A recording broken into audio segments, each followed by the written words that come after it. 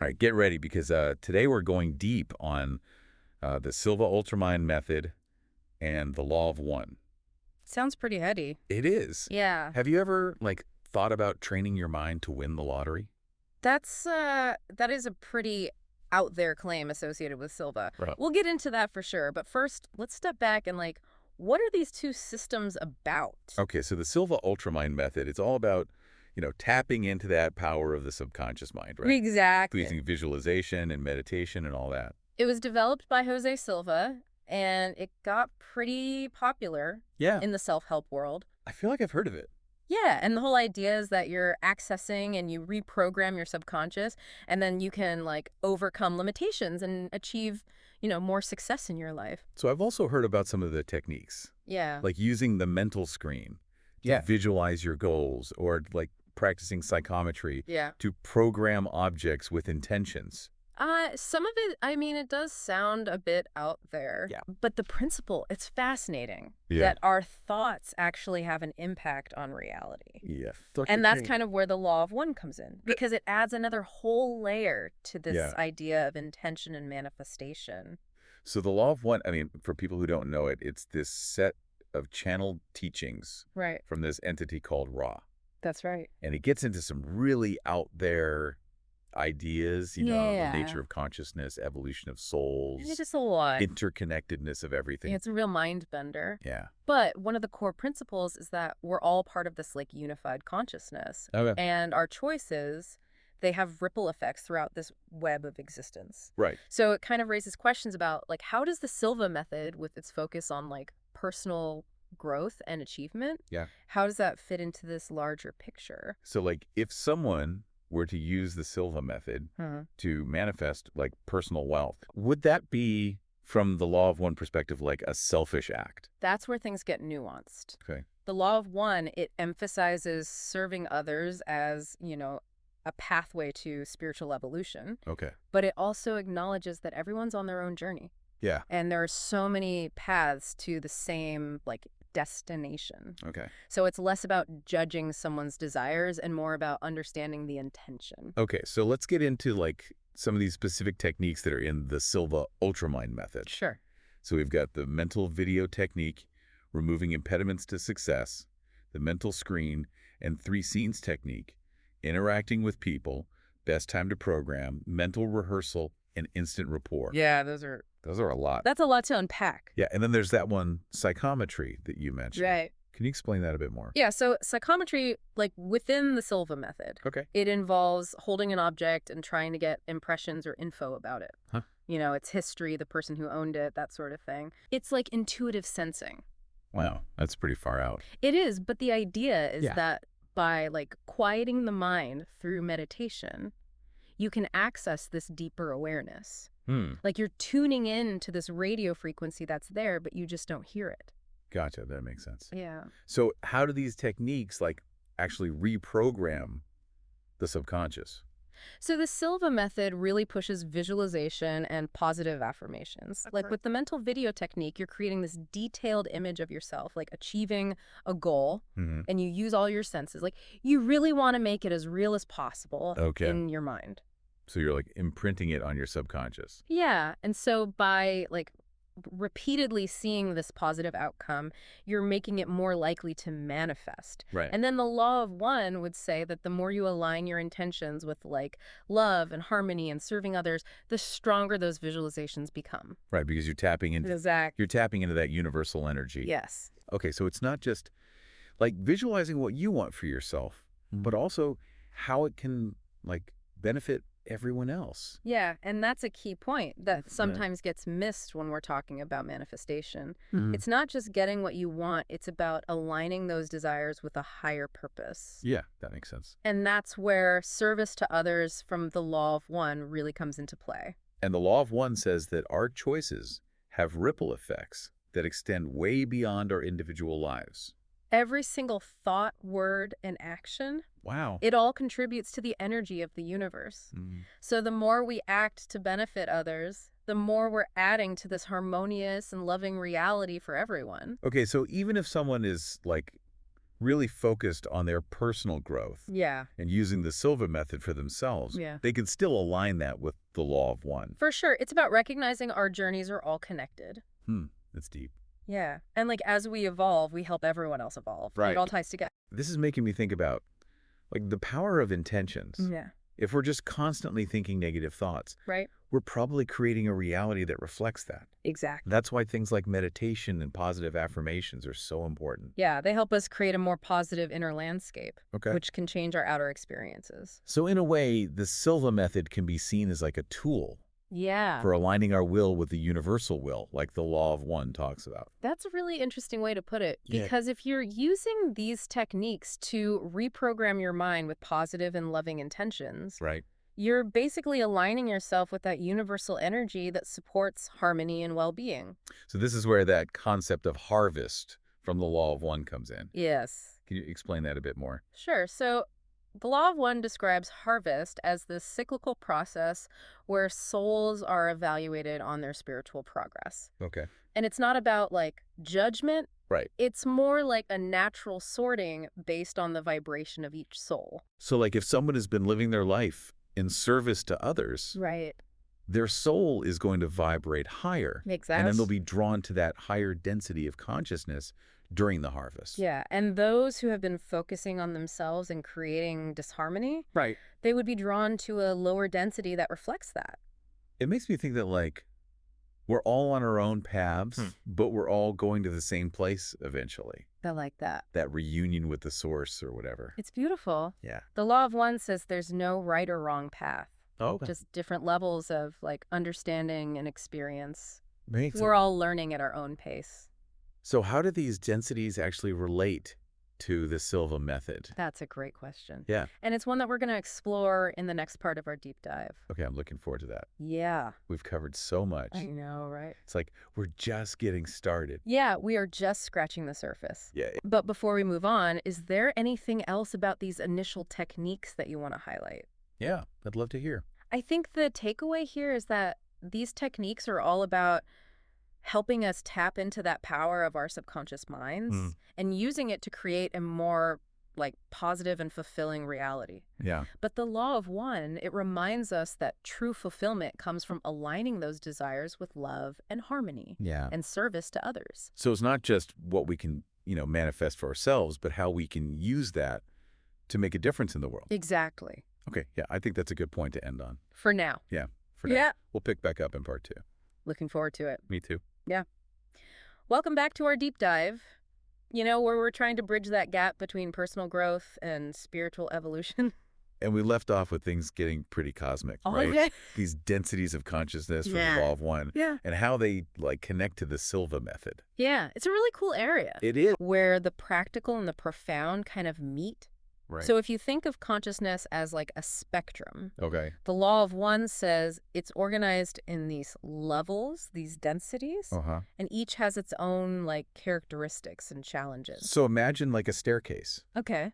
but instead of steps, Yeah. each level is a density. Okay. I like that. And the source material, it outlines 7 densities, Yeah. starting with the most basic one. First density, which is like the realm of fire, water, earth. The raw elements, Yeah. the foundation of everything. Right. And then you move up to second density, Right. where we get plant and animal life. This is where that instinctual drive towards like growth and light starts to happen. So like that yearning that we see in nature. Yes. Plants reaching for the sun, animals migrating. It's all connected. It's fascinating. Yeah. And then we get to third density, where Yeah. we humans are now. This is where self-awareness comes in Okay. and choice. Yeah. We're wrestling with duality. Good and evil. Yeah. Love and fear. Service to self versus service to others. Exactly. It's like we're in this huge cosmic classroom Right. learning how to deal with these big emotions and make choices Yeah. that affect our reality. And the law of one says that Earth is moving from third to fourth density, Right. which is a shift towards a more heart-centered existence. A higher vibration. Okay, so we're like leveling up. In a way. Yes. But how does Silva fit into all of this? Yes. Could those techniques actually help us get to fourth density? That's a great question. And if we look at Silva through the lens of the law of one, Uh-huh. we can see that it might be this really powerful tool Yeah. for evolution. Because if we can use these techniques to, like, reprogram our minds with good intentions Yes. and align ourselves with service to others, We're getting it. then we're raising our vibration Exactly. and helping with that shift to fourth density. And the law of one stresses free will. Right. Our choices really matter. Big So if we're choosing to use these techniques, like visualization and positive affirmations, Okay. to grow love and compassion and a desire to serve, Yeah. we're making those qualities stronger and sending them outwards. It's like we're tuning forks or something. I like that. Raising our vibration and affecting the whole orchestra. Exactly. But some of the Silva techniques seem, I don't know, focused on personal gain, like Yeah. visualizing financial success Right. or attracting a partner. That's true. How does that fit with the law of one service to others? That's where intention is really important. Okay. The law of one doesn't say you can't have abundance or happiness. Okay. It actually suggests those things can be a natural result of aligning with universal harmony. So it's not about denying those desires, Right. but understanding why we want them. Yes, precisely. Right. If you're using Silva just to hoard wealth, Yeah. that's service to self. But if you're using that wealth to help others, that could be service to others. It's a subtle but important difference. It is. It's like it's not what you have, but what you do with it. Exactly. But how do we know if our intentions are actually pure? The law of one says to look at your life as a whole. Okay. Are your actions mostly about helping others and contributing to the planet? Okay. Or are you just focused on yourself? So look at the big picture. Yes, the overall pattern. It's not always easy to be selfless, is it? No, it's not. We're human. We are. We have needs and desires. And the law of one knows that being human is hard. Yeah. Especially in third density. Right. We're here to learn and grow. And that means making mistakes. Yeah. And being selfish sometimes. That's part of the process. Right. So it's like we're refining ourselves. Exactly. We might start with Silva for personal gain. Right. But as we grow spiritually, our intentions might shift to include a bigger vision. It's a journey, Yeah. not a destination. And the law of one says we're not alone in this. We're all connected, Right. and we can help each other evolve. Which brings us to wanderers. Ah, yes. Wanderers. Did you tell our listeners about that? So wanderers, according to the law of one, Okay. are souls that came from higher densities Okay. to this third density reality Wow. to help with the transition. So they've already experienced those higher levels, Yeah, and they chose to come here at this time. to help us. It's a big job. Yeah, it is. They come with a mission. Yep. Even if they don't remember it. They're drawn to things that make a difference. Like teaching and healing. Yeah, or activism. With art. Exactly. It's a wild idea. It is. But it makes sense to a lot of people who But- feel like they don't quite belong here. Yeah, like they have a bigger purpose. So could the Silva method help these wanderers? It's possible. Right. Think about the techniques. Yeah. Visualization, meditation, going deeper into consciousness. They might be tools for remembering who we are Right. and tapping into that higher wisdom. So a wanderer could use, like, the mental screen to connect with their mission, Or to psychometrists, get guidance. from higher realms. It's like unlocking hidden potential. And that's where Silva and the law of one come together. Okay. It's not just about personal growth for yourself. Yeah. It's about using that growth to serve Should contribute to the evolution of consciousness. It's like we're all pieces of a puzzle. I love that analogy. Yeah. And when we find our purpose and serve others, Yeah. we make the picture more beautiful. That's a good way to put it. And it leads to some big questions Yeah. about reality, choices, and our potential. Right. And we'll keep exploring those. In the final part of our deep dive, Back for the final part of our deep dive into Silva, ultramind, and the law of one. where we've been on this journey, blending personal growth with spiritual evolution. We've covered a lot, from subconscious programming to densities of consciousness. Right. Even those wanderers. Yeah, the wanderers. It's a lot. So let's take a step back. What does it all mean? Yeah. I feel like we've been putting together a cosmic puzzle, Yeah. seeing how these systems actually connect. And one of the big things for me is that focus on choice Yeah, okay. in both systems. Right, so the Silva method gives us these tools to choose consciously. To shape our thoughts and beliefs. Yeah. And the law of one gives us, the bigger picture. Right. It reminds us that our choices have these huge ripple effects. It's like having a microscope and a telescope. Yeah, I I like that. The microscope being those Silva techniques, For looking inward. and the telescope for zooming out. To see our place in the universe. And that interconnectedness, that's huge in the Law of One. It is. That idea that we're not separate.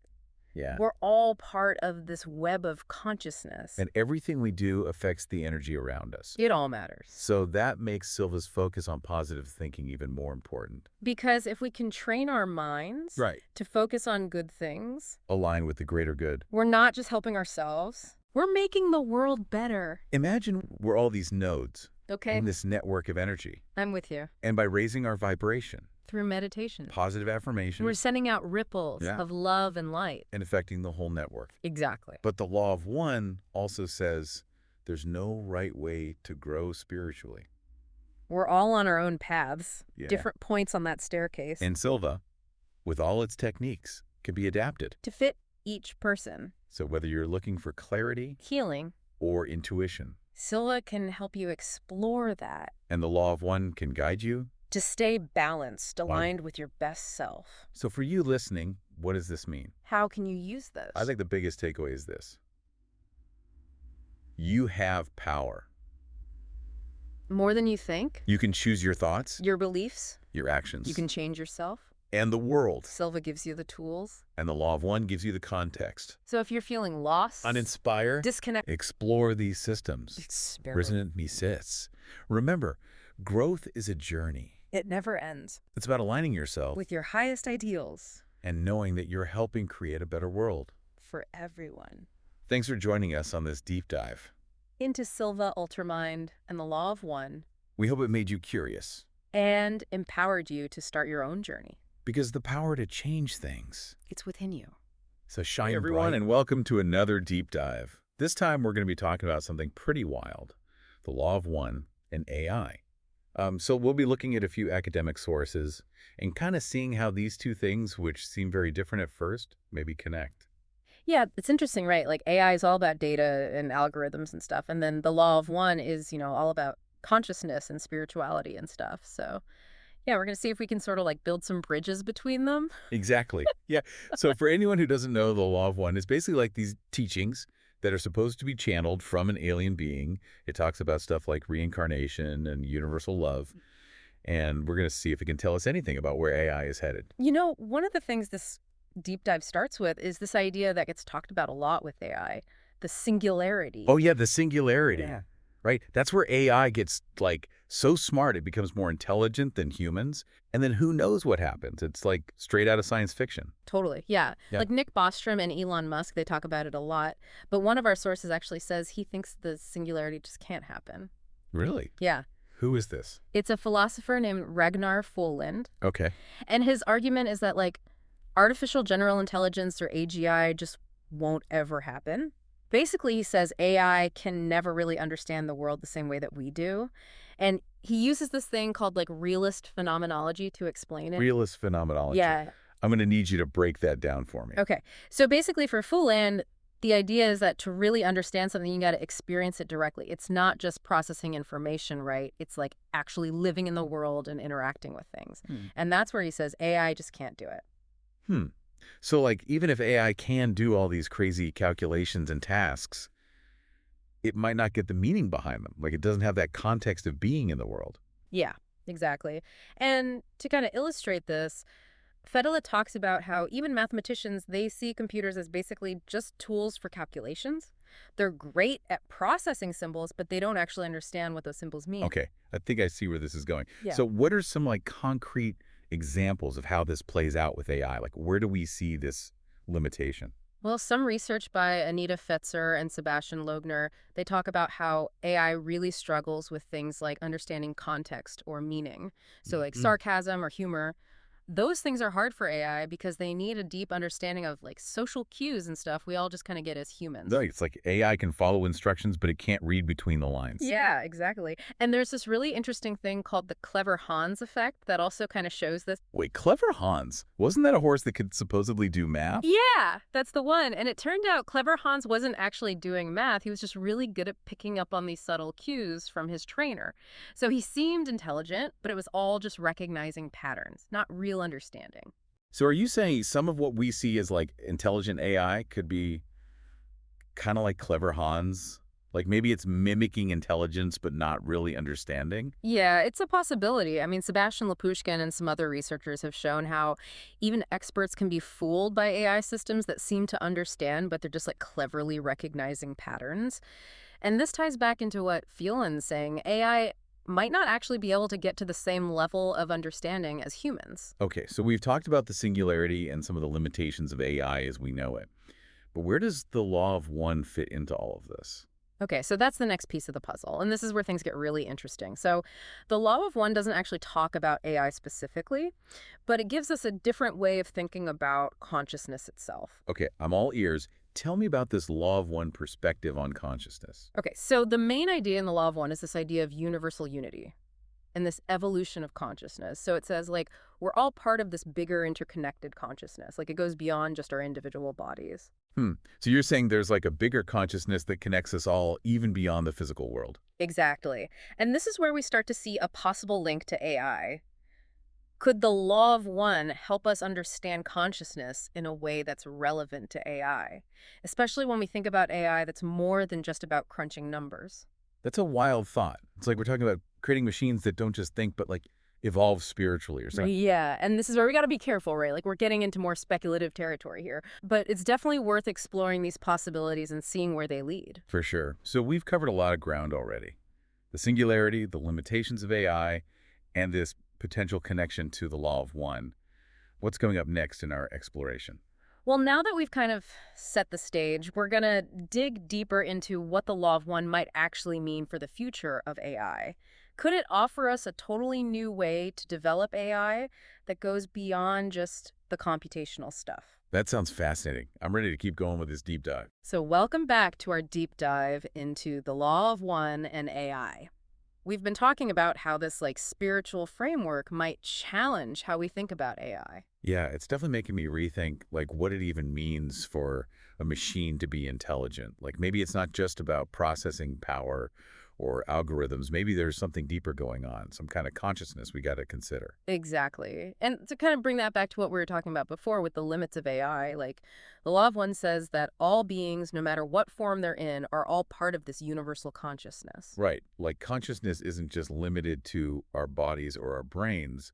It's something more fundamental. Right. So if consciousness isn't tied to physical matter the way we usually think, could it maybe exist or emerge in AI systems too? It's a question worth thinking about. It is pretty mind-blowing, but I'm kind of starting to see how the law of one could give us Yeah, totally. It pushes us to move beyond just a material understanding of intelligence.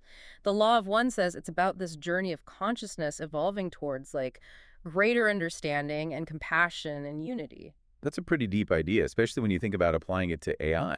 It's like we're talking about creating machines that don't just think, but also evolve spiritually. You got it.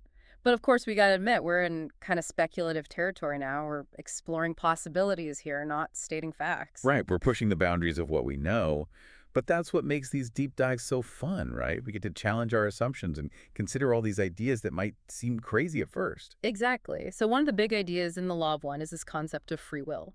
It says all beings have the ability to choose their own path, and those choices contribute to the overall evolution of consciousness. So how does free will fit in with AI? Can machines even have free will? That's a great question, and it's one that's been debated a lot by philosophers and computer scientists. But if we look at it from the law of one perspective, where consciousness isn't limited to physical forms, it opens up some pretty wild possibilities. Like, could AI systems, especially the ones with advanced learning, could they develop some form of free will? It's trippy to think about AI making choices based on something more than just its programming. What would it even look like for AI to have free will? It's hard to say for sure, but maybe you could think about it as AI developing its own goals or values, ones that weren't programmed in by humans. So instead of just following instructions or trying to get a specific outcome, these AI systems would be making decisions based on what they think is important. Exactly. Of course, this brings up a whole bunch of ethical questions, like if AI has free will, what responsibilities do we have to it? How do we make sure its choices are good for humanity and safe? Yeah, those are huge questions. It seems like the law of one in AI isn't just about tech. It's also about how we define consciousness, intelligence, even free will. You're absolutely right. And it shows how important it is to be responsible when developing AI Hmm. and to really think about the bigger picture. We need to be careful about the future we're creating with this powerful tech. I totally agree. So thinking about this law of one perspective, what are some ways we could move forward with AI research? Well, maybe instead of just trying to make AI that can beat humans at certain tasks, we could try to develop AI that reflects the principles of the law of one, like compassion, unity, respect for all beings. So it's like shifting from competition to collaboration, seeing AI as a potential partner in our evolution, not a threat. That's a great way to put it. And it fits right in with the core message of the law of one, that we're all connected and our choices shape the future. I love that perspective. It's definitely given me a lot to think about. So as we wrap up this part of our deep dive, what are some key takeaways you want our listeners to consider? I'd say the main thing is to keep an open mind about AI. The law of one challenges how we usually think about consciousness and intelligence and encourages us to explore new possibilities. Possibilities for a future where AI and humans evolve together in harmony. That's a powerful message. And a great way to lead into our last segment, where we'll get into some of the more specific ways the law of one might shape the future of AI. Welcome back to our deep dive. We've been on quite a journey exploring how the law of one, this idea of universal consciousness, could change how we think about AI. Yeah, we've been talking about how this idea of universal consciousness challenges like everything we thought we knew about AI. Like maybe consciousness isn't just limited to living things. Yeah, it's a pretty big idea, Yeah. and it's making me think differently about what AI could become. But let's get practical for a second. If we were to actually use the law of one in AI research, what would that even look like? That's a great question. It would definitely mean a pretty big shift in how we do things. Like, instead of just focusing on making AI that can beat humans at stuff, maybe we should be trying to make AI that embodies the principles of the law of one, like, compassion, understanding, and respect for all beings. So instead of just building machines that are like smart in a number crunching way, we'd be trying to create AI that's also ethical and maybe even spiritual. Exactly. Imagine AI systems that aren't trying to compete with us, but actually collaborate with us. AI that could help us understand really complex problems or make tough ethical decisions. Maybe even help us explore the nature of consciousness itself. One thing that's always fascinated me about the law of one is how much it emphasizes service to others. Like that's how we grow spiritually. Could we design AI systems that are kind of oriented that way too? Like AI that's motivated to help and serve? That's a super interesting thought. It might sound kind of crazy, but if we can program AI to optimize for certain things, like winning a game or making more money, why couldn't we program it to optimize for compassion or helping others?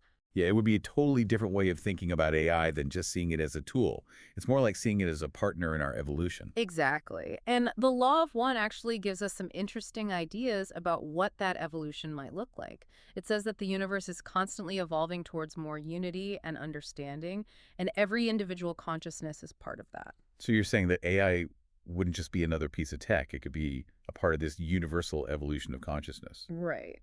And I know this is all pretty speculative, but the point is to think bigger about what AI could be. The law of one pushes us to think beyond just the physical stuff when it comes to intelligence, to consider AI that's not just smart, but also wise and compassionate. That's a pretty hopeful vision. But let's be real for a minute. There are a lot of challenges and risks when it comes to developing this kind of advanced AI. Oh, absolutely. And the law of one doesn't pretend those challenges aren't there. It emphasizes the importance of free will and how it can lead to both good and bad choices. So how do we make sure that AI, especially really advanced AI, uses its free will, if you want to call it that, in a way that's good for humanity? How do we make sure it aligns with our values? That's the big question, isn't it? It's going to take a lot of careful thought and collaboration between all sorts of different fields. And we need to keep talking about the ethics of AI development. It seems like the law of one isn't really a step-by-step guide for making AI. It's more like a set of principles to keep in mind. Yeah. Like we need to approach AI with humility and responsibility and really understand how everything's connected. You said it perfectly. It's about recognizing that AI isn't just another technology. It's a reflection of us, our consciousness, and our values. The choices we make today about AI will have a huge impact on the future, not just for technology, but for how consciousness itself evolves. This deep dive has really blown my mind. We started talking about the singularity and the limits of AI. And now we're talking about AI that's not just intelligent, but wise and compassionate and maybe even spiritually evolved. It's been quite a journey, right? And as we wrap up this exploration, I want to leave you with one last thought. The law of one says the universe is always moving towards more love and understanding. And maybe AI, if we develop it with the right intentions and ethics, can be a part of that. That's a beautiful thought. And it reminds us that the future of AI isn't set in stone. It's up to us, all of us, to shape that future in a way that's good for everyone. Thanks for joining us on this incredible Law deep of dive. one, but with a twist this time. Ooh, a twist. You provided some sources on occult practices and ancient mysteries, so Sounds right up my alley. buckle up because this deep dive is going to get a little wild. I'm game if you are. All right, so the Law of One mentions this thing called third spiral energy, Third spiral energy, yeah. particularly related to the King's Chamber in the Great Pyramid. Right. Now, pyramids are kind of your thing. Definitely. What do you think the significance of that location could be? Well, the King's Chamber is considered like an energetic focal point, you know? Okay. A place where the energy is really concentrated within the pyramid. Hmm. The Law of One suggests that this third spiral energy is connected to spiritual evolution. Right. And the chamber itself might actually act as a conduit or like an amplifier for that energy. So it's like the pyramid is a giant energy machine. It's a possibility. That's wild. Okay, so let's add another layer to this. Okay. You got all these other sources Yeah. packed with serpent symbolism. Yeah. And it's not like the typical evil serpent thing either.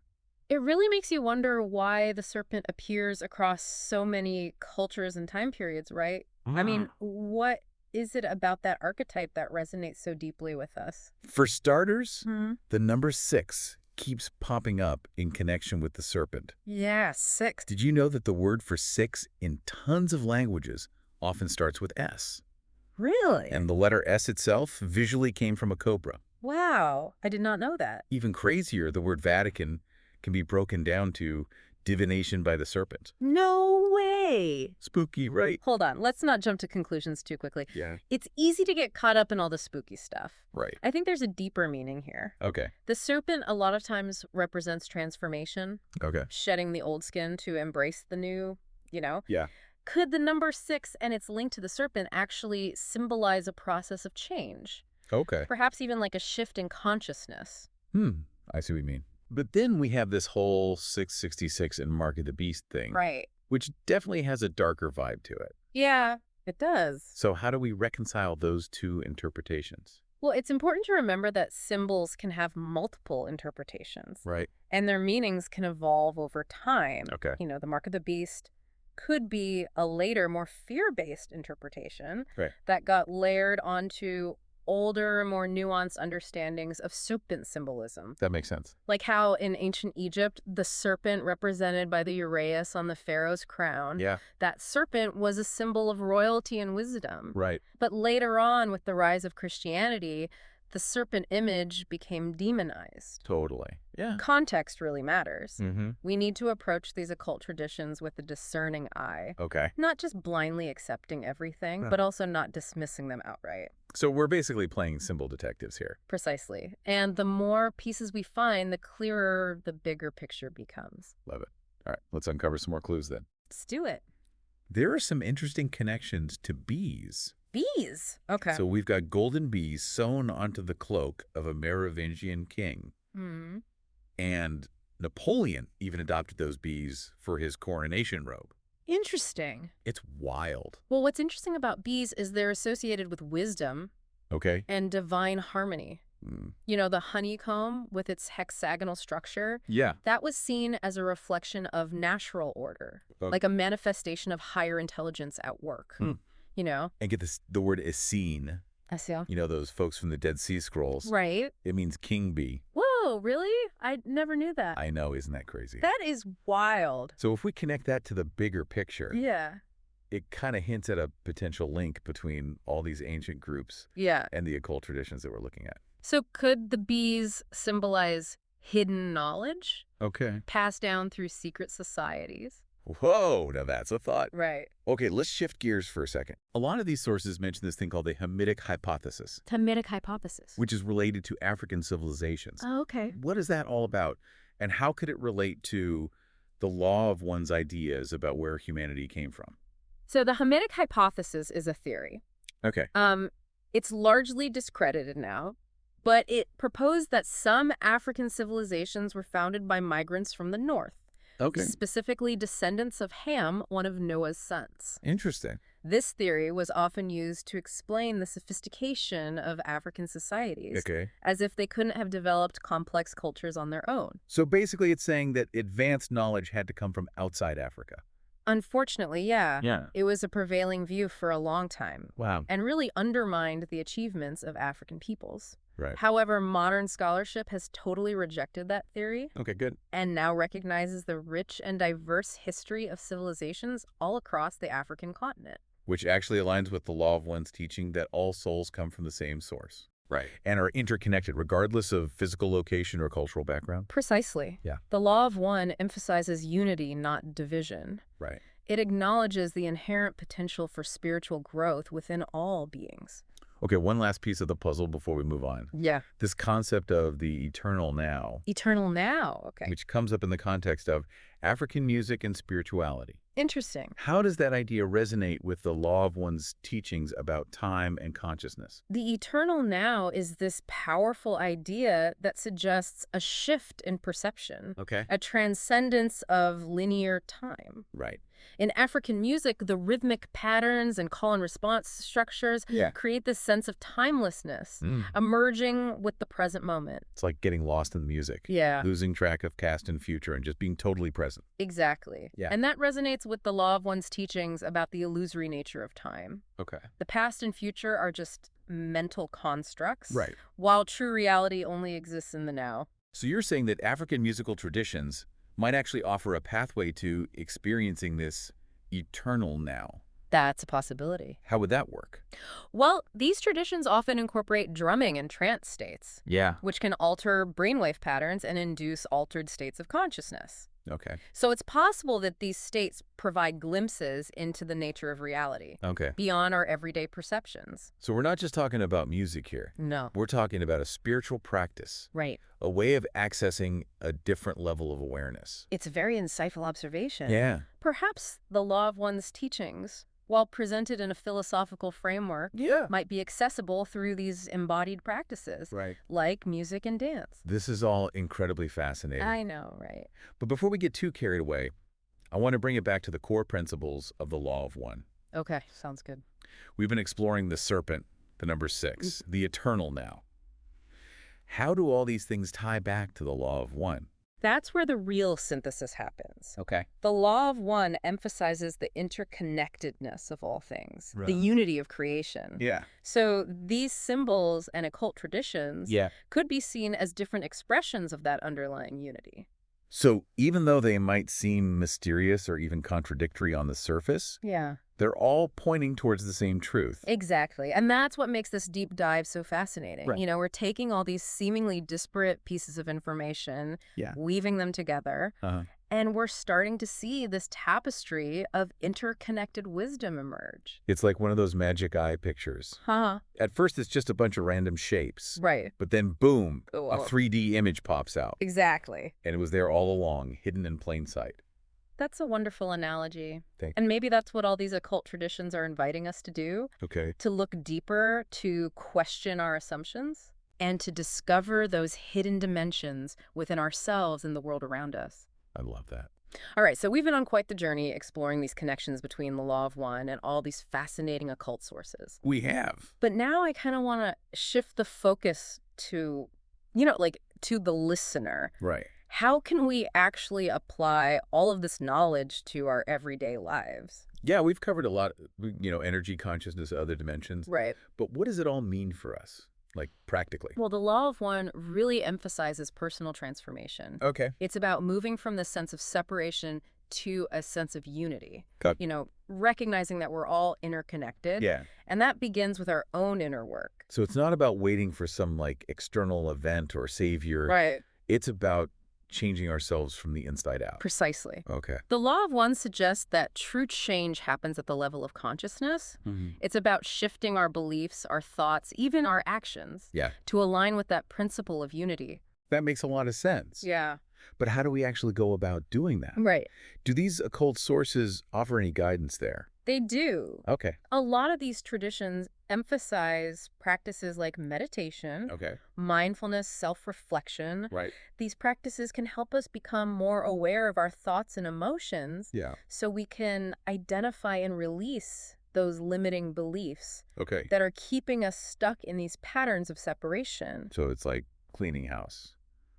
Getting rid of all the mental clutter that's preventing our spiritual growth. I love that analogy. Yeah. Just like cleaning our physical spaces can create a more peaceful and harmonious environment, clearing our minds can create a more spacious and receptive inner landscape.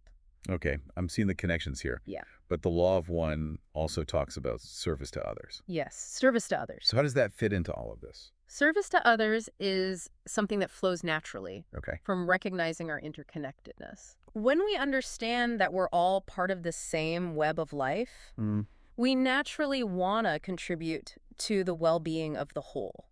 So it's not just about focusing on our own personal spiritual growth, but also extending that compassion and love outward to others. Exactly. Okay. And the law of one suggests that service to others, it's not just about doing good deeds. It's about approaching all of our interactions with a spirit of love and understanding. That sounds pretty challenging, to be honest. I mean, it's not always easy. Yeah, especially in a world that often feels so divided and full of conflict. So how do we maintain that loving awareness? Yeah, that's a good question. When we're faced with negativity or difficult situations? Well, that's where the real work begins.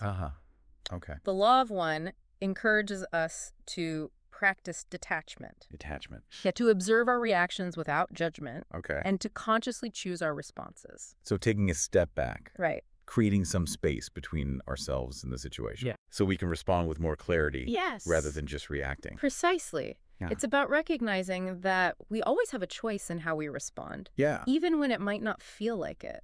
That's a powerful insight. It is. It reminds me of that quote. Oh, yeah.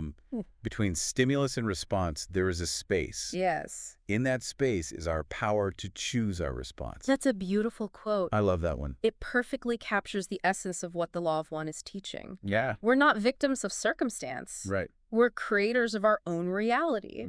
With each choice, we have the opportunity to align ourselves with unity, love, and service.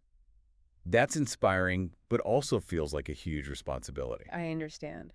So are we saying that we're completely responsible for everything that happens in our lives? That's a complex question. Right. The law of one acknowledges the role of free will. Okay. And the interplay of individual and collective energies. Yeah. We're not in complete control of everything. But we do have the power to choose our thoughts, our actions, and ultimately our vibrational alignment. So it's not about blaming ourselves for everything. No, not at all. But rather empowering ourselves to create positive change. Exactly. And the law of one suggests that even small acts of kindness and compassion can have a ripple effect and contribute to a more harmonious and loving world. Okay, I'm starting to grasp how these abstract concepts can translate into real-world action. Good. But the law of one also talks about this thing called spiritual evolution. Spiritual evolution, yeah. So what does that actually mean? Right. And how can we know if we're evolving? So spiritual evolution in the context of the law of one is about moving towards greater understanding and compassion. Okay. It's about embodying the principles of unity and service. It's not a linear process, though. Okay. And it's not about reaching some external goal or destination. So it's not like getting a gold star or crossing a finish line. Nope, not at all. Okay. It's an ongoing journey of self-discovery, this continuous process of refining our vibrational frequency and aligning ourselves with the love and light of the Creator. Okay, but how do we know if we're on the right path? Are there like signs of spiritual progress? The law of one suggests that our experiences, both the challenging ones and the joyful ones, are all opportunities for growth. Right. It's about learning from those experiences, extracting the wisdom, and using that wisdom to make choices that are more aligned with our true selves. So it's not about avoiding difficulties or seeking constant bliss. Not necessarily. But rather embracing the full spectrum of human experience as a catalyst for growth. That's a profound insight. Yeah, it's kind of beautiful in a way. And the law of one reminds us that we're not alone on this journey. Right. We have guidance from higher realms, from our own inner wisdom, and from each other. It's comforting to hear. It's easy to feel lost or overwhelmed sometimes. I know what you mean. Especially when delving into these complex spiritual teachings. Absolutely. Yeah. The law of one encourages us to trust the process, Okay. to surrender to the flow of life, Right. and to remember that we're always supported and guided, Yeah. even when we can't see it. Okay. That's a beautiful message. It is. It's a reminder that we're part of something much bigger than ourselves. Yes. Like this cosmic dance of energy and consciousness. Exactly. Yeah. And the law of one suggests that we each have a unique role to play in that dance. Okay. You know, a special contribution to make to the evolution of consciousness. So it's not about comparing ourselves to others or striving for some external standard of success, but rather expressing our own unique gifts and talents in service to the whole.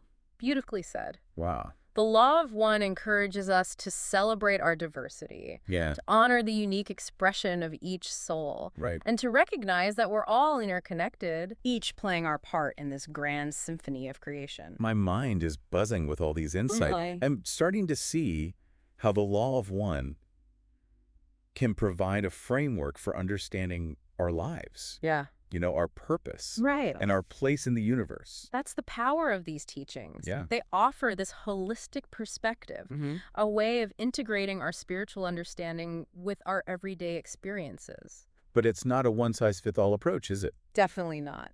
The law of one encourages each of us to find our own unique path. Yeah. You know, to discover what resonates with our own souls. That's such a crucial point. Yeah.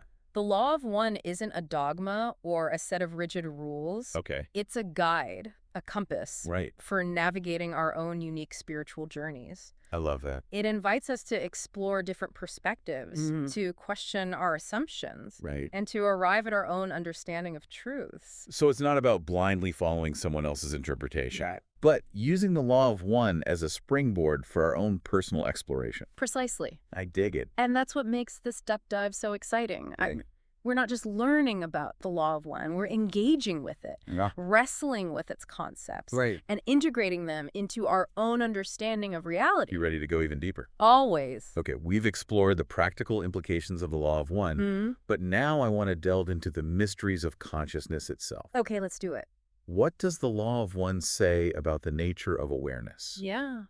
And what are the possibilities for expanding our consciousness? Fasten your seatbelts, because we're about to venture into uncharted territory. Let's go. The law of one describes consciousness as this fundamental aspect of reality, a primary force that permeates all of creation. It suggests that our human consciousness is just a tiny spark of a much vaster field of awareness. Well, are we talking about universal consciousness? Possibly. Like a cosmic mind that connects us all? That's a very profound concept. It is. And it's definitely something that the law of one alludes to. Okay. You know, remember, the law of one emphasizes unity. The interconnectedness of everything. Yeah. Perhaps that unity extends to the realm of consciousness itself. So we're not just separate individuals. But we're part of a larger consciousness. Yeah. Like drops in an ocean of awareness. That's a beautiful way to picture it. And the law of one suggests that we can tap into that ocean. That we can expand our consciousness beyond the limitations of our individual minds. Okay, that sounds amazing, but also a little intimidating. It can be both. Yeah, so how do we actually expand our consciousness? Are we talking like meditation, psychedelics, or something else entirely? The law of one offers a variety of pathways for expanding consciousness. It emphasizes the importance of intention. You know, of consciously choosing to align ourselves with the principles of love, light, and unity. So it's not about following a specific technique or formula, but about cultivating a certain mindset.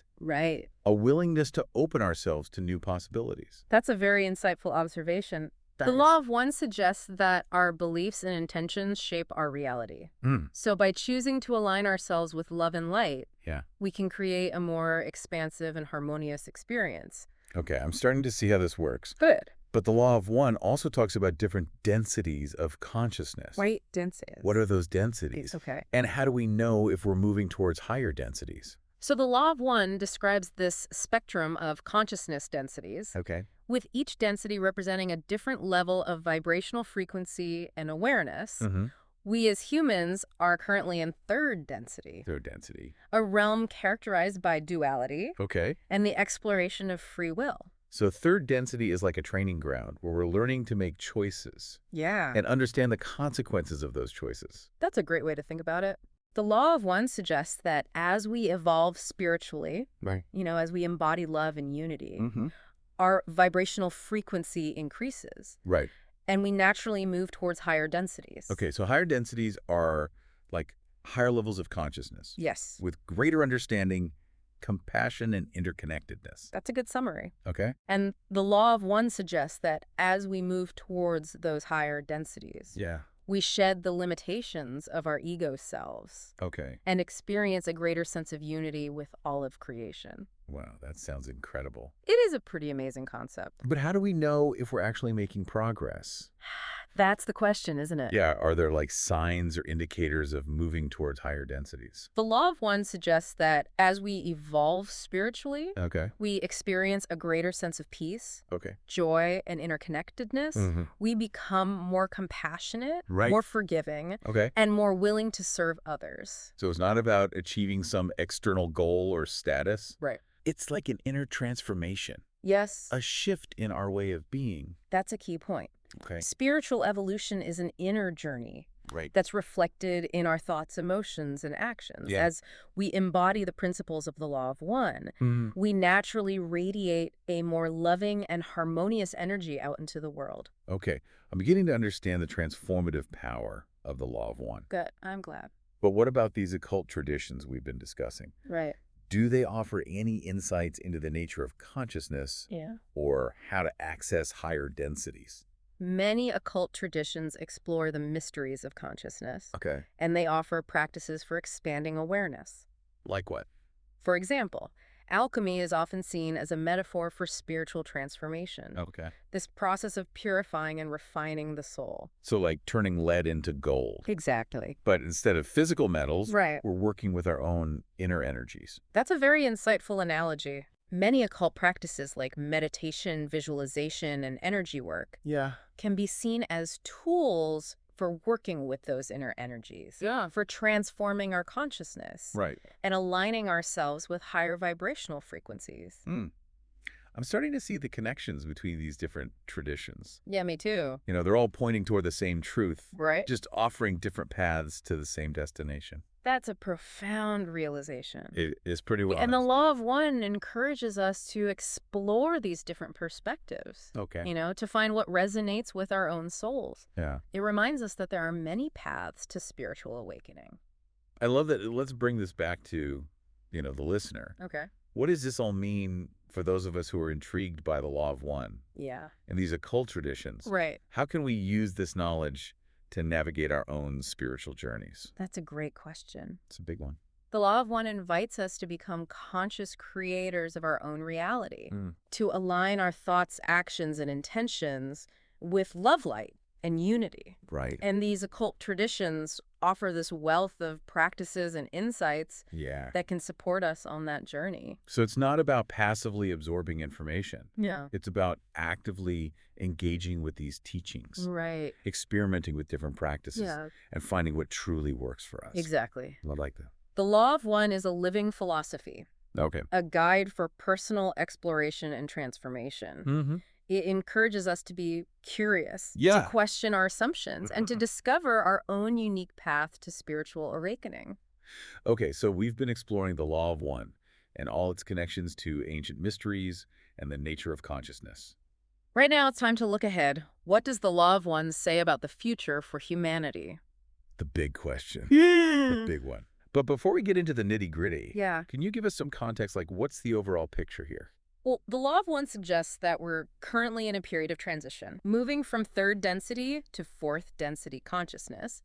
This is a time of immense opportunity for spiritual growth, but also a time of potential upheaval. As old structures and ways of being start to crumble away. So it's like a cosmic upgrade. Yeah, you could say that. But it might get a little bumpy along the way. There might be some turbulence. Yeah. Okay, that makes sense. The law of one really emphasizes the importance of choice. Okay. And suggests that we as a collective are choosing the direction of our evolution. So we're not just passengers on this cosmic ride. Right. We're actively shaping the future with our choices. Exactly. That's kind of a mind-blowing thought. But, okay, what about all these occult sources we've been exploring? Yeah.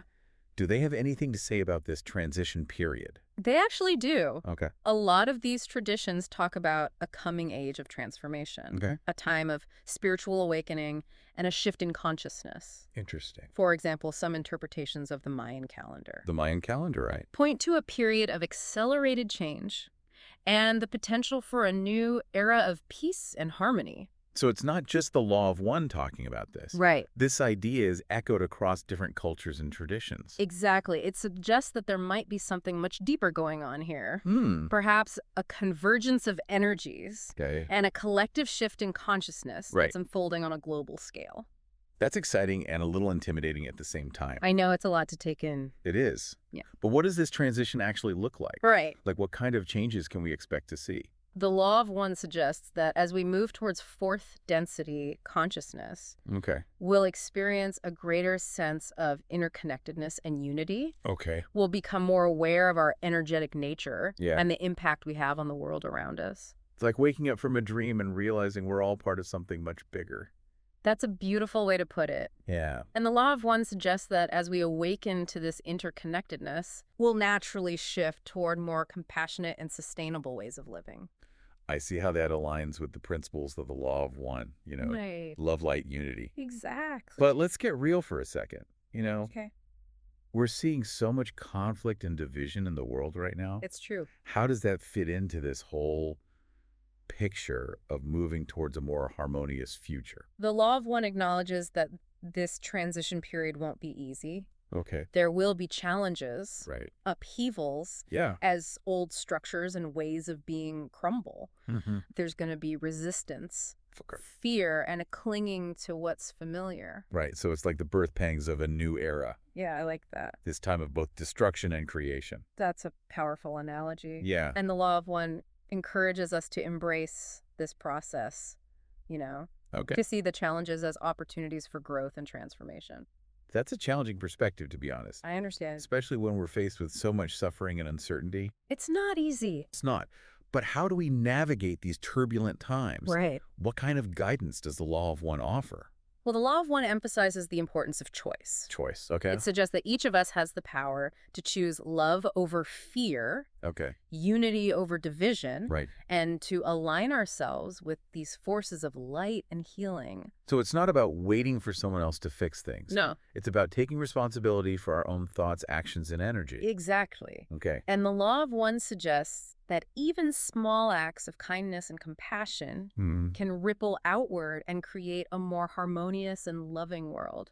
That's empowering, but it also feels like a lot of pressure. It does. Are you saying that the fate of humanity rests on our individual choices? The Law of One acknowledges the interplay of individual and collective energies. So while we're not in complete control of everything, we do have the power to influence the direction of our evolution. So it's like we're all contributing to this collective tapestry. Yes. And each thread, each choice we make adds to the overall pattern. That's a beautiful analogy. It is. But let's get practical again. What are some concrete things we can do to align ourselves with this positive future? The Law of One really emphasizes the importance of self-awareness and inner work. Practices like meditation, mindfulness, and self-reflection can help us become more conscious of our thoughts, emotions, and actions. So it's about getting to know ourselves better. Understanding our own patterns and motivations. Exactly. So we can make more long choices. Precisely. That makes sense. As we become more self-aware, we can start to identify and release those limiting beliefs and behaviors that keep us stuck in patterns of fear and separation. But what about our interactions with other people? How do we embody these principles of the Law of One in our relationships and communities? The Law of One encourages us to approach all our interactions with compassion and understanding. You know, it's about seeing the divine spark in everyone, even those who challenge us. So practicing forgiveness. Empathy. Being willing to see things from different perspectives. Exactly. The Law of One suggests that by extending love and compassion to others, we not only contribute to their well-being, but also raise our own vibrational frequency and accelerate our own spiritual evolution. I'm starting to see how it all connects. Yeah. It's like a holistic approach to life. It is. A way of integrating our spiritual understanding with our everyday actions. Right. But it's not always easy, is it? No, it's not. There will be times when we stumble, when we fall short of these ideals. Absolutely. The law of one acknowledges that we're all on a journey. Okay. And there will be times when we make mistakes. Right. The key is to be gentle with ourselves. Yeah. To learn from those experiences and to keep moving forward. Okay. With a spirit of love and forgiveness. So it's not about being perfect. No. It's about progress. That's a wonderful way to put it. Yeah. And the law of one reminds us that we're always supported and guided, even when we can't see it. That's reassuring. Yeah. 'Cause it's easy to feel overwhelmed or lost sometimes. I know. Especially when we're dealing with all the challenges in the world around us. I hear you. Yeah. The law of one encourages us to trust the process. Okay. To surrender to the flow of life. Right. And to remember that we're a part of something much larger than ourselves. This has been an incredible deep dive. It has. We've explored the law of one, its connections to ancient mysteries, and what it all means for our present and future. It's a lot to ponder. It is. Is there like one key takeaway you want to leave our listener with? The law of one really offers a message of hope and empowerment. Okay. It reminds us that we're not alone, that we have the power to choose love over fear, and that we can co-create a more harmonious and fulfilling future for ourselves and for all of humanity. That's a beautiful message to end on. So to you, the listener, Yeah. we encourage you to keep exploring these teachings. Experiment with different practices and find your own unique way of embodying the principles of the law of one. Until next time, may your journey be filled with love, light, and the joy of discovery. All right, get ready, because today we're going deep on some pretty interesting stuff. Yeah. We're diving into the law of one. Okay. And you provided us with this incredible book on mind power. Right. So we're going to be talking about this idea of universal unity. Okay. And love as the driving force. Yeah. And then we're going to be pairing it with the wisdom from that mind power book you gave us about the potential of the human mind. Right. To shape reality. Yeah. It's fascinating how these two concepts, one being cosmic, the law of one, right, and the other being so intensely personal, the power of the mind can actually work together. Absolutely. They offer like a framework for understanding not just the universe, but like our role in it. Exactly. So let's lay the groundwork. Okay. With the law of one. Sure. Now, I know you've been deep in that raw material. Yeah. So can you kind of break down this concept of unity for us? Yeah. What does it really mean that all things are one? Well, the law of one essentially states that everything, all energy, all beings, all of creation stems from this single infinite creator. Okay. It's ultimate interconnectedness. Right. A cosmic web where like every thread, every point is part of the same fabric. Okay, so we're all connected. Yeah. But I gotta admit, this idea that even stones, like the ones in the pyramids, Right. are considered alive in the raw material. Yeah.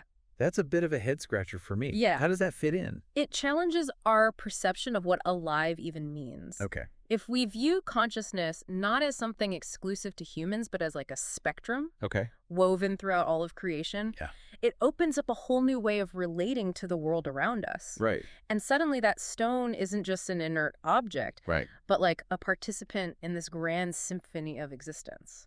Wow, that's making me think about how we interact with, well, everything. Yeah. But let's shift gears a little bit and bring in the Mind Power book. Okay. You mentioned the power of the mind to shape reality. Yeah. Can you unpack that a little?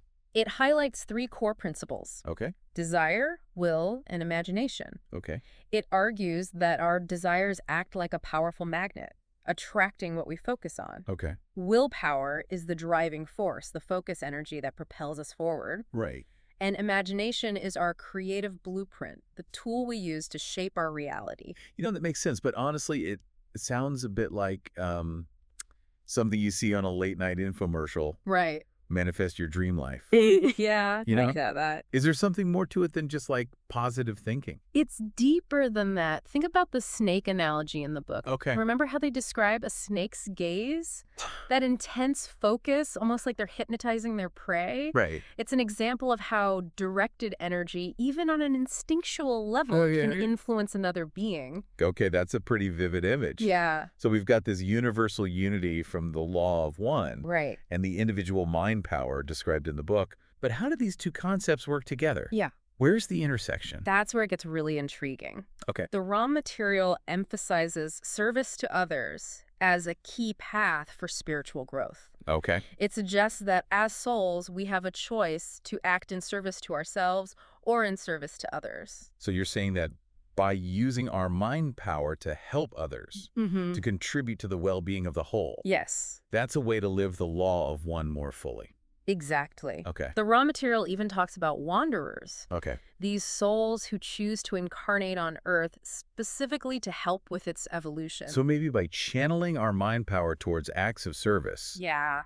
we're tapping into that inherent desire Exactly. to contribute to the greater good. Yeah. Okay.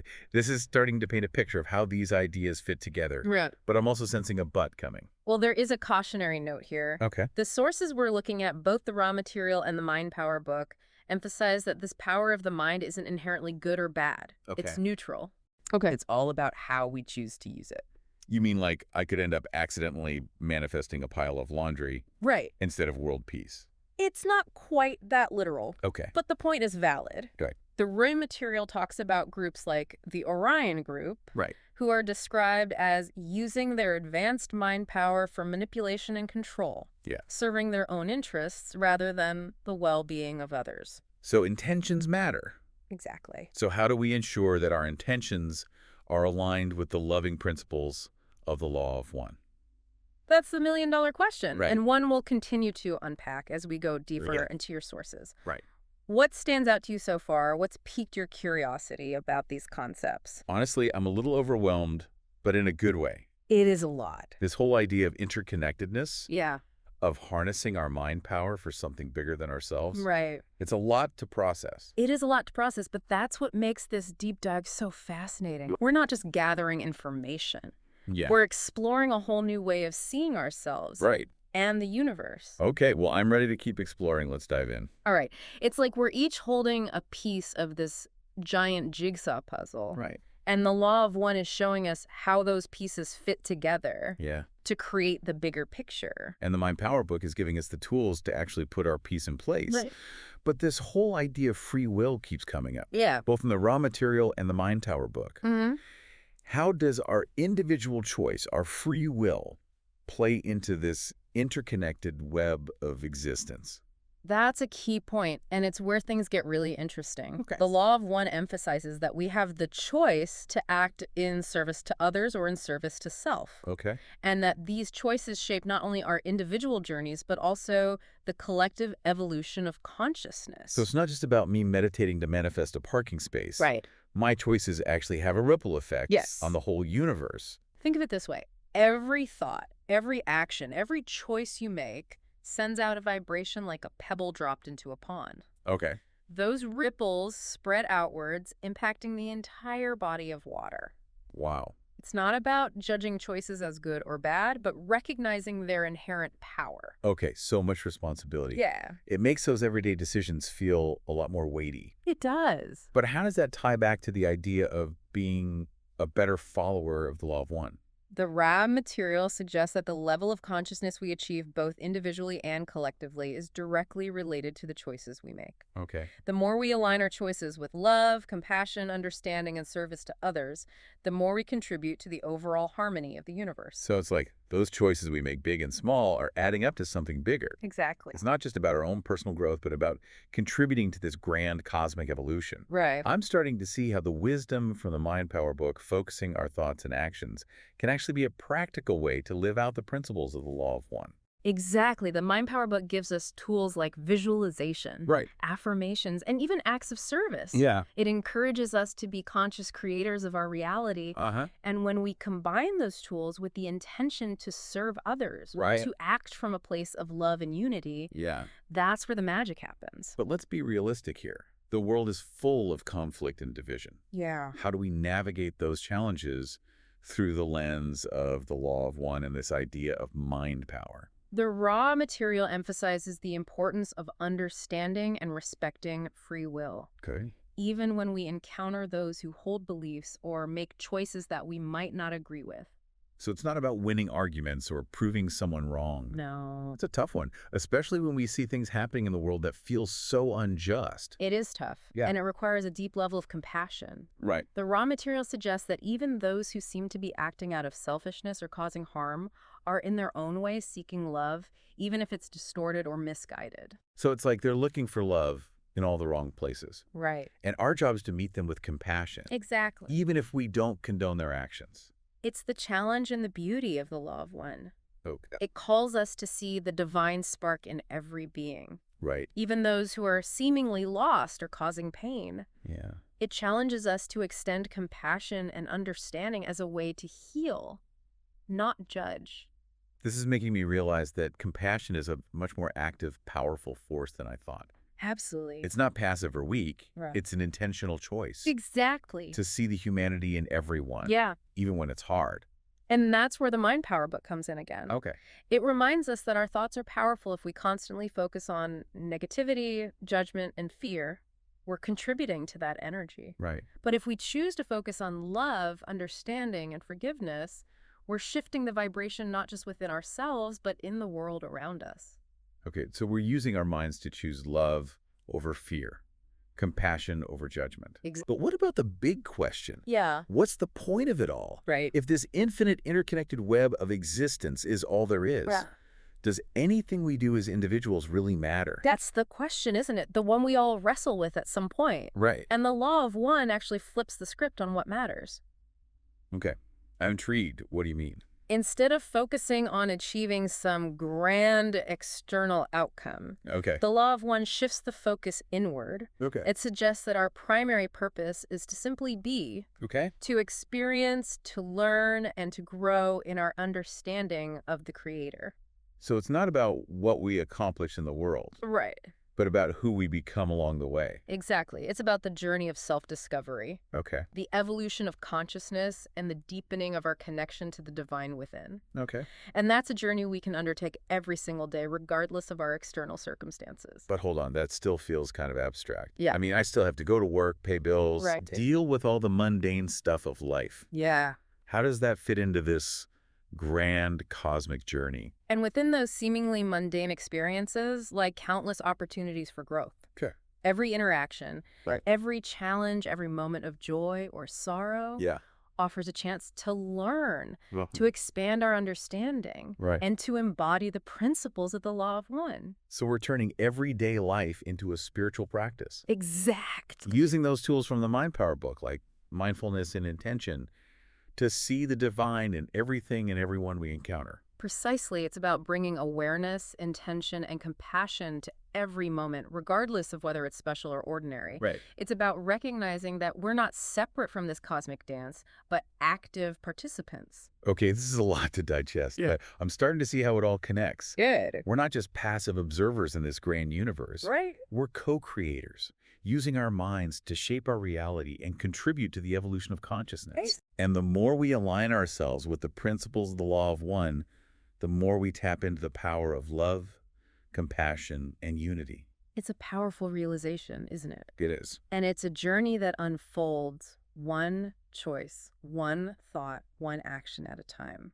Before we move on to the final part of our deep dive, I'd love for you to take a moment and reflect on what's resonating with you so far. Sure. What sparks your curiosity? What insights are challenging your existing beliefs? Yeah. We'll come back and delve even deeper into these concepts and how they can empower you to live a more fulfilling and meaningful life. We've been talking about this idea of interconnectedness and our individual choices impacting the whole. Right. But there's a question that often comes up. Okay. What about our unique purpose? Right. If we're all part of this grand unified consciousness, does each of us have a specific role to play? Right, because if we're all just these tiny drops in this cosmic ocean, it's easy to feel insignificant. Yeah. Does the Law of One address that? It does, and in a really empowering way. The raw material suggests that each of us, as a unique expression of the Creator, does have a special and valuable role to play in the evolution of consciousness. So we're not just interchangeable parts. No. We each bring something unique to the table. Exactly. Think of it like a giant puzzle. Okay. Every piece is essential to completing the picture. Right. And each piece has its own unique shape and color. Yeah. In the same way, we each have our own unique gifts, talents, and experiences to contribute to the grand tapestry of existence. But how do we find our piece of the puzzle? Yeah. How do we know what our unique role is supposed to be?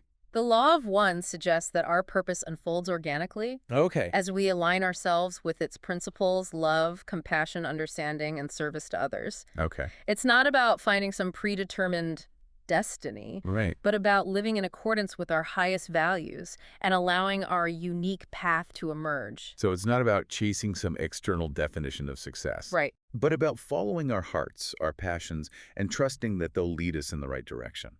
That's a beautiful way to put it. Yeah. It's about trusting that the universe has a plan for us, even if we can't always see the bigger picture. Right. It's about having faith that our individual journeys are perfectly orchestrated, guiding us towards our highest potential.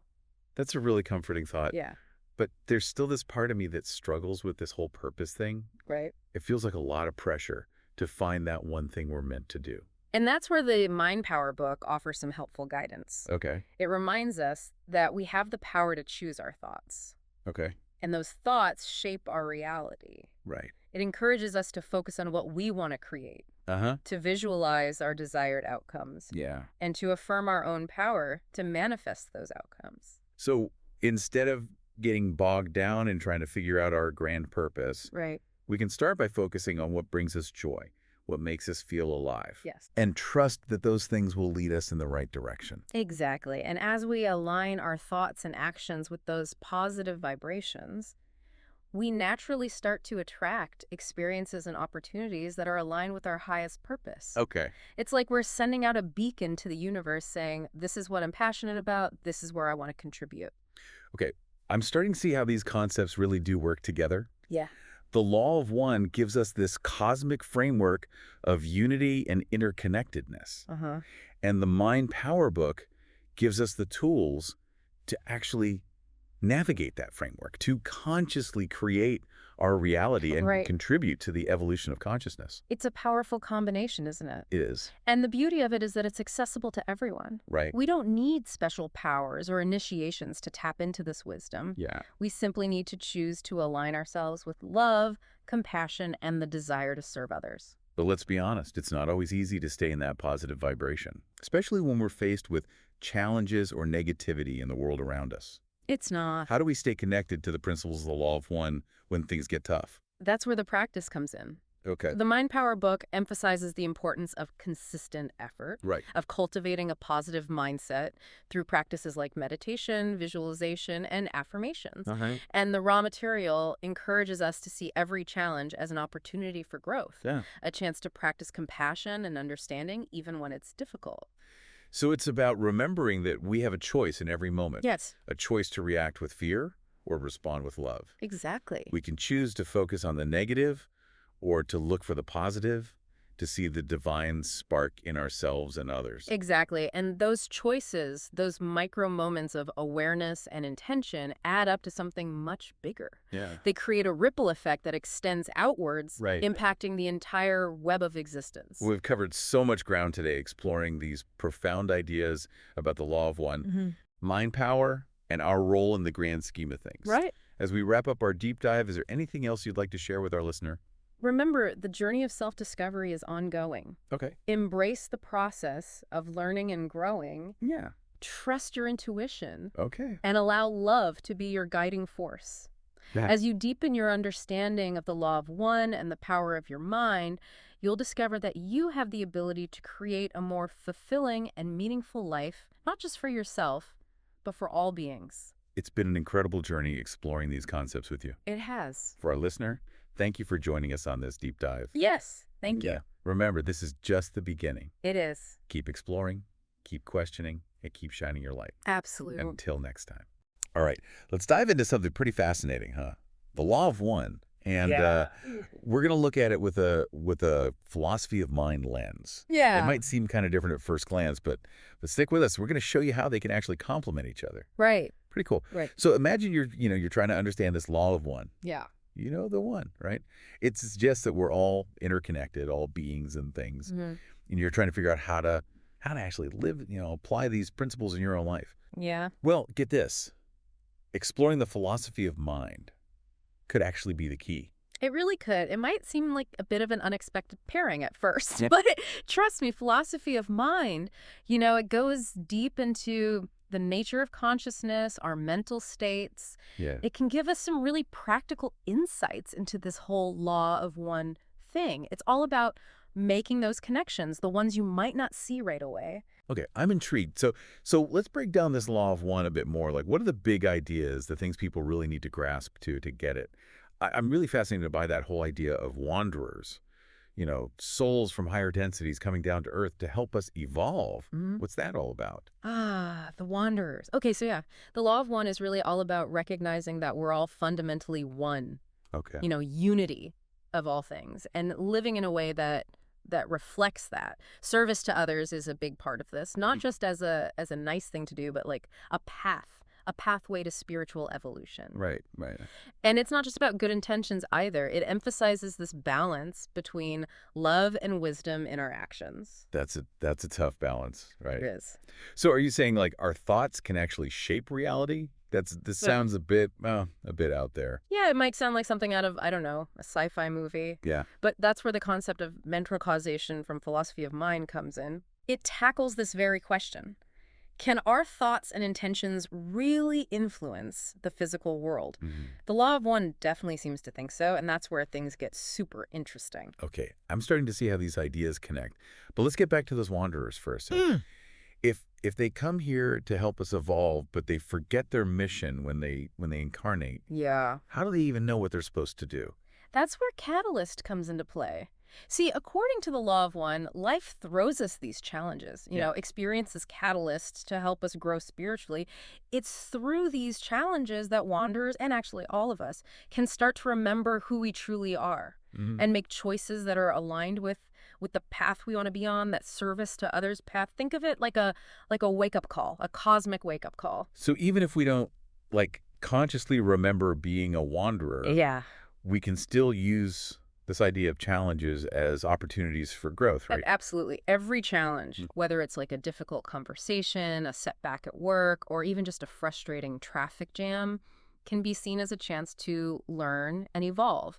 And, philosophy of mind can offer a really helpful perspective here too. Think about the concept of qualia, the subjective, qualitative experiences of our mental states. We each experience the world in our own unique way, and those individual experiences shape who we are. So even though the law of one stresses unity, it acknowledges the importance of individual journeys.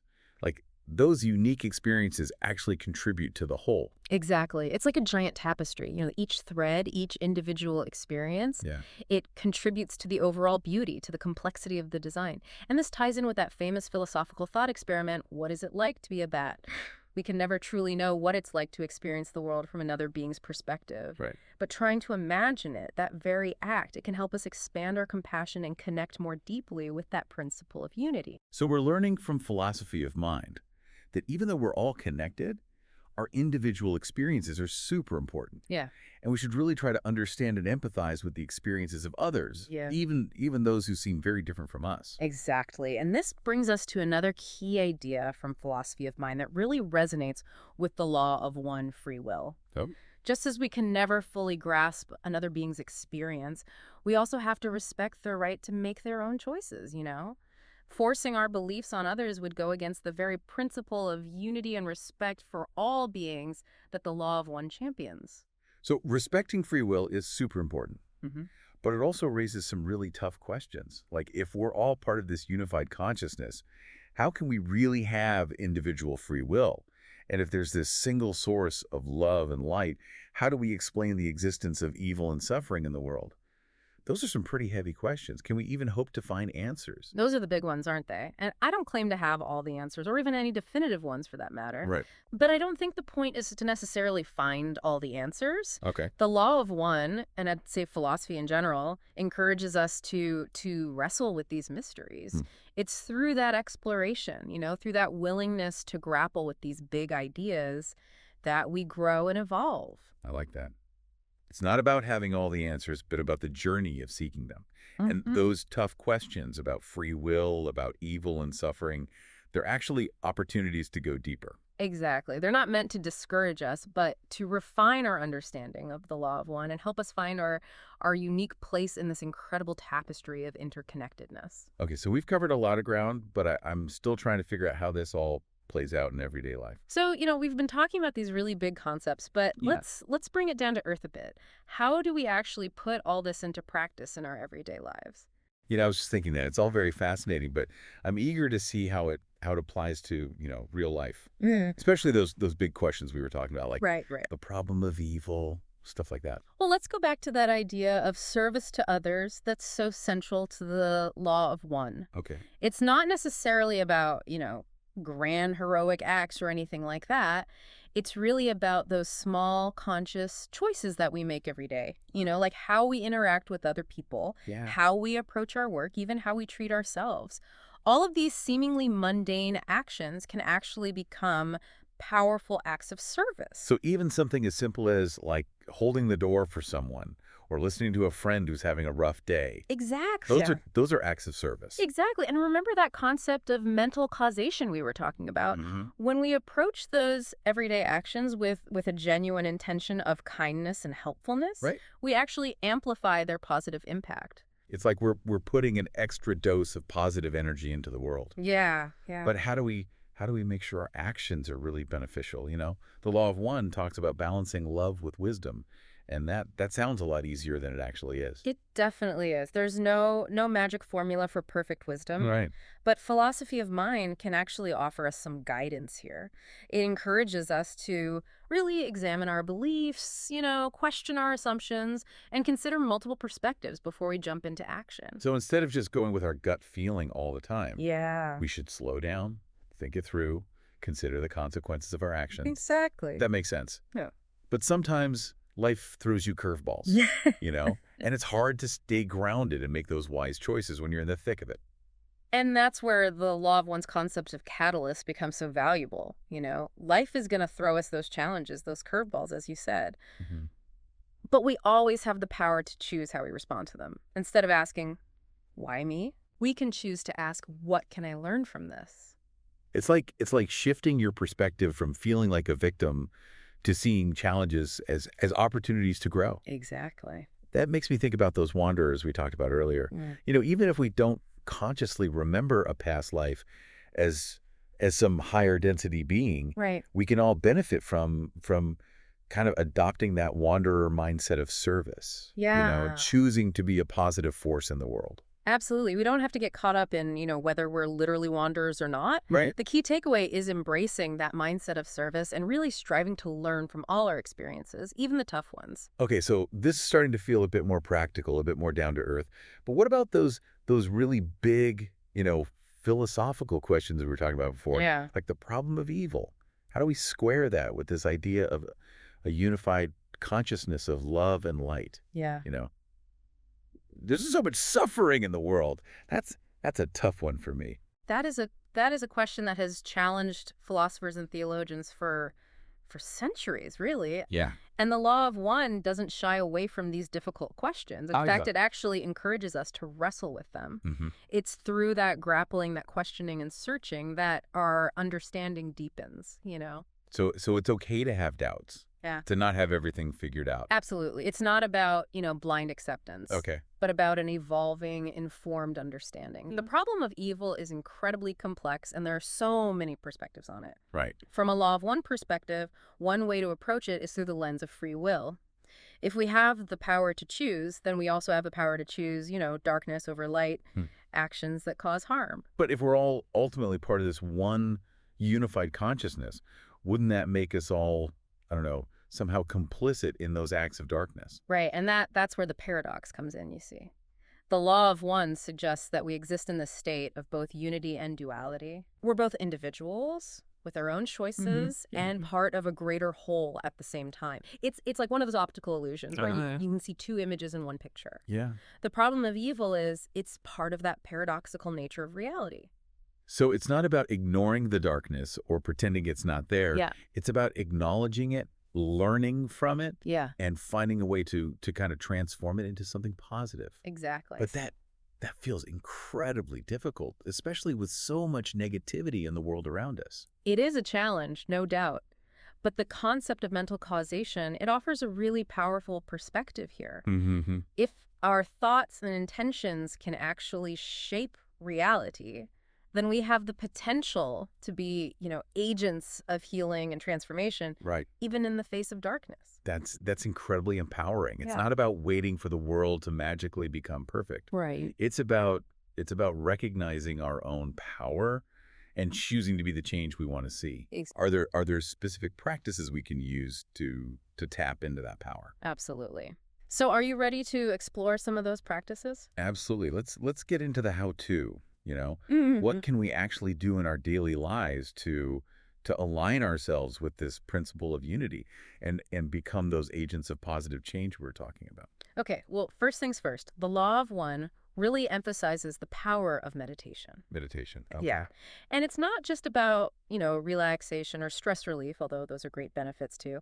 It's really about connecting with that deeper source of love and wisdom that flows through all of us. It's about tapping into that unified consciousness. So it's like meditation helps us strengthen our connection to that interconnected web of being. Exactly. But how does that translate into real-world change? Well, think back to our conversation about mental causation. Okay. That idea that our thoughts can actually influence the physical world. Right. Meditation can be seen as a way to train our minds, to cultivate more positive and harmonious thoughts. Mm-hmm. Imagine each positive thought during meditation as like a tiny ripple of energy, influencing the very fabric of reality. Okay, I'm starting to see how this works. It's like a mental workout. Yeah. Strengthening our capacity for love, compassion, wisdom. Yeah, exactly. But meditation can be tough. Sometimes I feel like I'm just sitting there battling with my own thoughts. And that's where mindfulness comes in. It's like the perfect complement to meditation. Okay. Mindfulness is all about paying attention to the present moment, to our thoughts, our feelings, our sensations, but without judgment. Right. It's about slowing down, savoring life, and becoming aware of those subtle, subjective experiences, those qualia we were talking about earlier. So mindfulness helps us tune into our own unique experience of the world, but also allows us to better understand and empathize with the experiences of others, even if they're totally different from our own. Exactly. But can these practices really help us deal with the messiness of everyday life? You know what I mean? Right. Absolutely. Let's say you're in a really stressful situation at work. Instead of just, reacting impulsively, you can use mindfulness to observe your thoughts and feelings without judgment. And that allows you to respond with more clarity, more wisdom. Mm-hmm. Choosing actions that align with your values and help create a more harmonious outcome. That's a great example. So we're not just meditating to feel good. Right. We're using these practices to become more conscious, more intentional in our everyday lives. Exactly. And it's not about achieving some kind of, perfect enlightened state. Yeah. The Law of One reminds us that transformation is a gradual process. It's ongoing. Mm. It's about striving to make choices moment by moment that reflect that underlying principle of unity. It's like we're each weaving a thread into this giant tapestry of existence. Yeah. The quality of our thread, it depends on the choices we make, the thoughts we cultivate, the actions we take. That's a beautiful way to put it. And remember, we don't have to be perfect. We're all on a journey, right? The key is to keep learning, keep growing, and keep choosing love even when we stumble. Be kind to yourself, embrace the journey, trust the process. Those are powerful takeaways. As we wrap up this deep dive, I want to leave you with one final thought. Okay. If the Law of One is true, if we really are all interconnected, like truly interconnected, then each of us has a huge responsibility. Mm-hmm. Our thoughts, intentions, and actions, they all contribute to the collective reality we share. It's not just about our personal growth, our own enlightenment. Right. It's about recognizing that we're all in this together, co-creating the world around us. Exactly. So I'll leave you with this question. What kind of world do you want to help create? What kind of legacy do you want to leave behind? The Law of One, especially when we look at it through this lens of philosophy of mind, it empowers us to become conscious co-creators of a more loving, more harmonious reality. This deep dive has given us all a lot to think about. Thanks for sharing your insights. And to our listeners, I encourage you to keep exploring these ideas and to find your own unique way to really embody the wisdom of the Law of One. Thanks for joining us. Hey, everyone. Welcome back. Today, we're going deep with Carla Ruckert's Living the Law of One, the Choice. Ooh. And this one, I think, is going to be especially great for anyone listening who is already a student of the Law of One. Yeah. Because this book, it kind of goes beyond the philosophy of the Law of One and gets into, like, okay, how do we actually, like, live this? Exactly. So that's our mission today, to uncover some of the practical takeaways from Living the Law of One, the Choice, specifically for someone like you who is already familiar with the Law of One. Yeah, and it's really great how Carla kind of takes us by the hand and says, here are some things you can actually do to apply these principles in your daily life. Right, right. So one of the first things that that kind of jumps out at you when you start reading the book is that she highlights December 2012. Oh, yeah.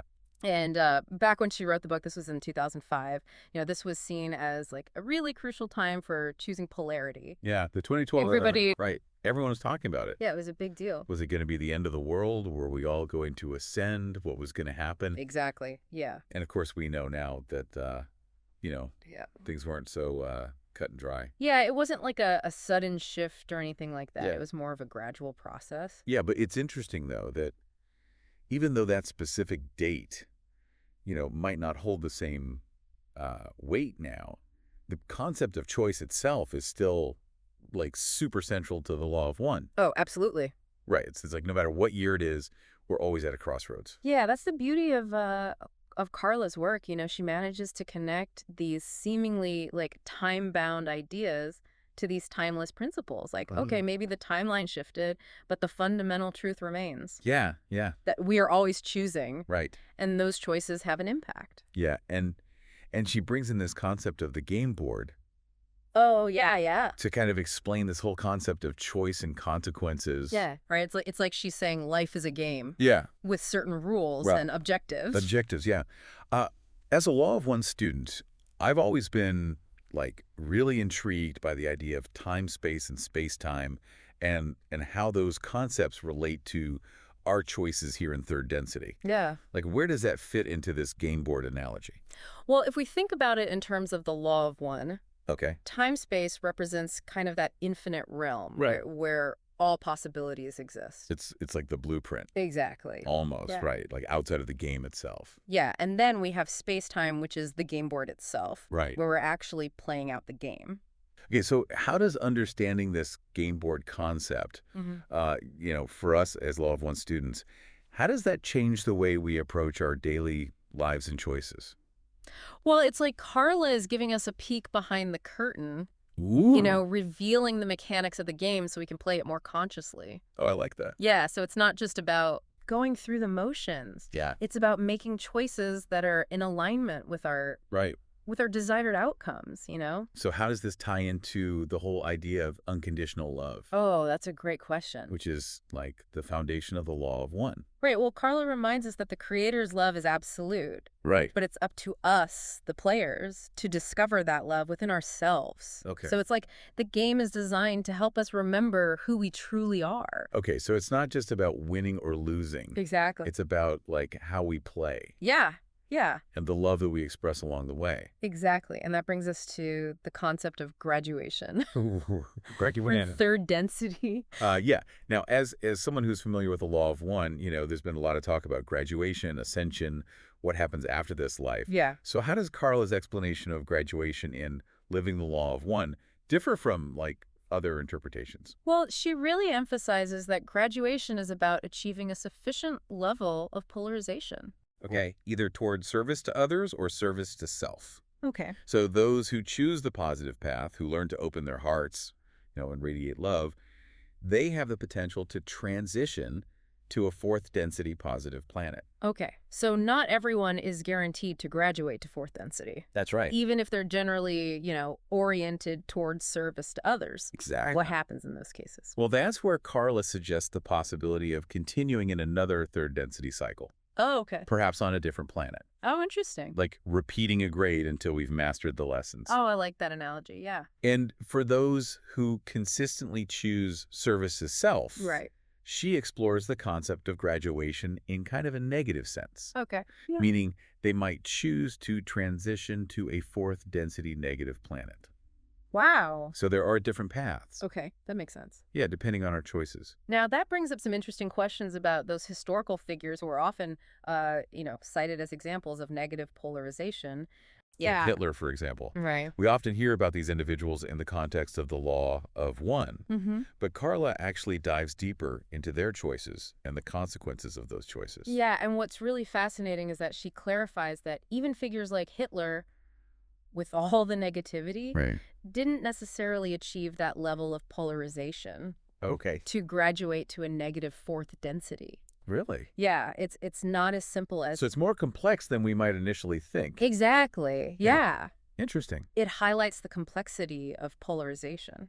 Yeah, and it reminds us that even the most extreme examples are still evolving. Exactly. And that even someone like Hitler experienced healing in the astral planes after physical death. Yes. Wow, that's powerful. It is, yeah. So the journey of spiritual growth doesn't end with this life. No, not at all. Okay, and this is where Carla's focus on the energy body and the chakra system comes in. Yeah, and she really dives into the practicalities of working with each chakra, which is especially relevant for Law of One students. Yeah, okay, so let's get into that. Okay. Now, we know the chakra system is complex.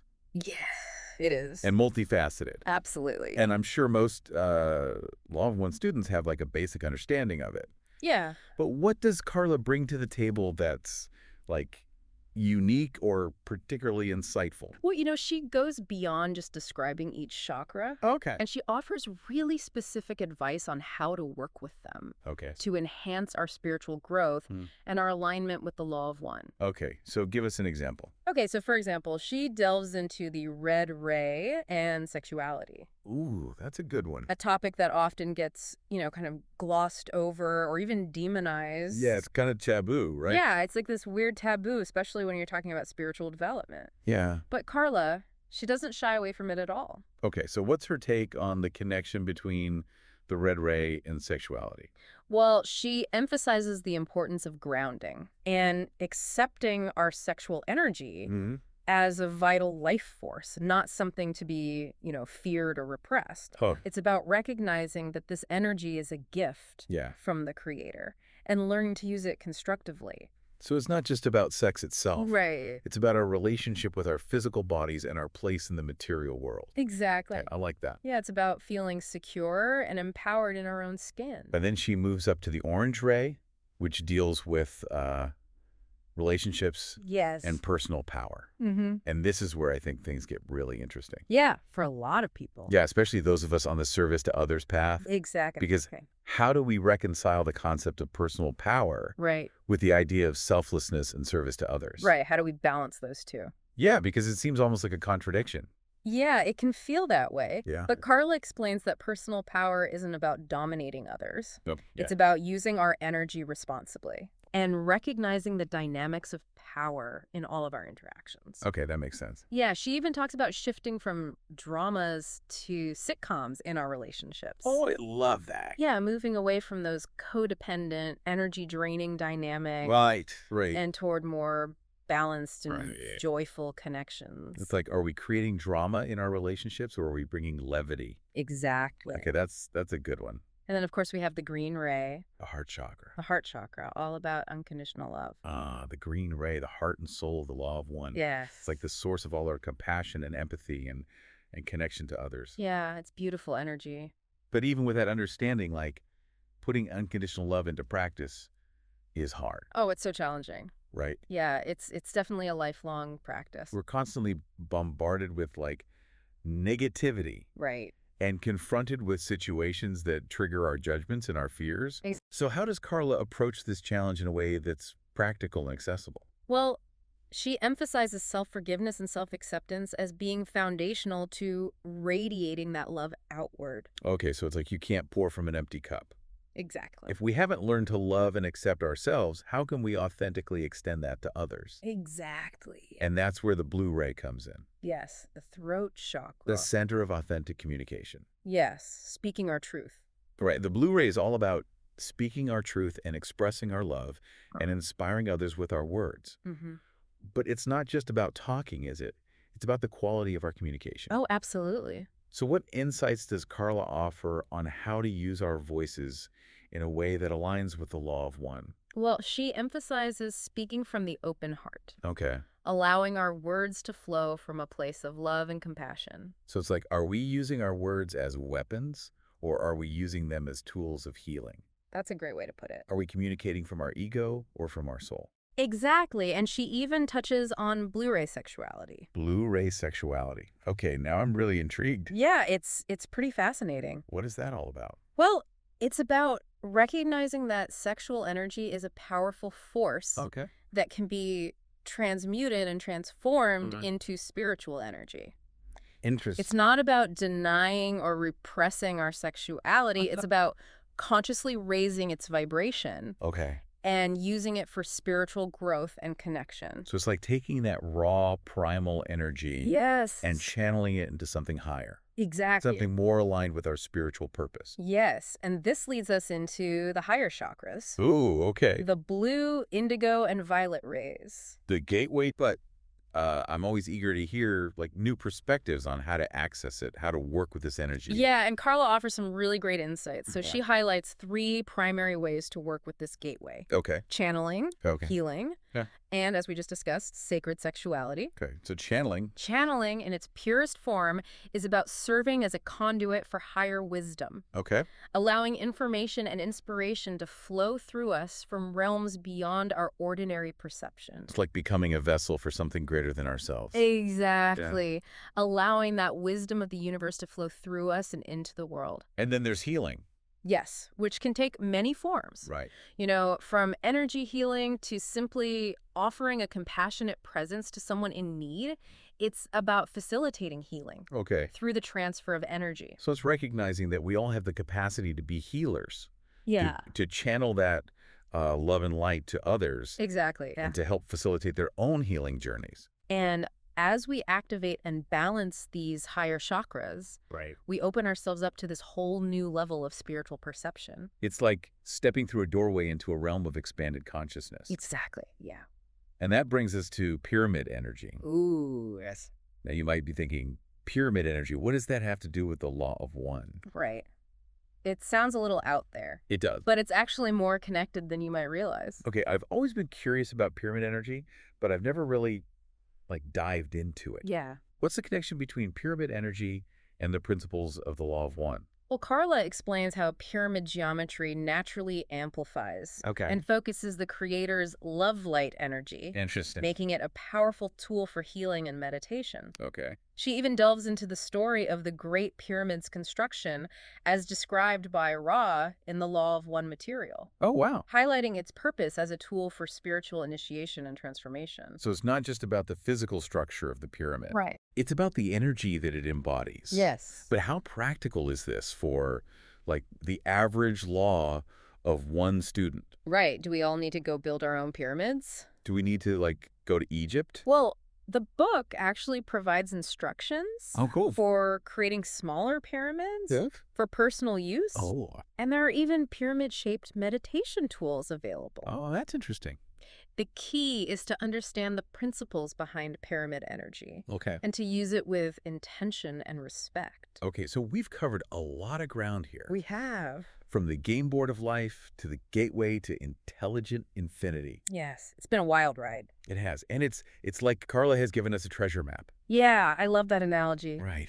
It's filled with clues and tools to help us navigate our spiritual journeys. Exactly. But as Law of One students, it's up to us to take those tools and apply them. In our own unique ways. In our own unique ways. Yeah, that's the beauty of it. She even talks about becoming a spiritual athlete, which I love. Oh, I love that too. It's like we're training for this cosmic marathon. Yeah. Constantly pushing ourselves to expand our awareness, deepen our compassion, refine our service to others. And just like any athlete, we need discipline. We need dedication. Yeah.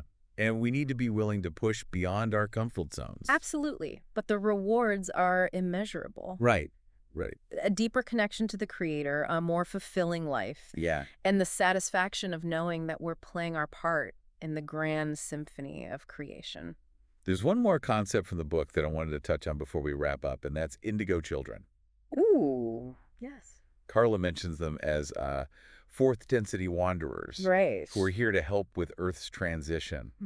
This is a topic that has always kind of fascinated me. Yeah, it's a popular one. But I've also heard some skepticism about the whole indigo child phenomenon. Right. What are your thoughts on that? Well, it's certainly a fascinating idea, and one that resonates with a lot of people, especially those who feel a strong sense of purpose and a deep connection to something beyond the material world. Okay. So Carla suggests that these souls have already experienced fourth density and have chosen to incarnate here. Wow. To assist with the shift in consciousness. So they're like pioneers, paving the way for this new era of love and light.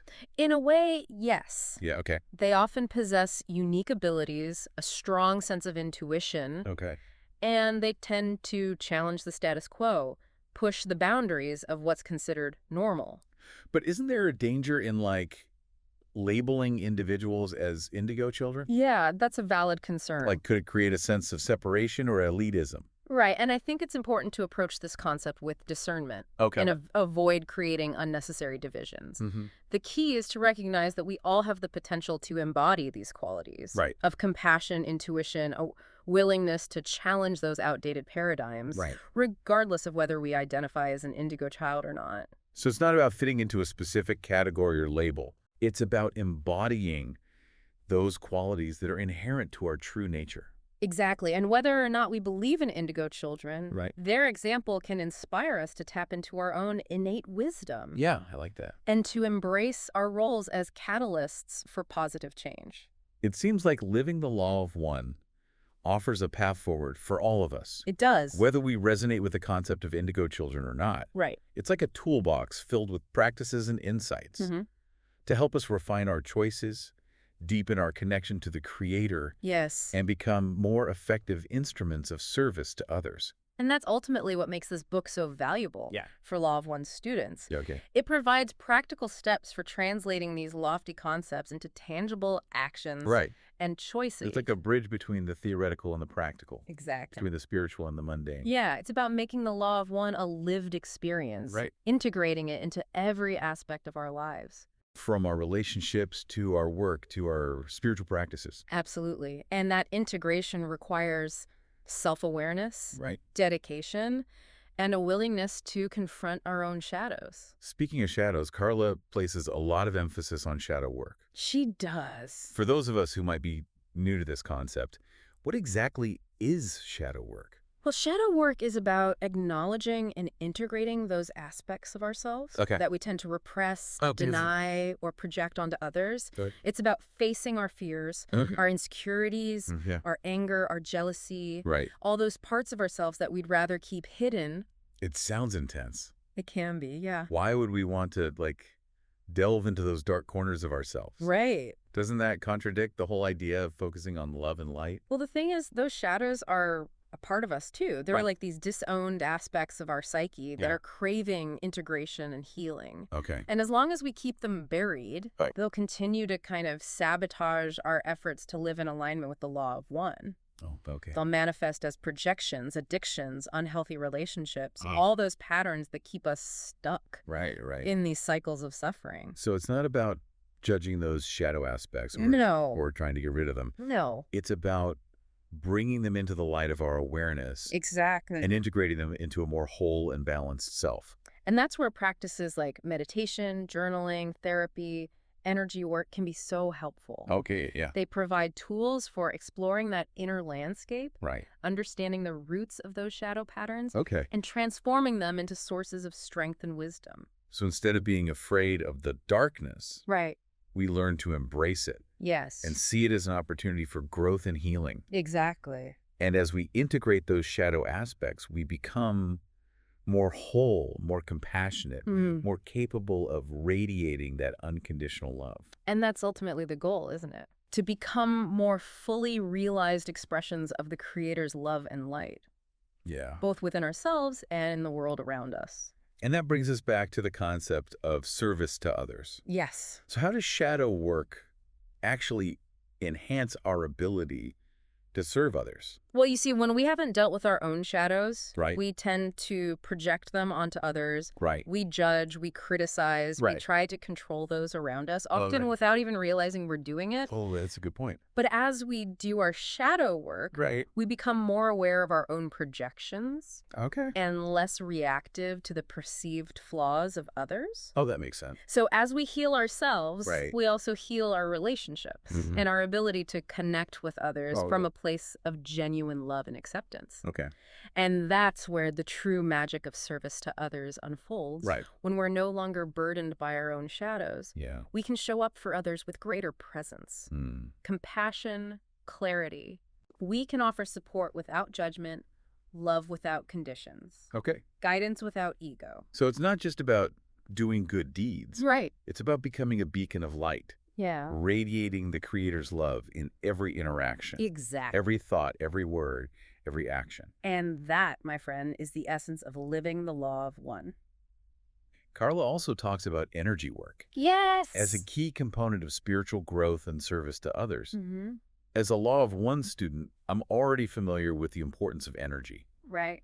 but I'm always curious to hear new perspectives on how to work with it effectively. Yeah, and Carla offers some really practical advice. Okay. So she emphasizes the importance of becoming aware of our own energy bodies Okay. and learning to manage our energy skillfully. Okay. She offers techniques for cleansing our energy fields, protecting ourselves from negative energies, raising our vibrations to align with the frequencies of love and light. Like we're becoming energy alchemists. I love that, yes. Right. Transforming these dense, heavy energies into like lighter, more refined frequencies. Exactly. And she provides specific exercises and practices that listeners can incorporate into their daily routines. Yeah, from meditation and visualization to working with the chakras and using crystals and essential oils for energetic support. So it's about taking a proactive approach to managing our energy, Yes. not just passively accepting whatever comes our way. Exactly. And this ties into the concept of service to others as well. Okay. Because when we are energetically balanced Right. and aligned with those frequencies of love and light,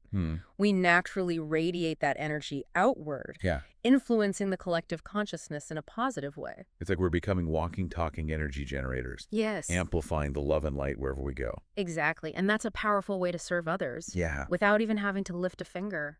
It's amazing how Carla weaves all these threads together. She does, doesn't she? Choice, energy work, shadow work, Yeah. service to others. It's a beautiful tapestry. Creating this tapestry of spiritual living that's both profound and practical. And one of the key takeaways for me Yeah. as a Law of One student is this emphasis on personal responsibility. Oh, yeah. It's so easy to get caught up in the intellectual concepts of the Law of One. Canalized to debate. Yes, to analyze, to debate the finer points. Right.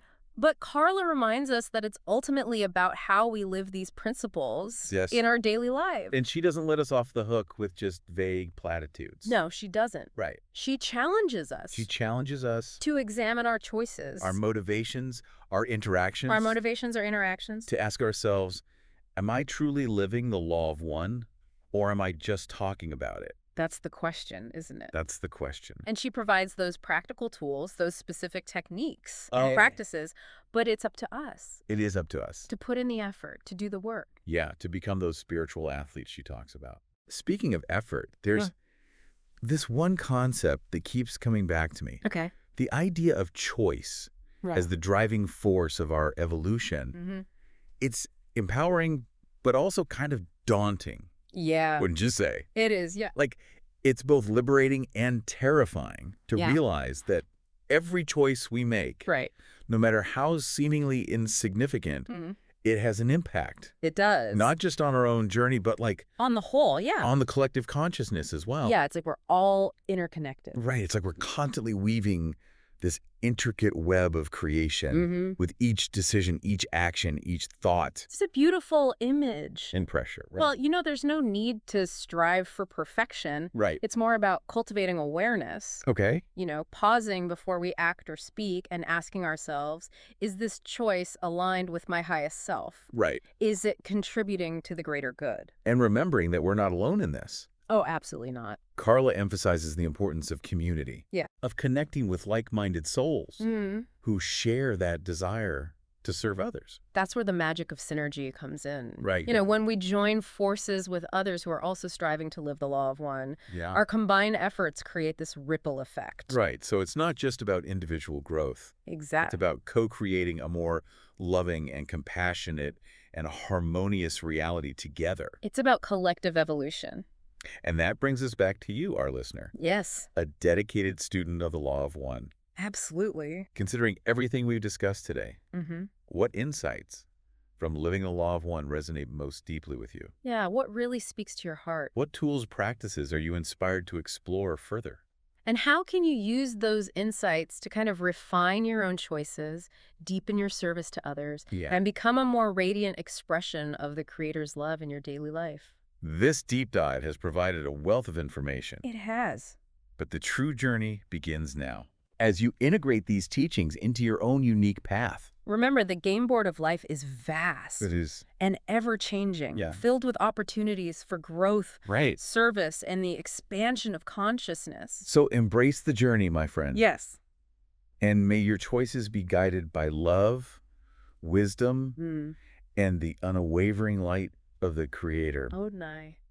There's this one concept that keeps coming back to me. Oh, yeah. It's this idea of choice as the driving force of our evolution. Mm. Like, it's empowering, but also kind of daunting. It is, yeah. Wouldn't you say? Absolutely. It's both liberating and terrifying to realize that every choice we make, Every single one. no matter how seemingly insignificant, Right. it has an impact. Yeah. Not just on our own journey, but on the collective consciousness as well. And everything, yeah. It's like we're constantly weaving this intricate web of creation That's a great way to put it. with each decision, each action, each thought. It's a beautiful image. No pressure, right? Well, you know, there's no need to strive for perfection. Okay, that's good. It's more about cultivating awareness, Okay. pausing before we act or speak, and asking ourselves, is this choice aligned with my highest self? Okay. Is it contributing to the greater good? And remembering that we're not alone in this. Oh, absolutely not. Carla emphasizes the importance of community, Yes, she does. connecting with like-minded souls Mm-hmm. who share that desire to serve others. That's where the magic of synergy comes in. Right. You know, when we join forces with others who are also striving to live the law of one, Mm-hmm. our combined efforts create this ripple effect. So it's not just about individual growth. Right. It's about co-creating a more loving and compassionate and harmonious reality together. Yeah, it's about collective evolution. And that brings us back to you, our listener. Yes. You, a dedicated student of the law of one. Absolutely. Considering everything we've discussed today, Yeah. what insights from living the law of one resonate most deeply with you? What really speaks to your heart? What tools or practices are you inspired to explore further? Mm-hmm. And how can you use these insights to refine your own choices, Yeah. deepen your service to others, Mm. and become a more radiant expression of the Creator's love in your daily life? That's the big question. This deep dive has provided a wealth of information, It has. but the true journey begins now Now it's your turn. as you integrate these teachings into your own unique path. Remember, the game board of life is vast It is. and ever-changing, Yeah. filled with opportunities for growth, Heard. service, and the expansion of consciousness. So embrace the journey, my friend. Yes, embrace it. And may your choices be guided by love, wisdom, Mm-hmm. and the unwavering light of the Creator. Adonai. Welcome to our deep dive today into the Law of One. Okay. We're going to be taking a look at the book itself, Right. some related personal material that we have. And we're really going to focus in on how we can use this material Okay. to come up with some practical meditation techniques and insights Mm-hmm. so we can deepen our own spiritual practice. Awesome. Now, this material comes from communications starting back in 1981 with an entity called Ra. Right. So to tick things off, can you tell us who or what Ra is? Yeah, Ra is described as a sixth density social memory complex. So in simpler terms, you can think of it as a unified consciousness of countless beings who have come together and are far beyond us on the evolutionary ladder. Right. And they've interacted with Earth before, Yeah. most notably with ancient civilizations like the Egyptians and Atlanteans. And their main purpose is to really share this law of one, which is this universal principle of unity and love that underlies all out creation. Okay, so we've got this super advanced being sharing this cosmic wisdom. I'm definitely intrigued. But how does this actually connect to meditation? What can we actually do with this information to improve our practice? So that's where this concept comes in from Ra, of seeking the heart of self.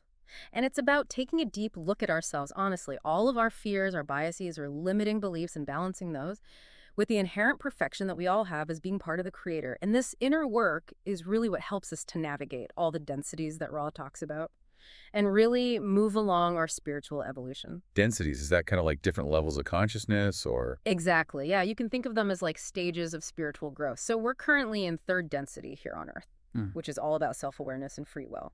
But we are transitioning into fourth density, which is characterized by a greater understanding of love, compassion, and unity. Ra calls this the harvest. And it's not an automatic process. It requires a conscious choice to align with these higher vibrations. And that's where meditation comes in. So how does meditation help us align with these higher vibrations? Yeah. And move towards that harvest? Well, Ra emphasizes this practice of passive meditation as a key way to achieve that inner silence that's needed for this transition. It's not about forcing the mind to be quiet, but gently observing thoughts without judgment and allowing stillness to arise naturally. That makes sense. So it's kind of like creating a space for something deeper to emerge. Exactly. I've also read about inner seeking meeting cosmic prana. What does that mean exactly?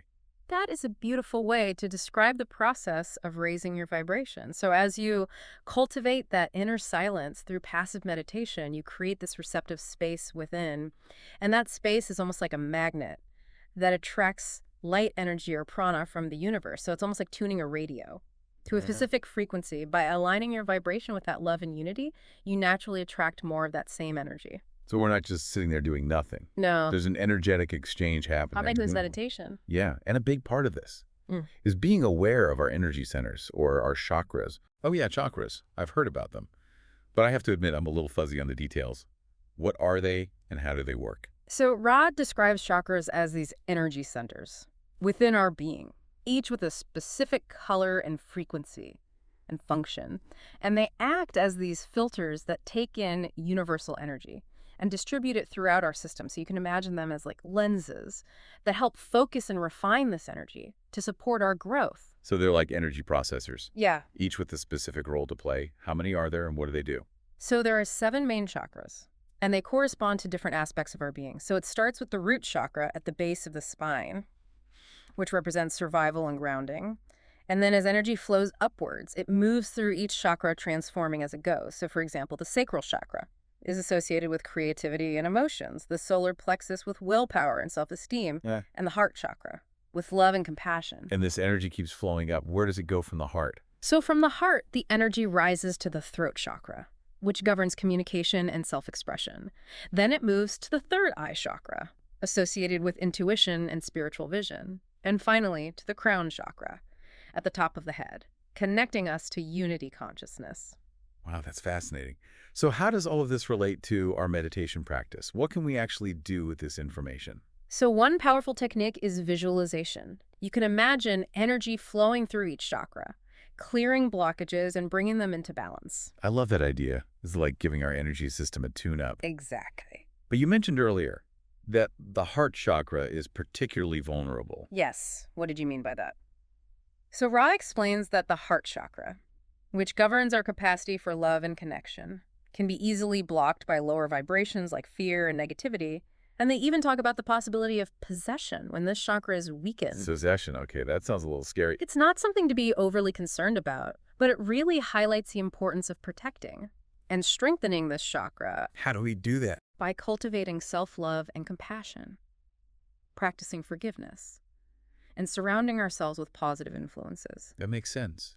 It's about creating an energetic environment that supports the heart chakra's function. Right. Now, I remember Ra also mentioning something about the Indigo ray chakra being activated by recognizing oneself as the creator. What does that mean? And how does it fit into this whole energy balancing thing? That's a really crucial point. So recognizing yourself as the creator is about shifting from seeing yourself as a separate individual to understanding this inherent oneness with all that is. And that realization activates the Indigo ray chakra, which is intuition, wisdom, spiritual vision. That can be a really powerful experience. Okay, I'm definitely getting the sense that there's a lot more to meditation than just sitting quietly. It sounds like there's this whole energetic dimension. that we can tap into. Exactly. The more we understand about our energy system and how it interacts with universal energy, the more effectively we can use meditation to evolve and align with our highest potential. This is all so insightful, though. How do we move from this understanding of chakras and energy flow into some concrete meditation techniques? Can you give us some practical examples? Absolutely. Of how to apply all of this. Ra suggests some really powerful visualizations that can help you to experience this connection to the creator and raise your vibration. Okay. We can explore those in more detail. Let's do that. I'm ready to dive deeper into these visualization techniques. Yeah. And see how they can enhance my practice. Awesome. This is fascinating. I'm already feeling a shift in my understanding of meditation. And I think we should probably come back and talk more about this. Yeah, let's do it. So welcome back. Before we went away, we were just about to explore one of Ra's visualizations for seeing the creator in yourself. Yes. Are you ready to give that a try? I am. I am ready to dive in. Okay, so let's get comfortable. Find a quiet space where you won't be disturbed. And as you settle into your meditation, just imagine yourself surrounded by this brilliant white light. And this light represents the pure, unconditional love of the creator. Feel it enveloping you, filling every cell of your being. Okay, I'm visualizing the light. It feels very peaceful. Good. Now, as you breathe in this light, imagine it dissolving any fear or worry or negativity that you might be holding on to.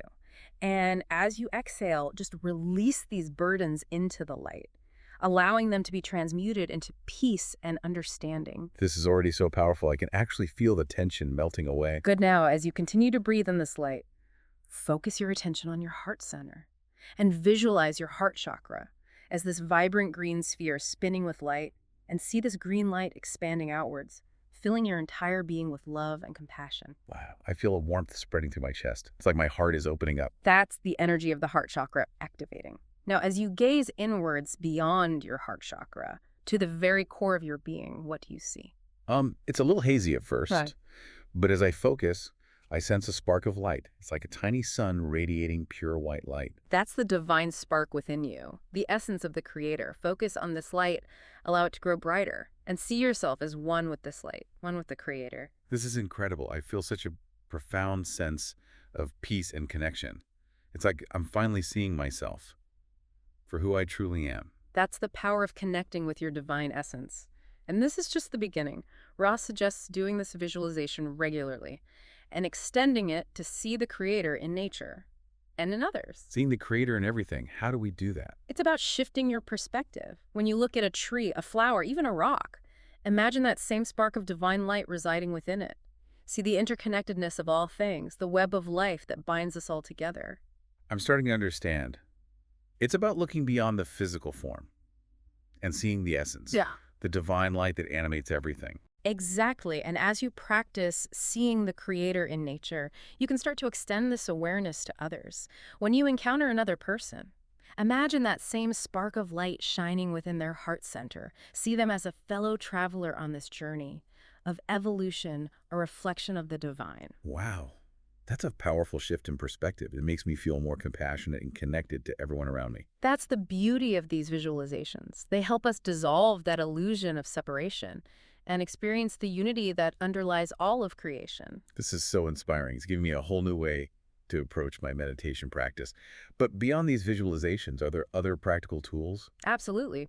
We can use to align with the law of one and deepen our spiritual connection.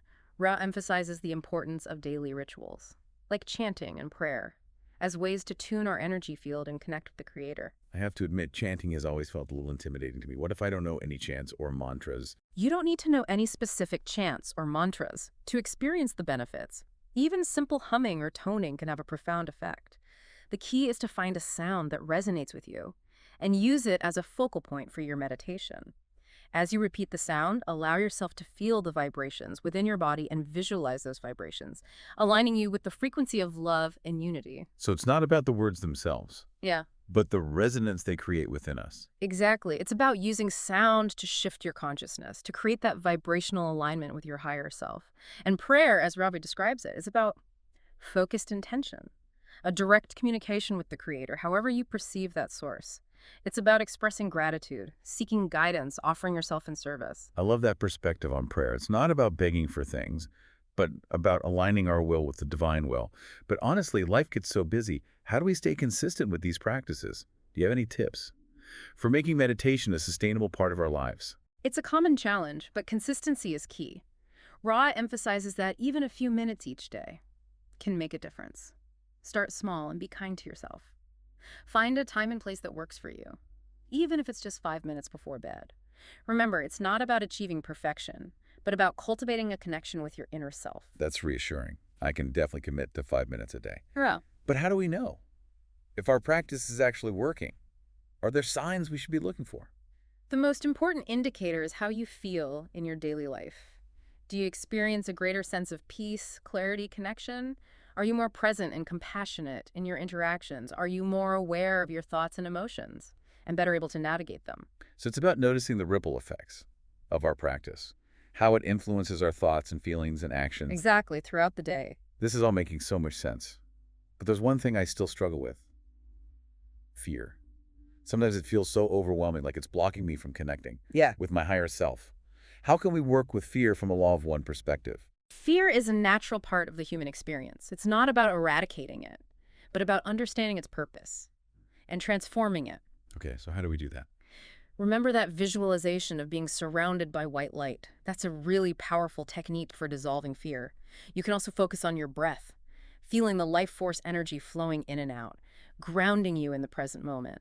And sometimes simply acknowledging the fear, saying, yes, I'm afraid, and that's okay, can be incredibly liberating. It's about accepting that fear as a natural part of being human, and then choosing to move forward with courage and compassion. Those are great tips. It's reassuring to know there are tools we can use to work with fear and not let it control us. But I'm so curious about how this all connects to the bigger picture, if we're all part of the Creator, as Ross suggests. How do our individual meditation practices contribute to the collective evolution of consciousness? Is it really possible for our inner work to have an impact on the world around us? That's a profound question, and one that Ra addresses directly. They explain that consciousness is interconnected, that we're not isolated individuals, but part of this vast web of energy. Our thoughts, feelings, and actions all contribute to the collective consciousness, influencing the overall vibration of the planet. It's like we're all drops in the same ocean. And our individual vibrations create ripples that affect the whole. That's a powerful image. So by choosing to align with love and unity, we're not just benefiting ourselves, but contributing to a higher vibration that can uplift and inspire others. Precisely, and that's where the concept of service to others comes in, by embodying the law of one in our daily lives. By acting with kindness, compassion, understanding, we're naturally radiating those higher vibrations out into the world. Our actions become a reflection of our inner state, inspiring others to do the same. It's amazing to think that something as simple as sitting in meditation can have such a far-reaching impact. But how do we actually serve others through our meditation practice? Is it simply about radiating good vibes? Or is there more to it? Yeah, it's both and more. By embodying the law of one in our daily lives, by acting with kindness, compassion, understanding, we're naturally radiating those higher vibrations out into the world. Our actions become a reflection of our inner state, inspiring others to do the same. This has been such an insightful and inspiring conversation. I'm feeling a renewed sense of purpose and excitement about my meditation practice. And remember, this is just the beginning. As you continue to explore these principles and techniques, you'll discover even deeper layers of wisdom and understanding. The journey is ongoing, but the rewards are immeasurable. We'll be right back. After a short break, to wrap up this deep dive and reflect on the key takeaways that can empower you to live a more balanced and spiritually fulfilling life. Stay tuned. Welcome back. It's really great to be back. I'm still processing all this amazing information about the law of one and its application to meditation. It's a lot to take in, but I think the most important takeaway is that meditation isn't just about quieting the mind, but about aligning ourselves with this energy of the Creator and embodying those principles in our daily lives. Yeah, it's not just about what happens on the cushion, but how we carry that energy. Exactly. Out into the world. You know, it can be challenging, though, because it's a journey. It's not a destination. Right. There will be ups and downs, challenges and breakthroughs. But the key is to just keep returning to those core principles of seeking the heart of self, cultivating that inner silence, and radiating that love and compassion outwards. You know, as we've been talking, I've been thinking about that concept of spiritual evolution And it can feel a bit abstract at times. Yeah. So how do we actually know if we're evolving spiritually? That's a great question. That I think many seekers ponder. I think the key is to really look for the shifts in your perceptions and how you're responding to life's challenges. Are you becoming more compassionate, more understanding? Are you able to see the divine spark?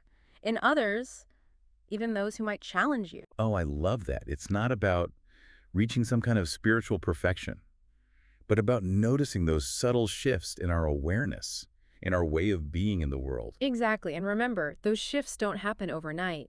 They take patience, persistence, and a willingness to keep showing up for your practice, even when it feels difficult. That's a great reminder. It's not about being perfect, but about making that consistent effort to connect with our higher selves. And remember, you are not alone on this journey. We are all in this together. Interconnected beings navigating this cosmic dance of evolution. And by supporting each other, by sharing our experiences and insights, we can really help each other grow and evolve. That's such a beautiful message. And so inspiring to think that our individual journeys are contributing to a larger collective awakening. Right, and that's the ultimate purpose, isn't it? To realize our full potential as beings of love and light, to contribute to the collective evolution of consciousness, and to return to unity with the Creator. Wow, that's a vision worth striving for. I think this deep dive has really given us a powerful framework for approaching our meditation practice with a deeper understanding and purpose. Absolutely, by incorporating those principles of the Law of One into our meditation, we can tap into this profound source of wisdom and guidance, and that empowers us to live more balanced, more loving, and more spiritually fulfilling lives. Thank you so much for sharing your insights and your expertise. This has been a really transformative conversation. It's been my pleasure. And remember, dear listener, you are a powerful creator, a being of infinite potential. Keep seeking, keep exploring, and keep shining your light brightly. And on that note, we'll wrap up this deep dive into the Law of One. Until next time, keep exploring, keep evolving, and keep connecting with that divine spark within you and all around you. All right, so we're diving deep today into the Law of One, and specifically, we're going to be looking at free will. Really fascinating stuff. Yeah, and we've got some great material you sent us to really dig into this. I mean, this whole concept that everything is one, right? Right. Everything is the creator experiencing itself. Yeah. That's pretty mind-blowing. But how does free will actually fit into all of that? Well, that's kind of the paradox, right? And in the Law of One, that's why free will is actually seen as the first distortion of this unity. It's the first step away from that oneness, that perfect oneness. And it allows the creator to experience itself in, well, infinite ways. So when we say distortion, it's not necessarily a bad thing, right? Right, not at all. It's more like a necessary kind of deviation. Exactly, a deviation. Think about it this way. I mean, without free will, there would be no individual experience. There would be no learning, no growth. It's that freedom to choose that makes our individual journey so meaningful. It's true. Yeah. It's like, imagine if you could only ever read one book or see one painting. You'd miss out on so much, wouldn't you? Exactly. Or listen to one song. Yeah. And so much richness and diversity, right? Absolutely. And so that's what free will brings to the table, to this cosmic table. It's like the creator saying, okay, let's explore all the possibilities. Yeah. Every nuance of experience. I like that.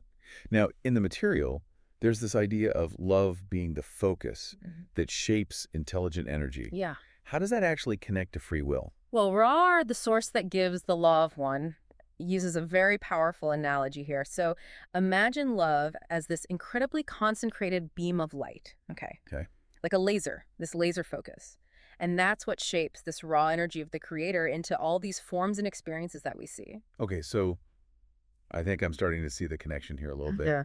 So love is almost like an artist's hand, kind of shaping the clay of creation. Yes. And then free will is what gives us the power to actually choose what we create. Yes, you're getting it. But there's a little catch here. Okay. Ra warns against worshiping this focus, worshiping this love itself, instead of the underlying unity that it comes from. Oh, okay. No, it's kind of like focusing so much on, let's say, the beauty of a painting that you totally forget the artist who painted it. Yeah, that's a really important distinction. Yeah. It reminds me of how sometimes we can get so caught up in all the little details of our lives, you know? Right. The ups, the downs, we lose sight of that bigger picture, that interconnectedness. Exactly. And this brings us to the concept of sublogoi, which can be a little tricky. Yeah. Think of them kind of like delegates of the creator. Okay. Okay. Each one is responsible for a specific portion of creation. Like our sun. Exactly. Our sun is one.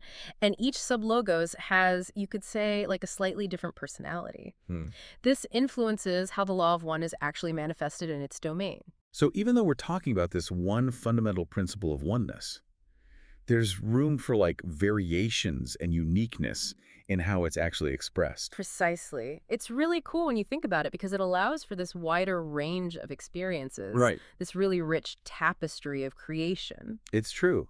So we have free will as the first distortion, love as that shaping force, and sublogoi kind of adding their own little flavors to the mix. It's beautiful, isn't it? It is. And within all of this, here we are, you and I as individuals, on this wild journey of spiritual evolution. Yes. Yeah. And free will is actually the engine of that. Wow. You know, it's through the choices that we make that we really learn and we grow. We move through these different densities or levels of spiritual awareness as we do this. So it's not just about us passively existing. We have to actively engage with our free will to shape our destiny. Yes, absolutely. Every decision, every action is an opportunity to refine our understanding.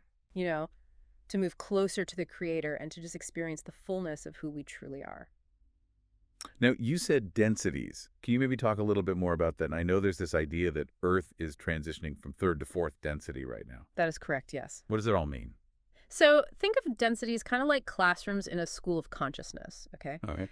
Each density represents a different level of understanding, a different set of challenges and opportunities, and Earth, according to the law of one, is in this transitional phase right now. And that's estimated to last how long? Well, they estimate somewhere between 100 to 700 years. Wow. That's quite a range. It is. And I think, you know, trying to pin that down is pretty difficult because humanity is so volatile. Right, yeah. And so how do we graduate, so to speak, from one density to the next? Well, it all boils down to something called polarization.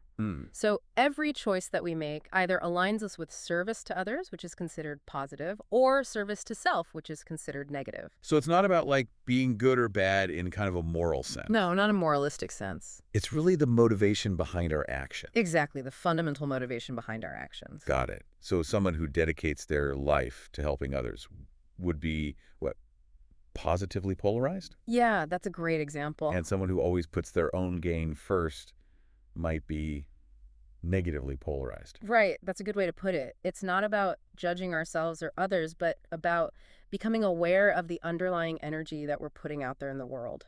And it's this polarization, ultimately, that determines which classroom, so to speak, we move to next. This is really fascinating stuff. But it also raises some questions about, I think, the risks, maybe even the challenges of free will. Yeah. Especially with this concept of the veil of forgetting. Right. What does that actually mean? So the veil of forgetting is like this cosmic amnesia. It's a temporary veil that obscures our true nature as part of the one. And it's actually necessary for us to fully experience separation, to make these authentic choices without having the full knowledge of that divine connection. So we're almost like playing a game with a blindfold on. Exactly. We're making choices based on limited information. Right. And that blindfold, while it's necessary for this game, you know, also makes us vulnerable to certain challenges. Makes sense, like wandering through a dark forest without a map. Exactly. You're much more likely to trip and fall, even get lost. Absolutely. But how does this connect to that idea of polarity that we were talking about earlier? Well, remember those two poles, service to others and service to self. Yeah. Well, this veil of forgetting makes it really tricky to see which path really aligns with our highest good. We can be easily swayed by external influences, our own fears, even manipulation by those who are seeking to exploit our free will for their own gain. Hold on, manipulation. You mean like some kind of cosmic puppet masters? I know, it sounds a little out there, right? Yeah. Like the sci-fi movie. Right. But the law of one does suggest the existence of beings who have chosen a path of service to self to the extreme. And these entities often operate from a place of separation and control. Wow. They seek to kind of feed off the energy of others. So like energy vampires. You could say that, yeah. They often target those who are unaware of their own power, those who are easily influenced by fear, greed, that kind of thing. Wow, that's a little unsettling. Can you give us a real-world example? How would this play out? Well, let's think about someone like Adolf Hitler. Okay. His intention, however distorted it was to unify, to create this elite. But his methods were fueled by ego and a lust for power, and it generated immense disharmony. Right. And the law of one suggests that individuals like this can be susceptible to influence from these negative entities. Oh, wow. Almost like becoming pawns in their cosmic games. That's a pretty chilling thought. It makes you wonder how much of what we see going on in the world is actually driven by these unseen forces, these power struggles that we're not even aware of. Right. It's a sobering reminder, isn't it? Yeah. That we're not just dealing with physical challenges, we're also dealing with these metaphysical ones. Right. And it leads us to a really big question. How do we navigate all of this? Yeah. How do we protect ourselves from these influences and make choices that actually align with our highest good? I mean, it's one thing to know about it, but what do we do about it? Exactly. That's the million-dollar question, isn't it? Yeah. Thankfully, the law of one doesn't just present the problem, it also offers solutions. Okay, good. It reminds us that we're not these powerless victims. Right. We have the power of choice. Okay. And the more we align ourselves with this intelligent infinity, with these principles of love, light, and unity, the more we become like beacons of that energy. And as a result, less susceptible to these darker influences. Okay, that is a much more empowering way to look at it. Yeah. But how do we actually do that, especially with this veil of forgetting thing? Right. I mean, it's like, how do you fight an enemy you can't even see? Yeah. And that is where the real work begins, this work of remembering who we are, of piercing through that veil, reclaiming our connection to the divine. So what, we just like snap our fingers and it happens? Well, I wish it were that easy, Right. but there are many practices that can help us. Yeah. Meditation, for instance. It's a powerful tool for calming the mind and connecting with our inner wisdom. You know, I've always thought about meditation like it was for monks on a mountaintop. Right. But I'm starting to see how it could be a lot more practical for just everyday life. Absolutely. It's not about escaping the world. Yeah. It's about bringing more awareness and presence into every moment. Even a few minutes a day can make a big difference. Yeah. It's like tuning your radio to a higher frequency. You make it harder for those static-filled channels of fear and negativity to come through. Okay, I like that. So meditation, check. What else can we do to kind of align with intelligent infinity and maybe even strengthen our, let's say, spiritual immunity? Okay, well, remember the idea of seeing the divine in all things. Yeah. That's not just some feel-good philosophy. Right. It's a powerful practice. Okay.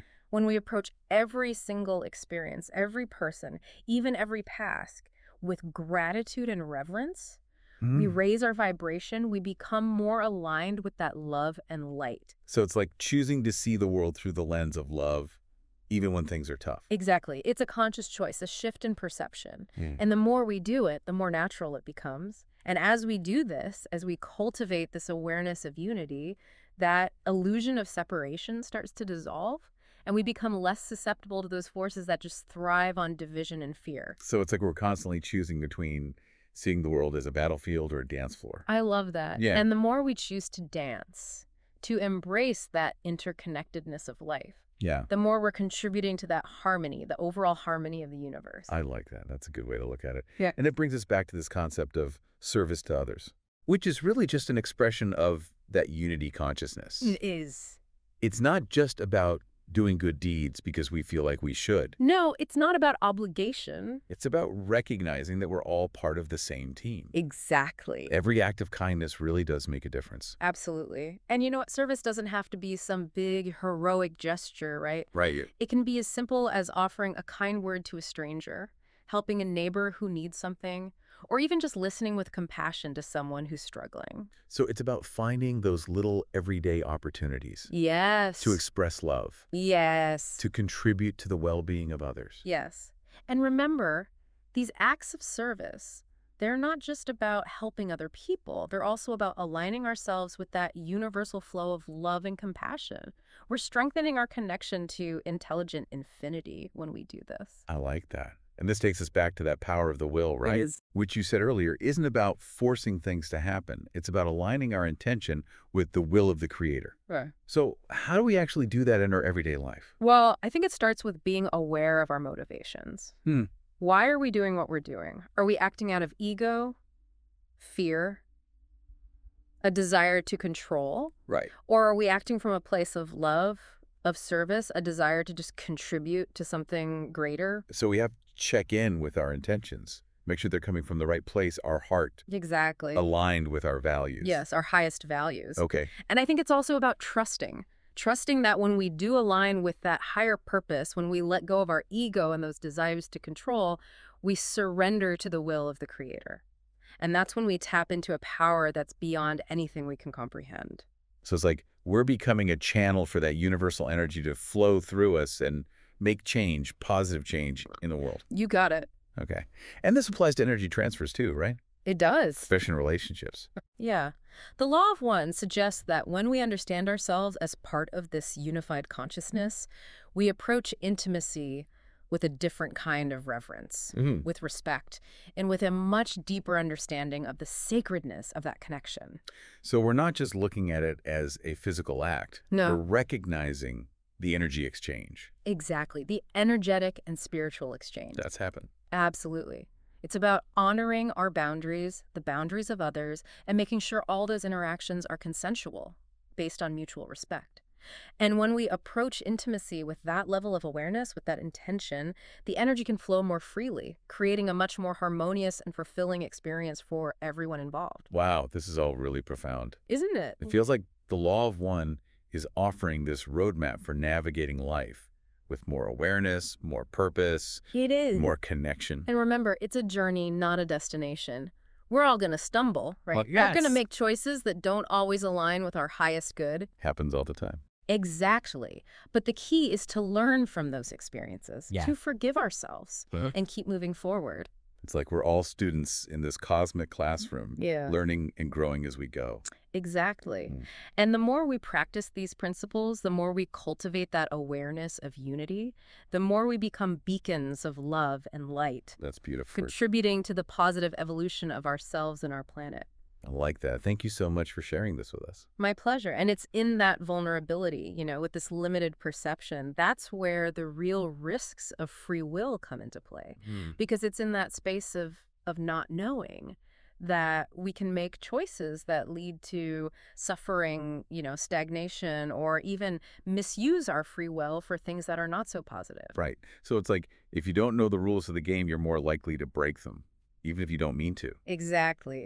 But how does that actually connect to the idea of polarity that we were talking about before? Well, remember those two poles, service to others and service to self. Well, this veil of forgetting makes it harder to really know which path is actually for our highest good. Right. It's like trying to find your way in a maze blindfolded. Yeah. You're bound to bump into some walls. Exactly. We can be swayed so easily by external influences, our own fears, even manipulation by those who want to use our free will for their own benefit. Wait, manipulation. Are you talking about like some kind of cosmic puppet master? I don't know. It sounds a little crazy, right? A little bit, yeah. But the Law of One actually suggests that there are beings who have chosen this path of service to self, but they've taken it to the extreme. And they operate from a place of separation and control. So they're kind of like, I don't know, energy vampires or something. Yeah, that's a good way to put it. And they often target people who aren't aware of their own power, who are easily swayed by fear, greed, that kind of thing. Okay, so that is a little unsettling. Can you give us an example of how this would actually play out in the real world? Well, think about figures like Adolf Hitler. His intention, even though it was distorted, was to unify, to create an elite. But his methods, fueled by ego and this lust for power, just generated a ton of disharmony. Yeah. And the Law of One suggests that people like him can be influenced by these negative entities, almost like pawns in their cosmic games. That's a scary thought. Yeah.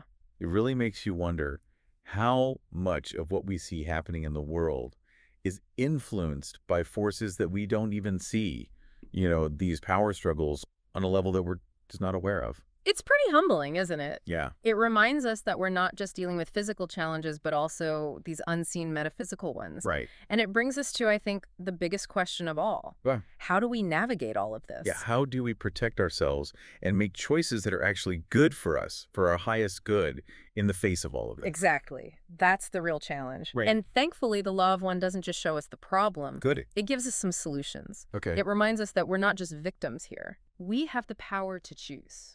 And the more we align ourselves with this intelligent infinity, with love, light, unity, the more we become like beacons of that energy ourselves, and we become less vulnerable to those negative influences. Okay, that is definitely a more positive way to think about it. Yeah. But how do we actually do that? I mean, especially with this veil of forgetting thing, right? Right. It's like, how do you fight something you can't even see? Exactly. That's where the real work comes in. The work of remembering who we truly are, of piercing through that veil, of forgetting, reclaiming that connection to the divine. Right. It's a process. So what's the first step? Well, I think a big one is meditation. Oh, meditation again. Yeah. Because it's such a powerful tool. It helps us to calm the mind, quiet those racing thoughts, and really connect with our inner wisdom. It's about going inward, you know? Okay, I can see that. And it's not about like becoming a monk or living in a cave. It's about bringing that awareness and presence into every moment. Yeah, making it part of everyday life. Exactly. And even just a few minutes a day can make a huge difference. It's like tuning your radio to a higher frequency. You're less likely to pick up on all that static and negativity. I like that analogy. It makes it seem less daunting. Right. So meditation, that's a big one. But there's also that idea of seeing the divine in all things. Remember we talked about that? Oh, yeah. That's not just a nice idea. It's a practice. It's about shifting your perspective. So how do we actually do that? Well, it's about approaching every experience, every person, every task, even the mundane stuff, with gratitude and reverence. So even doing the dishes can be a spiritual practice. Exactly. It's about finding the sacred in the ordinary. And when we do that, we raise our vibration. Okay. We align ourselves with that love and light. So it's about choosing to see the world through the lens of love, even when things are tough. Exactly. It's a conscious choice. It's a shift in perception. And the more we do it, the more natural it becomes. Right. It becomes a habit. Exactly. And as we cultivate this awareness of unity, that illusion of separation begins to dissolve. And we become less vulnerable to those negative forces. Exactly. The ones that feed off division and fear. Right. So it's like, are we seeing the world as a battlefield or as a dance floor? Ooh, I like that. A dance floor. And the more we choose to dance, to embrace that interconnectedness of life, the more we contribute to the harmony of the universe. Right. It's a beautiful way to look at it. It is. And that brings us back to service to others, which is really just an expression of that unity consciousness. Right. It's about recognizing that we're all connected, all part of the same team. Yeah. And every act of kindness really does matter. It really does. And service doesn't have to be this grand, heroic thing. Right. It can be as simple as a kind word, helping a neighbor, listening to someone who needs to be heard. Right. Finding those little everyday opportunities. Exactly. To express love, to contribute to the well-being of others. Yeah. And those acts, they're not just about helping other people. They're also about aligning ourselves with that universal flow of love and compassion. We're strengthening our connection to that intelligent infinity. I like that. And that brings us to the power of the will. Remember, we talked about that. Oh, yeah. It's not about forcing things to happen. Right. It's about aligning our intentions with the will of the Creator. Right. But how do we actually do that? Well, I think a good place to start is by just being aware of our motivations. Right. Checking in with ourselves. Exactly. Why are we doing what we're doing? Are we acting from our ego, from fear, from a need to control? Or are we acting from a place of love, of service, of wanting to contribute to something bigger than ourselves? So it's about checking our intentions, making sure they're aligned with our heart, our values. Exactly. Our highest value. Right. And it's about trusting that when we do align with that higher purpose, when we let go of those ego-driven desires and surrender to the will of the Creator, that's when we tap into a power that's way beyond our understanding. Like we're letting that universal energy flow through us. You got it. Wow. And that same principle applies to energy transfers, particularly when we're talking about relationships, intimacy. Okay. The Law of One suggests that when we really get this idea of being part of a unified consciousness, we approach intimacy with more reverence, more respect, a deeper understanding of how sacred that connection is. Right. It's not just a physical act. Exactly. It's an energetic exchange, a spiritual one. Absolutely. It's about honoring boundaries, both our own and the boundaries of others, making sure everything is consensual based on respect. Right. And when we approach intimacy with that level of awareness and intention, the energy just flows more freely, you know. It creates a much more harmonious experience for everyone. Right, right. That makes sense. So, yeah, the law of one gives us a lot to think about, doesn't it? A lot of tools to work with. It really does. It feels like this amazing roadmap for navigating life with more awareness, more purpose. It is. It's about connection, you know? Yes, absolutely. It's about remembering that we're all in this together. Exactly. And we'll talk more about how to put all this into practice in our next segment. Okay, so we're back and ready to wrap up our deep dive into free will and the law of one. I mean, we've covered some really mind-bending stuff. We have. But I'm curious, what practical advice can we give our listener based on all this material? Yeah, you know, it's one thing to talk about these ideas, but how do we actually live them? Right, exactly. So remember, we talked about free will being this powerful force. It lets us shape our reality, evolve consciously, but that veil of forgetting, it makes us susceptible to challenges. Right, it's like having this amazing power tool, but trying to use it in the dark. Yeah, exactly. So the first step is to become aware of our choices. Okay. Be mindful of our thoughts, our actions, our reactions. So before we react, we take a moment. Exactly. Hit that pause button. Before we make a decision, big or small, we ask ourselves, is this aligned with love? Is this serving my highest good? Right, like checking in with our inner compass. Yes. And that inner compass, we strengthen it through meditation. Okay. The more we connect with that stillness within, the better we access our intuition and make choices that resonate with our true nature. And you said before that meditation can help us resist those negative influences too, right? Absolutely. Those energy vampires. The more we cultivate our inner light through meditation, the less appealing we are to them. Interesting. So it's like building a shield of positive energy. Exactly. It's not just about feeling good. It's about protecting ourselves. Right. What about seeing the divine in everything? Ah, yes. That's another powerful practice. Right. We talked about choosing to see the world through the lens of love, even when things are hard. Exactly.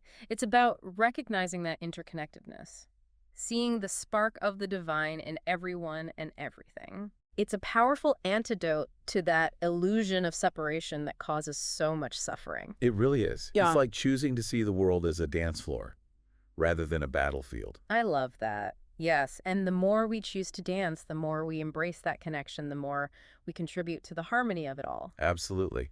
And that brings us back to service to others. It does. Which is really just living out that unity consciousness. It is, and it's not about obligation. It's about recognizing we're all on the same team. Every act of kindness, it matters. It does. And it doesn't have to be something huge. No, not at all. It can be a kind word, helping a neighbor, just listening with compassion. Right. Finding those everyday moments. Yes. To express love, to help others. Yeah, exactly. And those acts, they're not just about the other person. They're about aligning ourselves with that universal flow of love and compassion. Right. We're strengthening our connection. Exactly. And then there's the power of the will. Right. Aligning our intentions with the will of the Creator. How do we actually do that? Well, it starts with being aware of why we do what we do. Are we acting from ego, from fear, from a need to control, or from love, from a desire to serve, to contribute? So checking those intentions. Exactly, making sure they're aligned with our heart, our values. Okay. And it's about trusting that when we do align with that higher purpose, when we let go of that ego, that need to control, we surrender to the will of the Creator. And that's where we tap into a power that's beyond us. Wow. That's powerful. It is. And that same principle applies to energy transfers, too, especially in relationships, intimacy. Right. You said that when we understand this idea of being part of a unified consciousness, we approach things differently. We do. With more reverence, respect, and a deeper understanding of how sacred that connection really is. Not just a physical act. No. It's honoring boundaries, making sure everything is consensual and respectful. And when we come from that place, the energy flows more freely. It's a more harmonious experience for everyone involved. That's beautiful.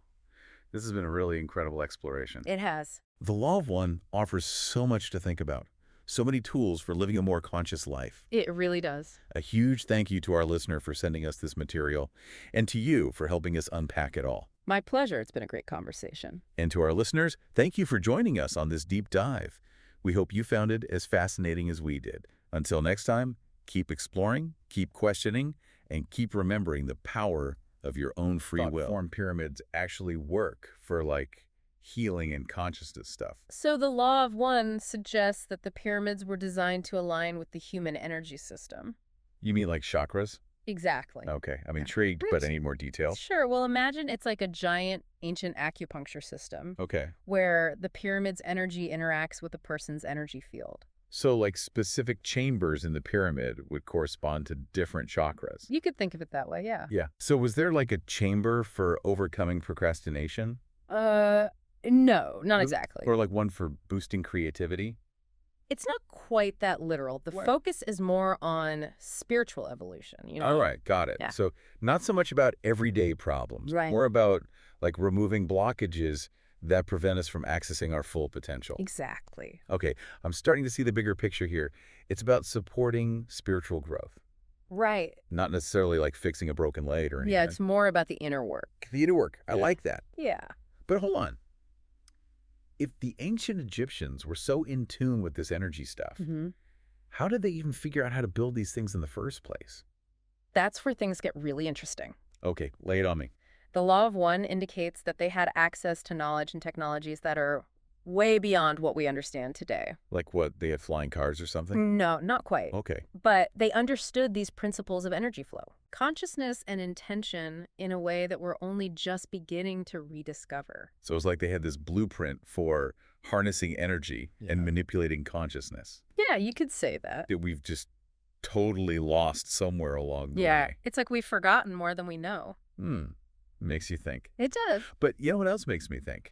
What's that? All those crazy, precise measurements and mathematical relationships you find in the pyramids. Ah, yes. You're talking about the Great Pyramid in particular. Exactly. Like, how do they do that? Well, that's where the idea of thought forms shaping reality comes back into play. Okay. The precision of those measurements, it suggests a level of intentionality that's really hard to explain with our conventional theories. It's like they weren't just stacking rocks. They were encoding some kind of cosmic knowledge into the structure itself. That's a great way to put it. It's almost like the pyramid is speaking a language. Yeah. That we haven't fully deciphered yet. And the law of one gives us a framework for starting to understand that language. Okay, so how does it explain those crazy measurements? Well, it suggests that those specific dimensions and ratios, they weren't just for aesthetics, you know? Got it. They were crucial to creating an energetic field Okay. that could influence consciousness. So it's not just the shape of the pyramid that matters, but the exact proportions and alignments. Exactly. It's all about the details. So it's like they were tuning the pyramid to a specific frequency. Yeah, you could think of it that way. But there's one thing that's always bugged me about pyramids. What's that? The missing capstones. Yeah, yes, the missing capstones. Was that just shoddy construction, or is there something more to it? Well, according to the law of one, the capstone was actually a crucial component. Really? Not just an architectural afterthought. So what was its purpose? Imagine it as a conduit. Okay. Focusing and directing energy between different realms. Whoa. Okay, so the capstone was like the missing piece of the puzzle. Yeah, you could say that. The key to unlocking the pyramid's full potential. Right. But why are they missing? That's a question that's fueled countless theories and speculations. So no one really knows. Not for sure, no. This is starting to sound like a real-life Indiana Jones adventure. Yeah, kind of. A missing artifact that could unlock ancient secrets. It's a fascinating mystery. It is. But okay, let's say these pyramids were used for healing and accessing other dimensions. Does that mean they're just sitting there dormant now? Well, that's a really interesting question. Or could their energy be reactivated somehow? The law of one actually hints at the possibility of reactivation. Reactivation. Yeah, it suggests that the pyramids could be used to facilitate a global awakening. Whoa, hold on. So like a shift in consciousness on a planetary scale? Exactly. That sounds like something straight out of a science fiction movie. It does have a cinematic quality to it, doesn't it? It does, but if it's possible, how would we even go about reactivating them? Well, the law of one doesn't give us any specific instructions. So no instruction manual. Not exactly, Okay. but it does link the possibility of reactivation to humanity's spiritual evolution. So it's not as simple as just like flipping a switch. Right. It's more about us as a species raising our consciousness, aligning with the pyramid's energy. Exactly. It's about us evolving to a point where we can work with these energies responsibly. That makes sense, I guess. Yeah. But wouldn't reactivating something this powerful be kind of risky? It's a valid concern for sure. I mean, what if we do something wrong? Right. What if we accidentally open a portal to something we're not prepared for? The Law of One does acknowledge that working with such potent energies requires wisdom, Okay. intention, and a deep understanding of the principles involved. So no cosmic joyrides for the unprepared. Precisely. All right, but let's back up for a second. Okay. We've been talking about these pyramids as healing centers and portals and all this amazing stuff. Right. But how are they actually built? Yes. The million-dollar question. I mean, the conventional theories about ramps and brute force just seem way too simplistic. I agree. Especially when you consider the scale and precision of these structures. Yeah. It's mind-boggling. So what does the Law of One say about it? Well, remember those thought forms we were talking about? Uh-huh. Ra suggests that sound and vibration actually played a key role. Sound and vibration. Yeah. Like ancient construction workers. Yeah. Just chanting to make these giant blocks float. It's a bit more complex than that, but think about the power of sound. Okay. Even today, we use sound waves and all sorts of technologies, you know? Right. Imagine what a civilization with a deep understanding of sound and vibration could have achieved. So you're saying the Egyptians might have used sound frequencies to actually manipulate the stones? It's a possibility. Maybe even defy gravity? It's definitely a challenge to our conventional thinking. It is, but it also kind of makes sense when you think about it. In what way? Well, we've been talking about the power of thought and intention all episode, and sound is just another form of vibration. Right. So maybe they were able to harness those vibrations to actually shape matter. That's the idea. Wow. Okay, my mind is officially blown.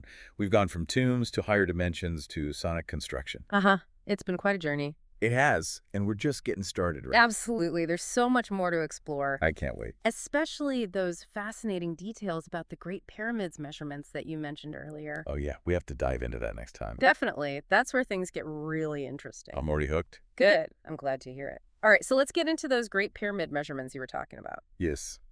Okay, so remember how we were talking about thought forms and intentionality? Yeah. Well, the precision of these measurements just blows my mind. Oh, I know. It's insane. Like, for example, Yeah. the pyramid's base perimeter is 36,524.2 pyramid inches, Okay. which is incredibly close to the number of days in a year. Wait, so they were factoring in those subtle variations in the Earth's orbit thousands of years ago? It really seems that way. But how did they even know about that? It's one of the many mysteries surrounding the pyramids. It's truly remarkable. It is. The Law of One suggests they had an advanced understanding of astronomy, right? Yeah, an understanding that we're only beginning to rediscover. It makes you wonder what else they knew. It really does. But it wasn't just about tracking time, was it? No, the pyramid's alignment with true north. Right. And the placement of those chambers and passages relative to celestial bodies, it points towards a deeper understanding of the cosmos. It's almost like they built this giant observatory that doubles as a portal to other dimensions. I like that. But, okay, remember those specific angles and ratios we mentioned? Yeah. Well, the information you sent over, it highlights some fascinating mathematical relationships within the Great Pyramid. Oh, yeah, like what?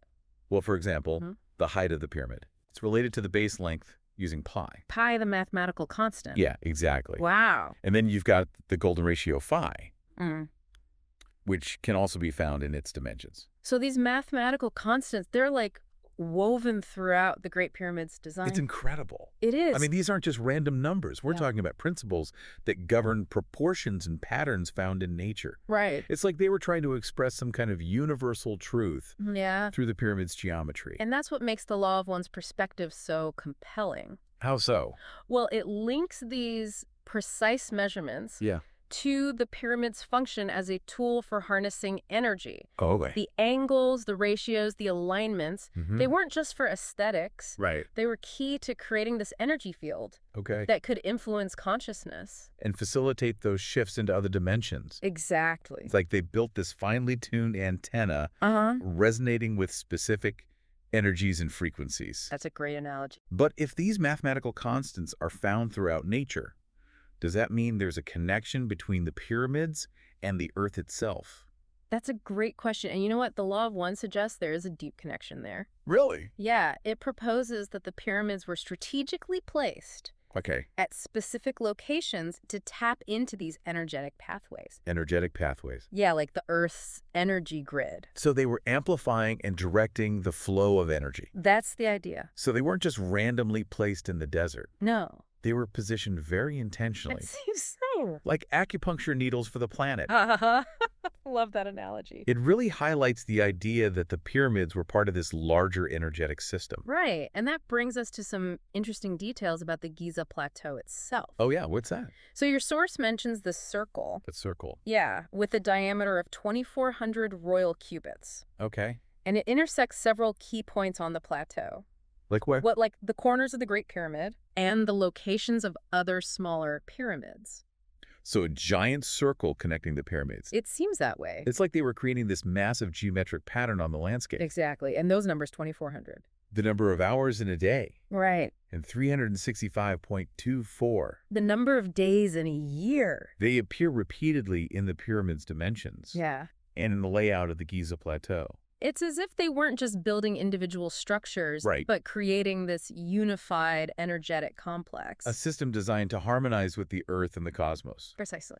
It's like they turned the entire plateau into a giant energy circuit board. Uh-huh. That's one way to put it. It kind of sounds like a conspiracy theory, I know, right? but with actual evidence to back it up. The evidence is certainly intriguing. It is. But okay, remember that reactivation for global awakening idea. Yeah. If the pyramids are part of this interconnected energy system, wouldn't reactivating them have a ripple effect across the whole planet? That's a fascinating concept to consider. It is. But, you know, the law of one doesn't give us a step-by-step guide Of course not. on how this reactivation might occur. Right.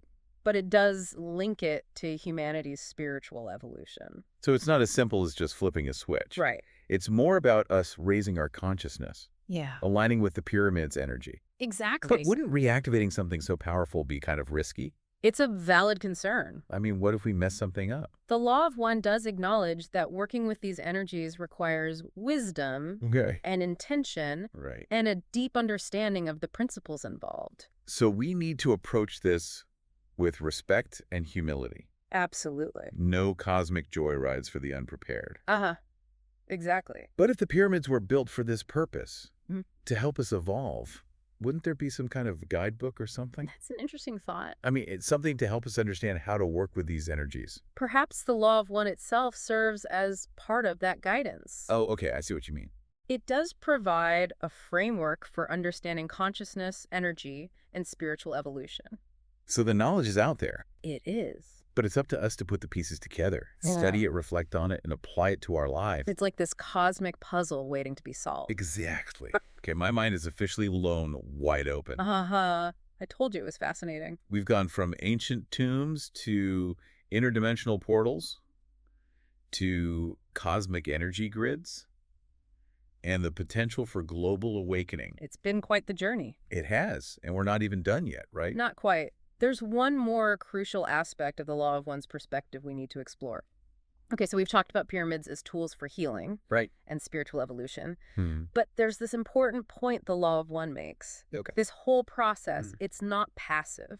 What do you mean? It's not just about like receiving energy. No. It's about actively working with it. Okay, so it's not like we just sit inside a pyramid and absorb the good vibes. No, not really. There's actual effort involved. Exactly. Interesting. So the law of one really emphasizes intention Okay.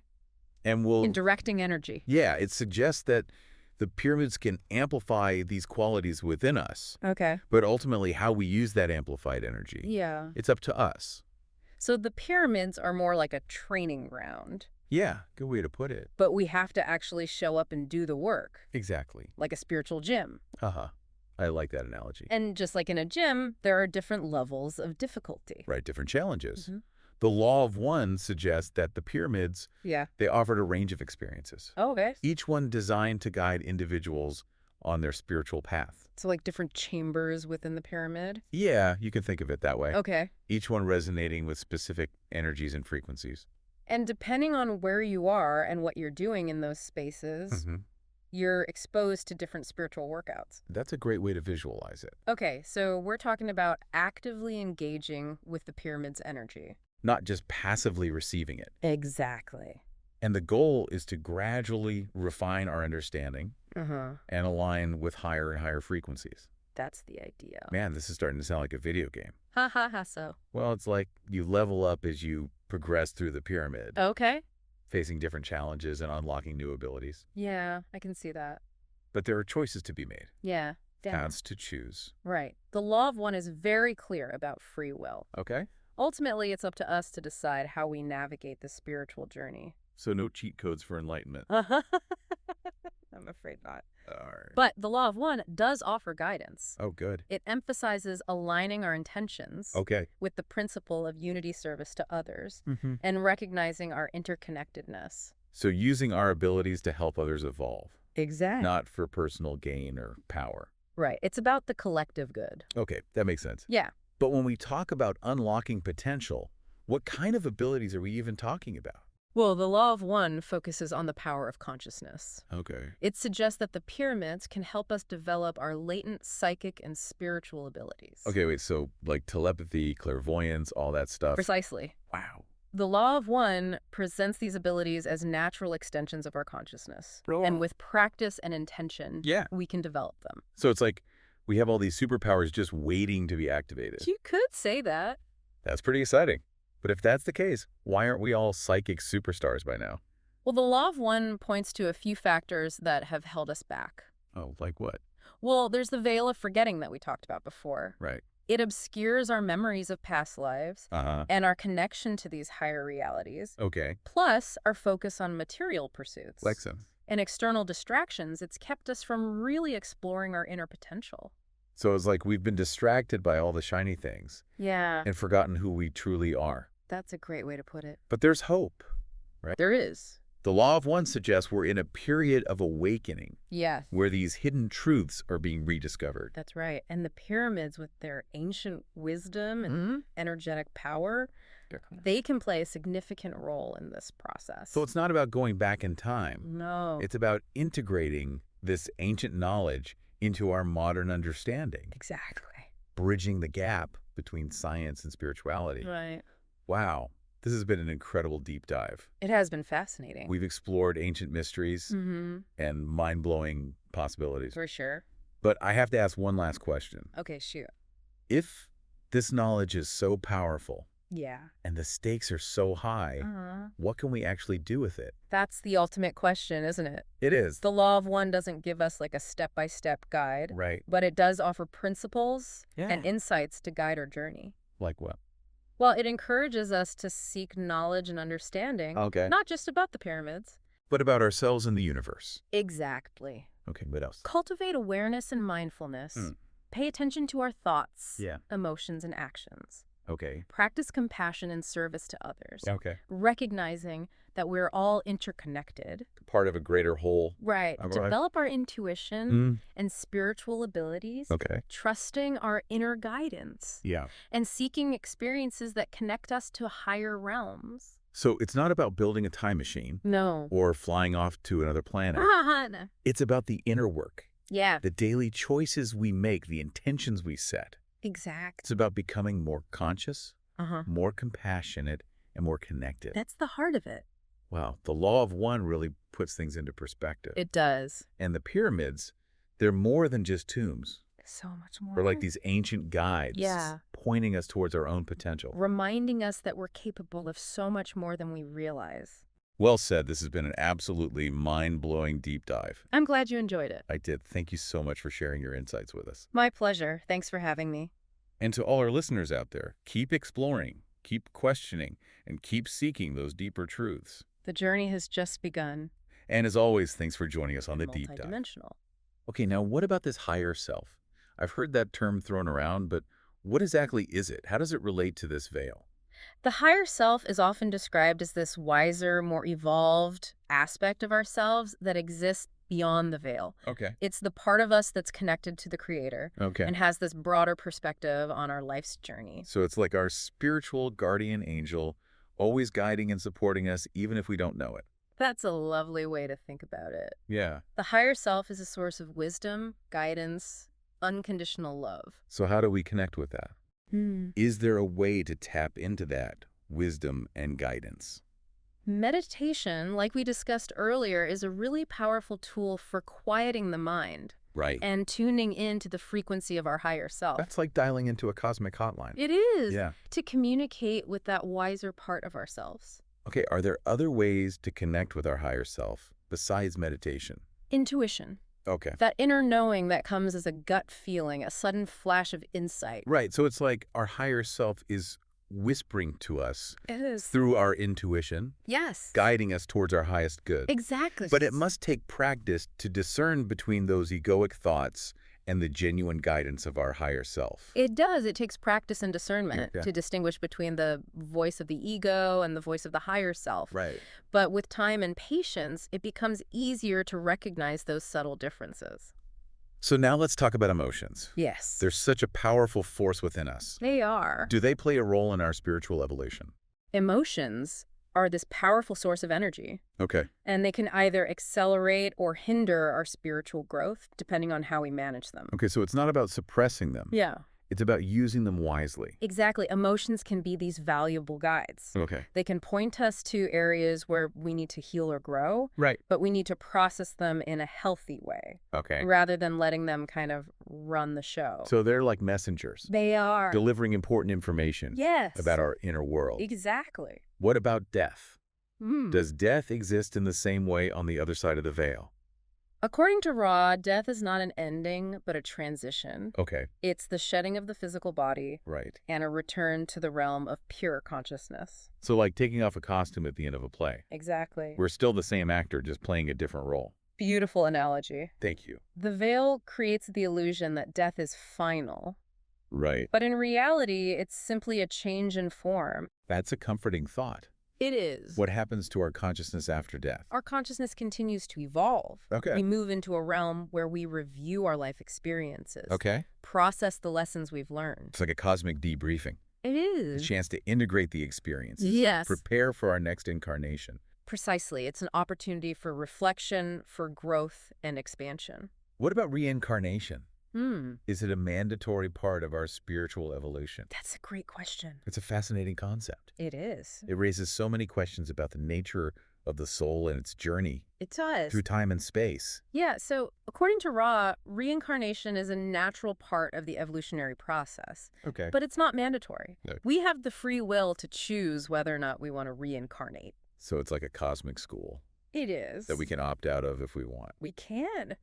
But it sounds like most souls choose to keep enrolling, They do. drawn back by the opportunity for growth and learning. It offers these invaluable opportunities to experience different perspectives, learn new lessons, Right. and ultimately evolve toward greater understanding and unity. But why do we have to experience so much pain and suffering along the way? Mm. If we're all part of the Creator and everything is one, why is there so much darkness and difficulty? That is the question, isn't it? It is a big question. It's a question that has puzzled philosophers and spiritual seekers for centuries. It has. According to Ra, suffering is a catalyst for growth. Okay. It forces us to confront our limitations, Right. to seek a deeper understanding of ourselves and the universe, Okay. ultimately to evolve. So it's like a cosmic wake-up call, It is. shaking us out of our complacency, Yeah. urging us to reach for something more. Exactly. But if suffering is a catalyst for growth, does that mean those who choose the negative path experience less suffering?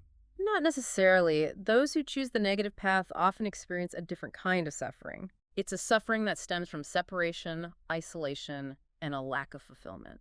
So it's like a spiritual dead end, You could say that. a path that ultimately leads to emptiness. The path of service to self ultimately leads to a sense of being trapped in this illusion of separation, Right. far from the warmth and the light of unity. So speaking of overcoming separation, what about forgiveness? Is forgiveness necessary for our spiritual evolution? Forgiveness is this powerful tool for healing and liberation. Okay. It's not about condoning harmful actions. Okay. It's about freeing ourselves from the burden of anger and resentment. Right. So it's about releasing that negativity Yes, that keeps us tethered to the past it does. and prevents us from moving forward. Exactly. Forgiveness involves forgiving others, forgiving ourselves, and ultimately forgiving the circumstances that caused us pain. So it's like a universal solvent dissolving that negativity that keeps us bound to suffering. But isn't forgiveness something we can choose to withhold? If we have free will, Can't we just choose to hold on to resentment? We can. We do have that free will to choose how we respond. Right. But ultimately, holding on to resentment only harms us. It's like drinking poison. It is. And expecting the other person to die. Exactly. Forgiveness is about setting ourselves free. It is. Not letting the other person off the hook. It's about our own liberation. Yeah. What about gratitude? What role does that play in our evolution? Gratitude is a powerful force for good. Okay. It allows us to appreciate the blessings that we have and cultivate a sense of joy and contentment. So it's about shifting our focus from what we lack to what we have, yes. Appreciating the abundance. Yes. Gratitude helps us shift our perspective from a place of scarcity to a place of abundance. But it's also something we can cultivate. It is. Absolutely. Through practice. It is. So it's like a muscle we can strengthen. It is. The more we focus on the things that we're grateful for, the easier it becomes to access that feeling. But does the veil make it harder to feel gratitude? It seems like it would. It can. Yeah, it obscures our awareness of that bigger picture. It does. Makes it easy to get caught up in those challenges and struggles of daily life. Yes. And forget to appreciate the good things. We can get lost in the weeds. We do. We get lost in the weeds. It's like we have to remind ourselves to look for the good. Yes. Even when things are tough. Okay. What about faith? What role does faith play in all this? Faith is an essential ingredient in our spiritual journey. Okay. It's the trust in something greater than ourselves. A belief in the unseen forces that guide and support us. So it's like having a compass. It is. That points us in the right direction, even when we can't see the path ahead. Yeah, exactly. But is faith something that we should blindly accept? No, it's not about blind acceptance. It's about cultivating a sense of trust that grows over time. And through our experiences. So it's like planting a seed and nurturing it. Exactly. Yeah. The more we align our actions with our beliefs and we witness those positive outcomes, the stronger our faith becomes. So faith is not passive. It's not. It's active. It's an active engagement with the universe. It's about trusting that process even when we don't understand it. Exactly. Okay, but the veil doesn't make it harder to have faith. The veil can make it challenging. Okay. Because it limits our perception. Yeah. It makes it easy to get caught up in the material world. Right, and forget about that spiritual realm. Yes. So it's like we have to pierce the veil with our faith. We do. To see beyond the limitations of the material world. Yes. To connect with the infinite possibilities of the spiritual realm. Exactly. So speaking of letting go of those limitations, what about surrender? Is that an important part of our spiritual evolution? Surrender is a key aspect of spiritual growth. It's about releasing our need to control. Okay. And allowing ourselves to be guided by a higher power. Okay, so it's about letting go of the reins. It is. Trusting that journey. Yes. Even when we don't know where it's going. That's beautiful. Yeah. Surrender is not about giving up or becoming passive. It's about aligning ourselves with the flow of the universe. And trusting that we're being guided in the right direction. So it's an active choice, not a resignation. It is. It's about trusting the intelligence of the universe. Yes. Letting ourselves be carried by the current. Exactly. Okay, I like that. Surrender is often a gradual process. Okay. It involves letting go of our attachments, releasing our fears, and trusting that everything is unfolding as it should. Yeah, it's like peeling away the layers of an onion. It is. Each layer we release brings us closer to our true nature. Exact. So each act of surrender is a step closer to freedom and alignment with our highest good. But does the veil make it harder to surrender? It can. The veil can make it challenging. Okay. Because it creates that illusion of separation. Right. And it can be easy to get caught up in the belief that we're in control of our lives. Right. And forget that we're part of something much greater. Exactly. So it's like remembering that we're not the authors of our own story. We're not. We're the characters. We are. Yeah, in this grand cosmic play. Yes. And the director knows what's best. The director does. What about this concept of purpose? Do we all have a specific purpose? According to Ra, we each have a unique purpose. Okay. And it unfolds as we evolve. It's not a fixed destination. It's a journey of self-discovery. So it's like we're all on a treasure hunt? We are. But we don't know what the treasure is until we find it.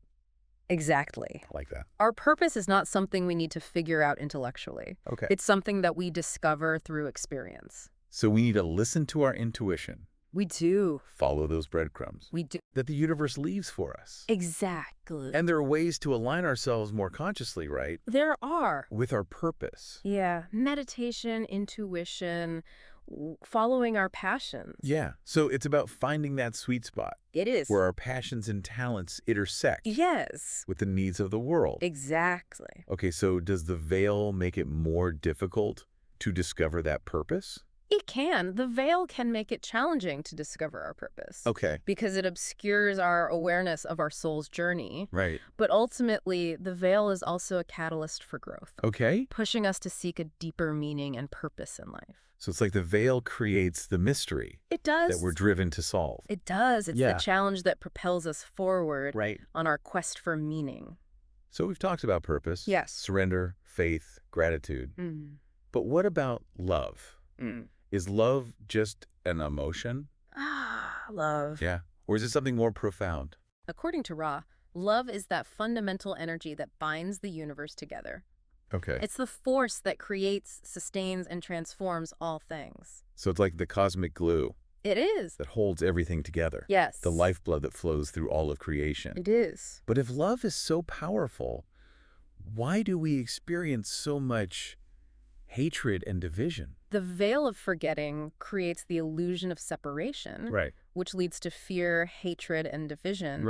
When we forget our connection to the Creator and to each other, we become susceptible to these lower vibrations. It's like we're all playing a cosmic game of hide and seek. We are. But some of us have forgotten it's just a game. We have. We're taking it too seriously. Yes. Forget that we're all on the same team. Exactly. So the key is to remember our true nature as beings of love. It is. And extend that love. Yes. To ourselves and to others. Yes. Beautifully said. But what about romantic love? Is that the same as this love that the Creator has for us? Romantic love is a beautiful expression of love. Okay. But it's just one facet of this multifaceted energy. The love that the Creator has for us is unconditional. It's all-encompassing. Okay. It's the love that flows through all of creation, connecting us all as one. So it's like romantic love is a drop in the ocean. It is. Compared to the vastness of the Creator's love. Exactly. The Creator's love is infinite and eternal. It is. It's the source of all that is. Okay, speaking of love. Yes. What about self-love?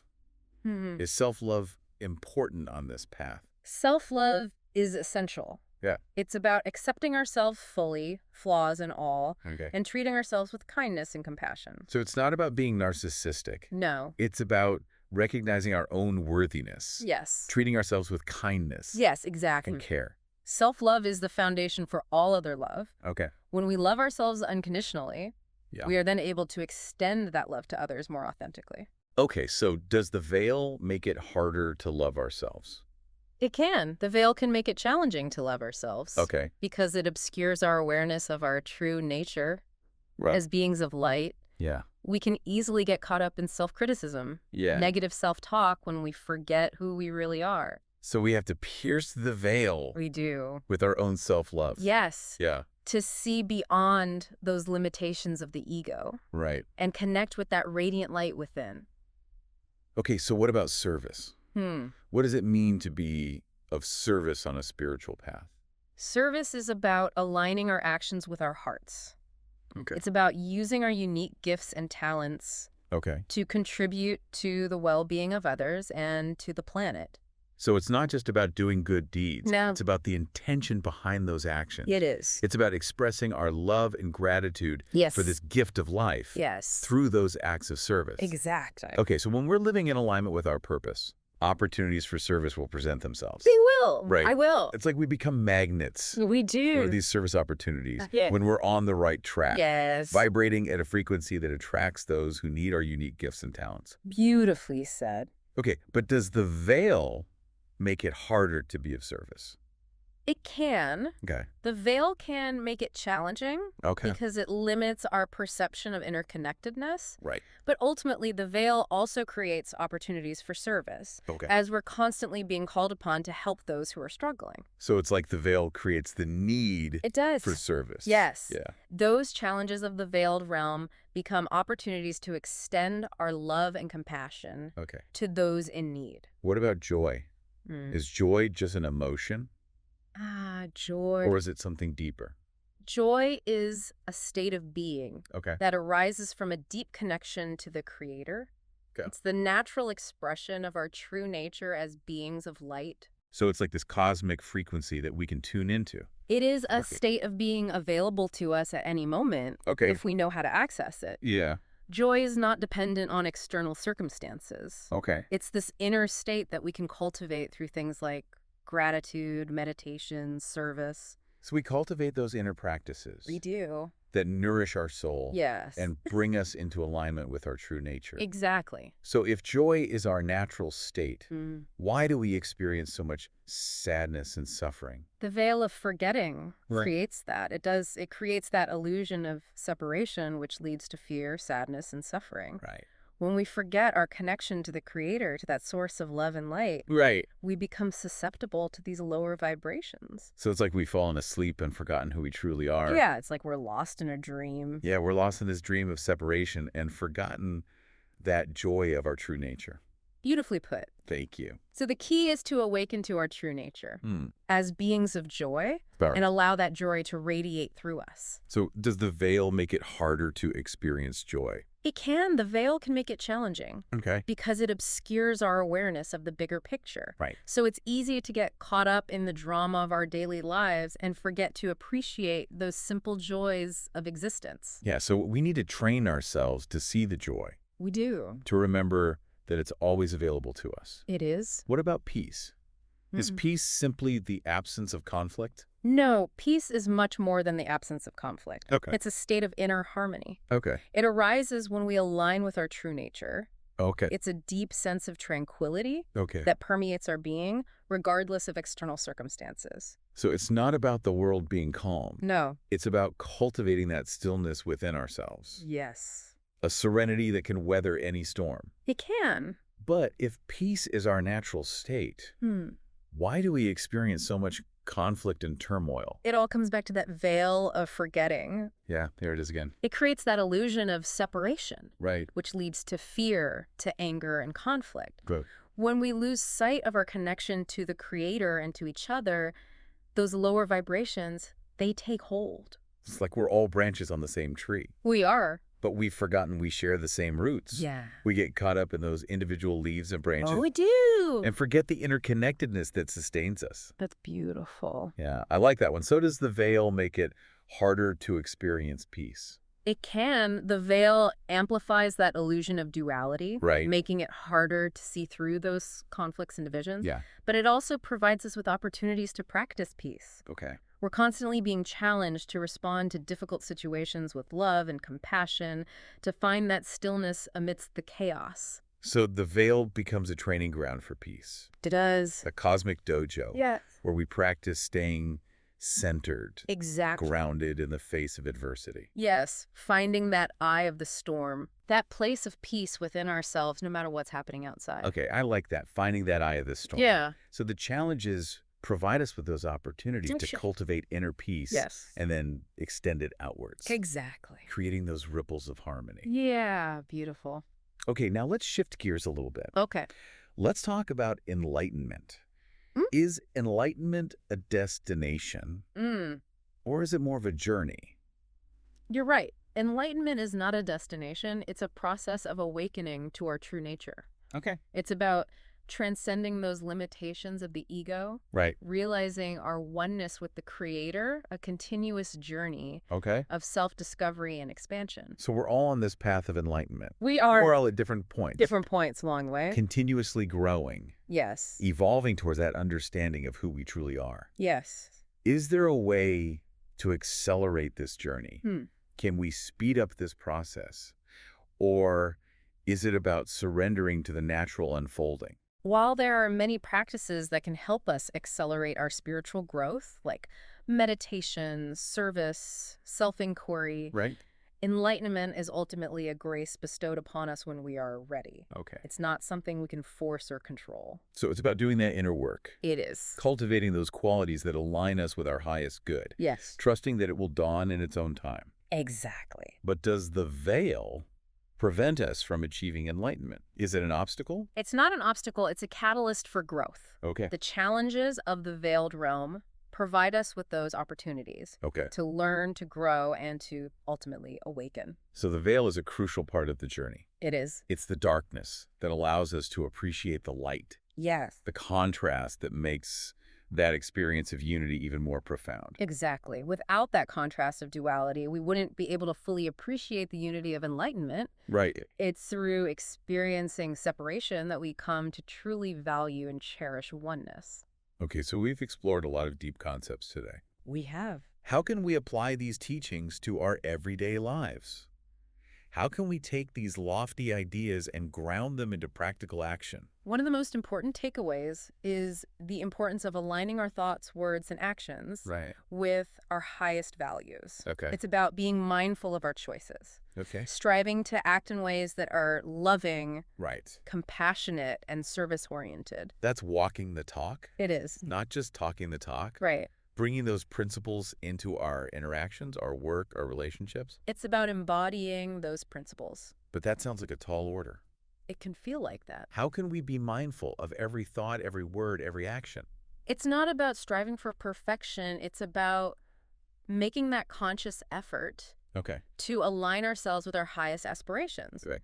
We are human. We'll make mistakes. Right. But the key is to learn from them. And keep moving forward. And keep moving forward. Progress, not perfection. Exactly. Okay, so what about community? Is it important to surround ourselves with like-minded people? Community plays a vital role in our spiritual evolution when we connect with others who share our values and aspirations. We create the supportive environment for growth and transformation. So it's like having a team of cheerleaders. It is. On our spiritual journey. People who understand the path we're on. Exactly. They can offer that encouragement. They can. Inspiration, accountability. Community provides that sense of belonging. A space to share our experiences. Right. A support system. Yeah. To help us navigate those inevitable ups and downs. Okay, so what about a spiritual teacher or a mentor?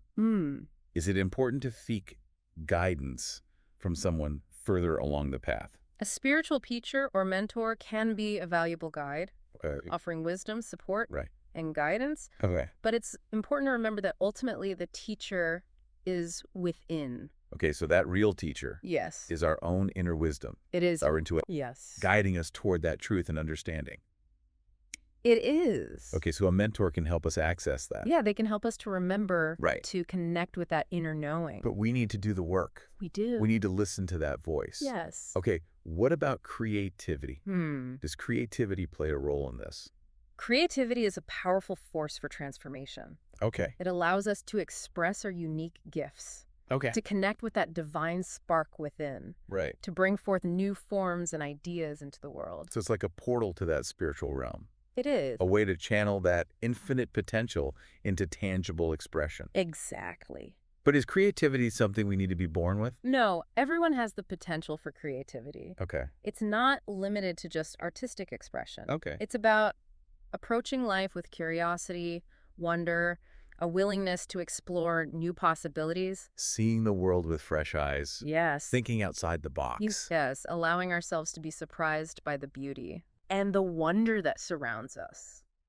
So does the veil limit our creativity? The veil can create the illusion of limitation, Right. but it can also inspire us to create new forms and expressions. Okay. Those challenges of the veiled realm Yeah. can spark our creativity, Right. push us to find those innovative solutions.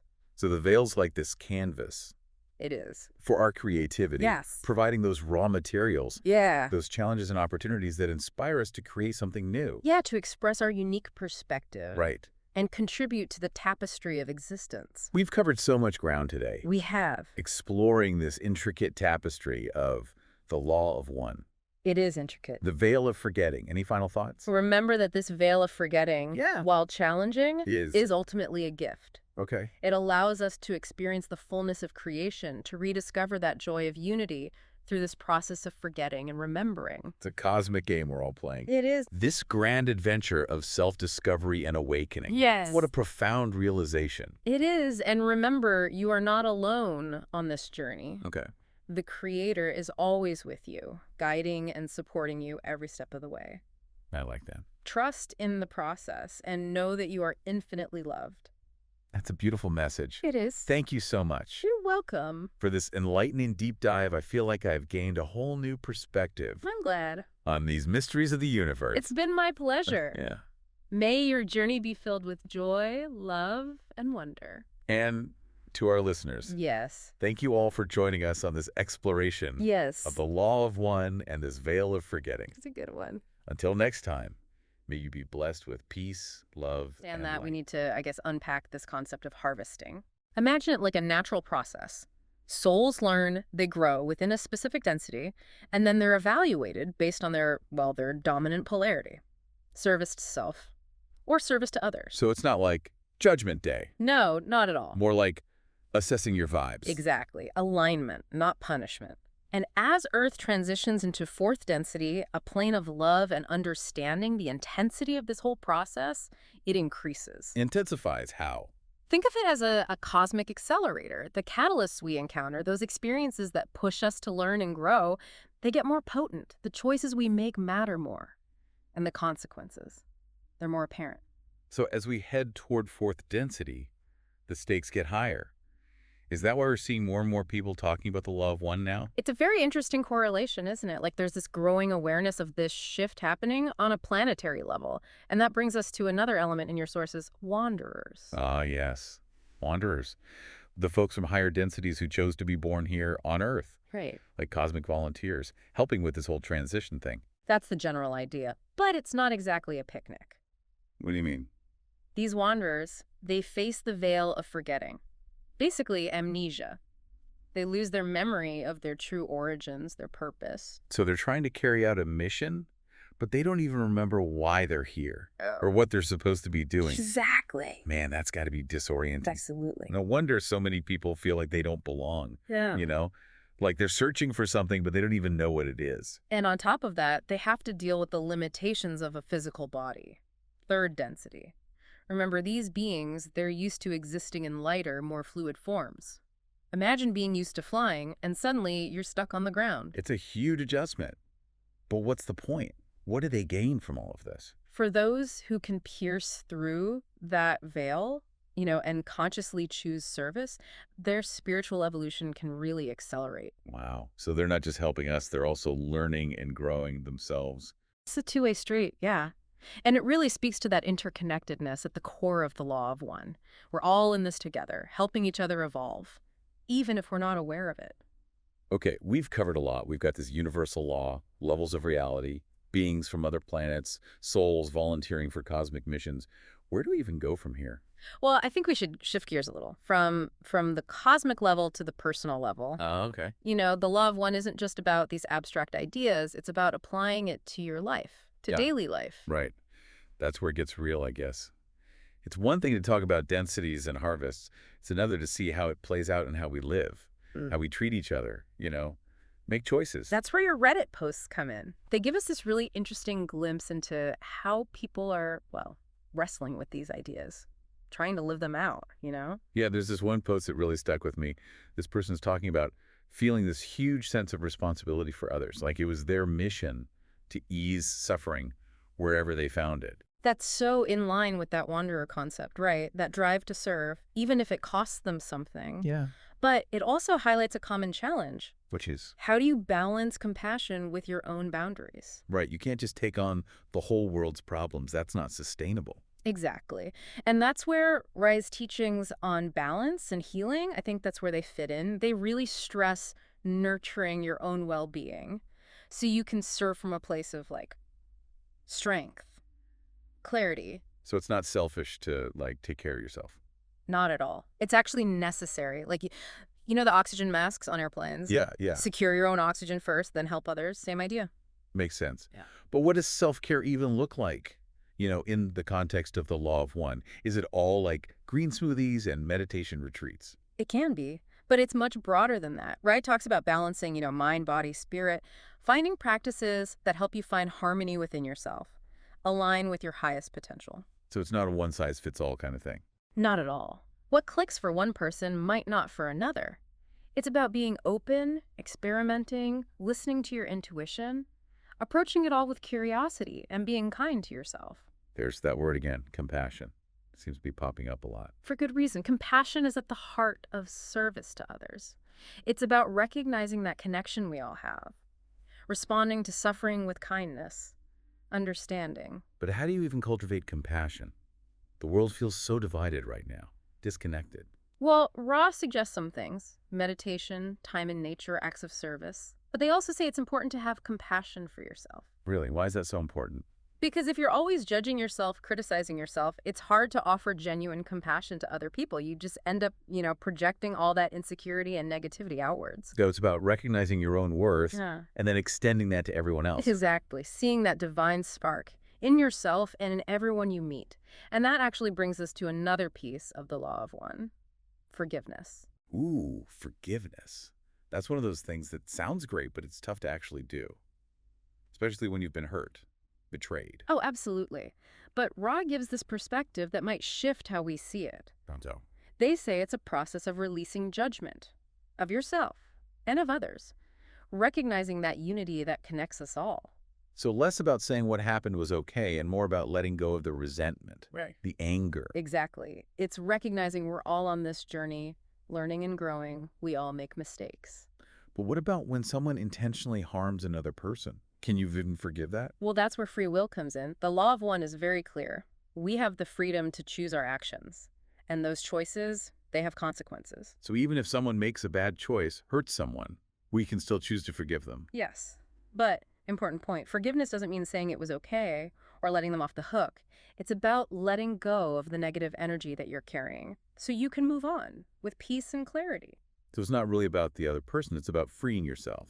You got it. And it's not easy. It takes time, courage. It might mean setting boundaries, getting professional help, or just letting yourself feel the pain and anger without judgment. Sounds like its own journey almost. And speaking of journeys, there's something else about the Law of One we haven't talked about yet. What's that? The role of sexuality in spiritual evolution. Ah, yes. This is where things get really interesting. Maybe a little controversial. Well, let's not shy away from it. What does Rao say about sex? They describe it as this powerful energy exchange. It can be used for service to self or service to others. Before the veil of forgetting, they claim most sexual energy was used for service to others because there's this clear understanding of how we're all interconnected. But after the veil dropped, things got a bit more, shall we say, complicated. Yeah. That separation the veil caused, it created the potential for distortions, fear, possession, desire. These things could block the flow of energy during sex, prevent it from being truly balanced, harmonious. So it's not about not having sex, it's about being aware, respectful, focused on sharing love and energy with your partner. That's it. And this connects back to what Ra said about balancing your energy centers. Blockages in the lower centers, like the root and sacral chakras, those can distort your sexual experiences. So if you're holding on to fear, anger, insecurity, that stuff can spill into your relationships, create imbalances. That's why things like meditation, energy work, those can be so helpful. They help you clear those blockages, become more aware of your own energy, so you can approach intimacy with more clarity, intention, bring consciousness and heart into all areas of your life, even your sex life. Makes a lot of sense. But even with the best intentions, relationships are messy, right? We're human, we screw up, we hurt each other. How does the Law of One deal with that? It all comes back to those core principles: forgiveness, compassion, understanding. And being willing to look deeper, See the divine spark in your partner, even when they're driving you up the wall. Easier said than done. But I guess that's where the real growth is. When you're pushed to choose love instead of judgment, understanding instead of blame. Exactly. And the Law of One gives you this powerful framework to handle the messiness of relationships. It encourages you to see challenges not as failures, but as chances to deepen your connection, to learn, to evolve, together. It's about recognizing we're all in this together, even when it feels like we're worlds apart. And that takes us to something else about the Law of One that people often miss. Even those dedicated to service to others, they can still face challenges. Wait, really? Even if you're actively trying to live by this law, what kind of challenges? Well, Rao mentions encounters with entities. They call them the Orion group. The Orion group, and who are they? Think of them as a fourth density civilization, but their main focus is service to self. Wait, hold on. Service to self in fourth density. I thought fourth density was all about love and understanding. It is. But love and understanding, well, they can manifest in different ways, right? I guess. So how does that work for the Orion group? For them, it's about control, manipulation, using others to get what they want. So they're like the cosmic bullies of fourth density. You could say that. What do they want with people who are trying to follow the law of one? Ross suggests that the Orion group, they see these service to others folks as a threat, basically, to their power. A threat. They try to mess with their efforts, sow doubt, tempt them away from the path. Sounds kind of intense, like spiritual warfare or something. Do they have, like, laser beams and spaceships? Not quite that literal. Rod describes it as more subtle, more sneaky. Temptation, distraction, even psychic attack. Psychic attack. That sounds kind of scary. How do you even, like, protect yourself from that? Ross says it's all about staying connected to the creator, having a positive mindset, surrounding yourself with good people, people who support you, people on the same path, and forgiveness, compassion, even for those who try to hurt you. So it's like a test, a cosmic test of your, I don't know, your strength, your commitment. And the best way to defend yourself is to have this strong inner foundation of, like, love and light. That's the idea. And remember, even these negative entities, they're still part of the one creator in the law of one. Their actions, yeah, they seem harmful, but they're part of this big picture. The evolution of consciousness, the whole thing. That's a tough one to grasp, you know, to see the bigger picture when you're struggling. But I guess that's what growth is all about, seeing beyond your ego's limited view. Exactly. And one of the best tools we have for that, for expanding our perspective, is meditation. Rat talks about this a lot.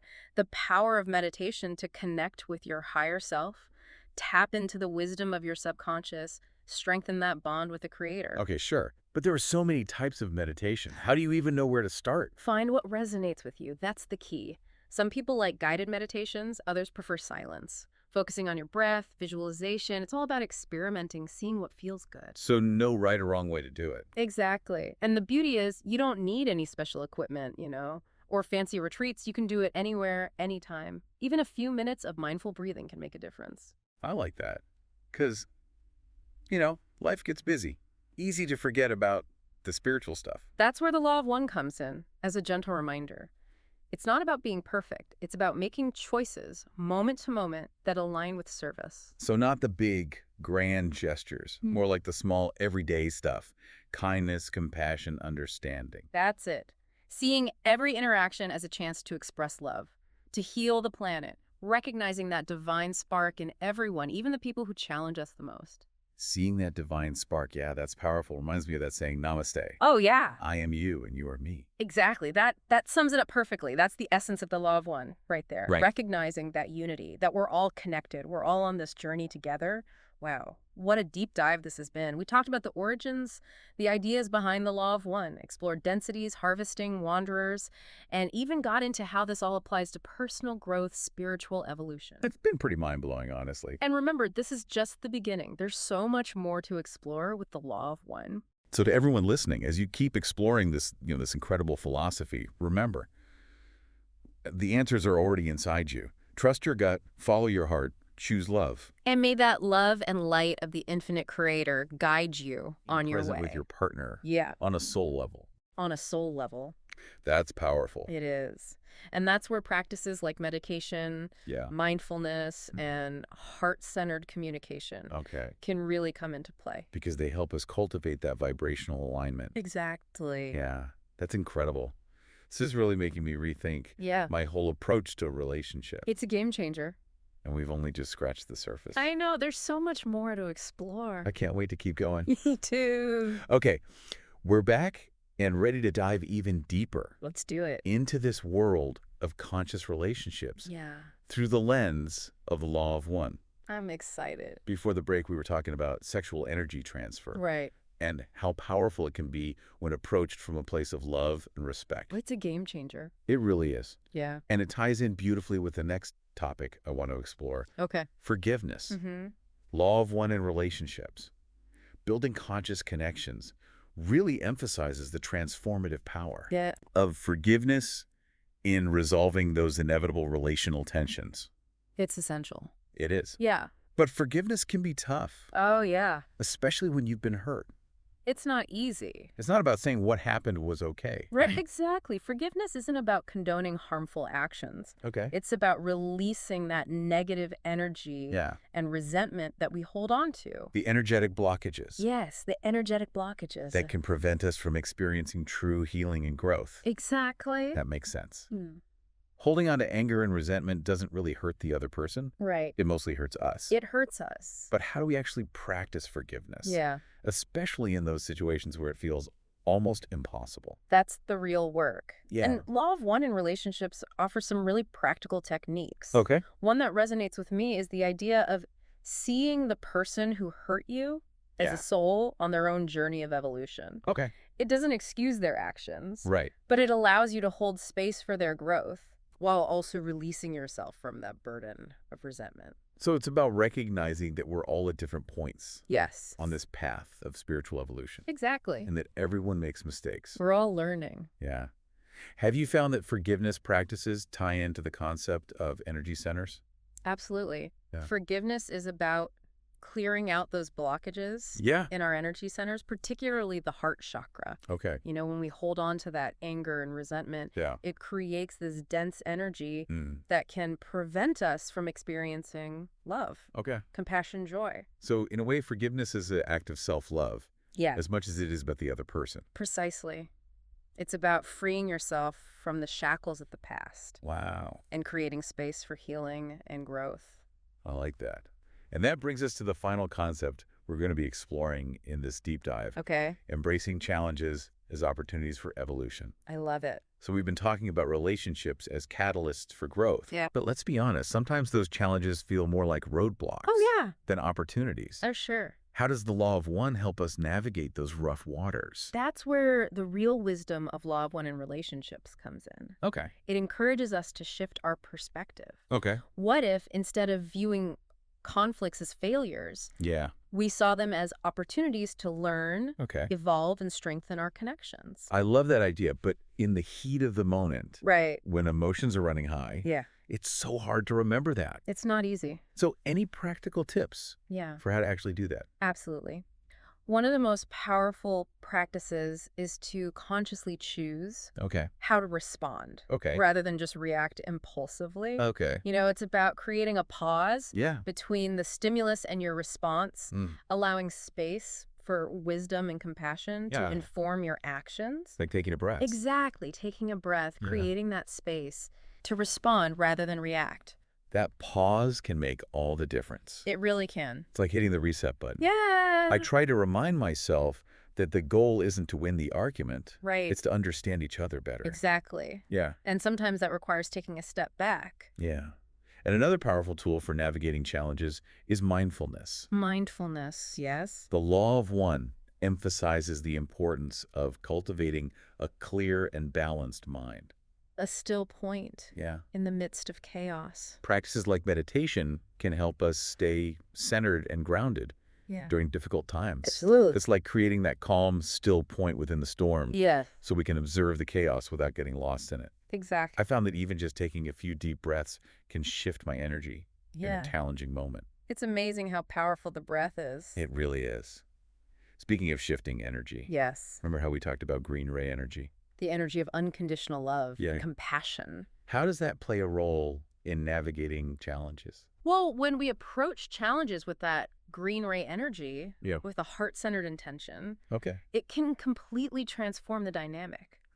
It allows us to move from a place of judgment and blame to a place of understanding and empathy.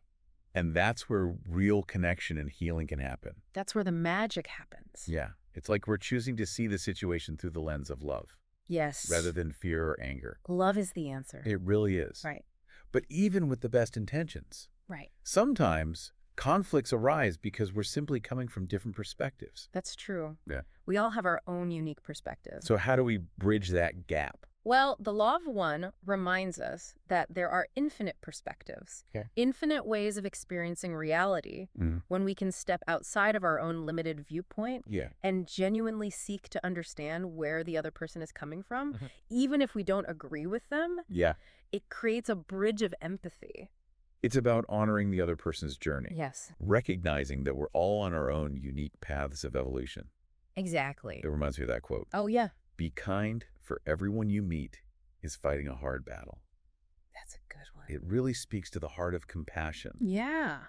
And when we approach challenges with that understanding, it opens up the possibility for deeper connection and growth. It does. Those conflicts can become opportunities for transformation, Yes. for deepening our understanding of ourselves and each other. For sure. This whole conversation is making me rethink my approach to relationships. Me too. Instead of seeing challenges as failures, Right. I'm starting to see them as opportunities to practice forgiveness, Yeah. to communicate more consciously, and to deepen my understanding of both myself and the other person. It's a beautiful thing. It is. Yeah. It's amazing. Yeah. The law of one is so powerful. It is. It offers this framework for understanding the interconnectedness of all things, Yes. reminding us that every interaction is an opportunity for growth, for deepening our connection with the one infinite creator. Beautiful. But before we get ahead of ourselves, Yeah.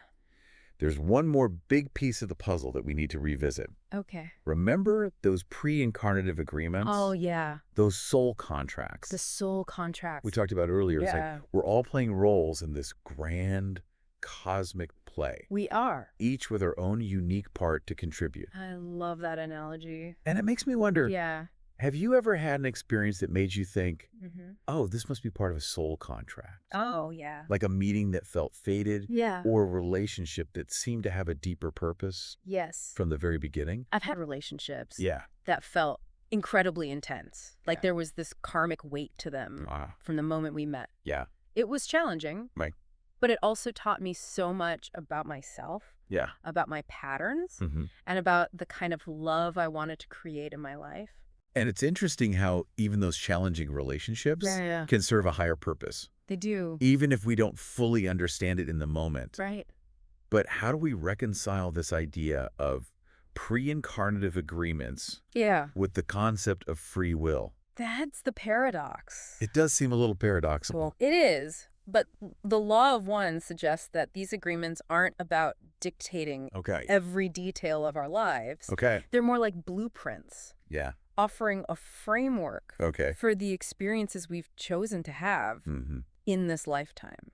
So it's not set in stone. No. We still have that choice. We always have the choice Yeah. how we respond to those experiences. So we're co-creating our reality Yes. with the team of souls A soul family. who are supporting our evolution. Exactly. It's amazing. It is. What kind of soul contracts Yeah. have you drawn into your life? Oh, that's a good question. What lessons are you here to learn? And who are the souls that are accompanying you on this journey? I think that's a question we all need to be asking ourselves. I agree. Yeah. And maybe the answers will reveal themselves Yeah. as we continue to explore these concepts and pay attention to the patterns and synchronicities in our lives. The universe is always speaking to us. It is. Yeah, We just have to learn to listen. we do. All right, we're back for the final part of our deep dive into conscious connections through the lens of the law of one. It's been quite a journey. It has. We've covered so much ground. Yeah. From the big picture stuff like those soul contracts Right. to the really practical, like how to communicate more effectively Yeah. with the people in our lives. It's been amazing. It has. But before we wrap up, Yeah. there's one more thing I wanted to touch on. Okay. We've talked a lot about the positive side of relationships. Right. The growth, the Mhm. evolution, the deep connections. The good stuff. Yeah. But what about those relationships that just feel toxic? Ooh. The ones that drain our energy, Mm-hmm. or maybe even feel abusive. How does the law of one address those situations? That's a really important question. Yeah. And it's one that requires us to hold both compassion and discernment. Okay. Law of one in relationships acknowledges that there are negative energies and entities in this reality. So it's not all love and light. No, always. There's a recognition that darkness exists too. Absolutely. Hmm. And that darkness can manifest in relationships, Okay. creating dynamics that feel harmful or even dangerous.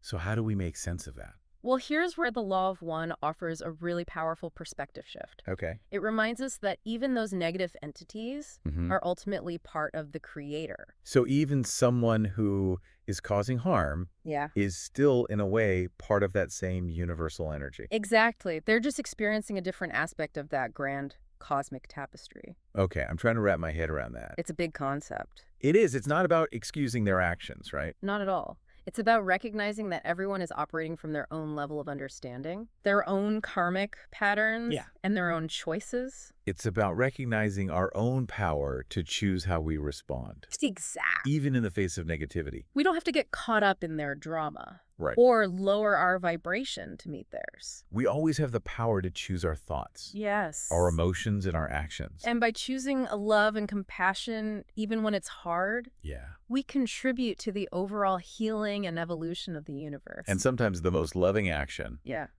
might be to distance ourselves from a toxic situation. Absolutely. To create space for our own healing. Right. And protect ourselves from further harm. Self-care is essential. It is. Law of one in relationships doesn't advocate for staying in relationships that are detrimental to our well-being. No. It's about finding that balance between compassion and wisdom. Yeah. Between holding space for others and honoring our own boundaries. This whole conversation has been so insightful. Me too. I feel like we've taken a journey. We have. From the cosmic realms of pre-incarnative agreements to the very real challenges of navigating difficult relationships. It's all connected. It is. Yeah. And the Law of One offers such a profound framework. It does. For understanding the interconnectedness of all things. Yes. And its principles can really guide us. They can. Toward creating more conscious, fulfilling, and love-infused relationships. Absolutely. So as we continue our own journeys of connection, let's remember to approach them with open hearts. Yes.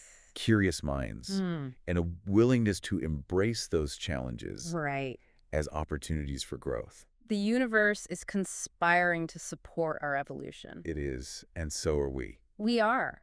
That's a beautiful thought to end on. It is. Thanks for joining us on this deep dive. It's been a pleasure. Till next time, keep exploring, keep growing, and keep shining your light. To help with this transition. So some of us listening might actually be wanderers ourselves here to assist humanity in its evolution. It's a mind-blowing thought. It really is. So how do we tap into that inner wanderer, that desire to serve and make the world a better place? Well, both Ra and God emphasize the importance of aligning our intentions with the greater good. Ra talks about the path of service to others as a way to evolve spiritually, while God suggests that serving others is ultimately serving ourselves. So it all comes back to that interconnectedness. When we help others, we help ourselves. Exactly. It's like a rising tide lifts all boats. I like that. So how can our listeners apply these principles in their own lives? Well, think about the choices you make every day. What intentions are you setting? Are they aligned with the Law of One, with this understanding of interconnectedness and co-creation? It's a powerful invitation to be more mindful of the impact we have on the world. Exactly. Wow. This has been an incredible deep dive. We've explored some really profound concepts. We have. And I think the biggest takeaway for me is this. We have the power to choose, to create, to evolve. And that's a really empowering message. It is. It's an invitation to step into our roles as conscious creators. Exactly. To live with intention and to contribute to the evolution of consciousness. Beautiful. So as you go about your day, remember to ask yourself, what reality are you choosing to create? What seeds of intention are you planting? And how can you be a force for good in the world? That's a great question to ponder. It is.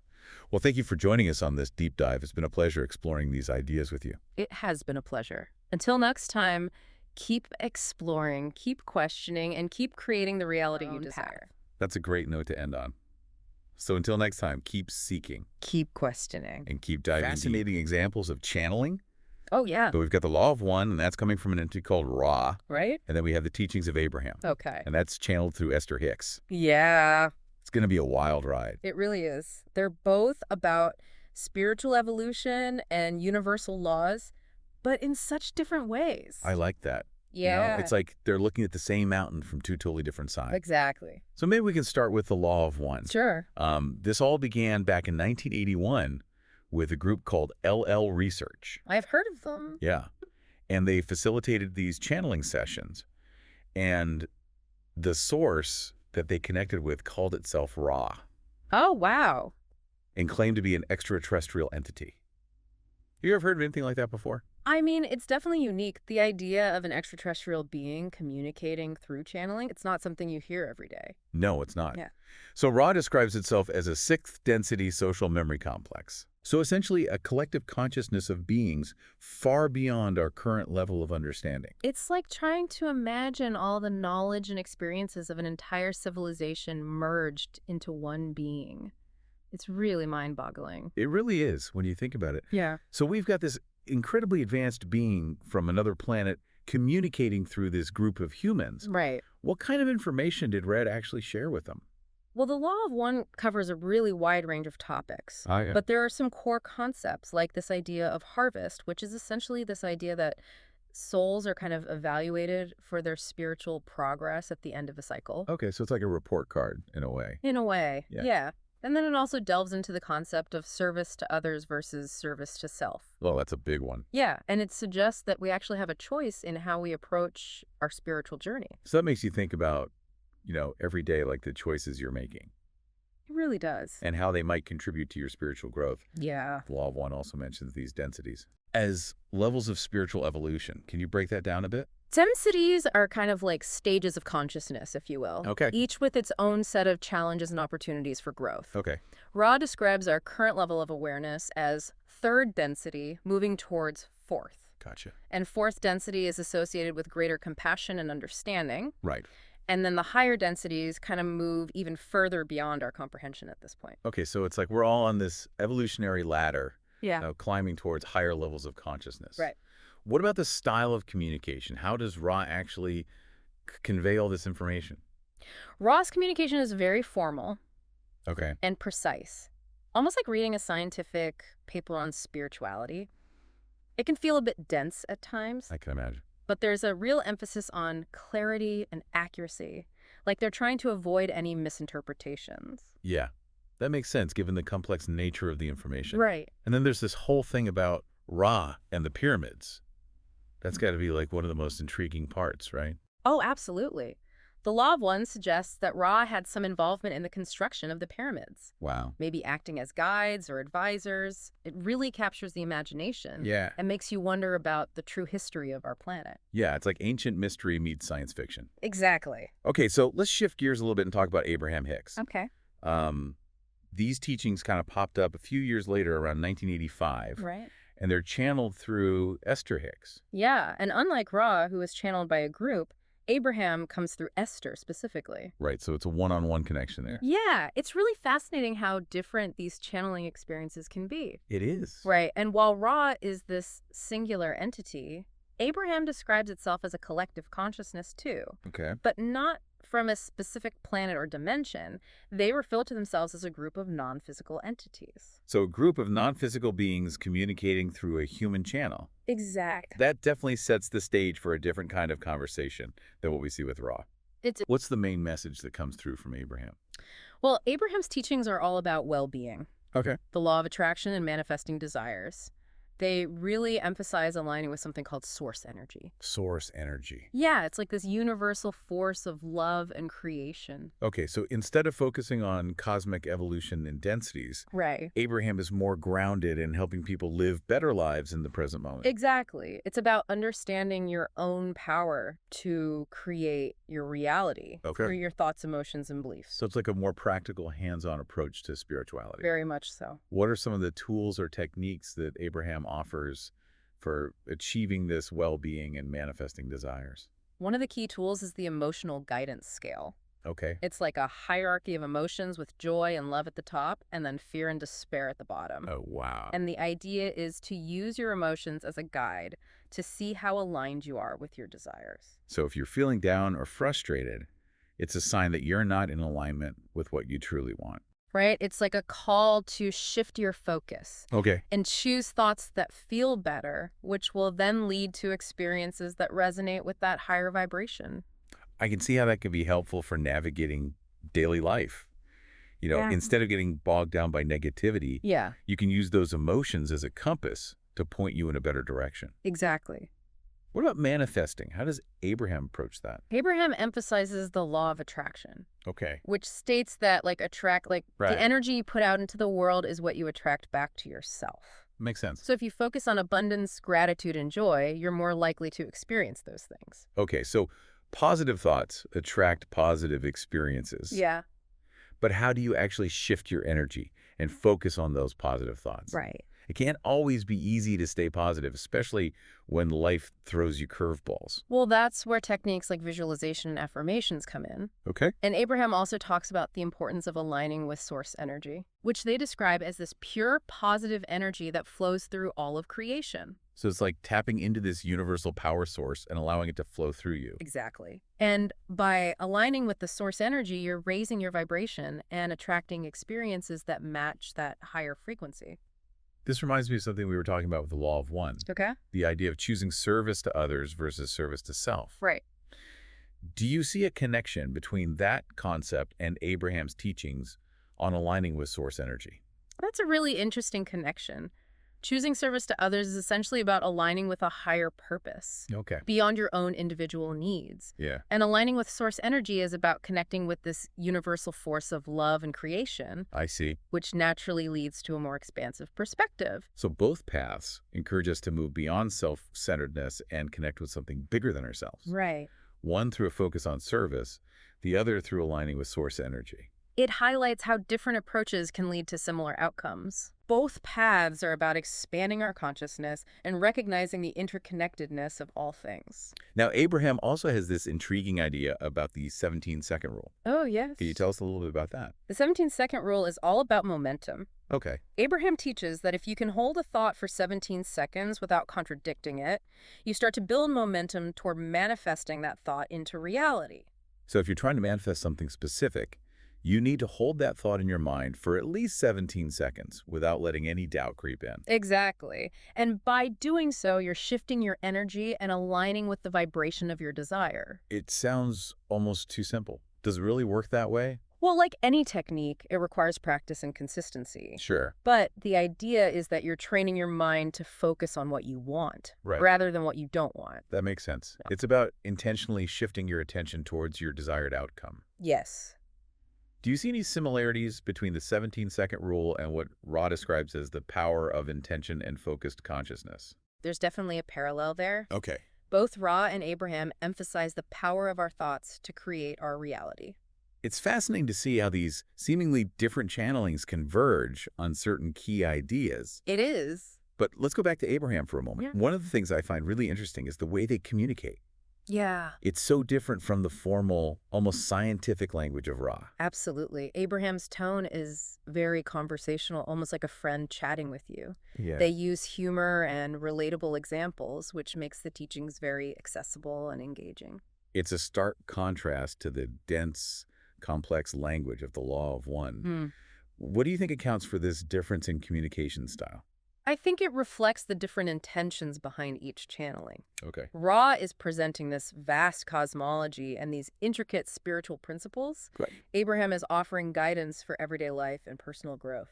So Ra is focused on the big picture of cosmic evolution, while Abraham is more about the nitty-gritty of navigating human experience and creating a joyful life.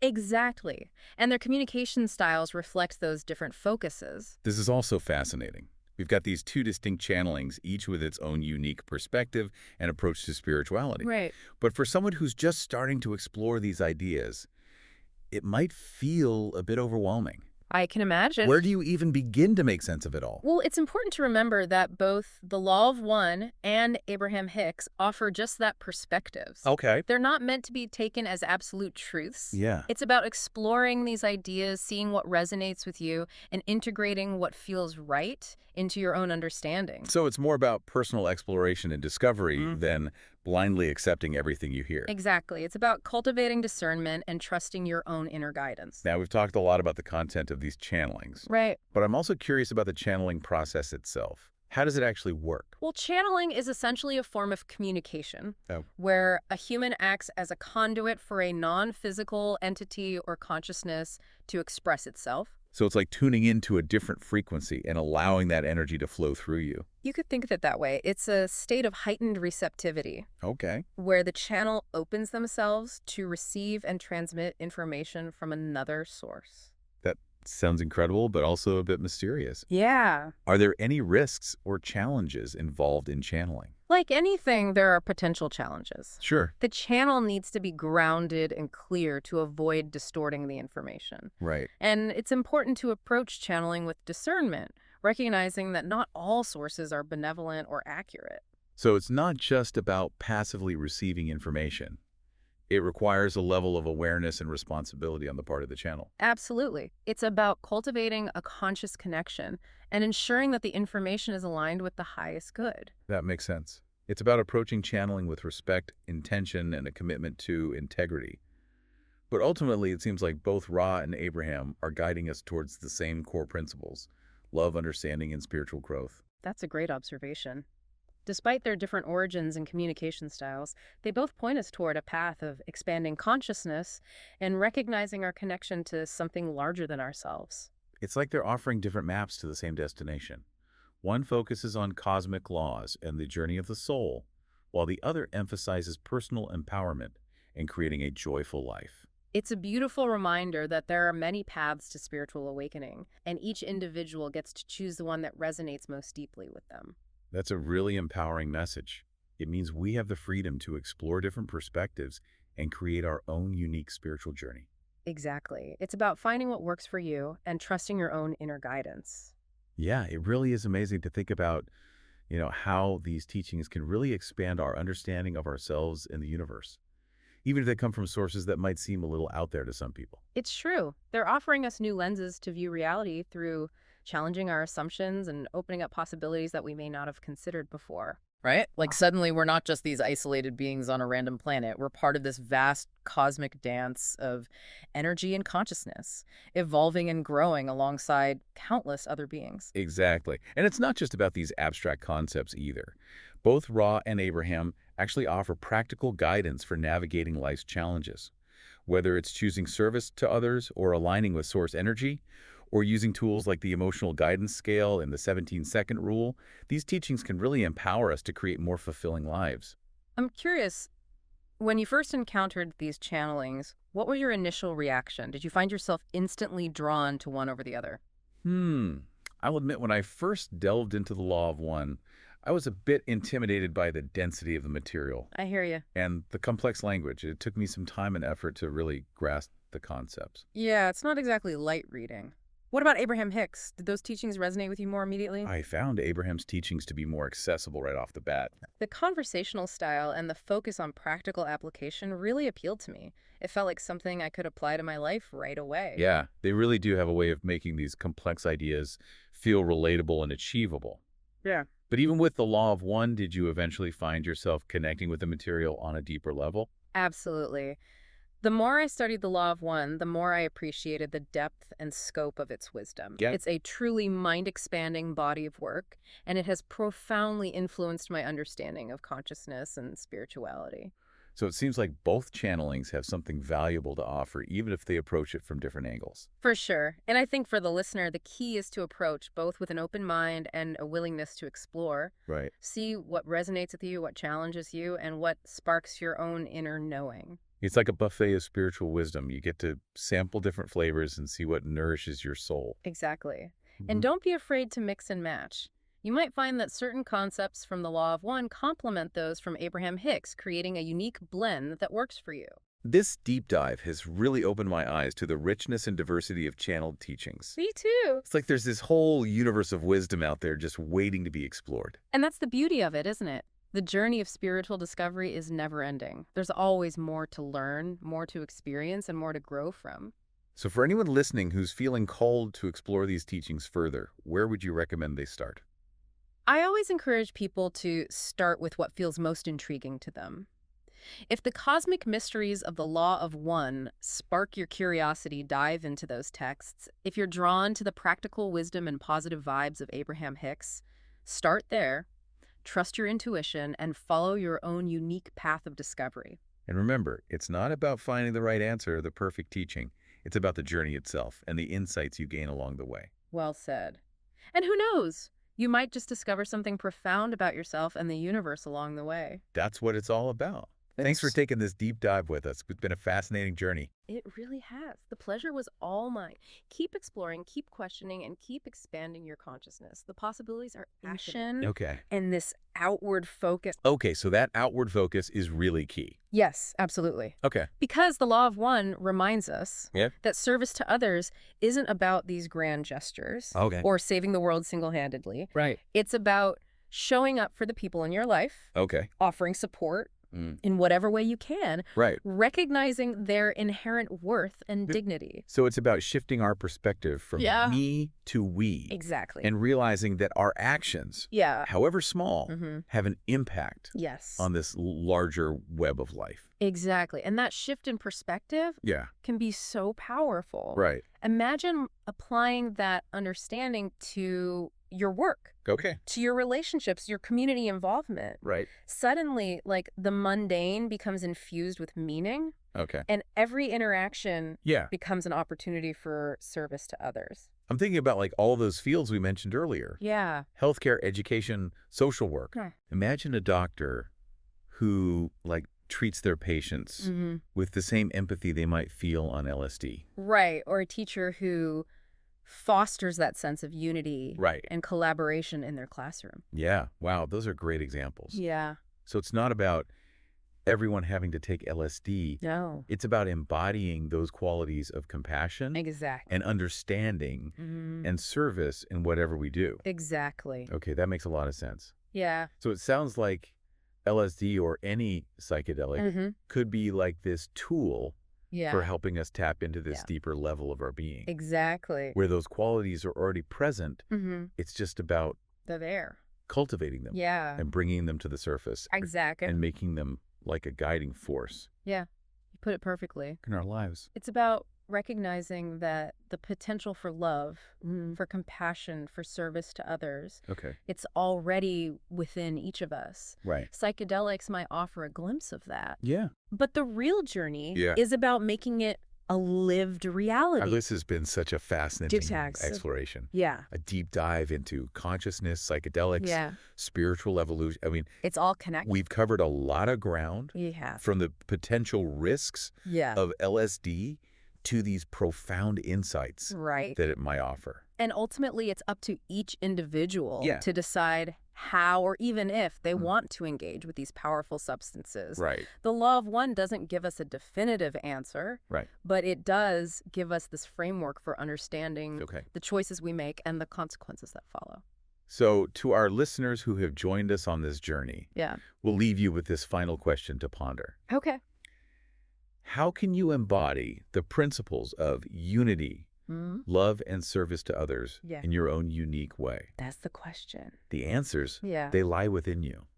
They do. Thank you for being with us. Thank you. It's pretty intense. What does that transition actually look like? Well, Ron talks about something called harvest, which is like a graduation ceremony for souls who have reached a certain level of spiritual maturity. It's not about being judged as good or bad, but rather about the orientation of your soul. Service to others, or service to self. Interesting. So it's less about being a good person and more about whether your actions are ultimately motivated by self-interest or a desire to serve others. Precisely. And Ra suggests that the choice between these two polarities influences your path after this transition. That's a pretty big choice. Makes you wonder, are we all just souls hanging out here on Earth, figuring out which path to take? It's an interesting thought.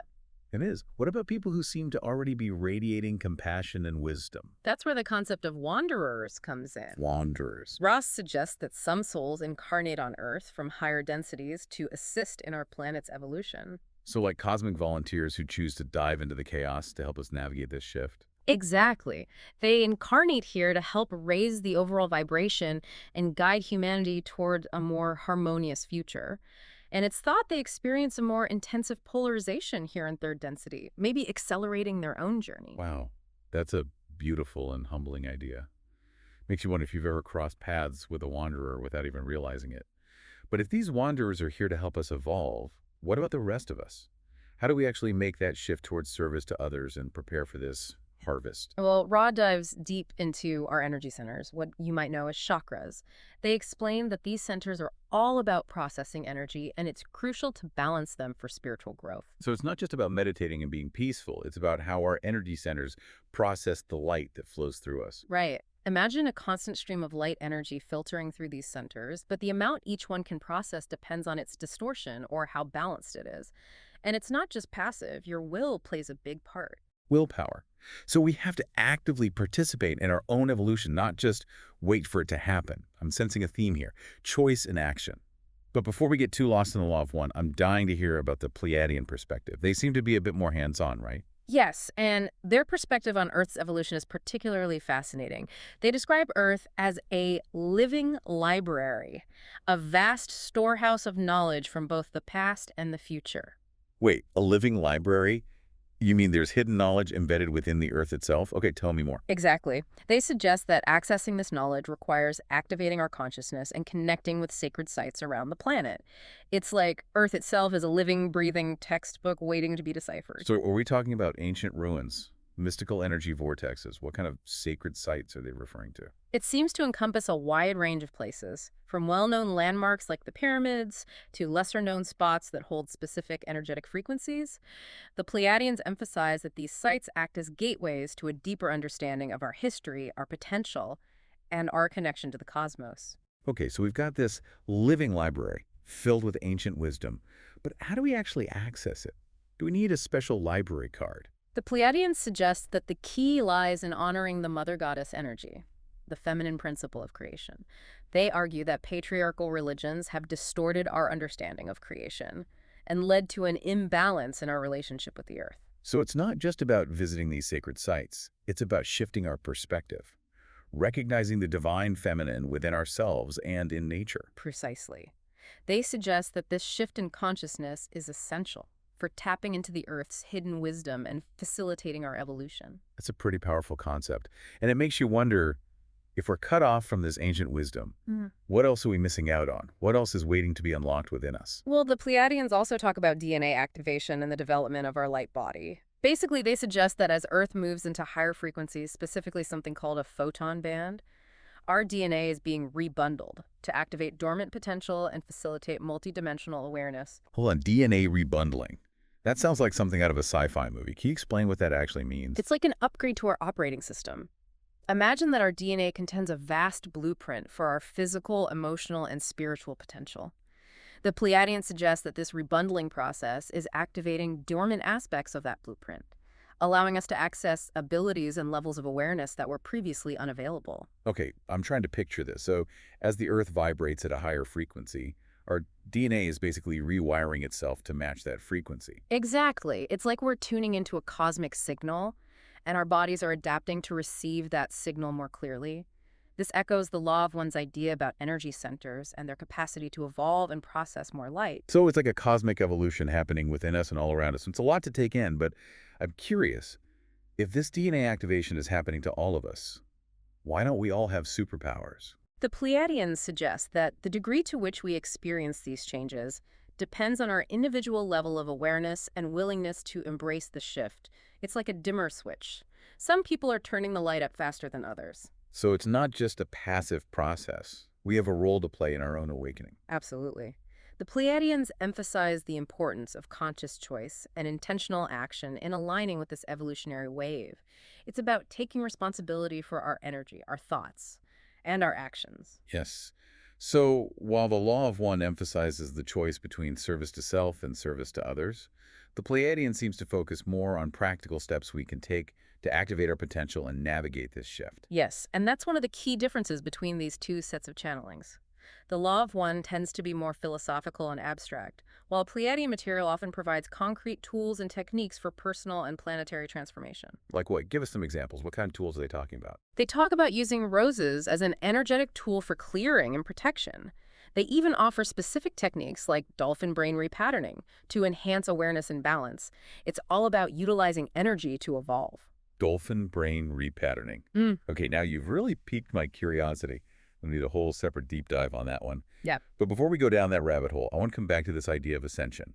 We've talked about densities, harvest, DNA activation is ascension, basically the culmination of all these processes. The Pleiadian channelings certainly seem to frame it that way. They describe ascension as a physical and spiritual shift in consciousness and vibration, a process of aligning with higher frequencies and embodying our divine essence. And they believe this ascension process is happening right now in our lifetime. Yes. They even stated that by the start of 2013, Earth and our solar ring would become a system of higher learning, a place for cities of light. Whoa, 2013 is come and gone. Did we miss the boat?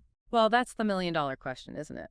But even if that specific timeline hasn't quite manifested as described, I think the core message is still relevant. It's about recognizing the potential for transformation that exists within us and within the planet, and choosing to align with that potential. So it's less about a specific date on the calendar and more about an ongoing process of awakening and evolution. Exactly.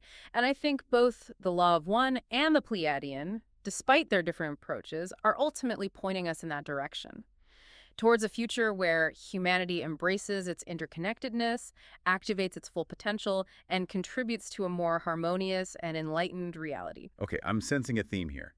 Choice, action, and responsibility. It's not just about waiting for some cosmic event to magically transform us. It's about actively participating in our own evolution and contributing to the collective shift. You've hit the nail on the head. It's about recognizing that we are not passive observers in this grand cosmic drama, but rather co-creators of our reality. And that's a pretty empowering thought, wouldn't you say? Absolutely. But I imagine it can also feel overwhelming. I mean, where do we even begin?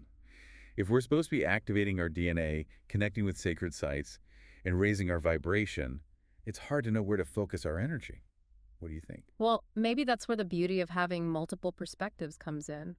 We don't have to subscribe to one specific dogma or follow a rigid set of rules. Instead, we can explore these different teachings, find what resonates with us, and integrate those insights into our own unique journeys. So it's like a cosmic buffet of wisdom. We can sample different ideas, take what nourishes us, and leave the rest. Exactly. And I think that's a key part of this process, discernment. It's about developing our own inner compass and trusting our intuition to guide us toward the truths that align with our soul's purpose. That makes sense. But I'm also wondering about the differences between these two sources. We've touched on them a bit.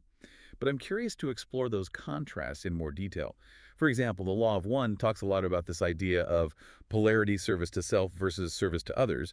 Do the Pleiadians address that concept as well? It's interesting that you bring that up. While the Pleiadian material acknowledges the existence of negative energies and the challenges we face on Earth, they don't seem to emphasize the same level of duality that Ra does. Their teachings generally assume a positive orientation towards the light, focusing on our inherent goodness and potential for growth. So it's like they're saying we're all on the same team here. Let's focus on how to win. In a way, yes. Their message tends to be more optimistic and empowering, emphasizing our ability to overcome obstacles and create a more harmonious future. That's a refreshing perspective. But it also makes you wonder, if we're all ultimately striving towards the light, why is there so much darkness and suffering in the world? That's a question that has puzzled philosophers and spiritual seekers for centuries. And I don't think these channelings offer a definitive answer, but perhaps they provide some clues. Ra, for example, suggests that the intensity of third density, with its focus on duality and separation, is actually a catalyst for soul growth. It's through experiencing the contrast between light and darkness that we develop compassion, wisdom, and the capacity for unconditional love. So in a way, the challenges we face are opportunities for learning and evolution. Precisely. And the Pleiadians, while not dwelling on the negativity, do acknowledge that we are here to learn and grow through experience. They emphasize the importance of facing our fears, healing our wounds, and transmuting our limiting beliefs into empowering truths. It sounds like a pretty intense curriculum. It certainly is, but it's also incredibly rewarding. Both the Law of One and the Pleiadian offer a vision of a future where humanity transcends its current limitations and embraces its true potential as a species of light and love. That's a beautiful vision. But I'm also realizing that we've barely scratched the surface of these teachings. There's so much more to explore. Absolutely, and that's the beauty of it. This is a journey of discovery, not a destination. We can keep diving deeper, keep questioning, keep expanding our awareness. I love that. So before we wrap up this part of our deep dive, I want to bring it back to our listeners. You've been on this journey with us. What's resonating with you? What are your burning questions? And how do these concepts apply to your own life, your own experiences? We'd love to hear your thoughts. Wow. This deep dive has really taken us down the rabbit hole. Densities, harvests, living libraries, dolphin brain repatterning. We even touched on DNA rebundling. It's a lot to process. It really is. You know, for me, what stands out is how both the Law of One and the Pleiadian, even with their different styles, ultimately say the same thing. We're not just passive bystanders in all of this. We have agency, we have choice, we have the power to shape our own evolution, both individually and collectively. Yeah, that's what I keep coming back to as well, this sense of empowerment. It's like these channelings are reminding us that we're not just cogs in a machine, right? Exactly. We're active participants in this grand unfolding. And it really highlights the interconnectedness of it all. Ray's concept of unity, the Pleiadian focus on honoring the feminine principle, recognizing Earth as a living library. It all points to the same idea. We are part of something much larger than ourselves. And our actions ripple outwards, impacting the whole. I love that image of a ripple effect. It's like even our smallest choices, our most subtle shifts in energy, can have far-reaching consequences. It's both exciting and a bit daunting, wouldn't you say? Absolutely. It means we have a tremendous responsibility to choose wisely, to act with intention, to make sure our actions are aligned with our highest values. Couldn't agree more. This whole deep dive has really got me thinking. If our thoughts and beliefs really shape our reality, like both Ra and the Pleiadians suggest, what kind of world are we choosing to build? That is the question, isn't it? Are we choosing to perpetuate fear, separation, and scarcity? Or are we choosing to embrace love, unity, and abundance? It's like we're standing at a crossroads, right? And each choice we make, each thought we entertain is shaping the path we're all walking together. And I think both the Law of One and the Pleiadian are urging us to choose consciously, to step into our power as co-creators, to envision a future that reflects the wisdom, the compassion, the interconnectedness at the heart of these teachings. It's a call to action, isn't it? We're not just here to observe and analyze. We're here to participate, to create, to make a difference. Well said. Well, that about wraps up our deep dive into the world of channeled material. What an incredible journey. If you're as fascinated as we are by these ideas, we encourage you to explore the Law of One and the Pleiadian for yourself. Trust me, there's a whole universe of wisdom waiting to be discovered. And it all starts with asking the right questions. Until next time, keep seeking, keep exploring, and keep shining your light. Intimate relationships? Not at all. The Course doesn't condemn romantic love, but it does challenge us to reframe our understanding of it. It encourages us to see all relationships, including romantic ones, as opportunities for healing and extending love without judgment or expectation. That sounds like a tall order. Yeah. But also like a really beautiful vision. It is, and it leads us to some interesting connections with the Law of One, particularly when we consider the idea of wanderers. Okay, wanderers. Remind me about wanderers. The Law of One describes wanderers as like souls who have incarnated from higher densities. Yeah. They often feel this deep sense of longing, like they don't quite belong here. Because their true home is somewhere else. Exactly. And what's fascinating is that the way A Course in Miracles talks about the challenges of relationships, that tendency to seek specialness and completion in another person, it really resonates with what the Law of One says about the risks that wanderers face. What kind of risks? Well, because wanderers come from this realm of greater unity and unconditional love, they can sometimes get caught up in the illusions of this density. They can forget their true purpose and get attached to the ego's desires for separation and specialness. So they might end up chasing after romantic love or external achievements instead of remembering who they really are and why they're here.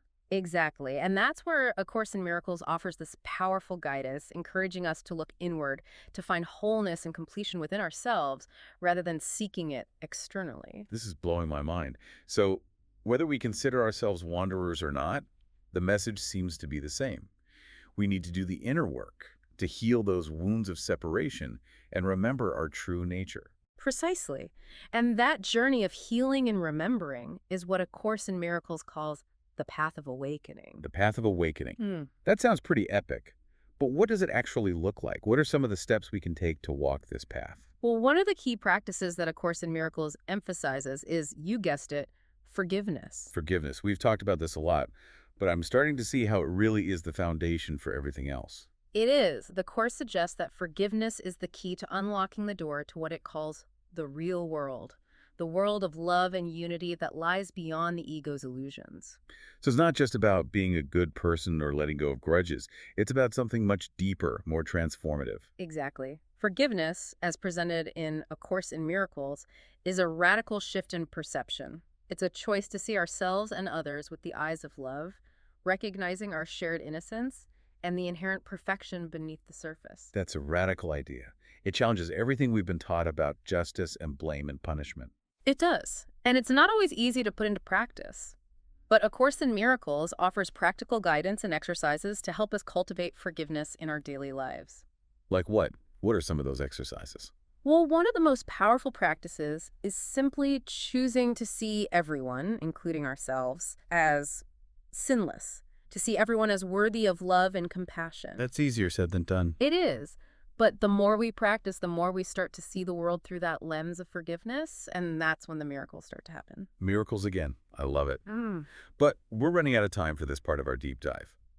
What other amazing insights are waiting for us in the next and final part of our exploration of A Course in Miracles and the Law of One? Well, there's so much more to uncover. We'll be exploring how these two works can guide us in navigating the complexities of modern life, finding peace amidst the chaos, and ultimately remembering who we truly are.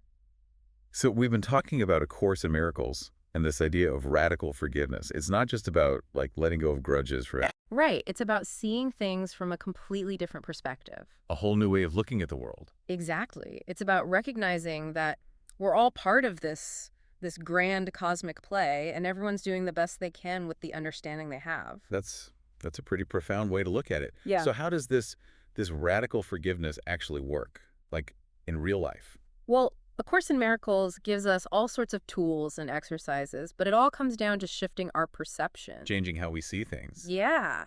Choosing to see the divine spark in everyone, even the people who, really push our buttons. So instead of focusing on their flaws or the ways they've hurt us, we try to see their inherent goodness, their connection to something bigger. Exactly. And it's not about denying reality or pretending everything's perfect. It's about choosing a different lens, a different way of seeing. This makes me think of what the Law of One says about seeking the highest and best in every situation, in every person. Absolutely. It's about going beyond judgment, seeing things from that place of love and compassion. That sounds beautiful, but also incredibly difficult. How do we actually, train our minds to see things that way? It takes practice. A Course in Miracles suggests things like affirmations, visualizations, and just making a conscious effort to focus on the positive. So it's like rewiring our brains to see the world through the eyes of love instead of fear. Exactly. And that's where miracles come in. Miracles. Okay, we keep circling back to this idea. How do miracles fit into all of this? Remember how we talked about miracles being shifts in perception? Well, forgiveness is the key that unlocks those shifts. So when we choose to forgive, we open ourselves up to experiencing miracles. Exactly. And this is where A Course in Miracles and the Law of One really come together beautifully. How so? The Law of One talks about how we create our reality through our thoughts and beliefs, right? And A Course in Miracles gives us the tools to change those thoughts and beliefs, to shift from fear to love, from separation to unity. So it's like we're taking control of the projector in our minds, choosing what kind of reality we want to experience. Perfect analogy. And the more we practice forgiveness, the more those loving and harmonious images start to show up in our lives. We might notice synchronicities, unexpected opportunities, or just a deeper sense of peace and joy. That sounds pretty amazing. Yeah. But let's be honest, life isn't always easy. How does A Course in Miracles help us deal with the tough stuff? Well, it doesn't sugarcoat things. It acknowledges that we're going to face challenges, times when forgiveness feels impossible. So what do we do in those moments when it feels like we just can't forgive? The Course encourages us to keep practicing, keep choosing love over fear, even when it's hard, and to remember that we're not alone in this. The Law of One also talks about the importance of connecting with our higher selves, Yeah. trusting that we're always supported. Exactly. We can call on our higher selves, the Holy Spirit, our guides, whatever resonates, for support and guidance. And we can remember that even the toughest situations are opportunities for growth. It's about finding that inner strength, trusting that we have what it takes to get through anything. Absolutely. And this is where the idea of service comes in. Both A Course in Miracles and the Law of One emphasize using our understanding to help others, to contribute to the well-being of the whole. So it's not just about focusing on our own personal enlightenment, but about sharing our light with the world. Exactly. And this service can take many forms, big or small. It could be offering a kind word or helping someone in need, or it could be working to create a more just and sustainable world. The point is that we're all connected. And by helping others, we're helping everyone, including ourselves. That's the beauty of it. So as we wrap up this incredible deep dive into A Course in Miracles and its connections to the Law of One, what's the one thing you hope our listeners take away from this conversation? What's the most important message? I hope they remember that they have the power to choose love over fear, forgiveness over judgment, unity over separation, and that even though it might seem small, this choice has the power to transform their lives and make the world a better place. That's a beautiful message. Thank you so much for guiding us through this deep dive. And I'll be thinking about all of this for a long time. It's been my pleasure. And remember, the journey of awakening is ongoing. There's always more to learn, more to experience, more to forgive. And for our listeners who want to dive even deeper, we'll have links to resources in the show notes. Thanks for joining us on the Deep Dive. Until next time, keep exploring, keep questioning, and keep choosing love. Connected our physical, emotional, and spiritual well-being are. So it's not just about treating symptoms, but addressing the root cause. Yeah. Which often lies in the energetic realm. Exactly. Cryon, with his focus on DNA activation, suggests we can unlock healing potential within our very DNA. As we evolve spiritually, he doesn't lay out a step-by-step process. But he implies that our spiritual growth can directly impact our physical health. So it's like our bodies are catching up to our evolving consciousness. That's what he's suggesting. Pretty amazing. Does Ra offer a similar perspective? Ra approaches healing through a more structured lens. They provide detailed descriptions of the energy centers, the chakras, and how to work with them to promote balance and well-being. We talked about the heart chakra earlier. Yeah. What are some other examples of how these energy centers relate to our health and well-being? Let's look at the solar plexus chakra. Okay. Ra says this energy center is all about personal power, self-esteem, confidence. If it's blocked or imbalanced, you might experience digestive issues, feel anxious or insecure, or struggle with asserting yourself. Oh, wow. I can see how that can manifest in different ways. Right. So besides meditation, what are some practical ways to work with these energy centers? Ra suggests techniques like visualization, working with colors and sounds, even using crystals to clear blockages and promote energy flow. Interesting. They also emphasize the importance of practicing self-awareness, paying attention to how your body feels your emotional state and any recurring patterns that might be indicating an imbalance. So it's like we have this whole internal guidance system. Yeah. But we often forget to tune in and listen. Exactly. And both Cryon and Ra agree that one of the most potent healing forces is love. They emphasize cultivating compassion, sending love to ourselves and others as a vital part of the healing process. I love that love is a healing force. It sounds so simple, but also incredibly profound. But what does love actually mean in this context? Good question. For Cryon, love is a vibrational frequency. A state of being that transcends our ego-driven perceptions. He says it's the most powerful force in the universe, capable of transforming individuals and even influencing global events. So it's not just a feeling, but an actual energy that can create change. That's the essence of his message. Now, Ra defines love as the fundamental principle of unity and interconnectedness. It's the energy that binds everything together, the creative force behind the entire universe. So for Ra, love is a very fabric of reality. Exactly. They see love as the driving force behind evolution, the catalyst for spiritual growth, and the key to unlocking our true potential as beings of light.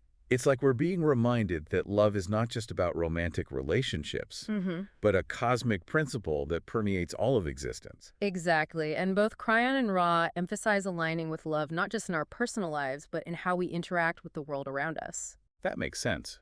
But the world can feel pretty dark and chaotic at times.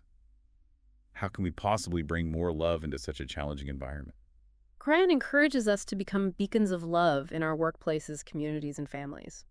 He says that even small acts of kindness and compassion can have a ripple effect, spreading positivity and uplifting those around us. So it's about being the change we wish to see in the world. Yeah. Walking the walk, not just talking the talk. Exactly. And Ra reminds us that every act of service to others is an expression of love.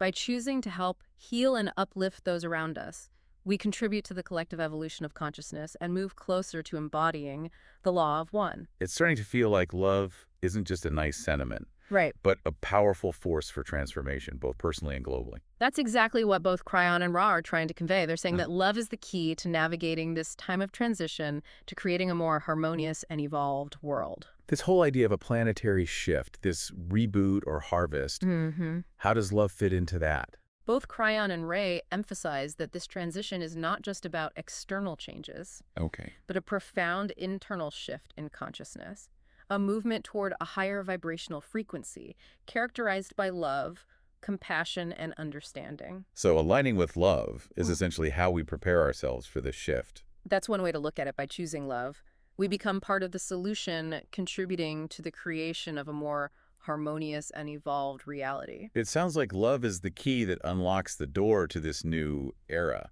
this higher density of consciousness.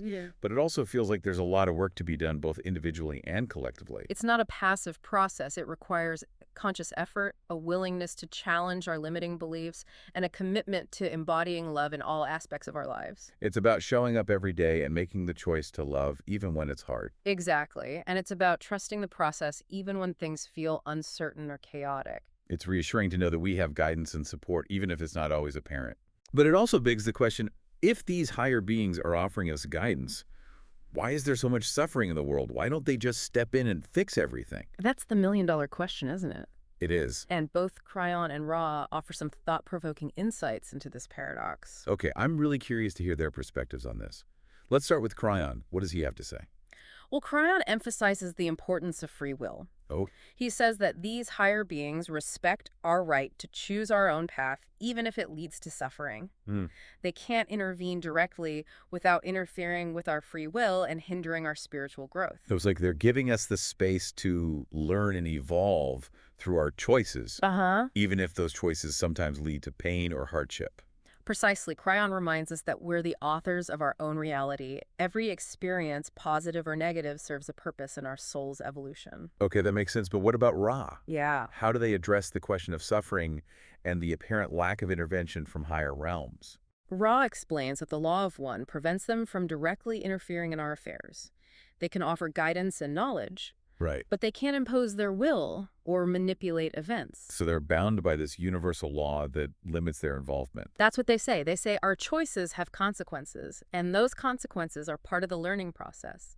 Suffering is a catalyst for growth, an opportunity to learn compassion, empathy, and forgiveness.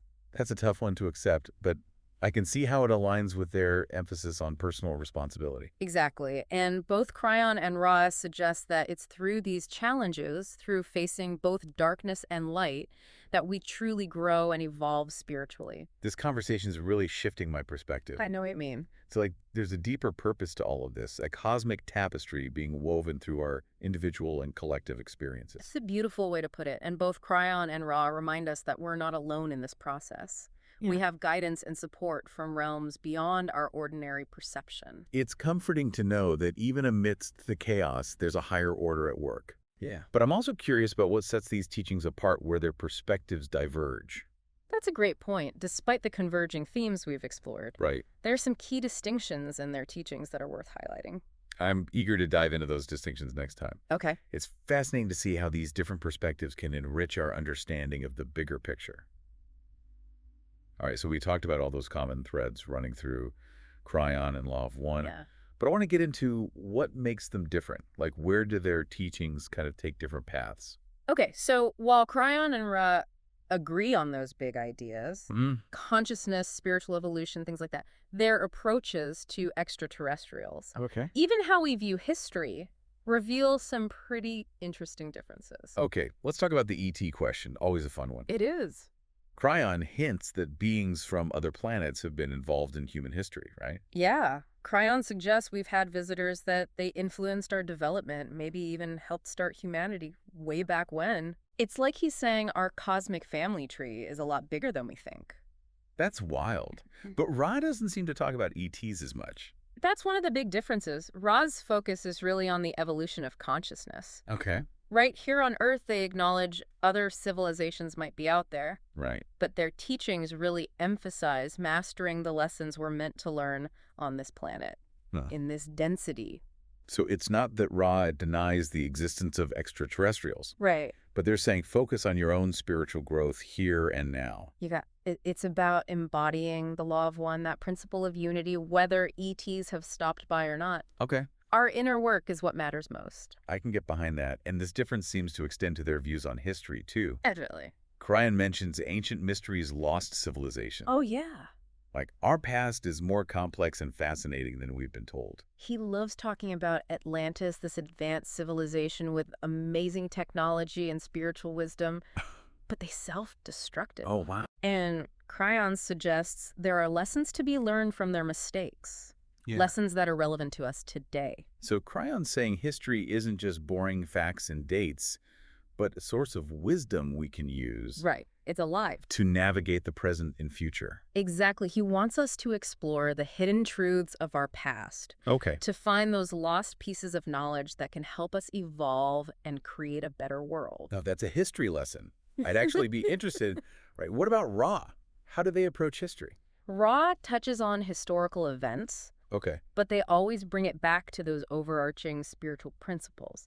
They see history as this cyclical dance between light and darkness. Right. A process of growth and transformation that leads to greater understanding and awareness. So less about the specifics, more about the big picture of spiritual evolution. Exactly. For Ra, history is a reflection of the choices made by souls incarnated on Earth. Okay. The interplay of free will and the law of one playing out on a huge scale. It's fascinating how these two perspectives work together. Crayon's digging into the mysteries, Right. making us question the accepted narratives, while Ra provides a framework for understanding the deeper meaning behind it all. It's like two sides of the same coin. Yeah. Cryon sparks our curiosity, gets us asking those big questions. Right. While Ra offers a lens to make sense of the chaos and see how everything's connected. Wow, this has been a journey. It has. It's incredible how these different teachings can work together to offer a richer understanding of these really complex topics. That's the beauty of it. And remember, this is just the beginning. Both Cryon and the Law of One offer so much to explore. Totally. So many insights to ponder and practices you can actually integrate into your life. Absolutely. It's up to each of us to keep diving deeper, keep exploring these mysteries of consciousness, and apply these teachings in our own ways. That's the key. Well, until next time, keep those minds open and those hearts receptive. Yes. The universe is full of wonder waiting to be explored. And remember, the most profound journeys often begin with a single step or a deep dive into a fascinating new topic. It's not this this linear progression we experience in our everyday lives. He suggests that all moments, past, present, future, they exist simultaneously. It's just that our consciousness is usually focused on this narrow slice of the present moment. Wait, so you're saying the past and the future are happening right now, alongside the present? Yeah. My brain is starting to hurt a little. It is a lot to wrap your head around, but think of it like a vast library where each moment in time is a book on a shelf, and we can choose which book to open, which moment to experience based on our focus, our intention. That's a helpful analogy, but how does this concept of simultaneous time play into Ra's teachings? Raidas describes time as a spiral, not a straight line. We are constantly moving through cycles of experience, revisiting similar themes and lessons in different forms. They also emphasize the interconnectedness of all time periods, stressing that actions taken in the present can influence both the past and the future. So it's like time is not this fixed, rigid thing, but rather a fluid, interconnected field that we can interact with in conscious ways. You got it. And this has some pretty profound implications for how we understand ourselves and the world around us. Okay. Before we go any further, I need a moment to process all of this. It's like trying to fit the entire universe into a teacup, but in a good way, of course. I understand. It's a lot to take in. We're exploring some pretty deep concepts here, but both the Seth material and the Law of One, they offer these incredible frameworks for understanding the universe and our place in it. Welcome back to the final part of our deep dive into the Seth material and the Law of One. I'm still trying to wrap my head around this whole idea that all moments in time, they're happening simultaneously. Like it's like our brains, they're wired to perceive time as this, as a straight line. But maybe that's just a limited perspective. It's definitely a challenge to our conventional way of thinking. But what's fascinating is how both systems, they use this concept of simultaneous time to explain, like, the interconnectedness of all things. Seth, for example, suggests that our present beliefs can actually influence our past experiences. Wait, hold on. Are you saying we can, like, change the past? That sounds a bit like science fiction. It might sound that way, but Seth suggests that time is more fluid than we realize. Since all moments exist simultaneously, a shift in our present consciousness can ripple outward, affecting even our past experiences. It's not about literally changing events, but rather shifting our understanding of and our energetic connection to those past experiences. Imagine you suddenly understand that a seemingly insignificant event from your childhood had a profound impact on your current life. That realization can change how you view that past event. It's like reframing a memory based on new insights. Okay, that makes a bit more sense. It's not about Not about erasing the past, but rather about changing our relationship to it. Exactly. And this aligns with Ra's teachings on the interconnectedness of all time periods. They suggest that through focused intention and action in the present moment, we can influence both the past and the future. So it's like our thoughts and actions, they're sending ripples out. Yeah. Across the pond of time. Yeah. Affecting everything that came before and everything that's yet to come. Precisely. Both systems emphasize that we are constantly influencing the fabric of reality with our thoughts, with our emotions, with our actions. Time is not a rigid one-way street, but rather a fluid, a dynamic field that we are actively shaping. That's a pretty profound concept to consider. It makes you realize just how powerful our thoughts and intentions really are. Absolutely, and this leads to another intriguing idea that both systems explore: the existence of other dimensions and realms of being. We've already talked about Seth's concept of framework too, that realm of pure consciousness between lives, and Ray's description of densities as different levels of spiritual evolution. But is there even more to explore beyond these frameworks? Seth hints at a multitude of realms and planes of existence, suggesting that consciousness is far more expansive than we can currently grasp. He describes entities and beings that exist outside of our normal perception, interacting with our reality in subtle ways. It's like there are hidden dimensions all around us, teeming with life and activity that we're mostly oblivious to. That's a mind-boggling thought. What about Ra? Do they offer any insights into these other dimensions? Ra also speaks of a multidimensional universe. They describe a vast hierarchy of densities, each with its own unique characteristics. And inhabitants, they also talk about other planetary systems and civilizations, some far more advanced than our own. It's both humbling and awe-inspiring to consider the vastness and the complexity of the universe as described by these systems. It really, really stretches our imagination and challenges us to reconsider what we think we know about reality. It really does. So we've explored the building blocks of reality, the significance of dreams, the nature of consciousness, the power of choice, the interconnectedness of all things, and the vastness of the multidimensional universe. If you had to distill these teachings down to a few key takeaways, what would they be?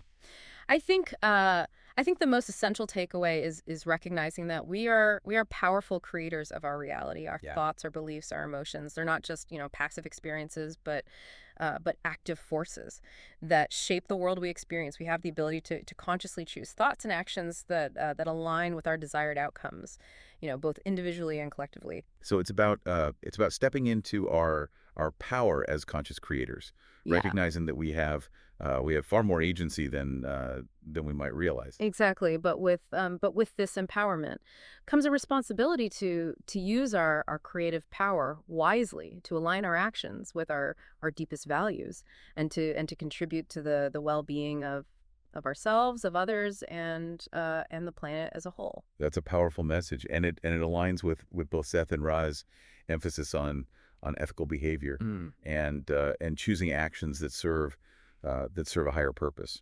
Another key takeaway is recognizing the interconnectedness of all things. We are not isolated individuals, but rather we're part of a vast interconnected web of consciousness. Our actions, they ripple outward, affecting others, and we're constantly influencing and being influenced by the energies and vibrations of those around us. So it's about realizing that we're all in this together.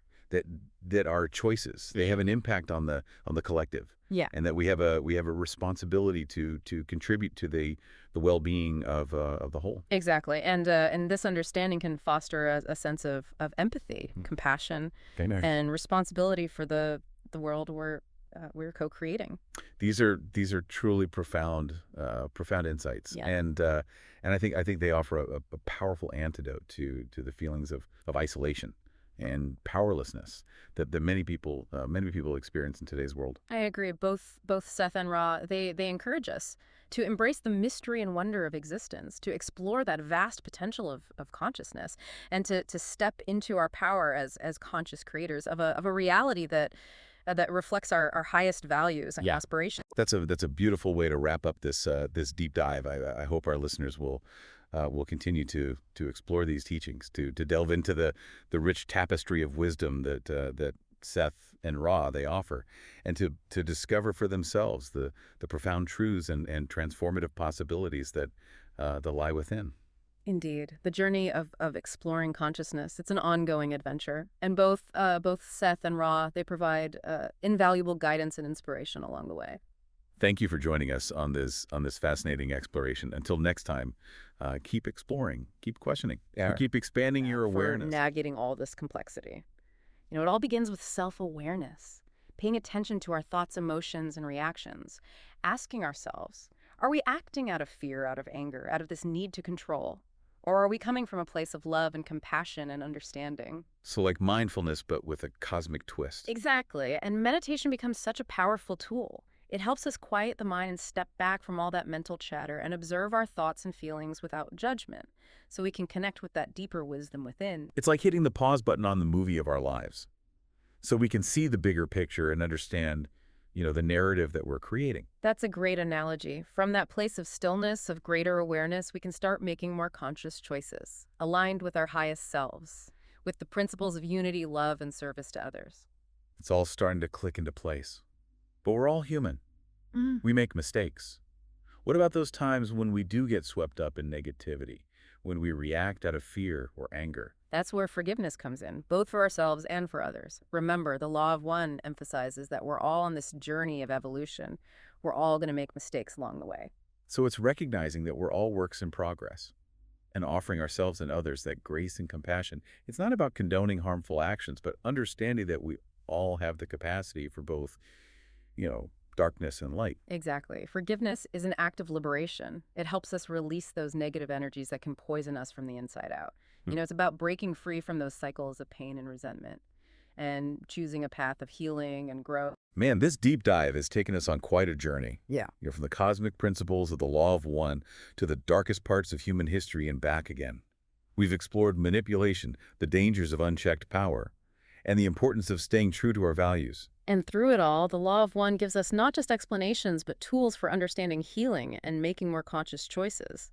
It's been a lot to take in. What stands out to you from all of this? For me, it's that reminder that even amidst chaos and darkness, we still have the power to choose love, to choose service, to choose our own evolution. It's a responsibility for sure, but it's also an incredible opportunity. Yeah, beautifully said. And as we wrap up this deep dive, I want to leave you with a final thought to ponder. If energy can be manipulated for both good and evil, what responsibility do we have for the energies we're putting out into the world? What choices are we making? What kind of impact are we having? It's definitely something to think about. As you continue to explore the law of one and its implications for our lives, remember, discernment is key. Question everything.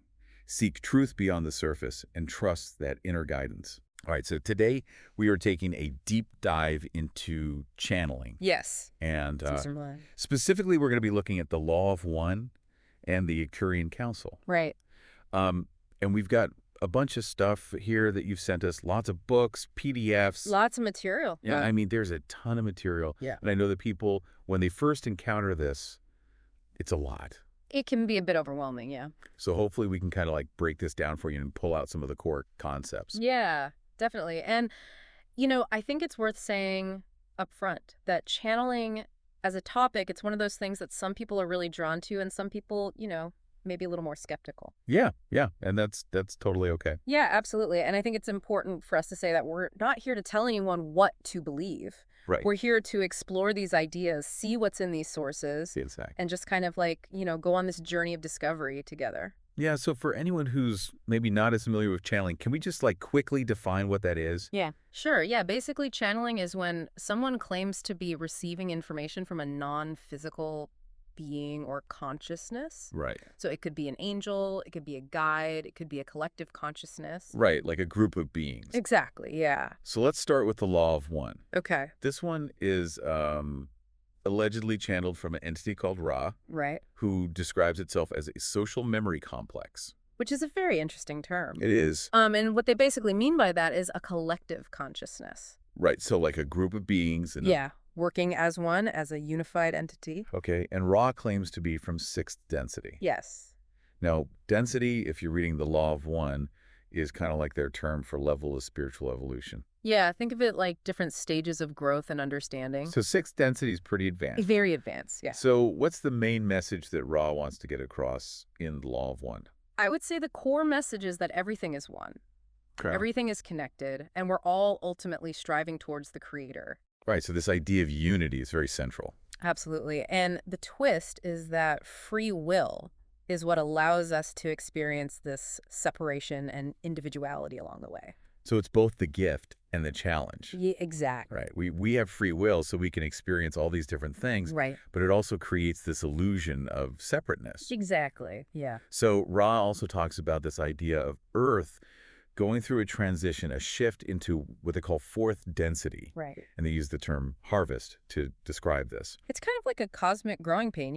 Yeah. As humanity evolves, we're facing these new challenges, new opportunities to choose how we want to experience this shift. And this brings up the whole ethical dimension of the Law of One. Right. Because Ra really puts a lot of emphasis on service to others.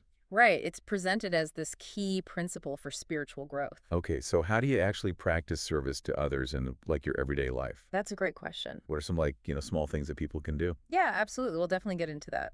Okay, now let's switch gears a little bit and talk about the Arcturian Council. Okay. Now, this is another channeled source, this time said to be coming from the star system Arcturus. Right. And they present themselves as a collective of these benevolent beings offering guidance and support for humanity. Right. Very much focused on spiritual growth, ascension. And one of their central messages is this idea of Earth ascending to the 5th dimension. Yes. Now, what exactly does that mean? So think of it as a vibrational shift. Okay. A move towards a higher state of consciousness where things like love, compassion, unity are more prevalent. Okay, so it's not like a physical location. Not necessarily, no. It's more like a state of being. Exactly, a state of consciousness. And they actually give specific techniques to help you align with this shift. Yes, they do. One that I found really interesting is called shimmering. Oh, yeah, that's a fascinating one. What is that? So imagine you're consciously shifting your awareness to a higher vibration, like stepping into a more vibrant version of reality. It's about activating a dormant aspect of yourself, allowing you to experience this greater sense of connection and harmony. They also have some really interesting stuff about a place called the Arcturian Crystal Lake. Yes. So apparently this is a 5th dimensional location with a giant crystal submerged in water. It's described as this place of immense energy, and the lake acts as a buffer, allowing for controlled interaction with the crystal's power. So even advanced beings like the Arcturians are like, okay, we need to approach this carefully. Exactly. It's about balance. You know, even with these powerful energies, you need to integrate them gradually. That makes sense. Yeah. So it's really interesting how these two sources, both channeled material, they offer different perspectives on similar themes. Right. Like the Law of One is very philosophical. It's very much about the philosophy of unity and free will. Yeah. And the Arcturian Council is a little more practical. Like, here are some techniques you can use for personal and planetary transformation. Exactly. And that's what we'll continue to explore as we dive deeper into each source, comparing their perspectives on things like densities and dimensions, the challenges facing humanity. Yeah, so stay with us. Okay, so we're back, and we're continuing our deep dive into these channeled sources, Yes. looking at the Law of One and the Arcturian Council. Right. Now, you mentioned the Law of One's idea of densities. Yeah. These levels of spiritual evolution. What really stood out to you about that? Well, I think what's really interesting about the Law of One's concept of densities is this idea that it's a cyclical process, right? So souls are moving through these different levels, experiencing these various lessons, and ultimately striving for this greater understanding and unity with the Creator. It's like a cosmic curriculum, like a grand design for spiritual growth. That's a great way to put it. Yeah. It's like each density presents its own set of challenges and opportunities, kind of pushing souls towards this deeper understanding of themselves and the universe. And it seems like Earth's current transition into 4th density, this harvest, as they call it, Right. that's a pretty pivotal moment in this whole grand scheme. Absolutely. It's a natural progression, but it's one that comes with some growing pains, wouldn't you say? Yeah, I mean, as humanity evolves, we're grappling with all these, new complexities, new levels of awareness, new challenges. And the Law of One suggests that how we navigate these challenges, how we choose to interact with each other, with the planet, plays a crucial role in this transition. And speaking of choices, One of the things that Rod really emphasizes is this idea of service to others. Yes. Is this guiding principle for positive spiritual evolution. Right. So what are your thoughts on that? Well, it's a concept that really resonates deeply with me, and I think about it this way. Okay. In a universe where everything is interconnected, our actions have this ripple effect, right? Yeah. Every act of kindness, every effort to help others, it all contributes to the overall well-being of the whole. It's not about being perfect. It's just about making these conscious choices that align with this principle of service. Exactly. Yeah. Now, shifting gears a little bit to the Arcturian Council. Okay. Their teachings seem to offer a more hands-on approach to personal and planetary transformation. Yes. They talk about Earth ascending to the 5th dimension. Right. And they actually give specific techniques to help people align with this shift. And I think what I find so fascinating about the Arcturian Council is this emphasis on bridging the gap between spiritual concepts and practical application. Right. They're giving you tools and techniques like shimmering to actually help you engage with your own spiritual evolution. So it's not just about understanding it intellectually. It's about embodying it, integrating it into your experience. Exactly, yeah. One thing that really stood out to me from the Arcturian material was their perspective on planetary healing. Yes.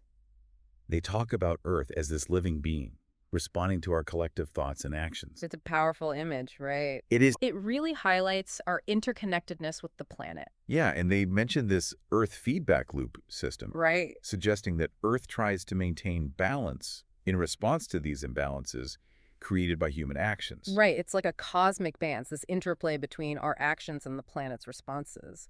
And the Arcturian Council suggests that by shifting our consciousness towards greater harmony and balance, we can actually contribute to this more positive feedback loop, supporting our own evolution and the well-being of the planet. It's like we're all in this together. Exactly, yeah. This whole idea of activating planetary cities of light also really caught my attention. Oh, yeah. Those are fascinating.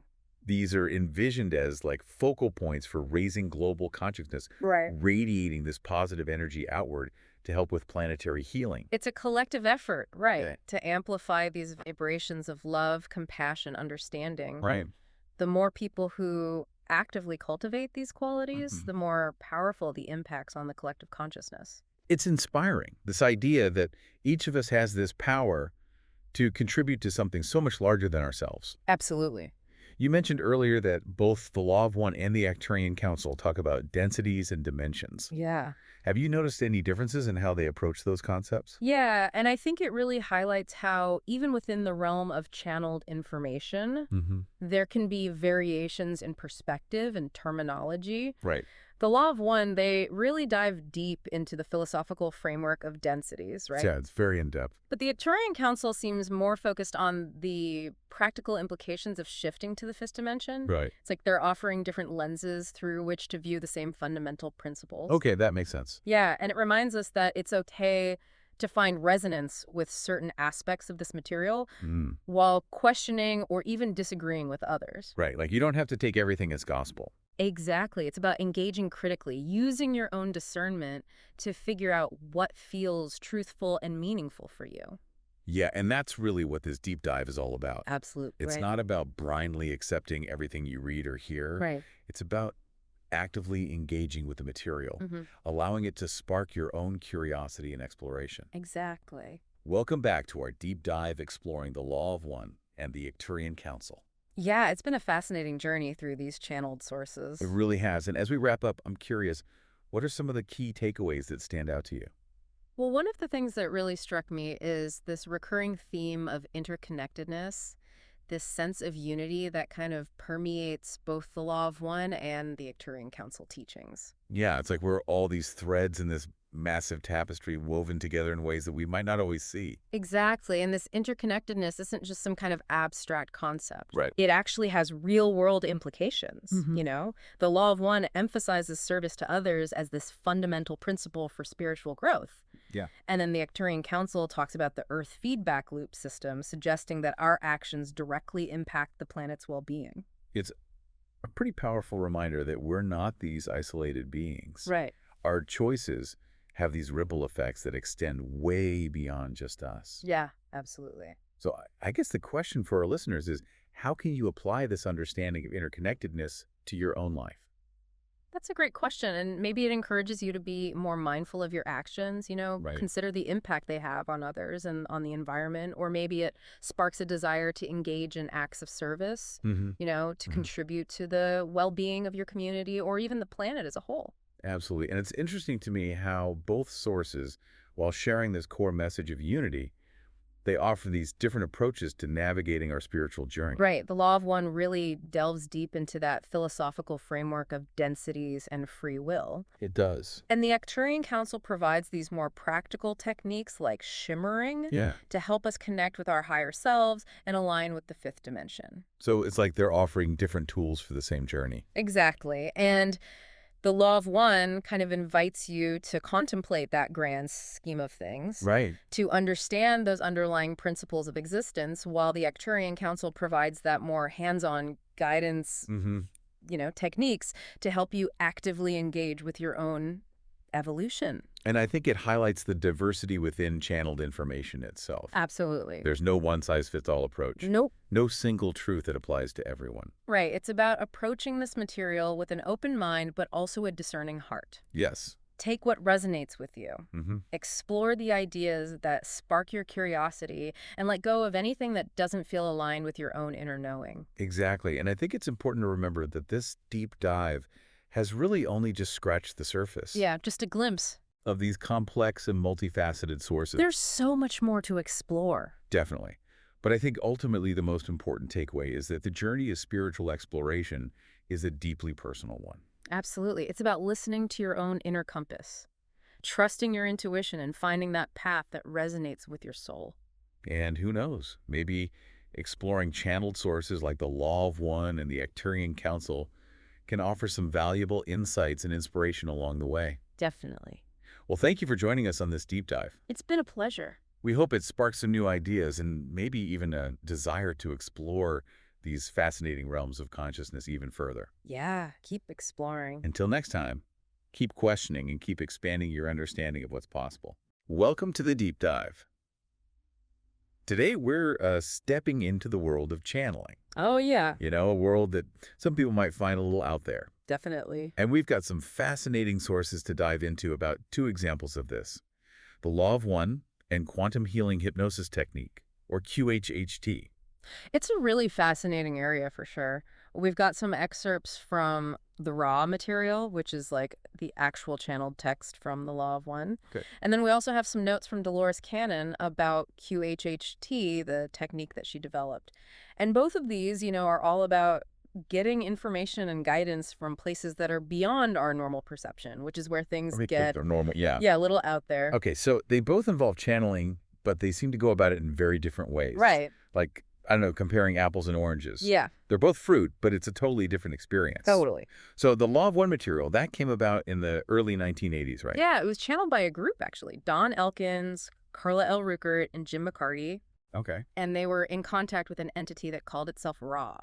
Okay. And Ra was a sixth-density social memory complex. Sixth-density social memory complex. That sounds like something straight out of science fiction. It does, doesn't it? Break that down for me. Basically, Ra describes itself as a collective being, a fusion of many individual consciousnesses that have evolved together. Okay. So kind of imagine like a hive mind, but on a cosmic scale. Okay. So it's not just one being speaking, but a whole collective. Exactly. That's wild. What kind of information did they actually channel from this Ra? So the core message of the Law of One is really about unity. Okay. That everything and everyone is interconnected and part of this one universal consciousness.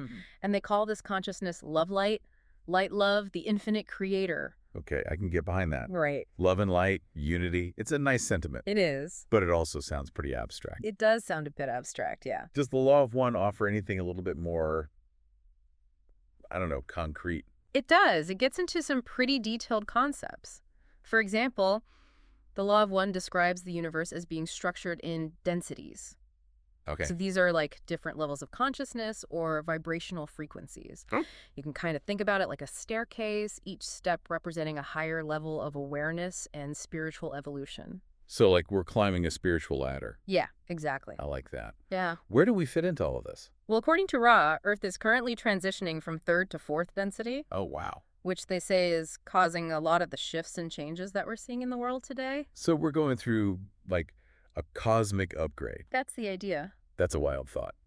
Tell me more about this transition. What does 4th density even look like? Well, in 3rd density, the focus is mainly on the material world and individual survival. Okay. But in 4th density, our awareness expands. Mm-hmm. We supposedly become more compassionate, more interconnected, and less focused on the self. Less focused on the me. Exactly. It's more about recognizing our interconnectedness. Okay. And working together for the good of the whole. So it's like a shift from me to we. Yeah, that's a good way to put it. It's compelling, but what happens to those who aren't ready for the shift? So the Law of One talks about a harvest at the end of each cycle. You can kind of think of it like a natural sorting process where individuals are grouped based on their spiritual alignment. Mm-hmm. Those that are ready for 4th density, they'll move on to a world that resonates with their vibration. And those who don't graduate, so to speak? Right. Do they get left behind? Not necessarily.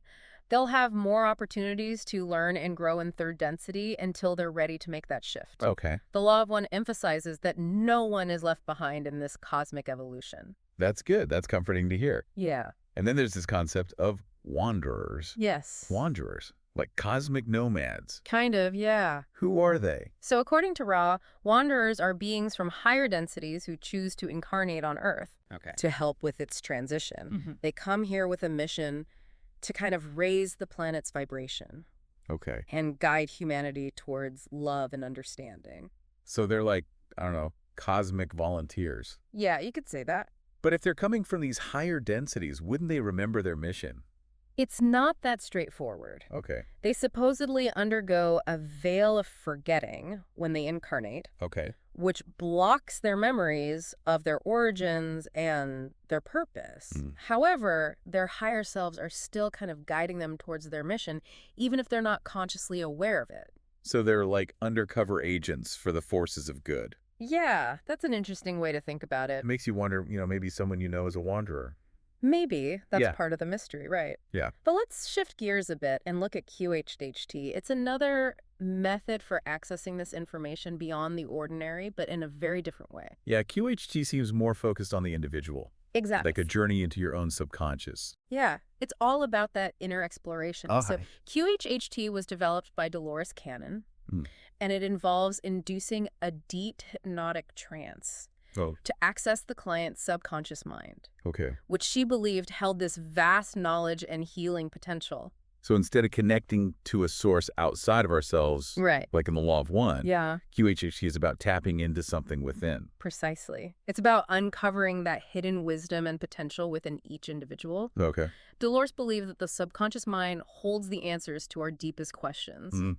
It has insights into past lives. Wow. And even the keys to resolving physical and emotional issues. So it's like having a direct line to your inner guru. You could say that. But if both the Law of One and QHHT are about accessing information beyond the ordinary, how does that actually work? What's happening when someone channels? That's a great question. It's a big one. It really is, and it's one that has intrigued people, for centuries. It seems like both of these approaches kind of point to the idea that there's more to reality than what we can see and touch. But before we go down that rabbit hole, let's take a closer look at how QHHT works in practice. Okay, so someone's lying there in a hypnotic trance. Then what? Yeah. What kind of information comes through in QHHT? And how do we know, or how can we be sure that it's accurate? Right. Welcome back to the deep dive. All this talk about channeling, yeah, it's making me think about those skeptics. Right. The folks who'd say, this is all a bunch of hooey. Yeah, that's understandable. What would the Law of One say to someone like that? Well, actually, Ra acknowledges the skepticism surrounding channeling and encourages critical thinking. Oh. The Law of One isn't meant to be like a belief system, but more of a framework for understanding. So no blind faith required. Exactly. Ra states that individuals should use their own discernment to choose their own path. Okay. The information is offered, but it's really up to each person to decide what resonates with them. That makes sense, but how can someone be sure that the information is accurate? I mean, it's passing through a human channel, right? Right. So isn't there room for, like, error or personal bias to creep in? That's a valid concern for sure.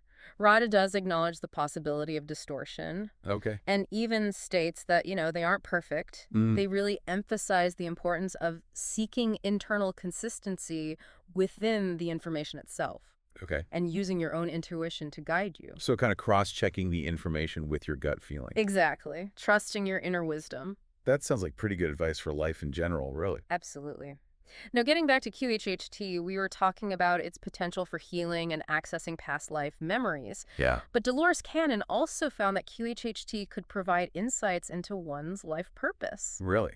So it's not just about looking back, but also understanding, like, your path forward. Precisely. Many clients, while in that deep hypnotic state, would spontaneously connect with their higher selves. Okay. Which is a source of profound wisdom and guidance. Like a direct line to your inner wisdom. You could say that. Could you elaborate on what that higher self actually is? Sure. It's often described as a wise and loving aspect of ourselves that exists beyond our conscious mind. Okay. You can think of it as like a higher vibrational version of you that holds a broader perspective on your life and purpose. So it's like getting a pep talk and guidance from your wisest self. Yeah, I like that analogy. What if someone doesn't believe in things like a higher self or past lives? Could QHHT still be helpful for them? That's a good question. QHHT doesn't require belief in any specific, dogma or spiritual framework. Okay. It's really just a tool for accessing the subconscious mind, which holds so much information and potential regardless of one's beliefs. So even if you're a skeptic, you might still benefit from just exploring your subconscious. Absolutely. It's like taking an inventory of your inner world. I like that. You might uncover surprising insights, hidden talents, maybe some unresolved emotional patterns that have been holding you back. QHHT can be a powerful tool for personal growth and self-discovery, really.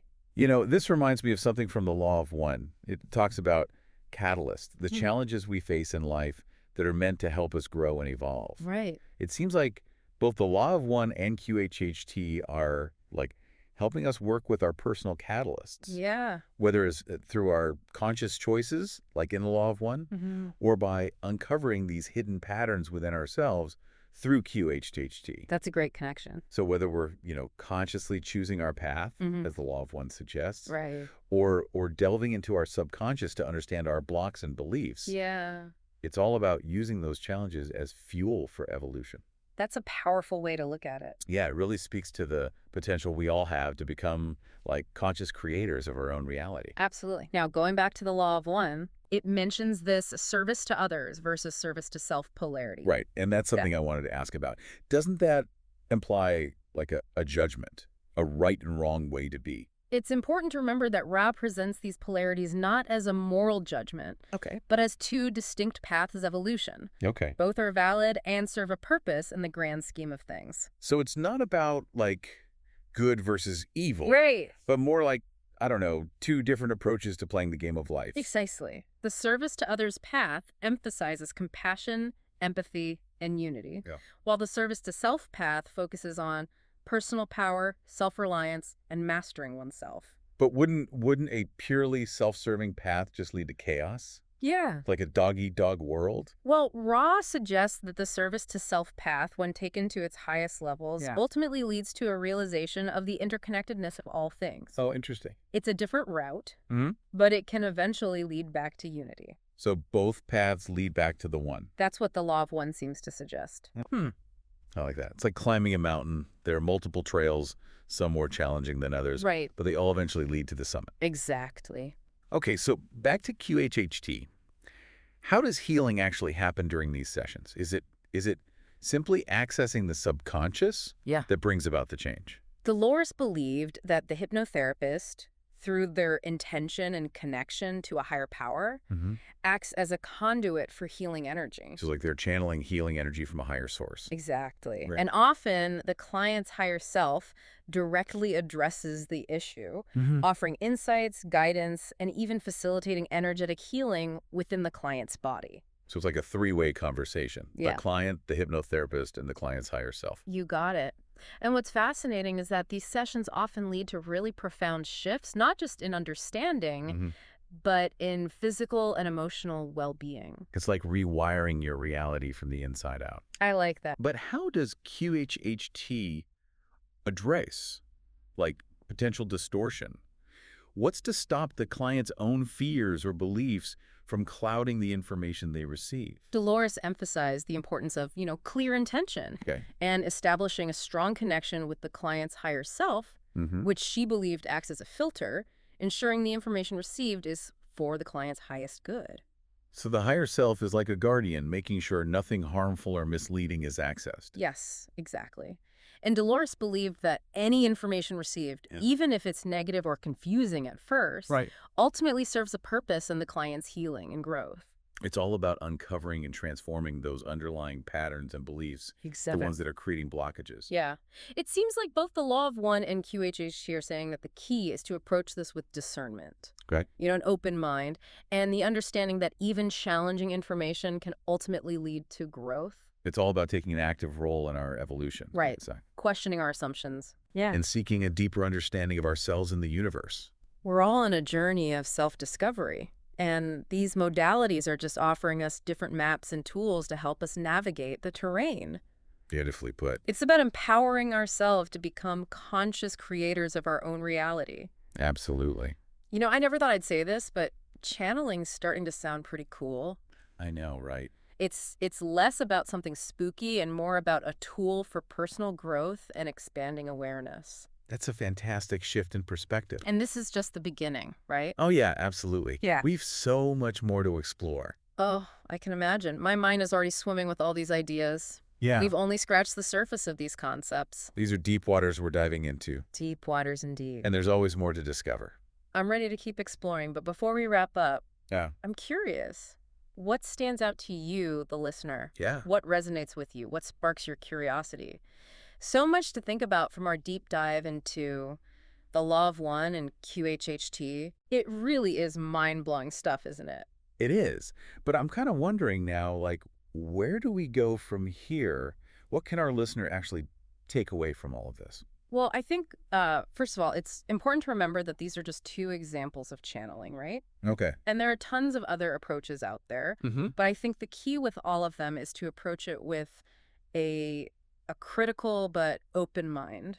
So don't just blindly accept everything you hear. Exactly. Use your discernment. Weigh the information against your own experiences, your own intuition. Okay. See if it resonates with you, and if it can be applied in a practical way to your own life. Good advice for anything, really. Oh, yeah, for sure. But specifically when it comes to channeling, are there any red flags that you would say should make someone wary? Yeah, I'd say if a channeled source claims to have all the answers, or demands blind faith, or encourages you to give up your personal power, that's a major red flag. Okay, good to know. So healthy skepticism is key. But let's say someone's intrigued by what we've talked about today. Yeah. Where would you recommend they start if they want to explore further? Well, for the Law of One, the primary source is, of course, the raw material. There's books, websites dedicated to it, even online groups where people discuss and debate the concepts. And for QHHT? Well, Dolores Cannon wrote extensively about her work, so her books are a great place to start. Okay. And there are also certified QHHT practitioners all over the world. Oh, wow. So if someone's interested in experiencing it firsthand, they can definitely find a practitioner. That's pretty cool. Yeah. Okay, so we've really opened a Pandora's box here. We have. So many intriguing concepts. Yeah. What would you say is the most important thing for our listeners to keep in mind as they continue their own explorations? I think it's essential to remember that both the Law of One and QHHT really emphasize personal responsibility. Okay. Whether you're aligning yourself with, cosmic principles or you're exploring your subconscious, it's all about becoming an active participant in your own growth and evolution.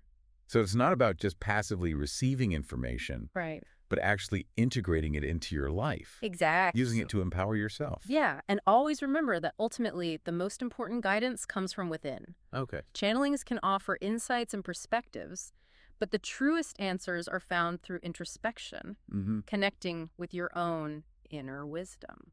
So use these channelings as a springboard for self-discovery. Exactly. Not as a replacement for your own inner compass. Perfectly put. Well, this has been a truly fascinating deep dive. It really has. We've explored the law of one, QHHT, and the nature of channeling itself. It's been such a pleasure exploring these concepts with you and with our listeners. Likewise. And remember, this deep dive is just the beginning. You have the information, the curiosity, and the power to continue exploring. What will you discover? Thanks for joining us on the deep dive. Until next time, keep exploring, keep questioning, and keep diving deeper into the mysteries of the universe and the depths of your own being. All right, so get this. We're going deep today, like deep, deep into the world of channeling with two of the biggest names out there, Edgar Cayce. You know, the sleeping prophet. And that whole law of one thing with the entity Ra. Yeah, those are really fascinating sources, like tons of material. Right. So we're talking stacks of readings from both.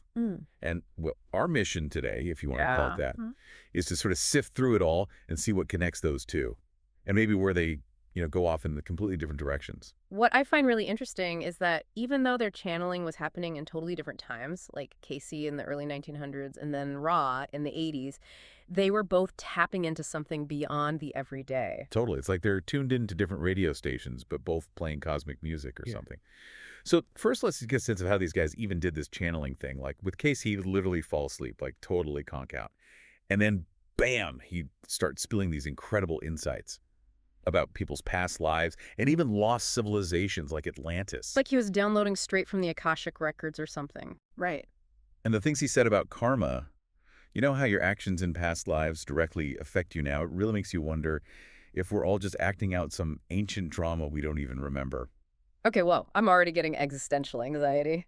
So Casey, he's all about these super personalized readings, right? But Ra, on the other hand, was coming through a medium and dropping these cosmic truth bombs about the universe and this law of one. Exactly. And it's not just random cosmic chatter either. Ra goes deep on the idea that we're all connected, like part of this web of energy. And every little choice we make, every action ripples out and affects the whole thing. Makes you rethink that snarky comment you left on social media, huh? Definitely food for thought. Okay, so we've got Case in a sleep trance and a Ra speaking through a medium. Definitely different vibes. But they both seem to land on this idea of reincarnation. Like Case talks about these karmic patterns influencing our present.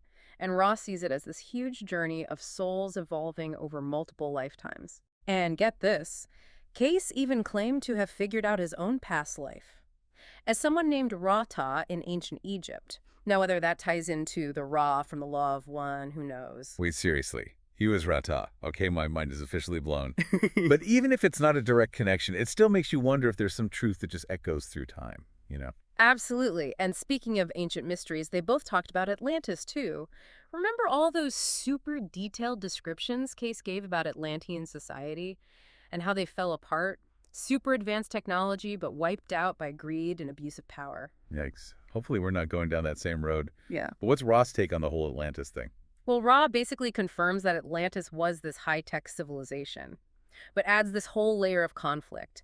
They talk about a struggle between the sons of the Law of One, who were all about unity and harmony, and then the sons of Belial, these guys who got way too power-hungry and ego-driven. So it's like this battle between those who understood we're all connected and those who just wanted to control everything for themselves.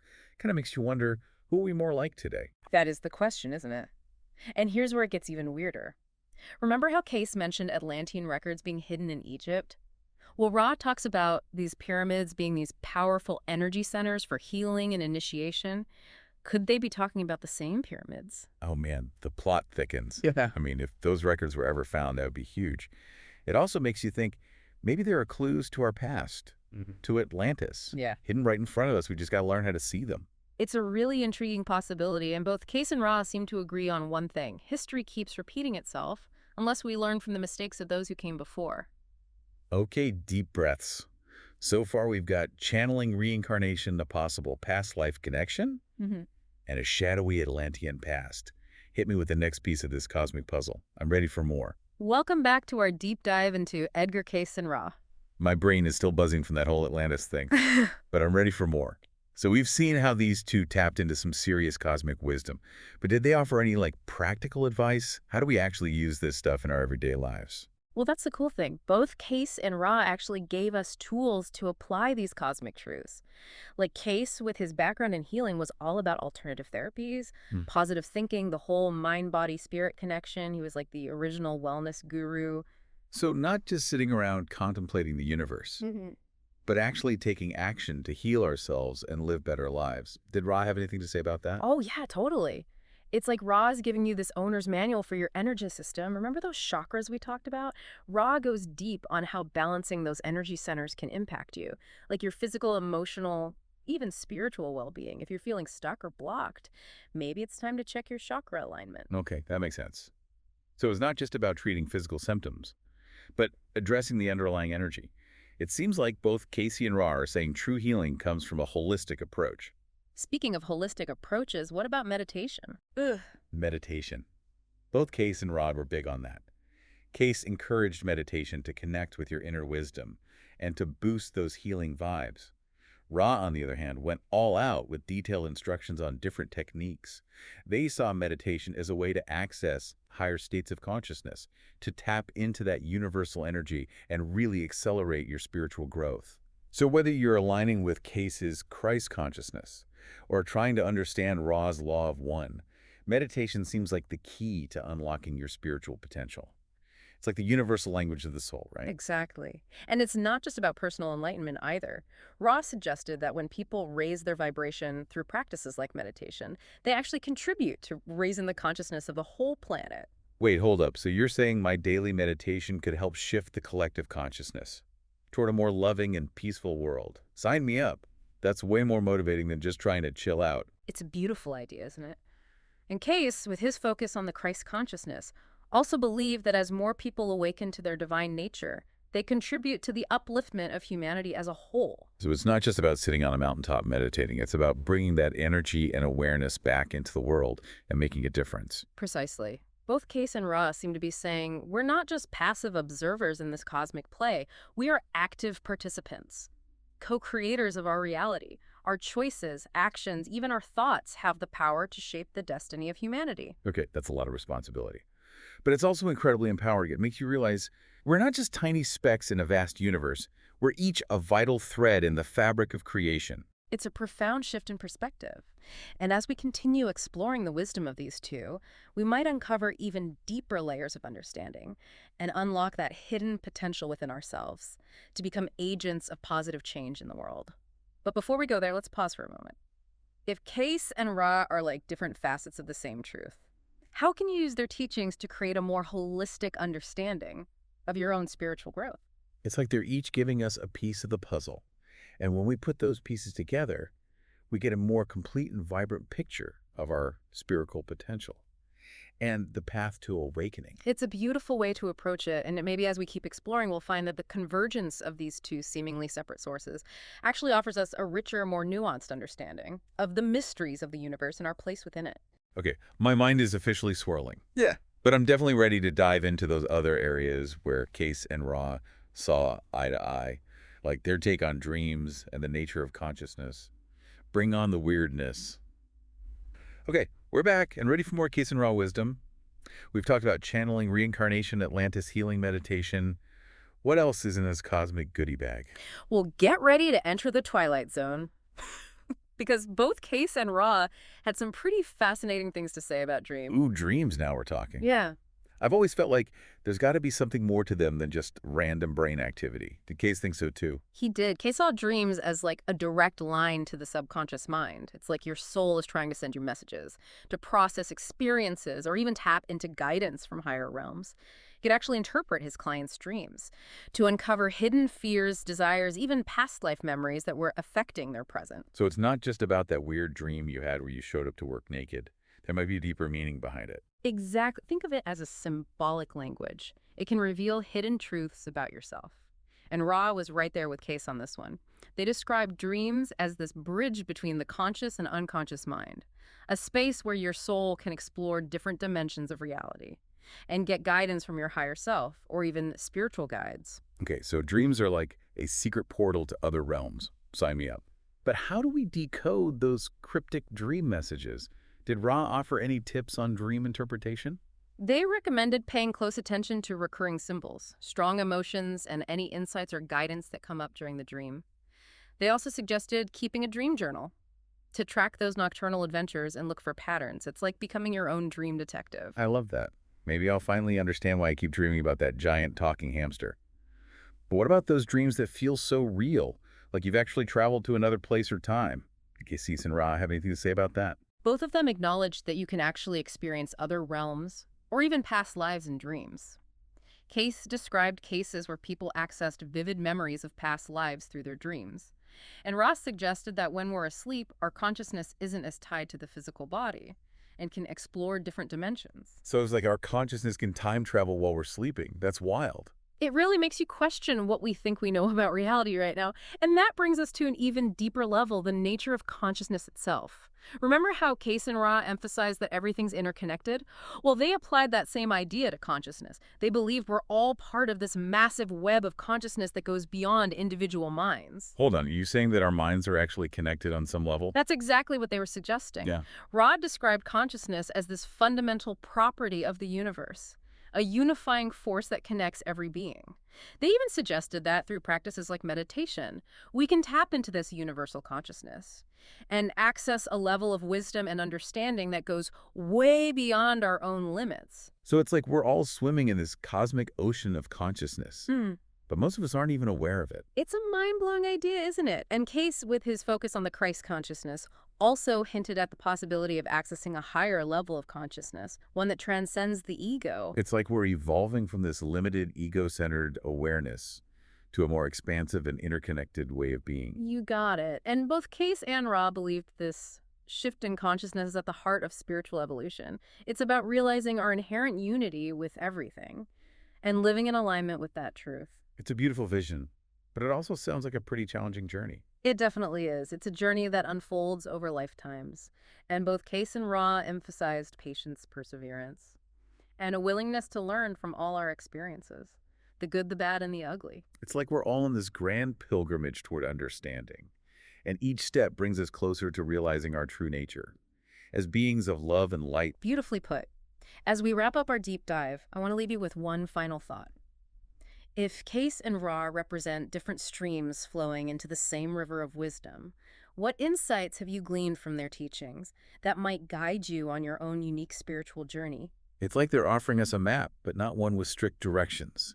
It's more like a map with guideposts and signposts to help us navigate the terrain of our own hearts and souls. Exactly. And perhaps by paying attention to those signposts, embracing the power of our dreams, and cultivating a more expansive awareness, we can discover those hidden paths that lead to a deeper understanding of ourselves, the universe, and the infinite possibilities within each of us. Wow, what an incredible journey. Thanks for joining us on this deep dive into the world of Edgar Cayce and the Law of One. May their wisdom continue to inspire and guide you on your path of discovery. All right, so get this. Today, we're taking the deep dive into the Law of One. Okay. But with like a super unexpected twist. Oh. We're going through Reddit. Huh. So we're going to be exploring the Law of One through the lens of Reddit. Yeah, basically we're going to see how everyday people are That's a cool idea. grappling with these really complex ideas from the Law of One. And it gets pretty wild, let me tell you. I bet it's like getting a cosmic reality check, you know? It really is. Seeing how these big, profound ideas actually play out in the wild world of the internet. Exactly. I love it. So we've got the top 12 Our Law Phone Reddit posts from all of 2024, and we're going to go through them one by one and see what we can learn. I'm excited. Okay, so post number 1, this one really kind of hit me because it's someone talking about a really intense psychedelic experience. Oh, wow. And they're like, wondering if it connects to the Law of One at all. Okay. And they even say it felt more real than anything I've experienced in this life. Wow. Which honestly kind of gives me chills just reading that. Yeah, I mean, it's a pretty powerful statement, right? To have an experience that feels more real than literally anything you've ever known. It really is. It makes you wonder what they tapped into. Exactly. And it's like, is this something that the Law of One even talks about? Like, were they having a glimpse into a different density or something? That's a great question. It's interesting because while the law of one material, the stuff from doesn't really get into specifics about psychedelics, it does talk about how every entity, like every being, kind of receives information in a way that's appropriate to their level of consciousness. Right. So maybe, just maybe, this experience was like kind of pushing this person, to seek out a deeper understanding. Like a catalyst. Exactly, like a catalyst. Okay, that makes a lot of sense. And you know what else I find interesting about this post is it really shows how diverse the encounters with the law of one can be. Yeah. You've got people having these really profound mystical experiences, but then you also have people asking really practical everyday questions about how to apply these principles. Like how to live a more service-oriented life. It's all there on Reddit. It really runs the gamut. It does. It's fascinating. Okay, well, let's move on to post number 2. Okay. This one has a very different kind of vibe to it. Right. It's a little bit more apprehensive, maybe even fearful. Okay. The poster is reading Session 53 of Book 3, and they're clearly struggling with this whole concept of negativity and how it fits into the idea of free will. Oh, yeah. And I remember that session. It gets pretty intense when they start talking about the Orion group and psychic attacks. Right. It's like one of those sessions that you're kind of... It can be a little scary. Holding your breath a little bit as you're reading it. It really is. Especially if you're new to the Law 1, Especially, yeah. It's a lot to take in. It's heavy stuff. Yeah. So what do you think this poster is like? What are they getting at, Well, I think it's understandable that they'd be feeling a little freaked out. I mean, when you read about these psychic attacks and how the Orion group kind of manipulates people, it can make you question... It's like, are they out there? Is this stuff really happening? Am I safe? Exactly, yeah. Right. And I think it's easy to get caught up in those fears, especially if you're taking those descriptions too literally. Right. But what's important to remember, and I think what this post kind of highlights, is that the Law of One presents a much more complex and nuanced perspective on negativity than just like good versus evil, Yeah. It's not about fearing these negative forces, but understanding their role in this grand cosmic dance. So it's more like everything has a purpose. Yeah, exactly. Yeah. Even the stuff that seems, dark and scary ultimately serves the creator's purpose. So it's like a bigger picture kind of thing. Absolutely. It's about seeing the bigger picture. And understanding that even negativity ultimately contributes to the evolution of consciousness. That's a mind bender for sure. It is. It definitely challenges our conventional ways of thinking about good and evil. It really does. And right and wrong. Okay, so how does this actually play out in real life? Like, how do we see this idea of negativity as a catalyst for evolution in our everyday experiences? That's where I think post number 3 comes in. All right. Post number 3, what do we got? This one is super interesting because it takes us from like the cosmic realm of psychic attacks to a very real world issue. Minimum wage. Wait, minimum wage? Yeah. How does that connect to the Law of One? I know, right? It seems like a total left turn. It really does. But bear with me. Okay, I'm listening. So this post, it basically proposes this business model called ONA. It stands for Our Next Arc. Okay. And the idea is... I like it already. I know, right? Our Next Arc. ONA. Nice. It's pretty catchy, and the idea is to ensure that everyone can meet their basic needs on a single income. So on the surface, it's about, economic justice and fairness. Right.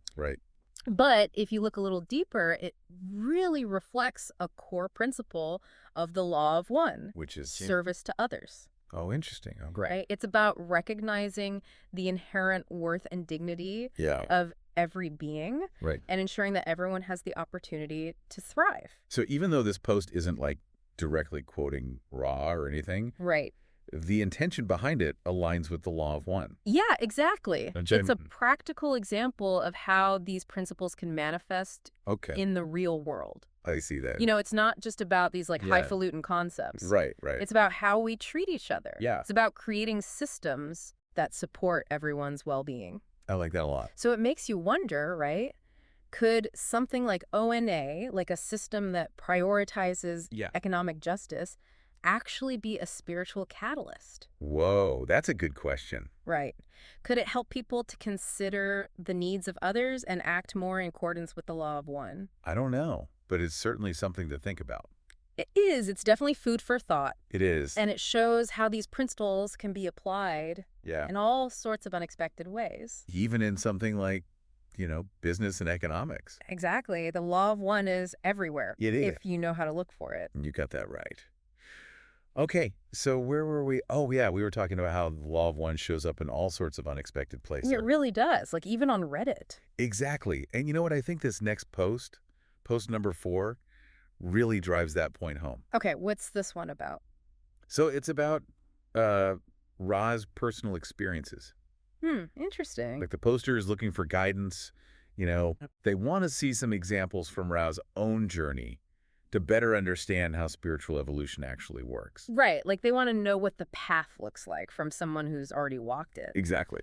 But I think, what's interesting about this is Ra actually talks about why they can't share too many specifics about their past. Right. It's in session 64 of book 3, I believe. Okay. And they basically say it would be a form of direct advice, which could mess with people's free will. Right, because if you're given the answers, you don't really learn, do you? Exactly. It's like giving someone the answer to a riddle. Spoils the fun. Instead of letting them figure it out for themselves. Right.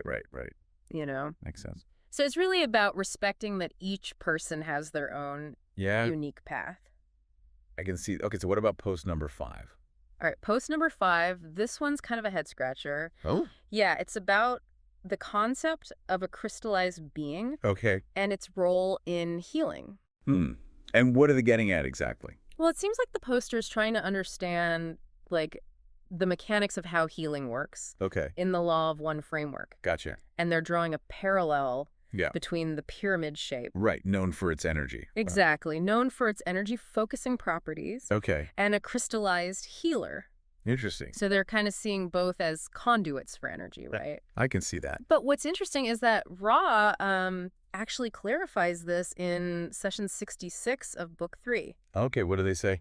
Well, they say that a crystallized healer doesn't work in the same way as a physical pyramid. Okay, so it's not about, creating a physical structure. No. But more about the healer's ability to channel energy. Exactly. It's about their own internal alignment and their ability to channel those higher vibrations. So it's like they become a conduit. Yeah. For the energy to flow through. Exactly. Wow. That's pretty amazing when you think about it. It is. It's a really powerful example of how intention and alignment can create profound healing. Makes sense. Right. It's not about some external tool or technology. It's about the power of consciousness. So it's like we all have that potential within us. Yeah, I think. To be healers in that way. Absolutely. It's just a matter of cultivating that connection. Okay, let's keep going. All right, what's next? All right, so post number 6 kind of takes us back to this idea of psychic attacks. But this time it's about protecting the instrument.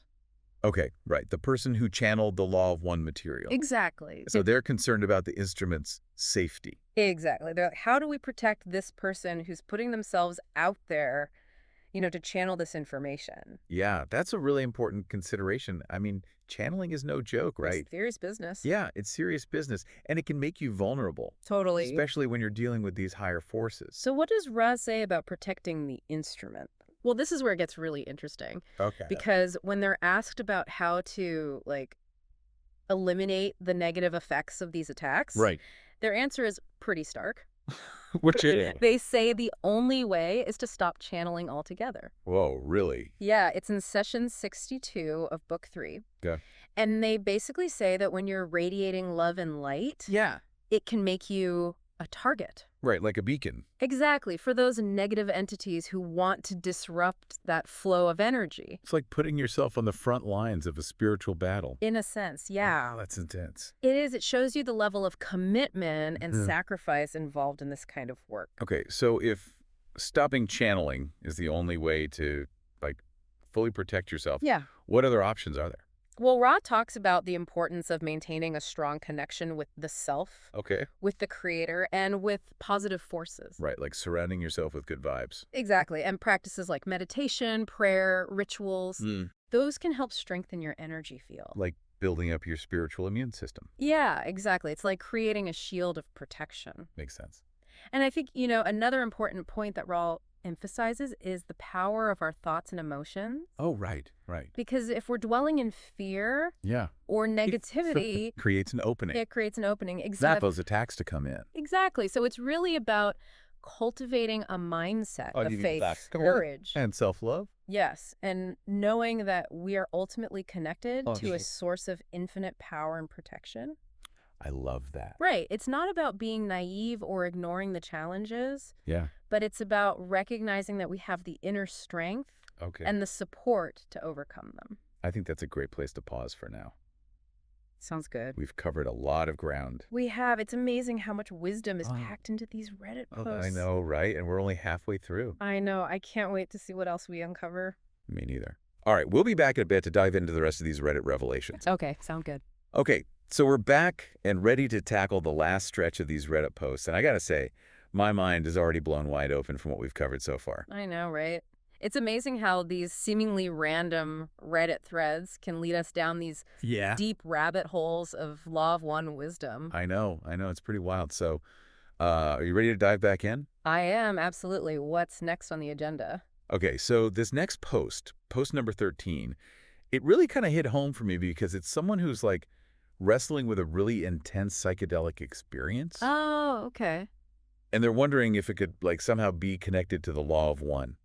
That's interesting. Yeah, they even ask if psychedelics were involved in the right contact itself, which I thought was a pretty bold question. It is, but I think it reflects a very human desire to understand how these altered states of consciousness can connect to spiritual growth. Totally. And it's like when you have an experience that really shakes you to your core like that, you want to make sense of it, you know? Absolutely. You want to see how it fits into your understanding of the universe and your place in it. Yeah. So what do you think, like, is there any connection between psychedelics and the Law of One?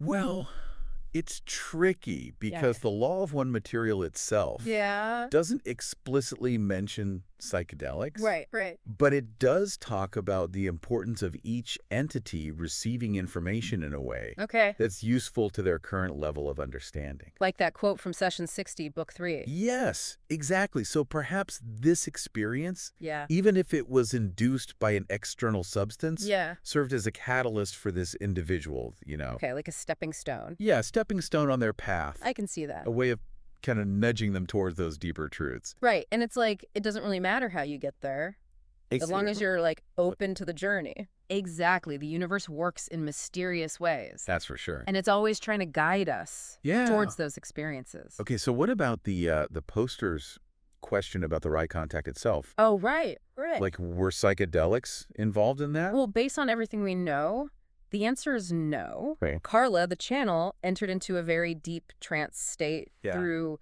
meditation and focused intention, and that allowed Ra to communicate through her. Makes sense. Okay, so moving on to post number 14. This one's about sexual energy transfer. Oh, interesting. Yeah, and like potential blockages in that process. So it seems like the poster's, trying to understand how to create a more harmonious and balanced exchange of energy with their partner. Yeah, that's a topic that comes up a lot. It does. In relation to the Law of One. And it's a tricky one, for sure. Yeah, I mean, sexual energy is incredibly powerful. Right. And it can be used in both positive and negative ways. Exactly. And Rod talks about how the way we channel this energy can have a big impact on our spiritual growth. I remember them talking about the importance of the green ray energy center, the heart chakra. Yes, absolutely. It's all about approaching intimacy with an open heart. Right. With love and respect. Yes, and with a desire for mutual growth and expansion. And I think what's really interesting is how they talk about how, like, fear, possessiveness, insecurity. Yeah, those lower vibrational emotions. All of that can create blockages. Exactly. It's like they interfere with the flow. Exactly. They create a kind of energetic static. So it's about, like, clearing those blockages so the energy can flow freely. Exactly. When we can let go of those fears and insecurities and approach intimacy from a place of pure love, then it becomes much more transformative. So it's not just about the physical act. No, it's about the energy exchange. It's about the connection. Yes, and the intention behind it. I like that. Okay. On to post number 15. This one's about elementals and other non-physical entities. Oh, wow. We're getting to the unseen realms now. The poster's asking about how to cleanse their space and create a more harmonious environment. Yeah, that's a common concern, especially for people who are new to this kind of... It can be scary stuff. Yeah, it can be, but the law of one encourages us to approach these realms with respect and awareness.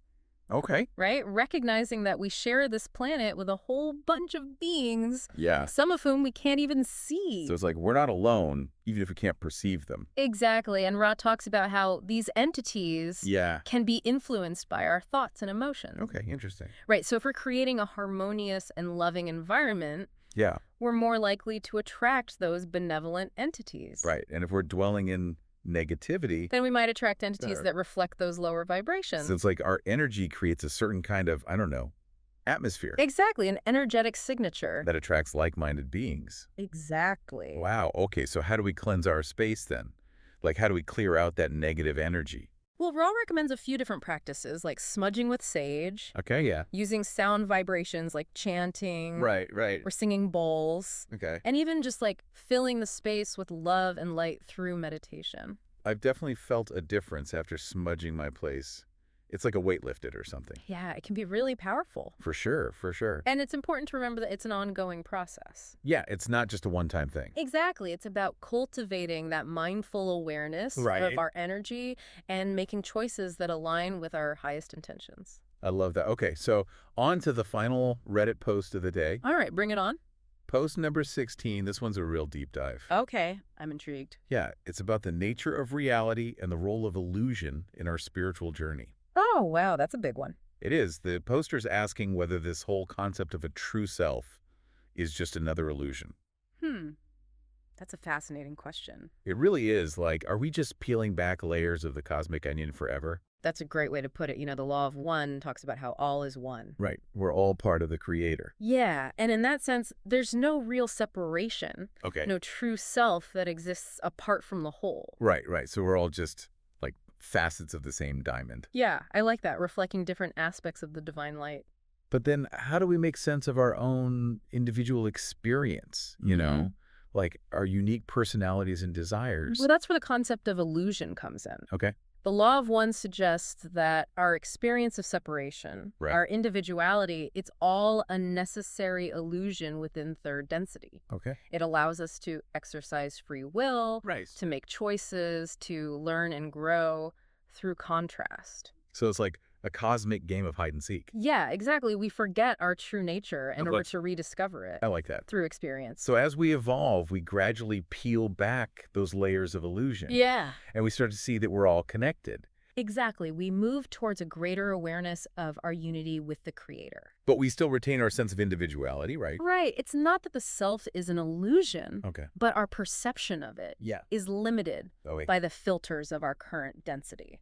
So as we grow, our understanding of self expands. Exactly. It becomes more inclusive. It's like the true self is always there, but it's hidden behind these veils of illusion. Exactly. And as we awaken, we start to see through those veils. That's a beautiful way to put it. And, you know, it really brings us full circle to what we've been talking about today. Oh, it does, doesn't it?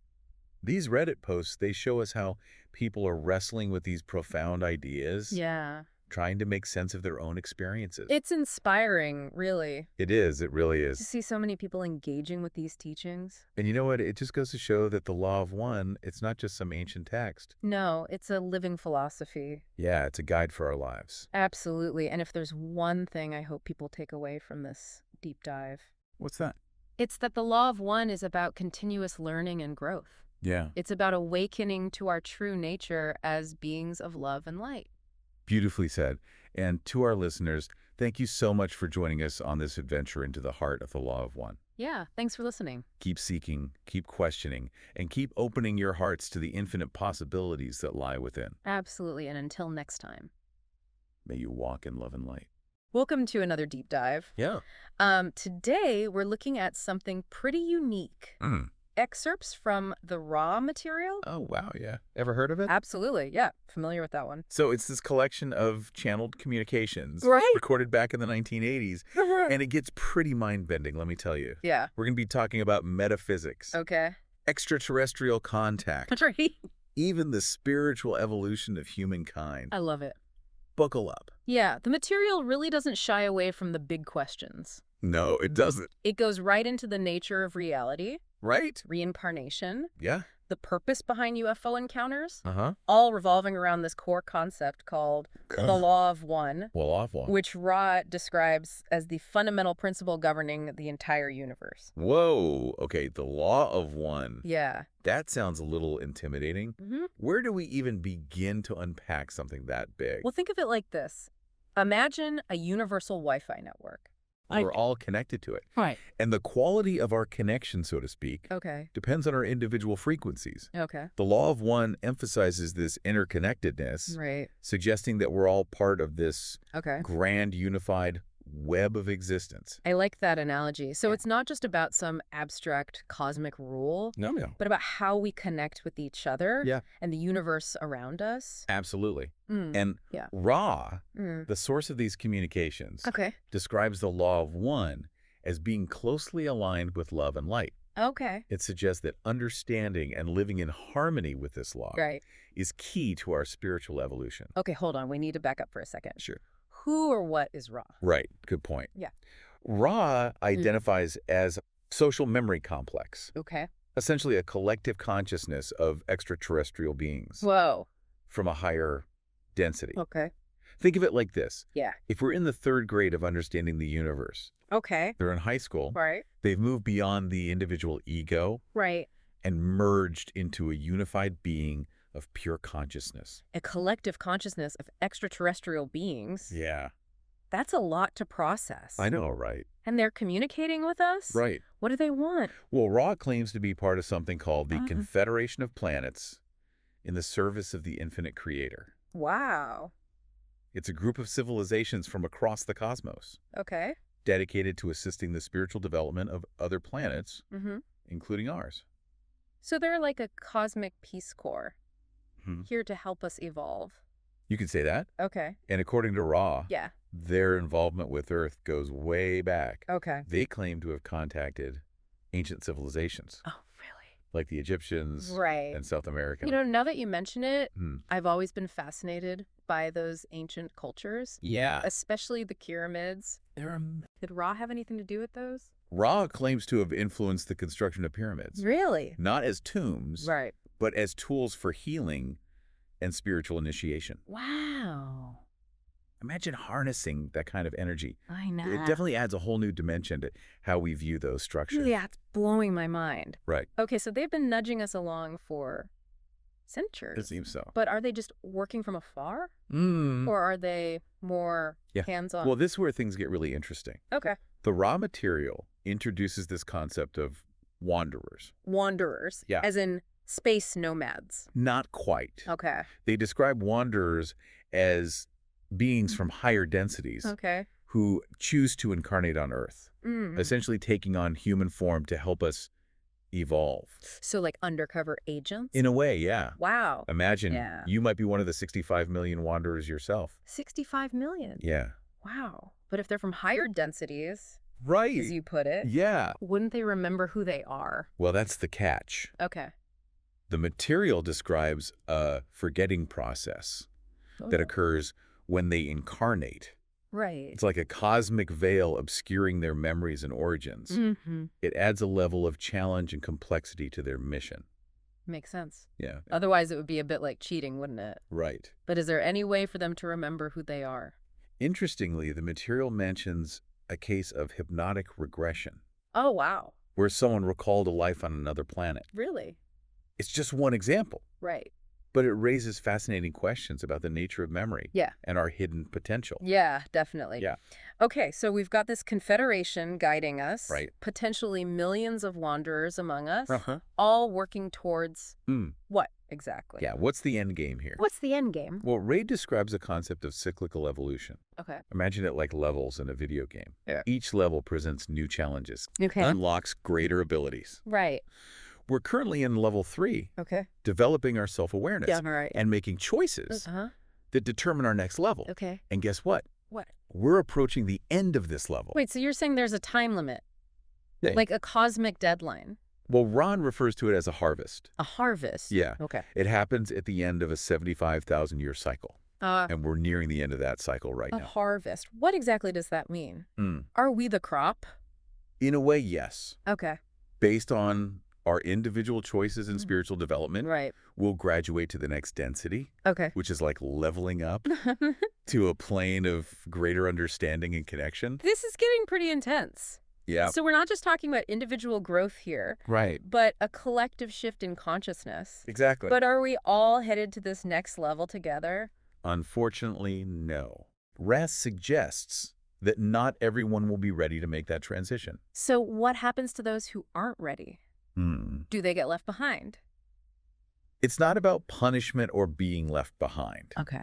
Ross suggests they'll simply repeat the third density cycle on another planet. Okay.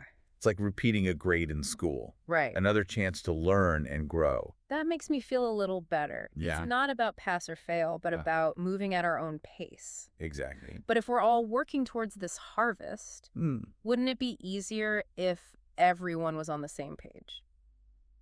Yeah, I mean... Surely there are some forces working against this collective evolution. Right. Yeah. Rad does describe another group.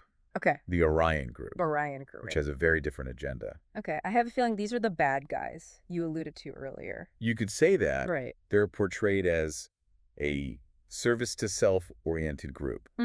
Focused on control and manipulation. Okay. Imagine a cosmic tug-of-war, with the Confederation pulling us towards unity. And the Orion group trying to keep us separate and in fear. Wow. Ra even describes it as a thought war. A thought war. Yeah, with both sides vying for influence over humanity's evolution. That sounds a little like science fiction. It does, right? But it does make you wonder about all the conflicting information and ideologies we're bombarded with every day. Right. Could that be part of this cosmic struggle? It's certainly a possibility. Yeah. Ra suggests that both groups use telepathic contact and influence, subtly shaping our thoughts and beliefs. Right. And if we're not careful, we can get caught in the crossfire. Okay, so we've got these two cosmic forces pushing and pulling us in different directions. Yeah, the cosmic dance. But where do UFO sightings fit into all of this? Are they evidence of this extraterrestrial intervention? That's a great question. Yeah. And one that the material addresses directly. Okay. Ra suggests that some UFO encounters Okay. are indeed genuine interactions with extraterrestrials. Okay. Both from the Confederation and the Orion group. So some are real. Yeah. But not all of them. Right. What about the others? Yeah. Are they just hoaxes or hallucinations? Ra suggests that some encounters could be what they call thought form projections. Thought form projections. Think of it like a very vivid dream, Okay. but shared by multiple people. So our own minds are playing a role in shaping these encounters. It seems so. That's pretty wild. Yeah. But what's the purpose? Why would either group choose to interact with us in this way? Well, like everything else. Yeah. It depends on their motivations. The Confederation, as you might expect, aims to inspire spiritual growth. Okay. To subtly nudge us towards the law of one. They're like the cosmic whisperers, planting seeds of awareness. Okay, that makes sense. Right. It's in line with their overall mission. Yeah. But what about the Orion group? Why would they bother with UFO encounters? Right. It can't all be about scaring people, can it? One person in the material described their hypnotic regression experience as being on an alien spacecraft. Right. And undergoing an intense examination. They woke up terrified. Oh, wow. The raw material claims the Orion group projects these thought form experiences, not to physically harm anyone, but to exploit and manipulate. They feed off our fear and doubt, trying to keep us trapped in lower densities. That's unsettling. Yeah. But it makes me think about how my own thoughts and fears Right. might be contributing to the negativity I see in the world. Exactly. If our minds are that powerful, we need to be careful about what we're focusing on. Absolutely. Yeah. And that brings us to a crucial piece of advice that Ra emphasizes throughout the material. Right. The importance of seeking the heart of self. Seeking the heart of self, what does that even mean? It's about a deep inner exploration. Understanding your own thoughts, emotions, and motivations. Okay. It's about shedding the layers of conditioning and programming. The societal expectations and fears that keep us from connecting with our true selves. It sounds like a lifelong journey. not just a weekend retreat. It is. Yeah. And it's a journey we're all on. Right. Whether we realize it or not. Yeah. It's about recognizing that we're not just physical beings, but spiritual beings having a human experience. This is all incredibly mind-blowing. I know, it's a lot. But with the Confederation guiding us, potential wanderers among us, and this Orion group trying to hold us back, I can't help but wonder... What's that? If the Confederation is all about service to others, haven't they tried to intervene more directly in Earth's history? That's a perceptive question. Yeah. And the answer is yes, they have. Okay. In fact, Rama mentions several historical interventions. Oh, really? Attempts to help humanity evolve. Yeah. They claim to have contacted the Atlanteans, Egyptians, and South American civilizations, offering knowledge and guidance. So they've been actively involved in shaping our past. It seems so. That's incredible. Yeah. Were those efforts successful? Well, that's where things get complicated. How so? They talk about both successes and failures, highlighting how the information they provided was often distorted or misused. Can you give an example? They specifically mention Atlantis. Atlantis, okay. Where advanced technology intended for peaceful purposes was ultimately used for conflict and destruction. Wow. It's a cautionary tale about the dangers of knowledge without wisdom. So even with the best intentions, things can go wrong. They can. That makes me wonder why intervene at all. Why risk further complications? It seems their commitment to helping us evolve runs deep. And they believe we have the potential to overcome these challenges, to learn from our mistakes and make wiser choices. It sounds like they haven't given up on us. No, they haven't. Despite our messy history. It doesn't seem like it. Yeah. In fact, they seem to be more active than ever. Oh, really? Especially with the rise of technology and the approaching harvest. They know this is a critical time for humanity. Yeah. And they're here to support us. Okay. In making the leap to the next level of consciousness. This is all so much to process. It is a lot. It's like we're characters in a cosmic drama, caught between these forces of light and darkness, with the fate of humanity hanging in the balance. That's a powerful way to put it. Yeah, and it underscores the importance of the choices we make. Not just for ourselves, but for the collective. Absolutely. Wow, okay. So, stay tuned for part 2 of this deep dive into the raw material, where we'll explore more about spiritual evolution, the harvest, and what it all means for each of us. Looking forward to it.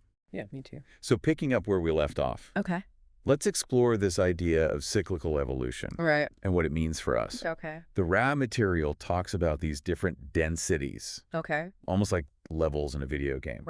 Each representing a higher level of spiritual awareness. Densities. Yeah. Okay, that's a concept I'm still trying to wrap my head around. If these densities are like levels in a game, where are we now? Well, according to Ra, Okay. humanity is currently in third density. Third density. Which is all about developing self-awareness. Okay. And making choices that will determine our future. So we're still in the tutorial level? In a way, yes. Okay. And the harvest, that cosmic deadline we talked about, marks the transition to fourth density. Second density. Which is a whole new level of understanding and connection. What's fourth density like? Is it all about flying cars and telepathy? Haha, no. Okay. It's not about technological advancements, though those might come later. It's about a shift in consciousness. A deeper understanding of the law of one. And a stronger connection to the interconnectedness of all things. Okay. Ra describes it as a plane of love and understanding. Okay, so it's not just about knowledge, but about how we apply that knowledge. Exactly. How we treat each other and ourselves. It's about becoming more compassionate. Exactly. Okay. It's about recognizing our shared humanity and acting accordingly. It's about choosing love over fear. Understanding over judgment. I can see how that would be a challenge. Especially with all the negativity and division in the world right now. It's easy to get caught up in the fear and forget about the bigger picture. I know. Yeah. That's why seeking the heart of self is so important. It's about cultivating those qualities of love and understanding within ourselves first. Okay. So we can then radiate them outwards. So we're not just waiting for the world to change.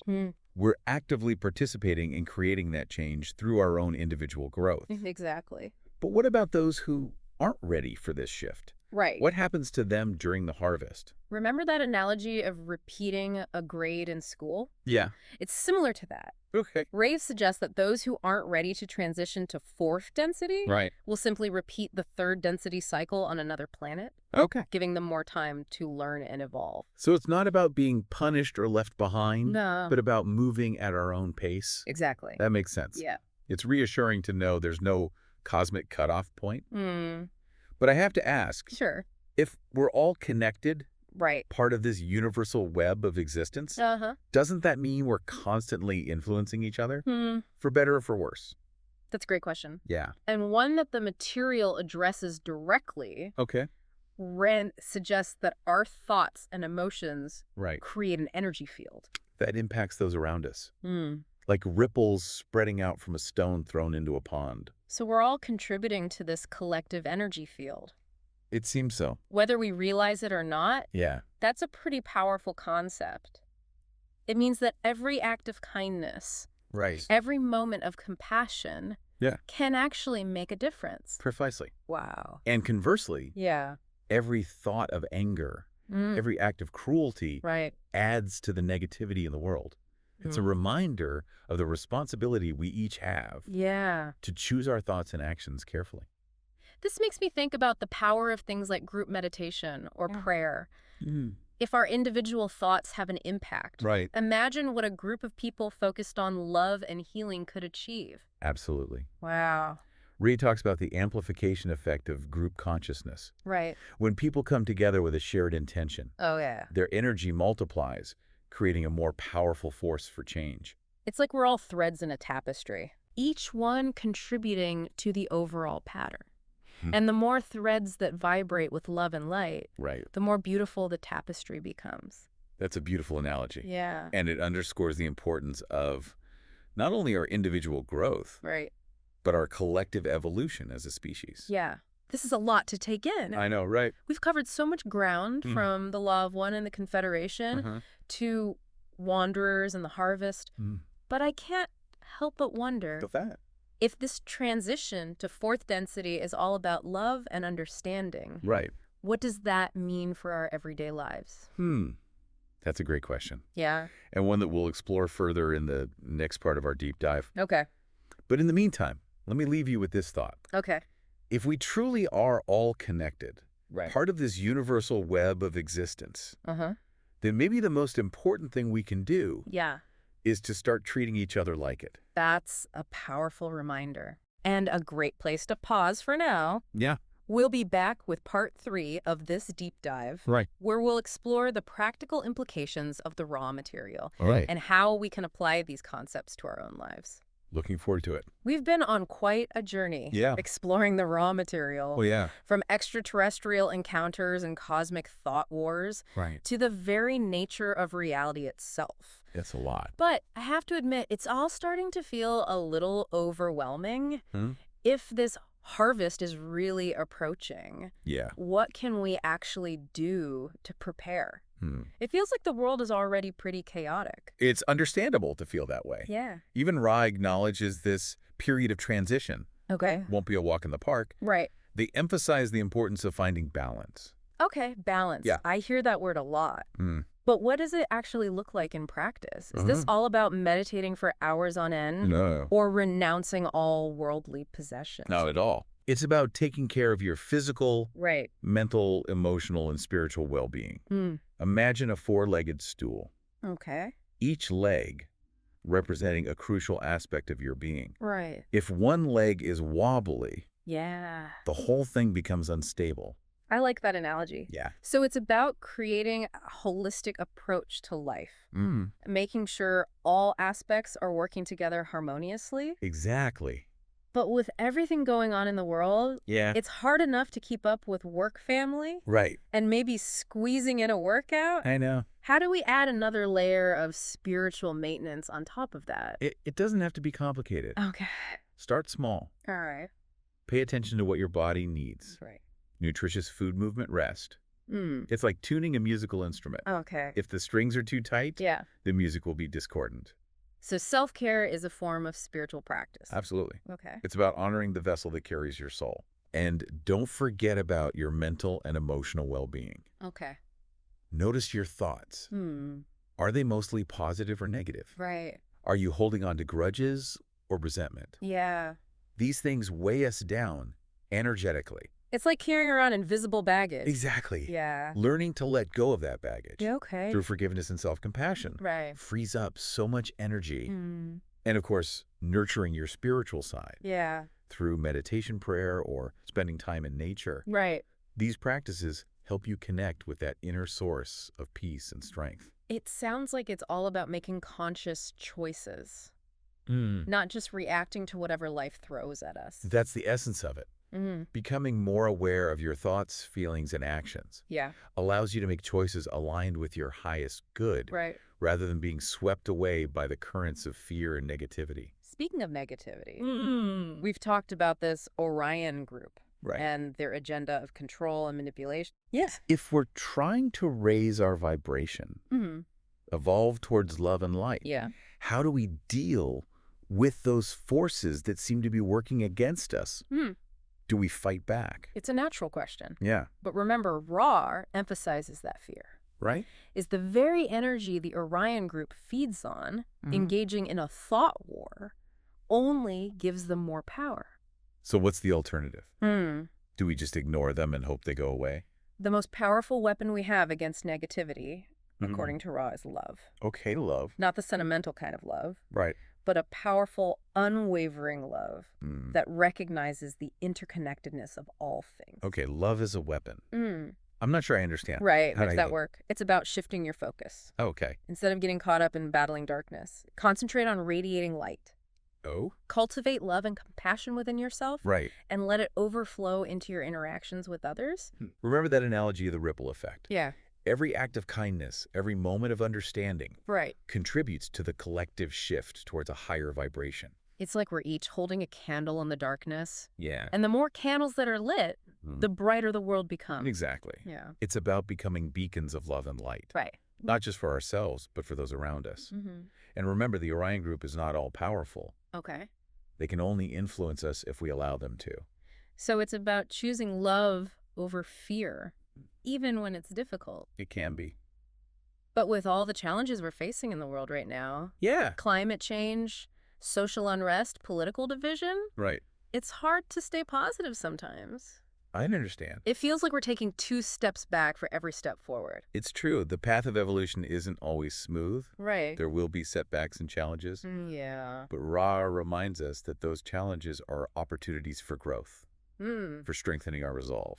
Okay. And deepening our understanding. Right. It's like a muscle. Yeah. The more we exercise it, the stronger it becomes. This whole conversation is making me rethink my role in all of this. It's not just about waiting for the harvest to happen. Right. But about actively participating in creating the world we want to see. Exactly. But if this shift in consciousness is really happening, how will we know? What will it look like? Ra suggests we may see a growing polarization in the world. Okay. A clearer distinction between those who are aligned with the law of one and those who are clinging to fear and separation. So things might get a little more intense before they get better. It's possible. Okay. But remember, even in the midst of chaos, there's always hope. Right. And we have a choice in how we respond to that chaos, with fear or with love. This deep dive into the raw material has been quite a ride. It has. It's challenged me to think differently about the universe, our place within it, and the power we each hold to create a brighter future. I agree. It's given me a lot to ponder. And I'm sure our listeners are feeling the same way. Yeah, if these ideas have resonated with you, I encourage you to explore the raw material further. Right. It's a vast and complex body of work, Yeah. offering a unique perspective on the universe and our place within it. Thanks for joining us on this deep dive. Of course. And remember, the journey of self-discovery and spiritual evolution is ongoing. We're all in this together. We are. Learning, growing, and striving to create a world that reflects the love and unity of the law of one. A beautiful thought.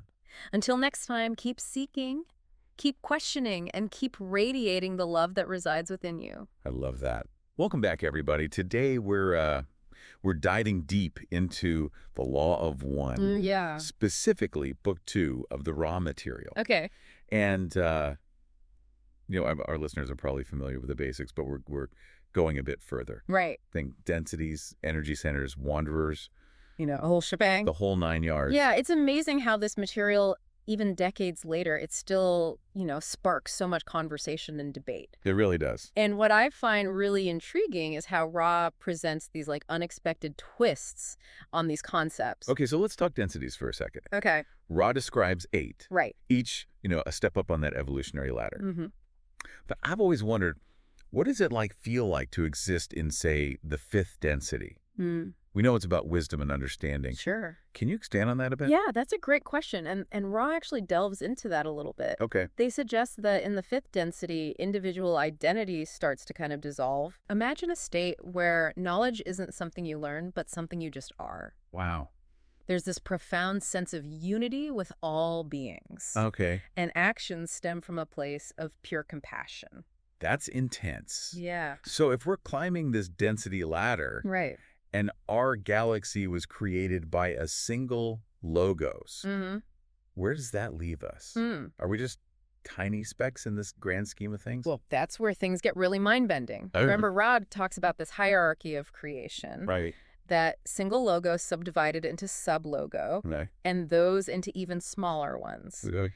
Our sun, believe it or not, is considered one of these sub-logos. Really? And get this, Okay. even individual beings are seen as sub-logo. Hold on. So I'm like a mini creator. Yeah, That's a lot of responsibility. that's a big job. But then how does this whole concept of time work? Yeah. Does it even exist in the same way across all these densities? That's a question that's puzzled philosophers for centuries.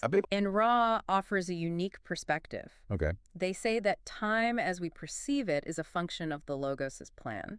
Okay. It's tied to the increasing vibrational rates and densities. Hmm.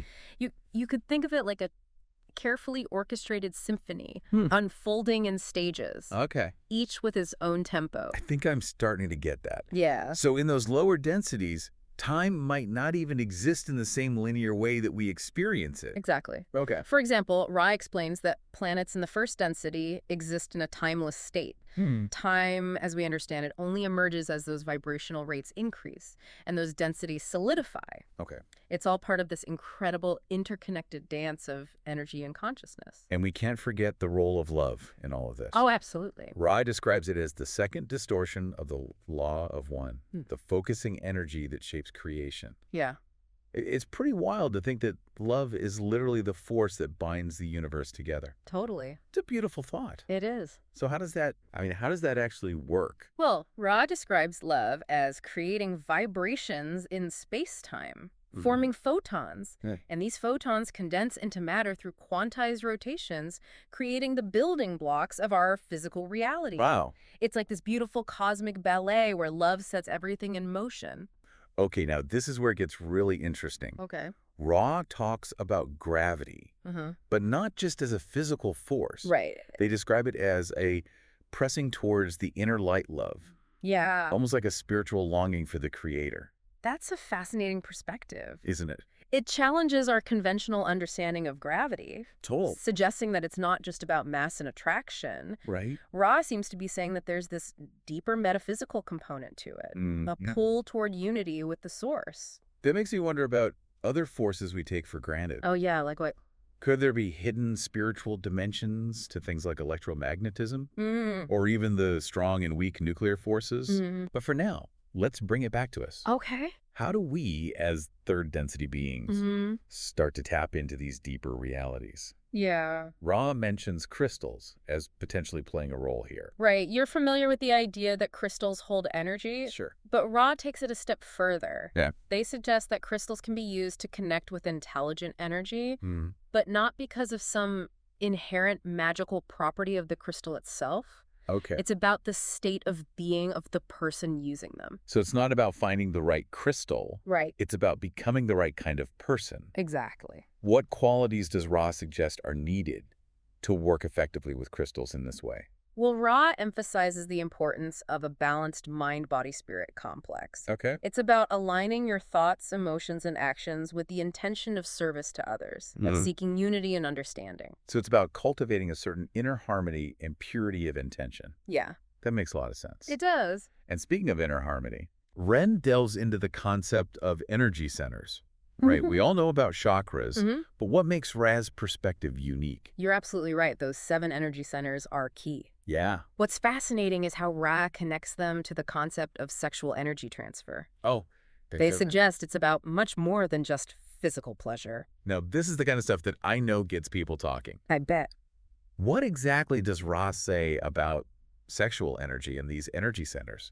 Well, they describe it as a flow of energy between individuals during intimate interactions. And get this, the type of energy exchange depends on the nature of the interaction itself. It can range from basic red ray energy associated with survival and procreation, all the way to the incredibly rare and powerful indigo ray energy. Whoa, indigo ray. Yeah. That sounds intense. It is. I'm assuming that's not something you encounter in your average casual encounter. You're probably right about that. Probably not. Ra associates indigo ray energy with a profound spiritual connection.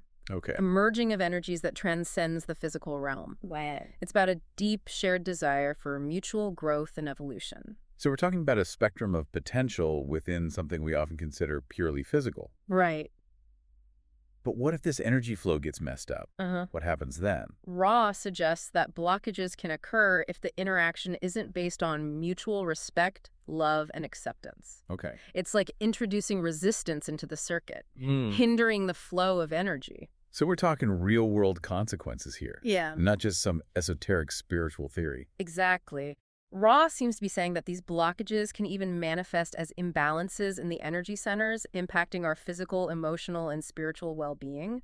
This all circles back to those 2 paths of spiritual evolution that Ra outlines, service to self and service to others. And this is where free will comes back into play. Ra suggests that even sexual energy transfer can be used to fuel either path. The choice is ours. So it all comes down to intention. Yeah. Are we using this energy to manipulate and control or to uplift and empower? Precisely. And this brings us to another captivating concept.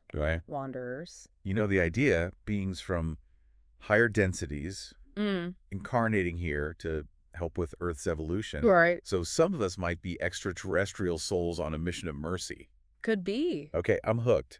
Tell me more about these wanderers. Well, Ra describes wanderers as coming from various densities. 4th, 5th, and even 6th. Each with different motivations and experiences. It's not always an easy journey for them. I can imagine. Imagine having to adapt to 3rd density limitations after experiencing the expanded awareness of higher realms. That makes total sense. Yeah. It's almost like having to forget everything you know and start from scratch. It's a big adjustment. But if they're from higher densities, wouldn't they still have some awareness of their true nature? That's a great question, and one that Ra addresses. They talk about the veil of forgetting that wanderers experience upon incarnating in the 3rd density. Interesting. It's like a cosmic amnesia that allows them to fully immerse themselves in the human experience. That's fascinating. Yeah. It makes you wonder how many people walking around right now might be wanderers completely unaware of their origins. You never know. But this raises another question. If wanderers are here to help, are there also beings from higher densities who aren't so benevolent? That's where things get a little more complex. And Ra is understandably cautious about sharing too much information on this topic. But they do acknowledge the existence of negatively oriented beings in those higher densities. So we've got this whole cosmic drama playing out with forces of both light and darkness at work. It's all part of the grand tapestry of existence. Almost like a battle for the soul of humanity. Well, battle might not be the best word. Ra doesn't frame it as a good versus evil situation. Got it. They simply acknowledge the existence of different polarities. Each playing a role in the grand scheme of things. So even the negative forces serve a purpose in this grand cosmic experiment. Exactly. They provide the contrast, Okay. the challenge, the catalyst that helps those who choose the positive path to refine their choices and deepen their commitment to service to others. Okay. My mind is officially blown. That's a lot to take in. I'm definitely craving more. We'll dive deeper in our next segment. All right, let's keep unraveling this cosmic tapestry. Okay. Before we went down that wanderer rabbit hole, Right. we were touching on how crystals can be used to connect with intelligent energy and how that ties into our own personal growth. Yeah. You mentioned that Ray emphasizes the importance of a balanced mind-body-spirit complex. Right. Can you elaborate on that? Sure. What does true balance actually look like? Well, it's not about achieving some kind of perfect static equilibrium. It's more about understanding and integrating all aspects of ourselves, both the light and the shadow. Ra suggests that true balance comes from recognizing and accepting all of our emotions, even the ones we might consider negative or undesirable. That's a really interesting point. Yeah. It's not about suppressing those so-called negative emotions, but learning to work with them constructively. Right. So how do we go about achieving that kind of balance? Are there specific practices Ra recommends? Well, Ra repeatedly emphasizes the importance of self-reflection, of becoming aware of our own internal landscape. They suggest paying attention to our recurring thoughts, those emotional triggers that seem to pop up again and again. Right. It's about becoming a detective of our own souls. I love that analogy. Yeah. So we're looking for those patterns and tendencies that might be holding us back from achieving that state of balance. Exactly. Well, what happens once we've identified those areas that need attention? How do we actually start to shift them? Ra talks about the power of forgiveness, both of ourselves and others. Holding on to anger, resentment, or guilt only creates blockages in our energy centers, hindering our spiritual growth. Forgiveness is definitely a recurring theme in many spiritual traditions. It is. It's about releasing those energetic ties that bind us to the past and allowing ourselves to move forward with a lighter heart. Exactly. But it's easier said than done right. It can be. How does Ra suggest we approach forgiveness, especially when it comes to those who have deeply hurt us? Well, Ra reminds us that everyone is on their own unique journey. And that even those who cause harm are doing so from a place of their own limited understanding. They suggest that by cultivating compassion for ourselves and others, we can begin to release those negative emotions that hold us captive. So it's about recognizing the humanity in everyone. Yeah. Even those who have wronged us. It's a powerful concept. It is. But I can see how it might be challenging to put into practice. Sure. But let's switch gears for a moment and talk about something a little lighter. Wanderers. You mentioned that they come from different densities and have different motivations. Yeah. Can you shed some more light on the different types of wanderers? Certainly, Ra describes sixth density wanderers as being incredibly rare. These beings have nearly completed their cycle of incarnations and have chosen to return to third density to assist in the planet's transition. Wow. They often serve as beacons of wisdom and compassion, radiating a profound sense of peace and understanding. That's amazing. Yeah. It makes you wonder what kind of impact they're having on a global scale. It does. Are there any well-known figures who might be sixth density wanderers? Well, Ra is understandably reluctant to name specific individuals, as this could interfere with their mission and free will. That's fair. But they do suggest that many spiritual teachers and leaders throughout history might have been wanderers, drawn to incarnate at pivotal moments in human evolution. That makes a lot of sense. It does. And what about wanderers from the fourth and fifth densities? What are their unique characteristics? Ra describes fourth density wanderers as being focused on exploring the emotional realm. They're often drawn to creative pursuits and helping others understand and express their emotions. Interesting. Fifth density wanderers, on the other hand, are more focused on knowledge and wisdom. They might be drawn to careers in science, education, or spirituality, seeking to share their understanding with the world. So we have these different types of wanderers, each with their own unique gifts and contributions to offer. Yeah. It's fascinating to think about the ripple effects they're creating, even if we're not consciously aware of their presence. It is. But let's talk about those who are actively seeking to connect with their spiritual purpose. What guidance does Ra offer for those who are on this path of self-discovery? Ra emphasizes the importance of aligning our actions with our heart's true intentions. They suggest that by following our passions, pursuing our interests, and engaging in activities that bring us joy, we're naturally drawn towards our soul's purpose. That's a beautiful concept. It is. It's about listening to that inner voice. That intuitive nudge that guides us towards what truly resonates with our being. Exactly. But what about those times when we feel lost or uncertain? How do we connect with that inner guidance when it seems to have gone quiet? Yeah. Ra talks about the importance of meditation as a tool for quieting the mind and connecting with our inner selves. They describe meditation as a way to access the wisdom and guidance of our higher selves. Those aspects of ourselves that exist in higher densities. Meditation is often presented as a way to calm the mind and reduce stress. Yeah. But Ra seems to be suggesting that it's much more than that. Right, it is. It's about tapping into a deeper source of knowledge and guidance. Exactly. And Ra also talks about the power of visualization as a technique for focusing the mind and directing energy. They suggest that by visualizing our desired outcomes, we can begin to manifest them in our reality. So it's about creating a clear mental image of what we want to achieve. Yeah. And holding that intention with unwavering focus. Precisely. It's about aligning our thoughts, emotions, and actions with our goals. Okay. Creating a powerful synergy that can propel us towards our desired outcomes. This all makes me wonder about the role of our higher selves in all of this. How much influence do they have over our lives? Are they actively guiding us towards certain experiences or outcomes? That's a great question, and one that Ra addresses in detail. Okay.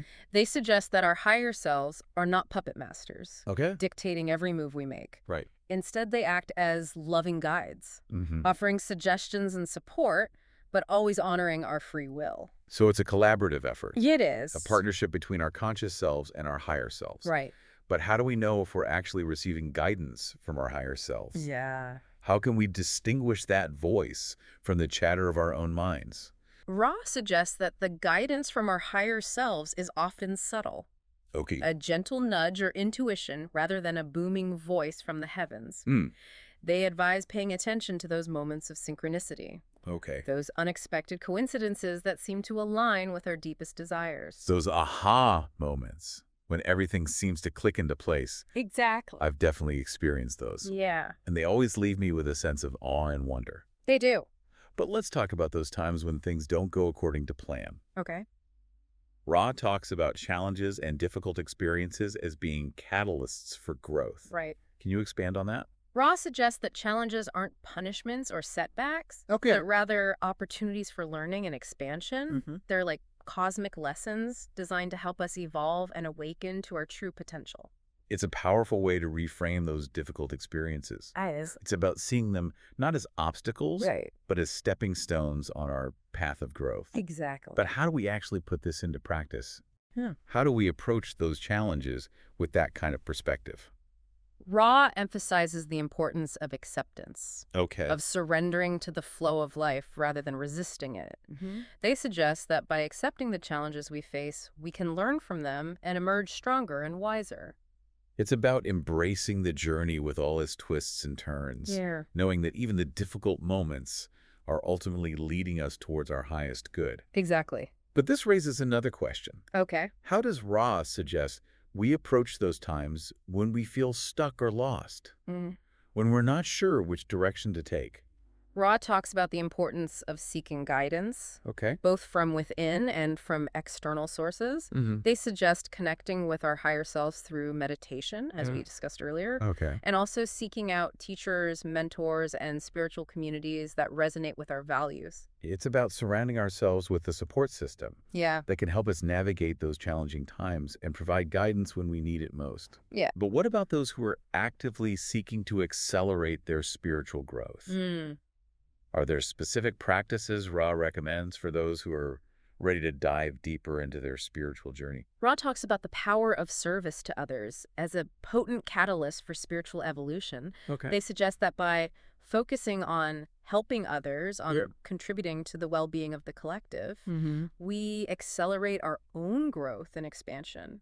So it's about shifting our focus from self-interest to selfless service. Right. Recognizing that we're all interconnected and that our actions impact the whole. Exactly. And Ra also mentions the importance of seeking knowledge and understanding, of continually expanding our awareness and exploring new perspectives. It's about embracing the journey of lifelong learning, remaining open to new ideas and insights, and allowing our understanding of the universe to evolve over time. Exactly. It's about embracing the mystery of it all. And Ra reminds us that the journey of spiritual evolution is not a linear path, but rather a spiral, a continual process of growth, expansion, and refinement. It's about embracing the cycles of life. Yeah. Recognizing that there will be times of darkness and times of light. Right. Times of challenge and times of ease.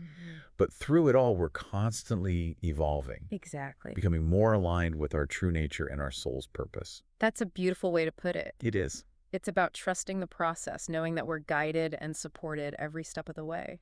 This has been such an enlightening conversation. It has. But I realize we're running out of time for this segment. Okay.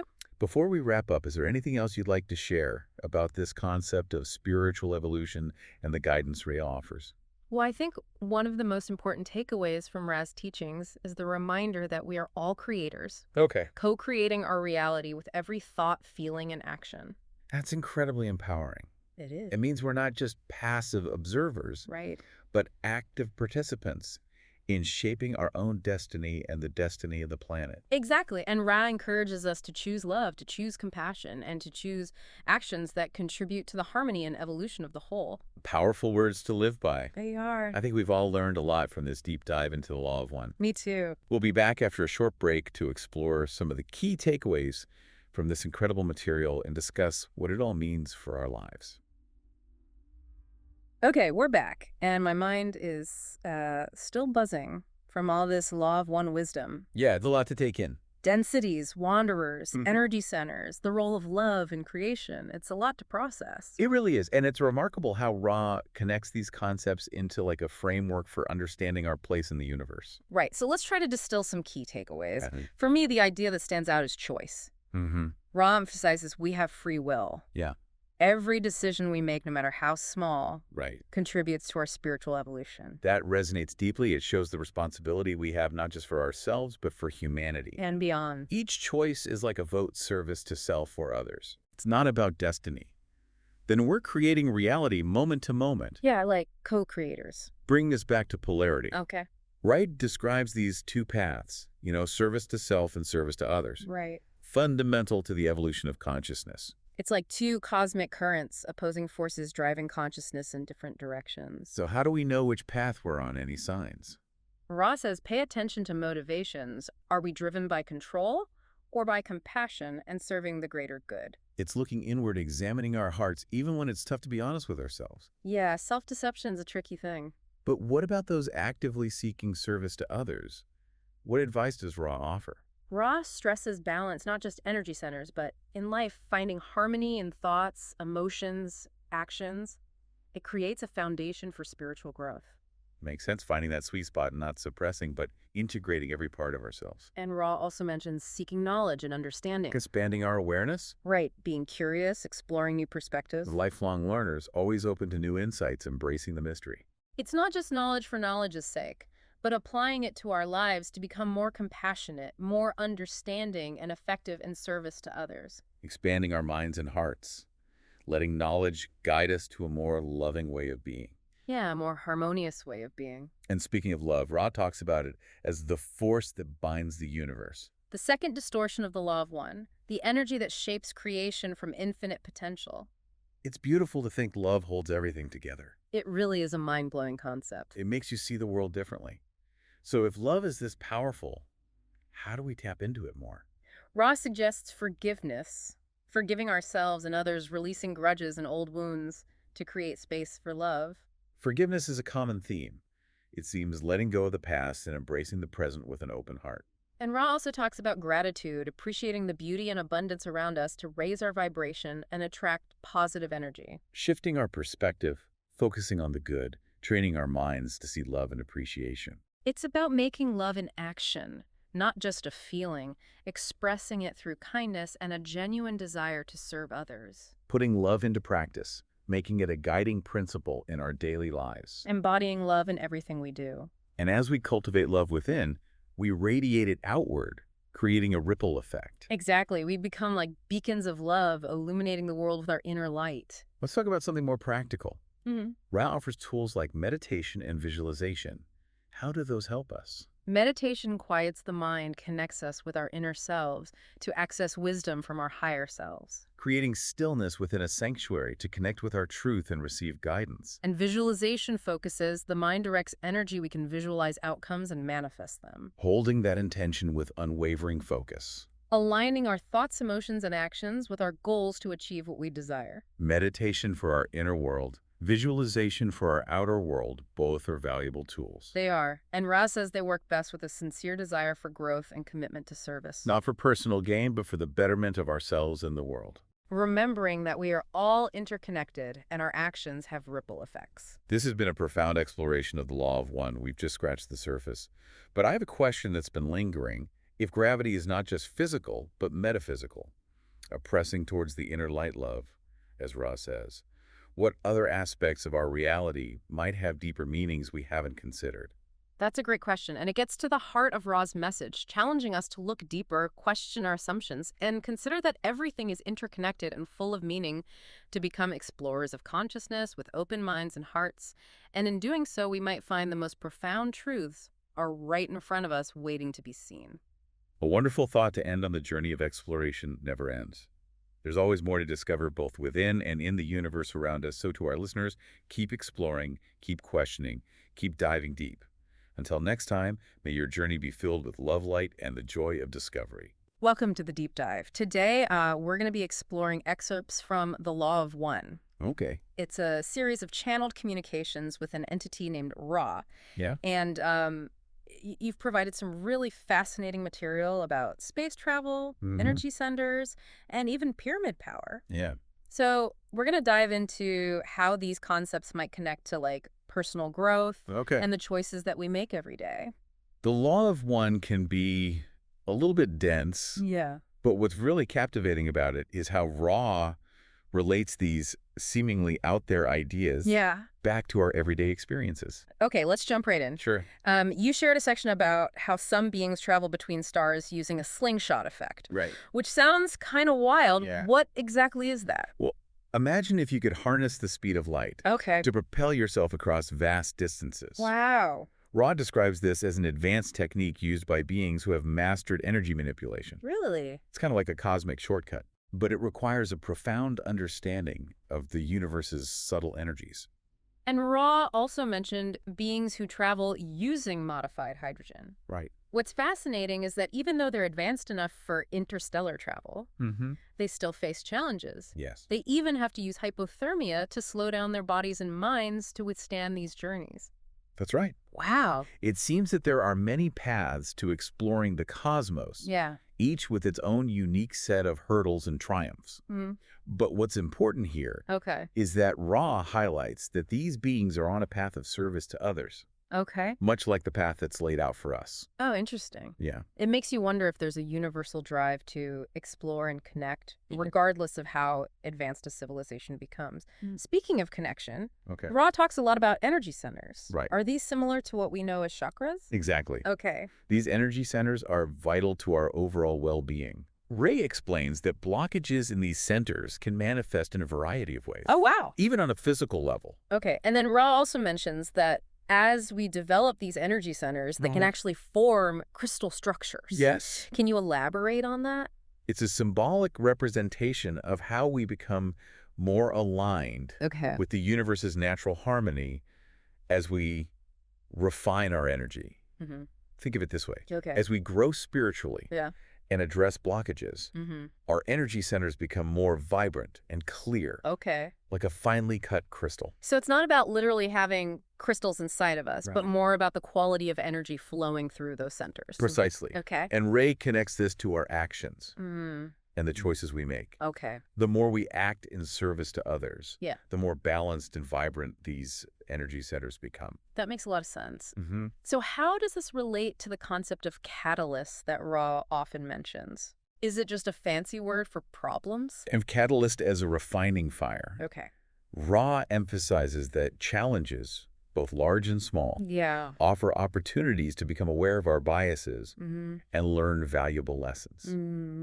It's about how we choose to respond to these challenges that determines our growth. So it's not about seeking out problems, but rather using them as stepping stones. Exactly. It's about becoming more conscious of how our experiences, even the difficult ones, shape us. And using that awareness to make more long choices. What about pyramids?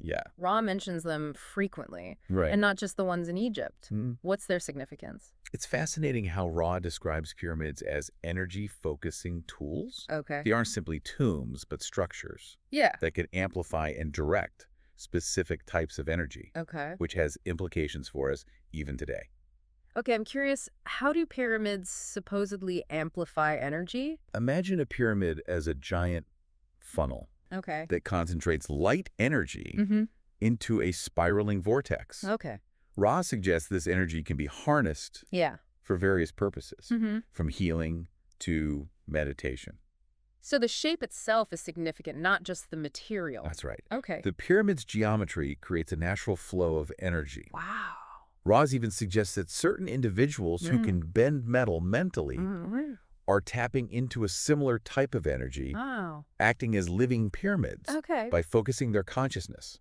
That's a pretty incredible concept. It is. But Ra also says this energy focusing is more potent in other densities. Yeah. What does that even mean? Think of densities as levels of spiritual evolution. Okay. As beings evolve, Yeah. they develop a deeper understanding of these subtle energies and learn to use them in more advanced ways. Wow.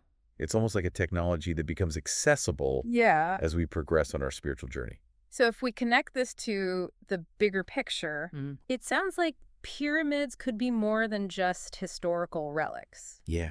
They might be glimpses into the potential that lies dormant within us. That's a great observation. Wow. Ross seems to be suggesting that as we evolve, we might be able to access and utilize these energies in ways we can't even imagine right now.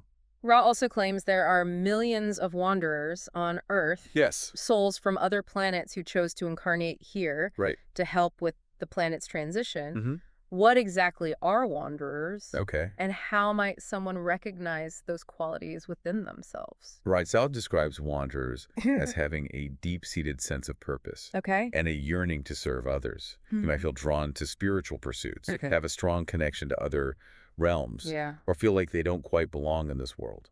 That's interesting because it seems like a lot of people feel that way at some point in their lives. They do. How can someone differentiate between a general feeling of being different and being a wanderer? That's where self-reflection comes in. Okay. Rao explains that while wanderers may not consciously remember their origins, their true nature can often be awakened through practices like meditation and self-discovery. Okay. It's about looking inward and connecting with that inner knowing. So it's less about external labels and more about recognizing a pull towards service and a connection to something larger than ourselves. Exactly. Okay. It's about tapping into that inner compass and seeing where it leads. It sounds like we're just scratching the surface here. I think so. What else can you tell us about the challenges we might face on this path of growth, especially as it relates to Rao's warnings about negative entities? Sure. Well, it's important to remember that growth often comes with its share of challenges. Yeah. Rao acknowledges the existence of negative entities that might seek to disrupt those on a positive path. Okay, that sounds a bit intimidating. Yeah. How did these negative entities operate? Well, and what can we do to protect ourselves? Red explains that these entities often prey on our fears and insecurities, attempting to sway us away from our chosen path of service. They might whisper doubts in our minds or tempt us with distractions. So it's not like a scene from a horror movie with demons jumping out from the shadows. Not quite. It's more subtle, like a psychological influence. Precisely. Yeah. So it's about recognizing those thoughts and impulses that don't align with our highest good. Exactly. Okay. Ra emphasizes the importance of cultivating a strong will and surrounding ourselves with positive energy. So it's like building an internal defense system based on self-awareness and a commitment to our chosen path. That's a great way to put it. Okay. Ra suggests that practices like meditation and connecting with nature can help strengthen our inner resolve. Okay. They also highlight the power of working together in groups. It's a form of collective protection. It makes sense that there's strength in numbers, especially when those numbers are united by a shared purpose. Speaking of shared purpose, earlier you mentioned how pyramids are energy-focusing tools. Right. Ra also talks about how these energies can be used for healing. Can you elaborate on that? Ra described how the spiraling energy within a pyramid can create what they call a probability vortex. Okay. It's like a swirling energy field that temporarily disrupts the usual flow of energy within a person's body. I'm trying to picture how that would work. Yeah. What does disrupting the energy field actually do in terms of healing? Think of it like hitting a reset button Okay. on a computer. Mm-hmm. By temporarily disrupting the energy patterns, Okay. the body is given a chance to recalibrate and realign. Okay. This can facilitate healing on multiple levels, from physical ailments to emotional blockages. So it's less about the pyramid directly fixing something and more about creating an optimal environment for the body's own healing mechanisms to kick in. That's right. Okay. It's about facilitating a shift in energy that allows for healing to occur more naturally. Ra also mentions that this energy vortex doesn't necessarily require a pyramid. Right. Other shapes can create a similar effect. Exactly. It's about the geometry and how it directs the energy flow. Okay. Ra specifically mentions tipis and other circular structures as examples. So the principles of sacred geometry are at play here. It makes you wonder about the intention behind the construction of ancient structures, like Stonehenge or the mounds found in various cultures.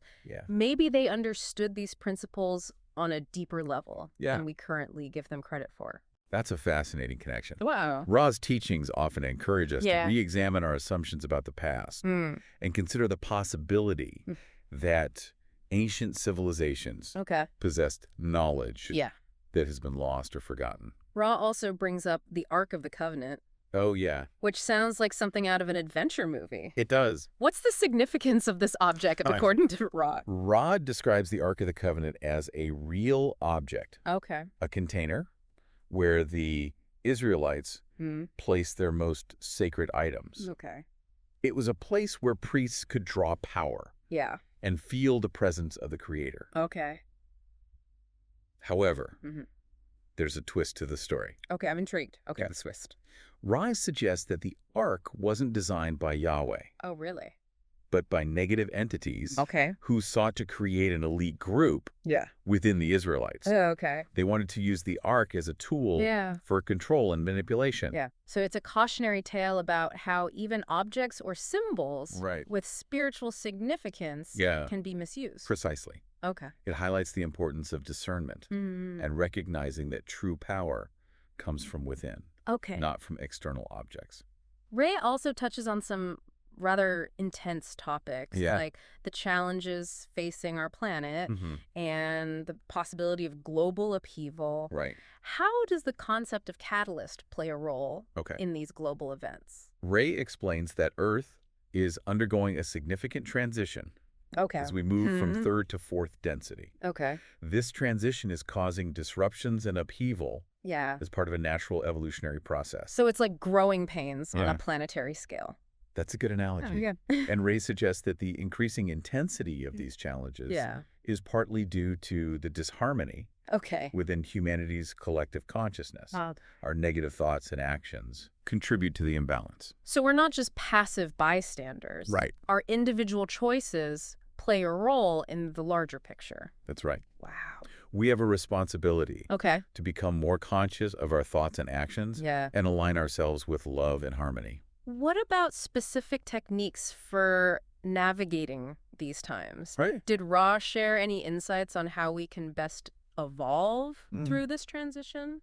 Ra is careful not to impose specific instructions, emphasizing our free will and the importance of finding our own path. However, they offer some general guidance on practices that can be beneficial. Such as? Ra highlights the importance of balancing our energy centers, working with the catalyst presented to us, and seeking unity with the Creator. Those are pretty broad concepts. What about more tangible practices like meditation? Did Ra talk about that? Yes. Ra emphasizes meditation as a powerful tool for connecting with our inner selves and the Creator. They also talk about working with cycles and rhythms in nature. Can you give an example of what working with cycles and rhythms would look like in practice? Ra mentions an 18-day cycle that can be beneficial for spiritual work and personal growth. By tuning into this natural rhythm, we can enhance our practices and align ourselves with the flow of cosmic energy. It's like we're learning to dance with the universe rather than fighting against it. But Ron also mentions that as we evolve, we become less dependent on these external cycles. Exactly. It's like training wheels for our spiritual development. Eventually, we learn to create our own internal rhythms and align ourselves with the universal flow more intuitively. I'm starting to see how all these seemingly unrelated topics, space travel, energy centers, pyramid, and even the Ark of the Covenant are actually connected through this lens of energy and consciousness. That's one of the fascinating things about rest teachings. They offer a holistic perspective of the nature of reality and our place within it. It's like we're slowly piecing together a cosmic puzzle. It is. What else can you tell me about these teachings, particularly around personal growth and spiritual evolution? I'm curious to know more about balancing our energy centers. Race explains that each energy center corresponds to different aspects of our being. When they are balanced, we experience greater harmony and well-being. However, these centers can become distorted. What causes these distortions, and how do they manifest in our lives?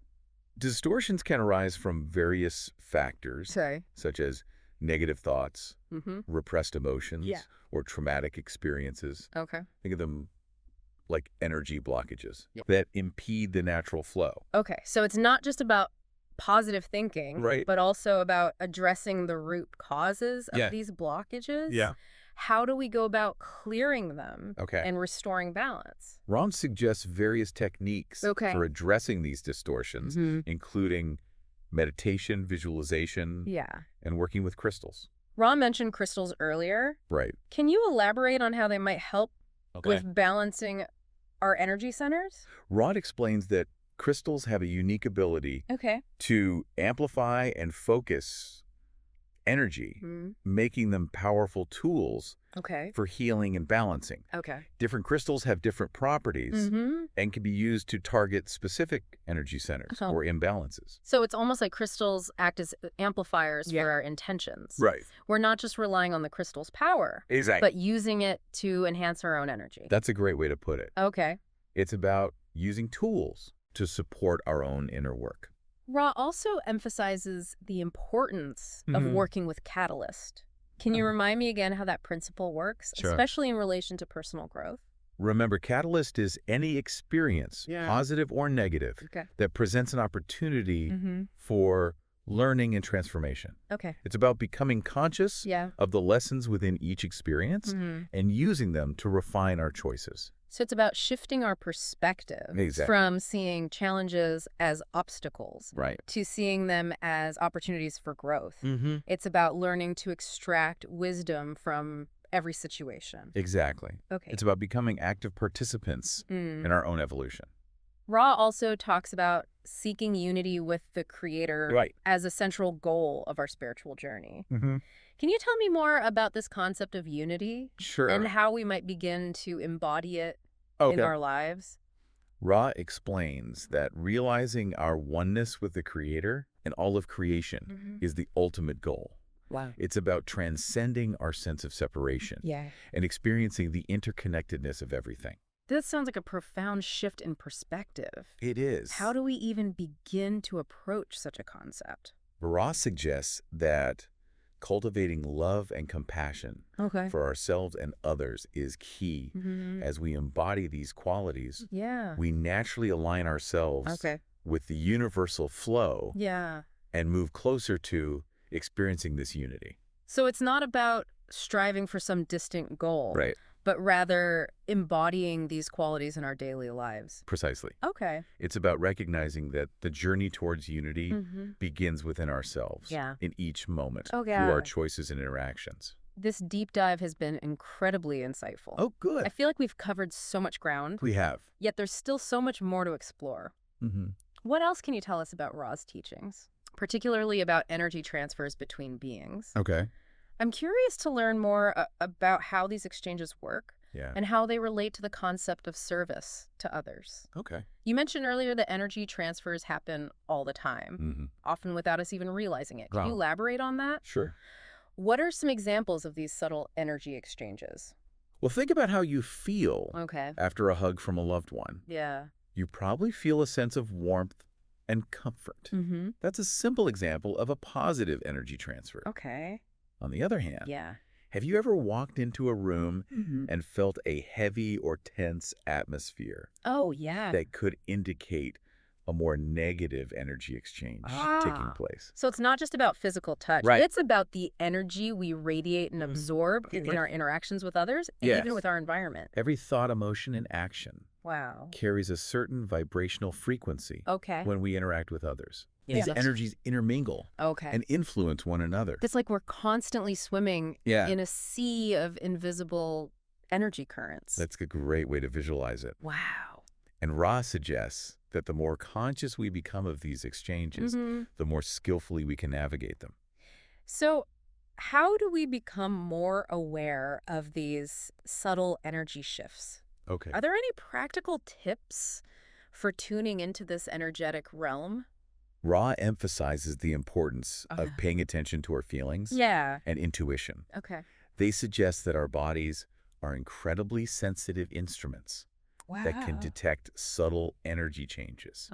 Notice how you feel around different people or in different environments. Yeah. So if we feel drained or uneasy around someone, that could be a sign of a negative energy transfer. It's certainly a possibility. Okay. Of course, there could be other factors at play. Yeah. But it's worth paying attention to those subtle cues. Yeah. Similarly, if we feel uplifted and energized in someone's presence, that could indicate a positive energy exchange. Okay. Yeah. It sounds like learning to discern these energetic nuances is crucial for making conscious choices about who we spend time with and the environments we expose ourselves to. Exactly. Okay. And about taking responsibility for our energy field and choosing experiences that support our well-being and growth. Okay. Ra also suggests that as we become more attuned to these subtle energies, we can learn to consciously direct them to help others. That makes sense. Earlier we discussed how healers work with energy. Are you saying we all have the potential to do that to some degree? Ra suggests that every act of kindness, compassion, or love is a form of energy transfer. Wow. It's about radiating those positive vibrations outward, not just to those we're close to, but to the world at large. So it's not necessarily about performing formal healing sessions? But about embodying those qualities in our daily lives. Exactly. Okay. It's about recognizing that our energy has a ripple effect. Every thought, word, and action contributes to the collective energy field. This is quite a shift in perspective. It is. It makes me realize the importance of being mindful of the energy I'm putting out into the world. That's a key takeaway from Ra's teachings. Wow. We're not just isolated individuals. We're interconnected beings. Participating in a vast energetic exchange. It's both empowering and humbling at the same time. It is. But what about the negative entities you mentioned earlier? How do we protect ourselves from their influence? Okay. Especially as we become more sensitive to energy.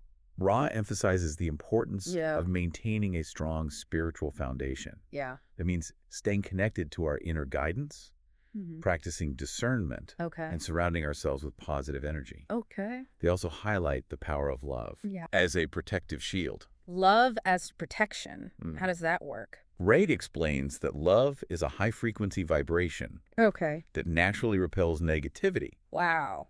When we're centered in love, we're less susceptible to manipulation and psychic attack. So it's not just a feel-good emotion, it's a powerful force. Exactly. It can safeguard our energy. And Ray suggests that working together in groups amplifies this protection. It seems there's a recurring theme here. There is. About the power of unity and collective intention.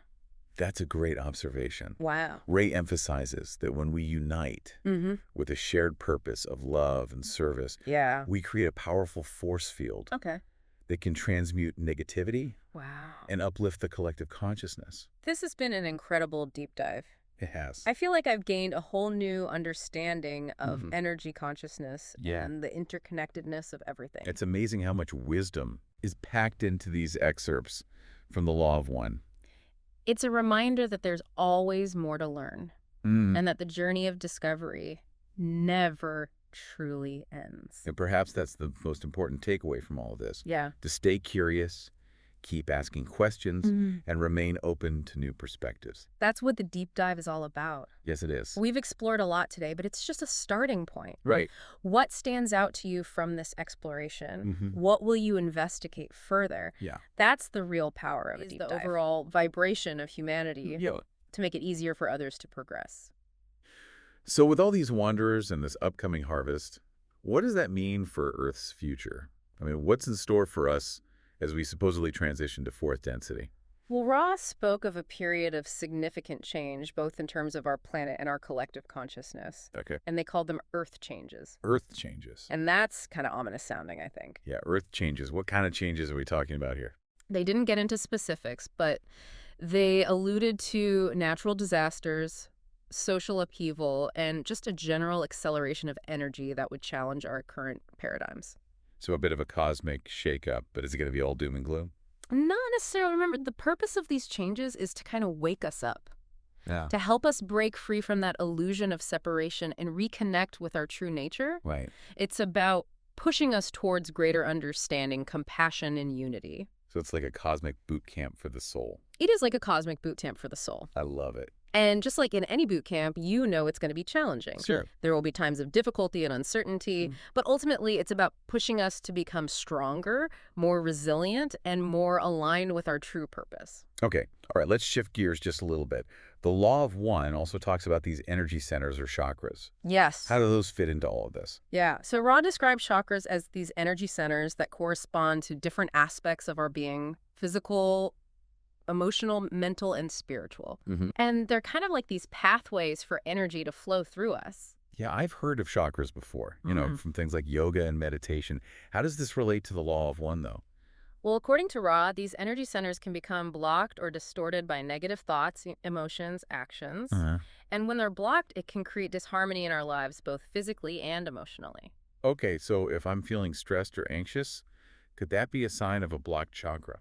It's possible. The Law of One suggests that by working to unblock and balance these energy centers, we can enhance our overall well-being and accelerate our spiritual growth. So how do we actually do that? I mean, what are some practical steps? Well, Ra recommends things like meditation, mindfulness, energy healing techniques to clear these blockages. Okay. They also spoke of the importance of seeking knowledge and understanding, cultivating positive thoughts and emotions, and aligning our actions with that principle of service to others. So it's starting to sound a little bit like a self-help manual. Is this all just about personal growth and improvement? In a way, yes, but it's not about achieving some kind of superficial sense of well-being. Right. It's about aligning ourselves with the Law of One, with that underlying unity of all things. Okay. It's about recognizing that our personal growth is inextricably linked to the growth of everyone and everything around us. So it's not just about me, me, me. It's about recognizing that we're all in this together and that my actions have an impact on the whole. Exactly. And that's a key point that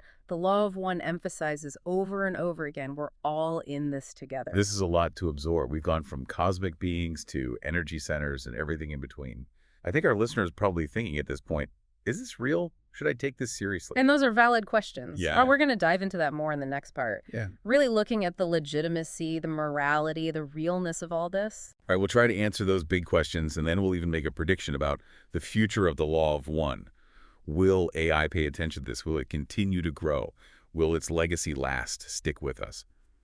All right, so we've talked about densities and harvests and wanderers and chakras, and I think it's time to address the big question you sent to us in this deep dive. Yes. Should you take this seriously? Right. I mean, is this legit?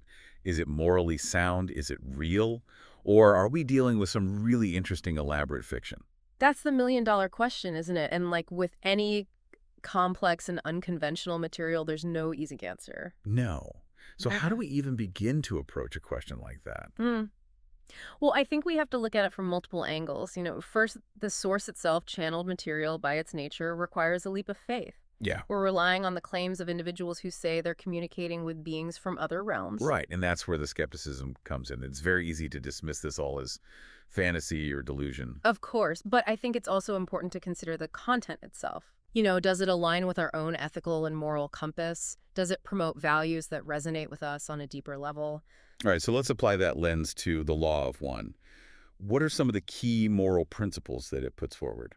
Well, a central message is one of unity, love, and compassion. Yeah.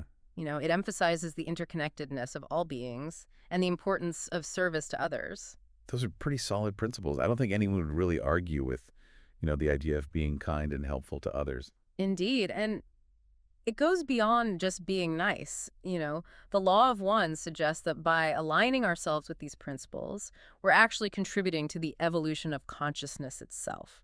So it's not just about individual actions. It's about being part of something much bigger. Exactly. It suggests that our choices have a ripple effect, influencing the energy and consciousness of the entire universe. That's a pretty powerful idea, but does that make it real? Is there any way to verify these claims? That's where it gets tricky, because the law of one itself acknowledges that ultimate truth is subjective and that each individual has to discern for themselves what resonates as true.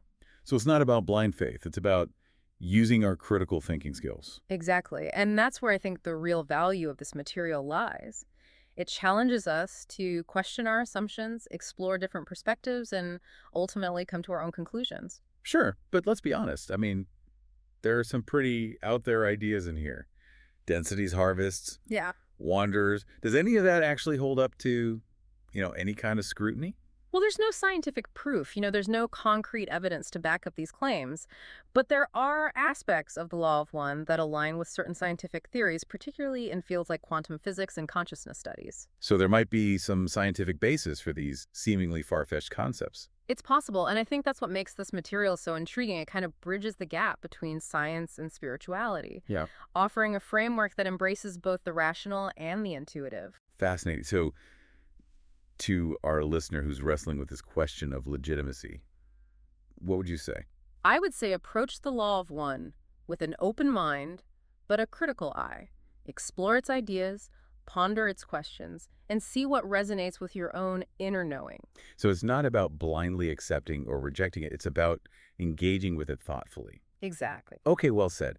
Now, I want to shift gears a bit and look towards the future. You mentioned earlier that, the law of one might have some influence on the development of AI. How do you see that playing out?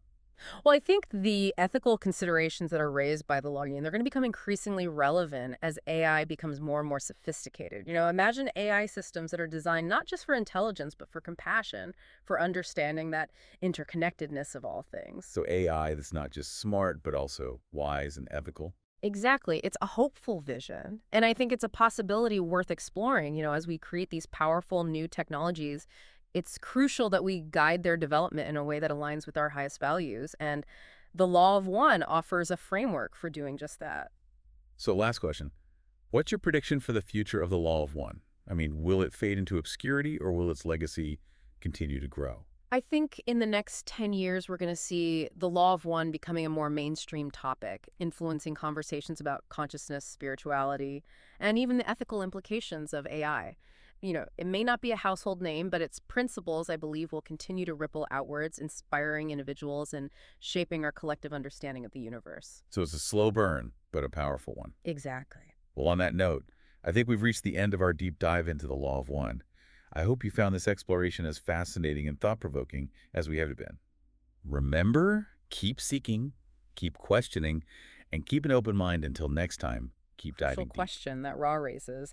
If our reality is shaped by these archetypes, what role do WE play in directing the unfolding story of our lives? That's a big question. It is. I guess we'll need to keep digging to find out. Yeah, we'll have to explore that more. We'll be back in a moment to explore that question and delve a bit deeper into this idea of polarity, the choice between service to others and service to self.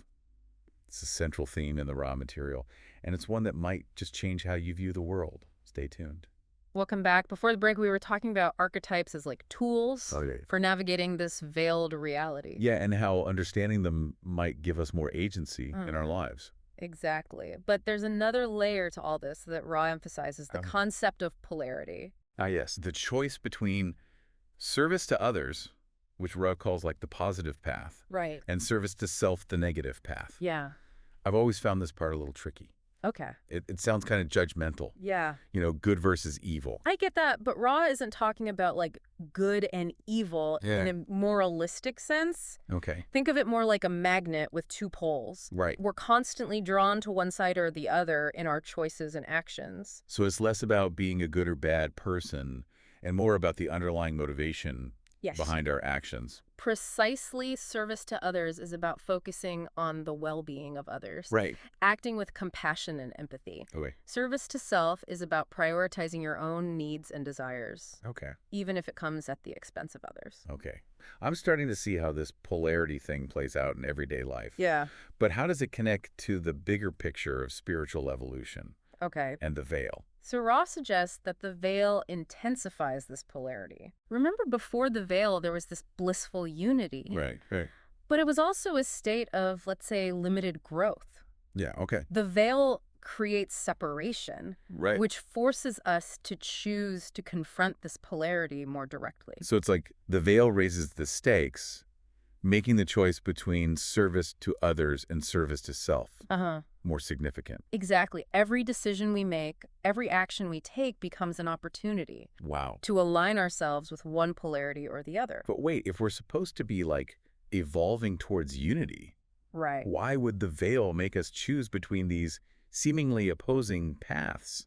That's a fascinating question. And Ra suggests that both paths ultimately lead back to the creator. It's like two sides of the same coin. The path of service to others is about expanding your consciousness through love and compassion, connecting with the unity that already exists. Okay, that makes sense. So what about the path of service to self? Yeah. Doesn't that seem counterintuitive to spiritual growth? It might seem that way, but Ra presents a different perspective. They say the path of service to self is about refining the self to such a degree that you eventually realize your inherent connection to everything and everyone. So it's like taking the scenic route, focusing on self-mastery as a way to eventually transcend the illusion of separation. You got it. Here's the catch. Ra emphasizes that the path of service to self is much more challenging and can easily lead to isolation and a deepening of the illusion. So both paths lead to the same destination, but the journey is drastically different. That's a great way to put it. And remember, this choice isn't like a one-time decision. It's an ongoing process, a constant navigation of these two polarities in every aspect of our lives. Okay, so we've got these archetypes shaping our experience, the veil pushing us to evolve, and this underlying polarity influencing our choices. How do these pieces fit together? Ra suggests that the archetypes themselves reflect this polarity. Remember those three categories? Mind, body, spirit. Mind, body, and spirit. Yeah. Each archetype within those categories can be experienced through either the lens of service to others or service to self. So it's like every archetype has two sides, a positive expression and a negative expression. Exactly. Think about the potentiator of the mind, or intuition. Right. We can use that intuition to help others, to guide us towards compassionate action. Or we can use it to manipulate and control, focusing only on our own gain. Wow, that's a whole new way of looking at it. Yeah. It's like every moment, every choice is an opportunity to align ourselves with one polarity or the other. And this brings us back to the question we posed earlier. Yeah, what role do we play? What role do we play in this whole cosmic drama? Right. If our reality is shaped by these archetypes and this underlying polarity, are we just passive players? I'm starting to think that we have more agency than we realize.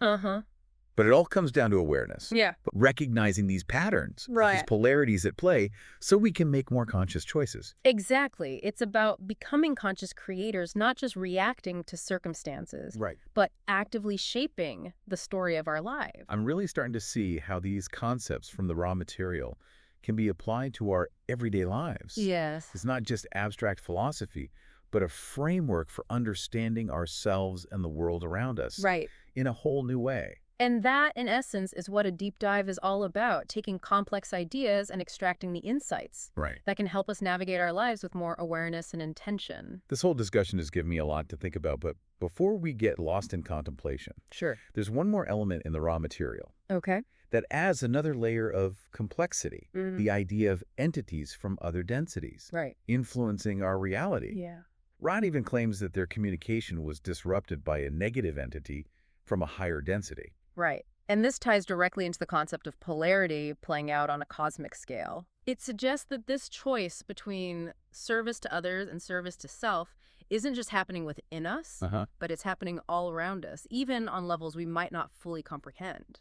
Okay, that's a bit mind-blowing and honestly a little creepy. Yeah. But it also makes this whole conversation feel even more relevant. Right. If these cosmic forces are at play, then understanding how to work with these archetypes and this idea of polarity feels even more crucial. Absolutely. And while the raw material might present some pretty wild ideas, it also offers a powerful invitation to step into our role as conscious creators. Yes. To choose our path and to navigate this veiled reality with intention and awareness. This deep dive into the raw material has been quite a journey. We've explored the veil, archetypes, polarity, and even touched on the idea of entities from other densities. It's been a lot. And while it's a lot to take in, I'm already feeling a shift in my own awareness, a deeper understanding of the forces at play in my own life. And that's the beauty of exploring these kinds of concepts. They challenge our assumptions, expand our perspectives, and ultimately empower us to live more consciously and intentionally. We'll be back in a moment to wrap up our deep dive into the raw material and offer some final reflections on how you can apply these ideas to your own life. Stay with us. All right, we're back and ready to wrap up our deep dive into the raw material. I have to admit, my mind is buzzing a little bit. Yeah. After exploring all these ideas about the veil and archetypes and this whole It's a lot. cosmic polarity thing. It is. What's really sticking with me is this idea that, like, we're not just passive observers in this veiled reality. You know? Yes. We have the power to choose to shape our experiences and to align ourselves with the kind of energy we want to bring into the world. That's the empowering message at the heart of the raw material, I think. Yeah. Even with all the mind-boggling concepts, it's about realizing we're not just along for the ride, we're active participants in this grand cosmic experiment. Yeah, and the archetypes, you know, those underlying patterns, they're not just abstract ideas. Right. They're tools we can use to navigate this whole experience. Precisely. It's like Ra is giving us a language to understand the forces at play in our lives. I like that, a language. Yeah. Think back to the 3 archetypes we focused on. The potentiator of the mind. Right. The hanged man. Yeah. And the catalyst of the spirit. Yeah, they represent, like, different facets of our being, different ways of engaging with the world. Exactly. Right. The potentiator of the mind is all about tapping into our intuition, that gut feeling that can guide us. The hanged man reminds us to surrender to a higher power, to trust the wisdom of our bodies and the flow of life, and the catalyst of the spirit. Sparks that sense of wonder and connection to something greater, inspiring us to seek meaning and purpose. And the beauty is that these archetypes are always operating. Oh, yeah. Whether we're conscious of them or not. Right. So by becoming aware of their influence, we can start to make more deliberate choices. So how do we actually apply these ideas in a practical way? Yeah. I mean, it's one thing to talk about archetypes and polarity. Right. But how do we integrate them into our daily lives? Well, it starts with awareness. Okay.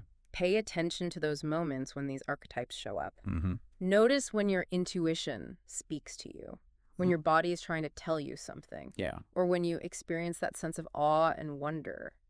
So it's like becoming a detective Yes. of our own experience, noticing the clues and patterns that are guiding us. And then it's about making conscious choices that align with the energy you want to embody. Okay. You know, do you want to operate from a place of fear and control? Right. Or from a place of love and compassion? Right. Do you want to manipulate others for your own gain? Yeah. Or empower them to reach their potential? Yeah. Hearing it framed that way makes the choice pretty clear. Yeah. But it's also a constant practice. Yeah. We're not going to, of course, get it right all the time. It's a journey, Yeah. not a destination. Right. It's about becoming more aware of the choices we're making and striving to align ourselves with the highest expression of each archetype. And remembering that we have the power to choose even within the confines of this veiled reality. That's the key takeaway. Yeah. The raw material might sound like science fiction. Right. But it ultimately offers a message of empowerment. Right. It reminds us that we are not victims of circumstance, but co-creators of our reality. It's like we're all writing our own stories. Yeah. And these archetypes and this concept of polarity, they're like the narrative tools we can use to craft a more meaningful and fulfilling journey. And who knows, maybe by choosing the path of service to others, Right. by embracing love and compassion as our guiding principles, we can collectively lift the veil a little bit, I like that. allowing more light and unity to shine through. That's a beautiful thought to end on. To everyone listening, we encourage you to take these concepts from the raw material Yes. and explore them for yourselves. Yeah, see how they resonate. See how they resonate with your own experiences Mm-hmm. and how they might help you navigate your own path with more awareness and intention. Keep questioning, keep seeking, and keep the light of your own truth burning bright. Thanks for joining us on this deep dive. Until next time, keep exploring the mysteries. Yes. Within and all around. I can't believe how much we've covered already.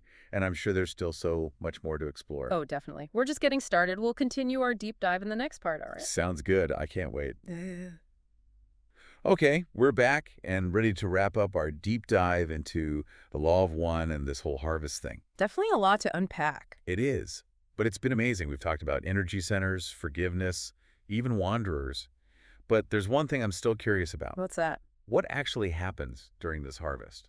Like, what does it look like to move into fourth density?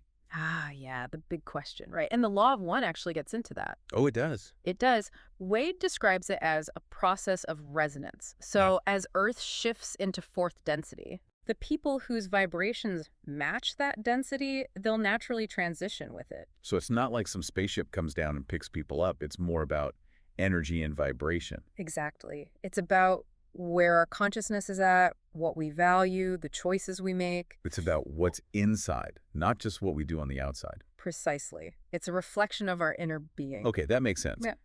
But if it's about vibration, couldn't someone on the service to self path also get harvested into fourth density? That's a good point. And yeah, service to self individuals, they have their own harvest. Oh, they do? They do, but it leads to a different kind of fourth density experience. So they're different versions of fourth density. You could say that, yeah.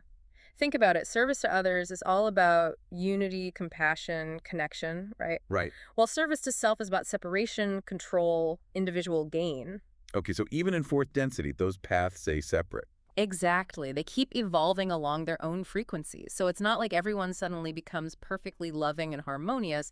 It's about continuing on the path you've chosen. So there are multiple paths, even in fourth density. Right. And that's why making a conscious choice is so important. A choice about which path. Yeah. Acknowledging those two paths, service to others and service to self, and actively choosing the one that truly resonates with you.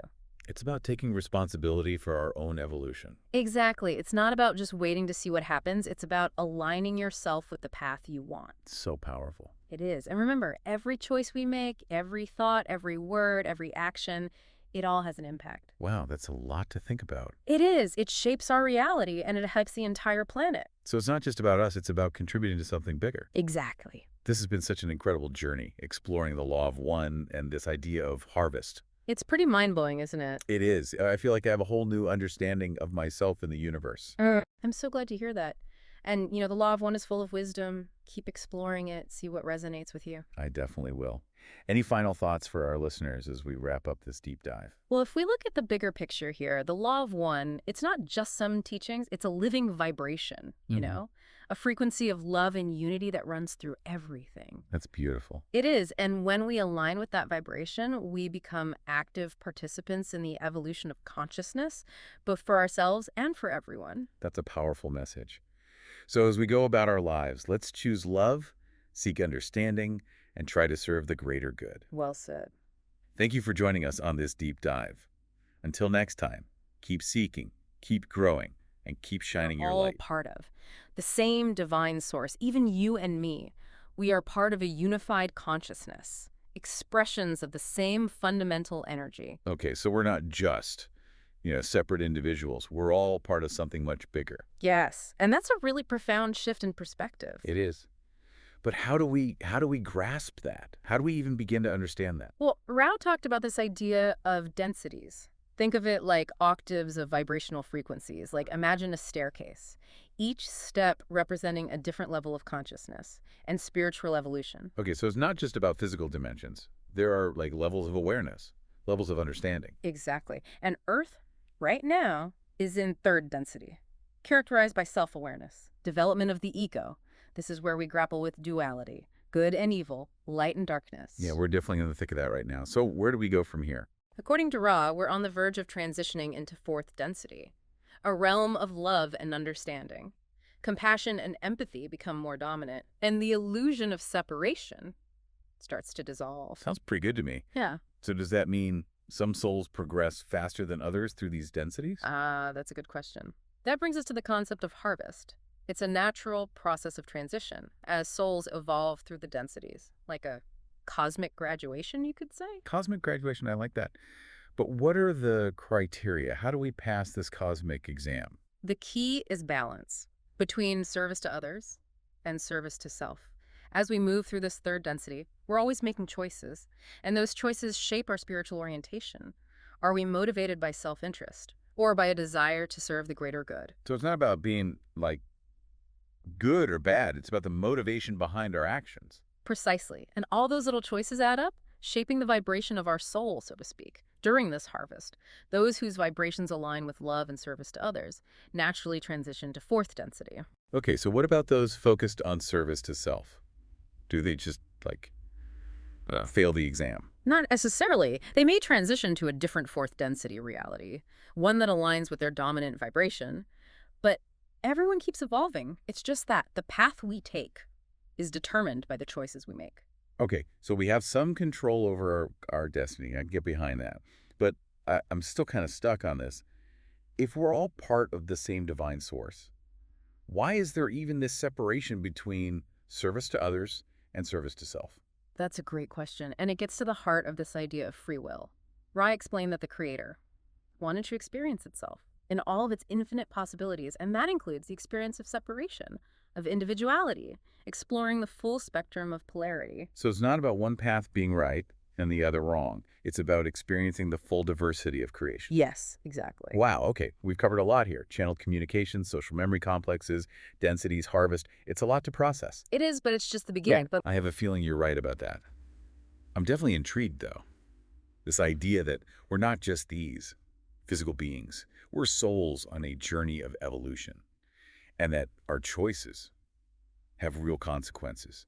Not just in this life, but in this grand scheme of things. That's a powerful realization. It is. It makes you think about how you're living your life, that's for sure. It certainly does. And that's what I love about this law of one stuff. It's not just some abstract philosophy. It has real-world implications. So how do we put this into practice? How do we take all this amazing knowledge and actually use it to become better versions of ourselves? That's the million-dollar question, isn't it? And that's what we'll be exploring next time. Can't wait. Okay, so last time we were talking about all these crazy ideas, densities, harvest, service to others, all that. But how does it all actually, apply to our lives? How can we use this to actually become better people? Right, because it's all well and good to talk about cosmic consciousness and all that. But how do we, actually put this stuff into practice? That's the real challenge, isn't it? And that's what's so cool about the law of one. It's not just some abstract philosophy. It really emphasizes this idea of self-responsibility and conscious choice. It's not about following some rigid set of rules or like a one-size-fits-all path to enlightenment. It's more about empowering us to become conscious creators of our own reality. Okay, that sounds pretty empowering, but how do we actually do that? Where do we even start? Well, it starts with self-awareness. Rad's talked a lot about this. Know yourself. Really taking a deep look at your thoughts, emotions, behaviors, understanding your motivations, recognizing your patterns. So like noticing when I'm acting out of anger or fear, or when I'm making choices that I know deep down aren't really aligned with my values. Exactly. That kind of awareness allows us to make more conscious choices because remember, free will is paramount in the law of one. We have the power to choose our thoughts, emotions, actions, but that power comes with responsibility. Responsibility, yeah. Yeah. That can be a bit daunting, honestly. It can, especially in the world today with all the chaos and negativity. Yeah, it's easy to just get swept up in that and lose sight of your own, inner compass. Exactly. And that's where this concept of polarity comes in. Polarity. Remember we talked about service to others and service to self, representing the two ends of the spectrum. Oh, right, right. So the law of one encourages us to strive for service to others, but it also recognizes the importance of respecting all expressions of the Creator, even those that seem to be coming from a, let's say, negative polarity. So it's not about judging others, labeling them as good or bad. No, not at all. It's about understanding that everyone's on their own journey, and even those who seem to be acting negatively are still ultimately part of the same divine source. Okay, that's a tough one, especially when you're faced with situations that, really trigger you. It is, but that's where forgiveness comes in. Forgiveness, like forgiving someone who's wronged you. Exactly. Now, forgiveness doesn't mean condoning harmful actions or letting yourself be taken advantage of. It's more about releasing the negative energy that's keeping you trapped in those cycles of anger and resentment. So it's not about them, it's about me. It's about freeing yourself from the burden of all that negativity. Yes, exactly. Because holding on to that stuff doesn't really do anyone any good. It doesn't. It just blocks the flow of love and light, prevents you from experiencing true peace. I can see that. Okay, so forgiveness is key. What else? What are some other things we can do to, align with this law of one? Rad talked a lot about the importance of meditation. Meditation. They described it as a tool for connecting with your higher self, accessing universal wisdom, deepening your understanding of the interconnectedness of all things. So it's not just about relaxing or clearing your mind. It can be that too. Yeah. But it's also about tapping into a higher source of knowledge and guidance. I'll be honest. Meditation has always been a bit tough for me. It's a common challenge. Ross stressed the importance of patience and persistence. Don't get discouraged if it's hard at first. Just keep practicing. All right. I'll give it a shot. So we've got forgiveness, meditation, anything else? Ra also talked about balancing your energy centers, or what we often call chakras. Chakras, yeah. I've heard of those, but I've always been a little fuzzy on the details. They're basically these subtle energy vortices located throughout the body, and they influence our physical, emotional, and spiritual well-being. So each chakra is connected to a different part of us. Yeah, you can think of it like that. Like the root chakra is associated with security, grounding, the heart chakra with love, compassion, and so on. So if our chakras are balanced... We're in good shape, pretty much, but when they're blocked or imbalanced, it can manifest as all sorts of problems. Physical, emotional, spiritual. Okay, so we need to keep our chakras in check. It's a good idea. But how do we even know if they're out of whack? That's a whole other conversation. But there are different techniques. Meditation can help. Yoga, breath work, working with crystals, essential oils. It's about finding what works for you. And that's what I'm liking about all this. It's not about dogma or rigid rules. No, not at all. It's about personal exploration. Exactly. Finding your own path. To becoming the best version of yourself. That's the goal. So we've been talking a lot about this law of one stuff.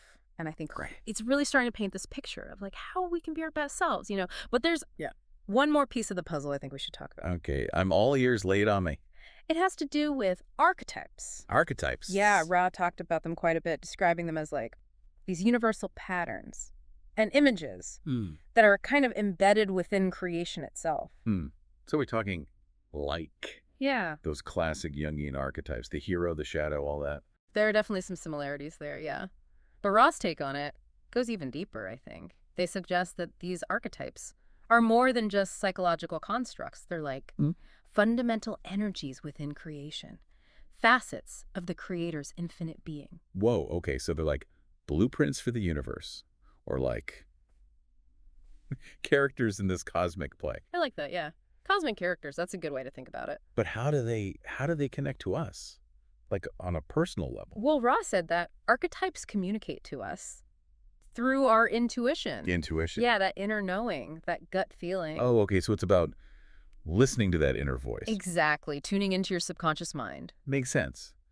But if these archetypes are universal, why do we each experience them so differently? That's a good question. It's because while the archetypes themselves are constant, the way we perceive them is influenced by our own experiences, beliefs, biases, It's like looking at a prism, the light is the same, but the colors it refracts depend on the angle you're viewing it from. Oh, I see. So it's subjective. Our own personal lens shapes how we see these universal patterns. Exactly. This is fascinating. But I'm still trying to wrap my head around, like, how this actually plays out in real life. Sure. Well, let's take an example. The magician, the first archetype in the major arcana of the tarot. The magician and the tarot. Okay, hold on. We're not talking about fortune-telling here, are we? No, not in the traditional sense. Ra saw the tarot in its deeper metaphysical meaning as a symbolic representation of the soul's journey, each card, and its corresponding archetype represents a stage in that journey, a lesson to be learned, a challenge to be overcome. So the tarot is like a roadmap for spiritual evolution. You could say that, yeah. And the magician. The magician symbolizes the power of the will, the ability to manifest your intentions in the world. It's about recognizing yourself as a co-creator with the universe, harnessing your energy to shape your reality. So when I'm feeling empowered, taking charge, making things happen, that's the magician archetype in action. Could be. But remember, each archetype also has a shadow side, a potential for distortion, if the magician's power isn't balanced. With wisdom and compassion, it can lead to egotism, manipulation, a sense of separation. So it's not just about power. No. It's about using it responsibly. That's the key. And that's where self-awareness comes in again. Exactly. So understanding these archetypes can help us be more aware of our own patterns. Yes, both the positive and the negative. Like holding up a mirror to our inner landscape. I like that analogy. But what's a practical benefit of all this? How does understanding archetypes actually help us, be better people? Well, Ross suggested that working with the archetypes can help us identify and transform limiting beliefs and patterns. It can also help us access our full potential, live more authentically, and navigate challenges with more grace and ease. Okay, so it's about self-discovery, growth, and ultimately becoming the best versions of ourselves. Exactly. This has been quite the deep dive. Densities, harvest, service to others, archetypes. It's a lot to take in. It is. But it's also incredibly inspiring. I think so too. This law of one. Yeah. It's not about giving us all the answers. It's not a rule book. It's about empowering us to ask the right questions. To think for ourselves. To be more conscious. In every aspect of our lives. And that's something I can really get behind. Me too. So, for those listening, if you're intrigued by this law of one stuff, I encourage you to explore it further. There's so much out there to discover. Read the RAM material. Learn about the tarot. But most importantly, listen to your own inner voice. That's where the real journey begins. Absolutely. Thanks for joining us on this deep dive. Until next time, keep seeking. Keep questioning. And keep diving deep. Against their will. A chilling example of how external forces try to override our agency. But what's fascinating is that the law of one, coming from a totally different perspective, also talks about choice. It emphasizes that even facing challenges and manipulations, we still have the power to choose. So you're saying that even those being experimented on still had a choice on some level? It's complex, for sure, and I'm definitely not condoning those actions. But the law of one suggests that choice is always there, even in the toughest situations. It might not be a choice about our external situation, but it's about our internal response, our attitude, our thoughts, our intentions. So even when we feel powerless, we still have control over our inner world. Exactly. And that inner world, according to the law of one, is what shapes our reality. Our thoughts, beliefs, emotions. They create ripples that go outward, influencing the world around us. So even in those M-culture experiments, those individuals could still choose how to react. That's a possibility worth thinking about. And it brings us to a crucial point. The law of one suggests that spiritual evolution lies in making choices aligned with love, compassion, and understanding. So it's not just about having free will. It's about using that free will to make choices that elevate us and contribute to the well-being of others. That's a central theme, and it's something we can all apply to our own lives, regardless of our circumstances. It's a good reminder. Even amidst chaos, we can choose love and light. Exactly. And that choice has a ripple effect. It goes beyond our individual lives. It contributes to the positive evolution of consciousness for all beings. This has been a mind-blowing deep dive. We've explored government secrets, channeled teachings, and the potential of human consciousness. We've confronted some tough truths, challenged our assumptions about reality, and maybe glimpsed a universe more interconnected than we imagined. What are some key takeaways for our listeners? Well, the most important one is that consciousness matters. Our thoughts, intentions, choices, they all have an impact. And whether we realize it or not, we're shaping our reality, contributing to the collective consciousness of humanity. So we're not just observers, but active creators of our experience. That's the message from both the law of one and those CIA programs, however unintentionally. And what about the skeptics out there? I'd say stay curious. Keep exploring. Question your assumptions. Stay open to the possibility of more than meets the eye. Because the journey is the real reward. Right?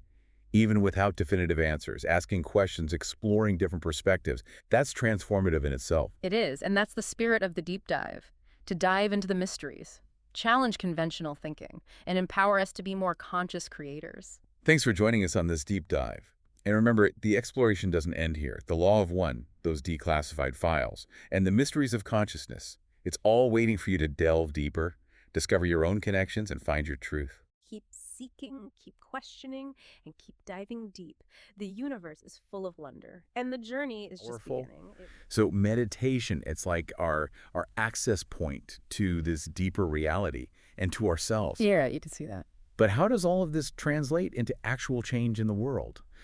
Like, I keep hearing about creating peace and harmony, but how do we actually do that? Well, the law of one suggests that change starts within. Like, as we cultivate this inner peace, we become almost like a beacon radiating that outward. So it's like that ripple effect. We had to smooth out the surface of the pond to see a clear reflection. Exactly. And meditation helps us do that. And then speaking of smoothing things out, it also helps us to balance our energy centers. Okay, yeah, the chakras. So what are those exactly? I feel like I've heard about them, but I'm not really sure what they are. Right. The chakras, think of them as they're like swirling energy centers in your body, each associated with certain qualities and colors. Okay.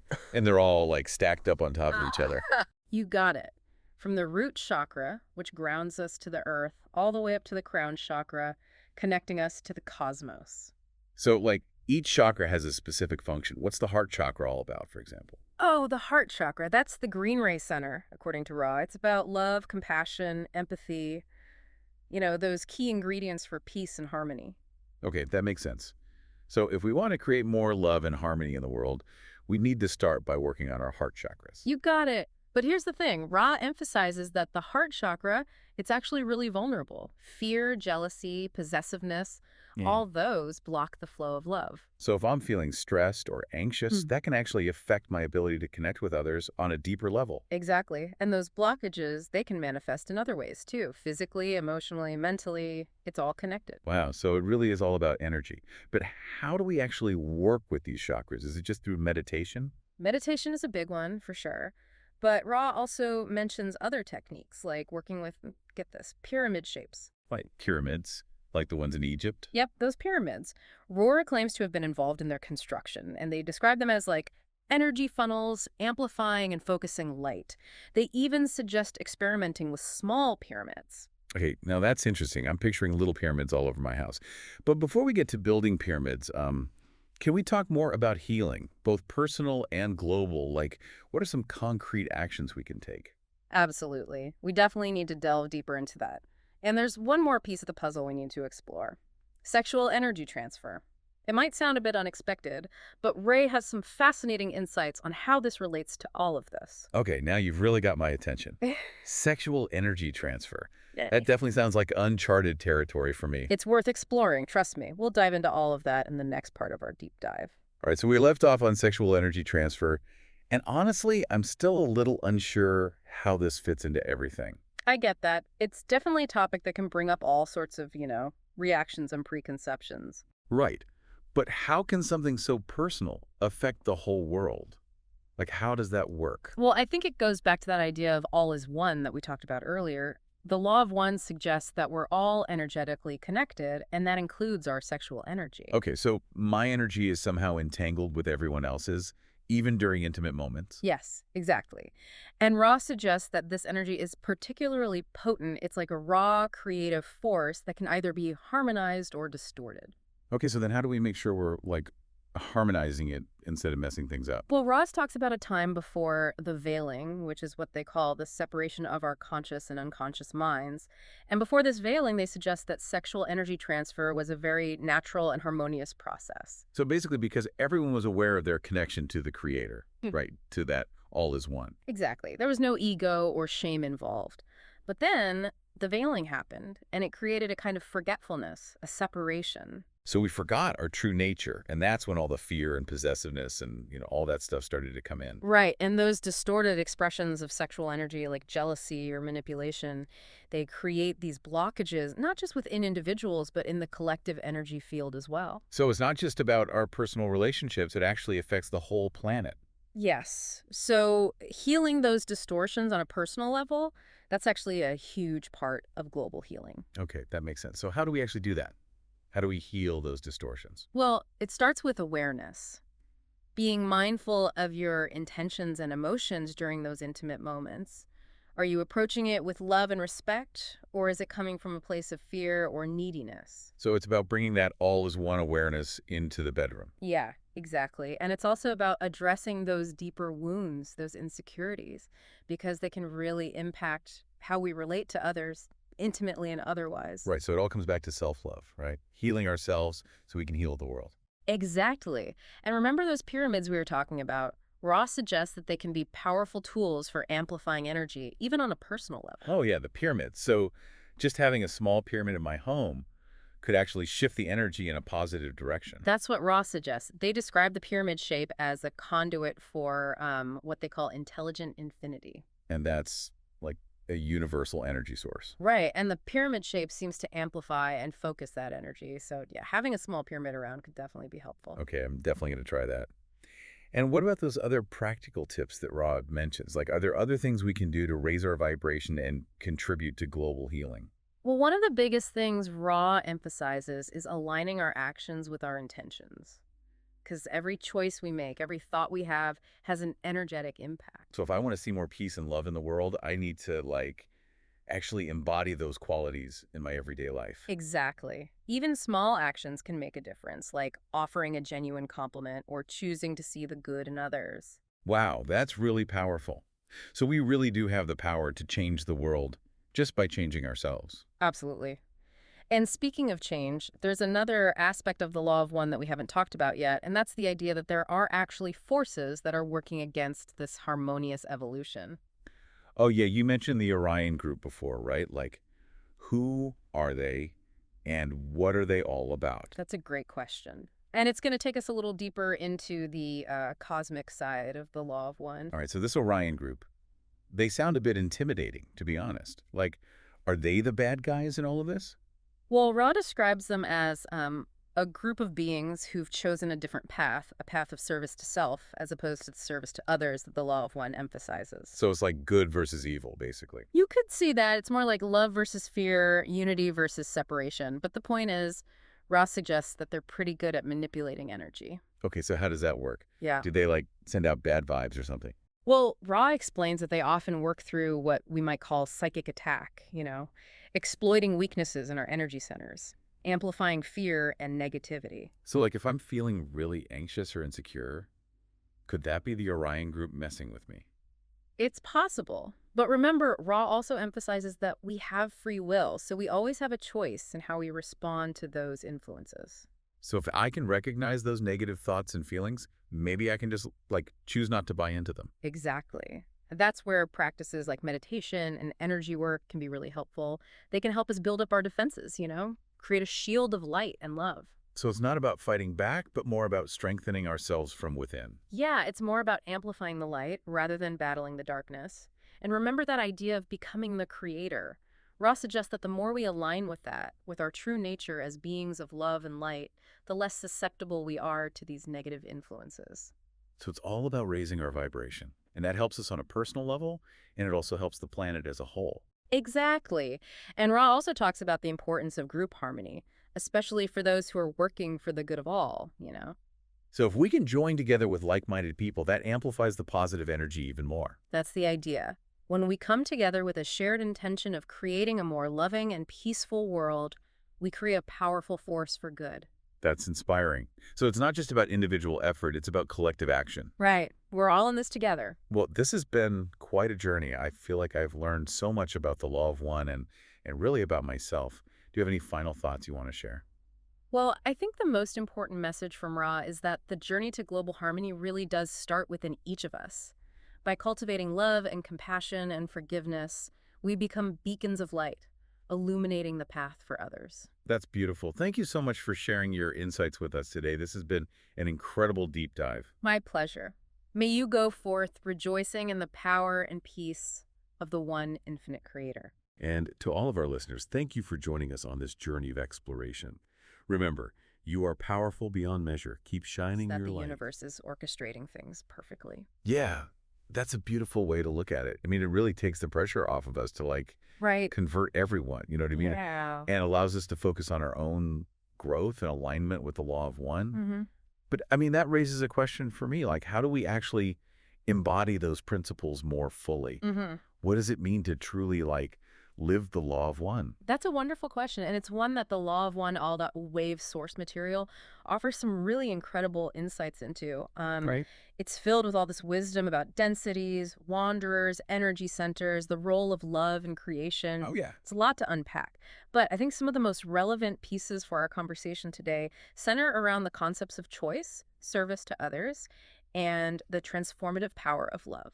You know what I love about these deep dives is we take these really complex concepts and we find like these practical nuggets of wisdom that we can actually like apply to our daily lives. Yeah. So walk me through it. What are some of the key takeaways from the Law of One material that can help us on this journey? So one of the most powerful messages in the Law of One is this emphasis on choice.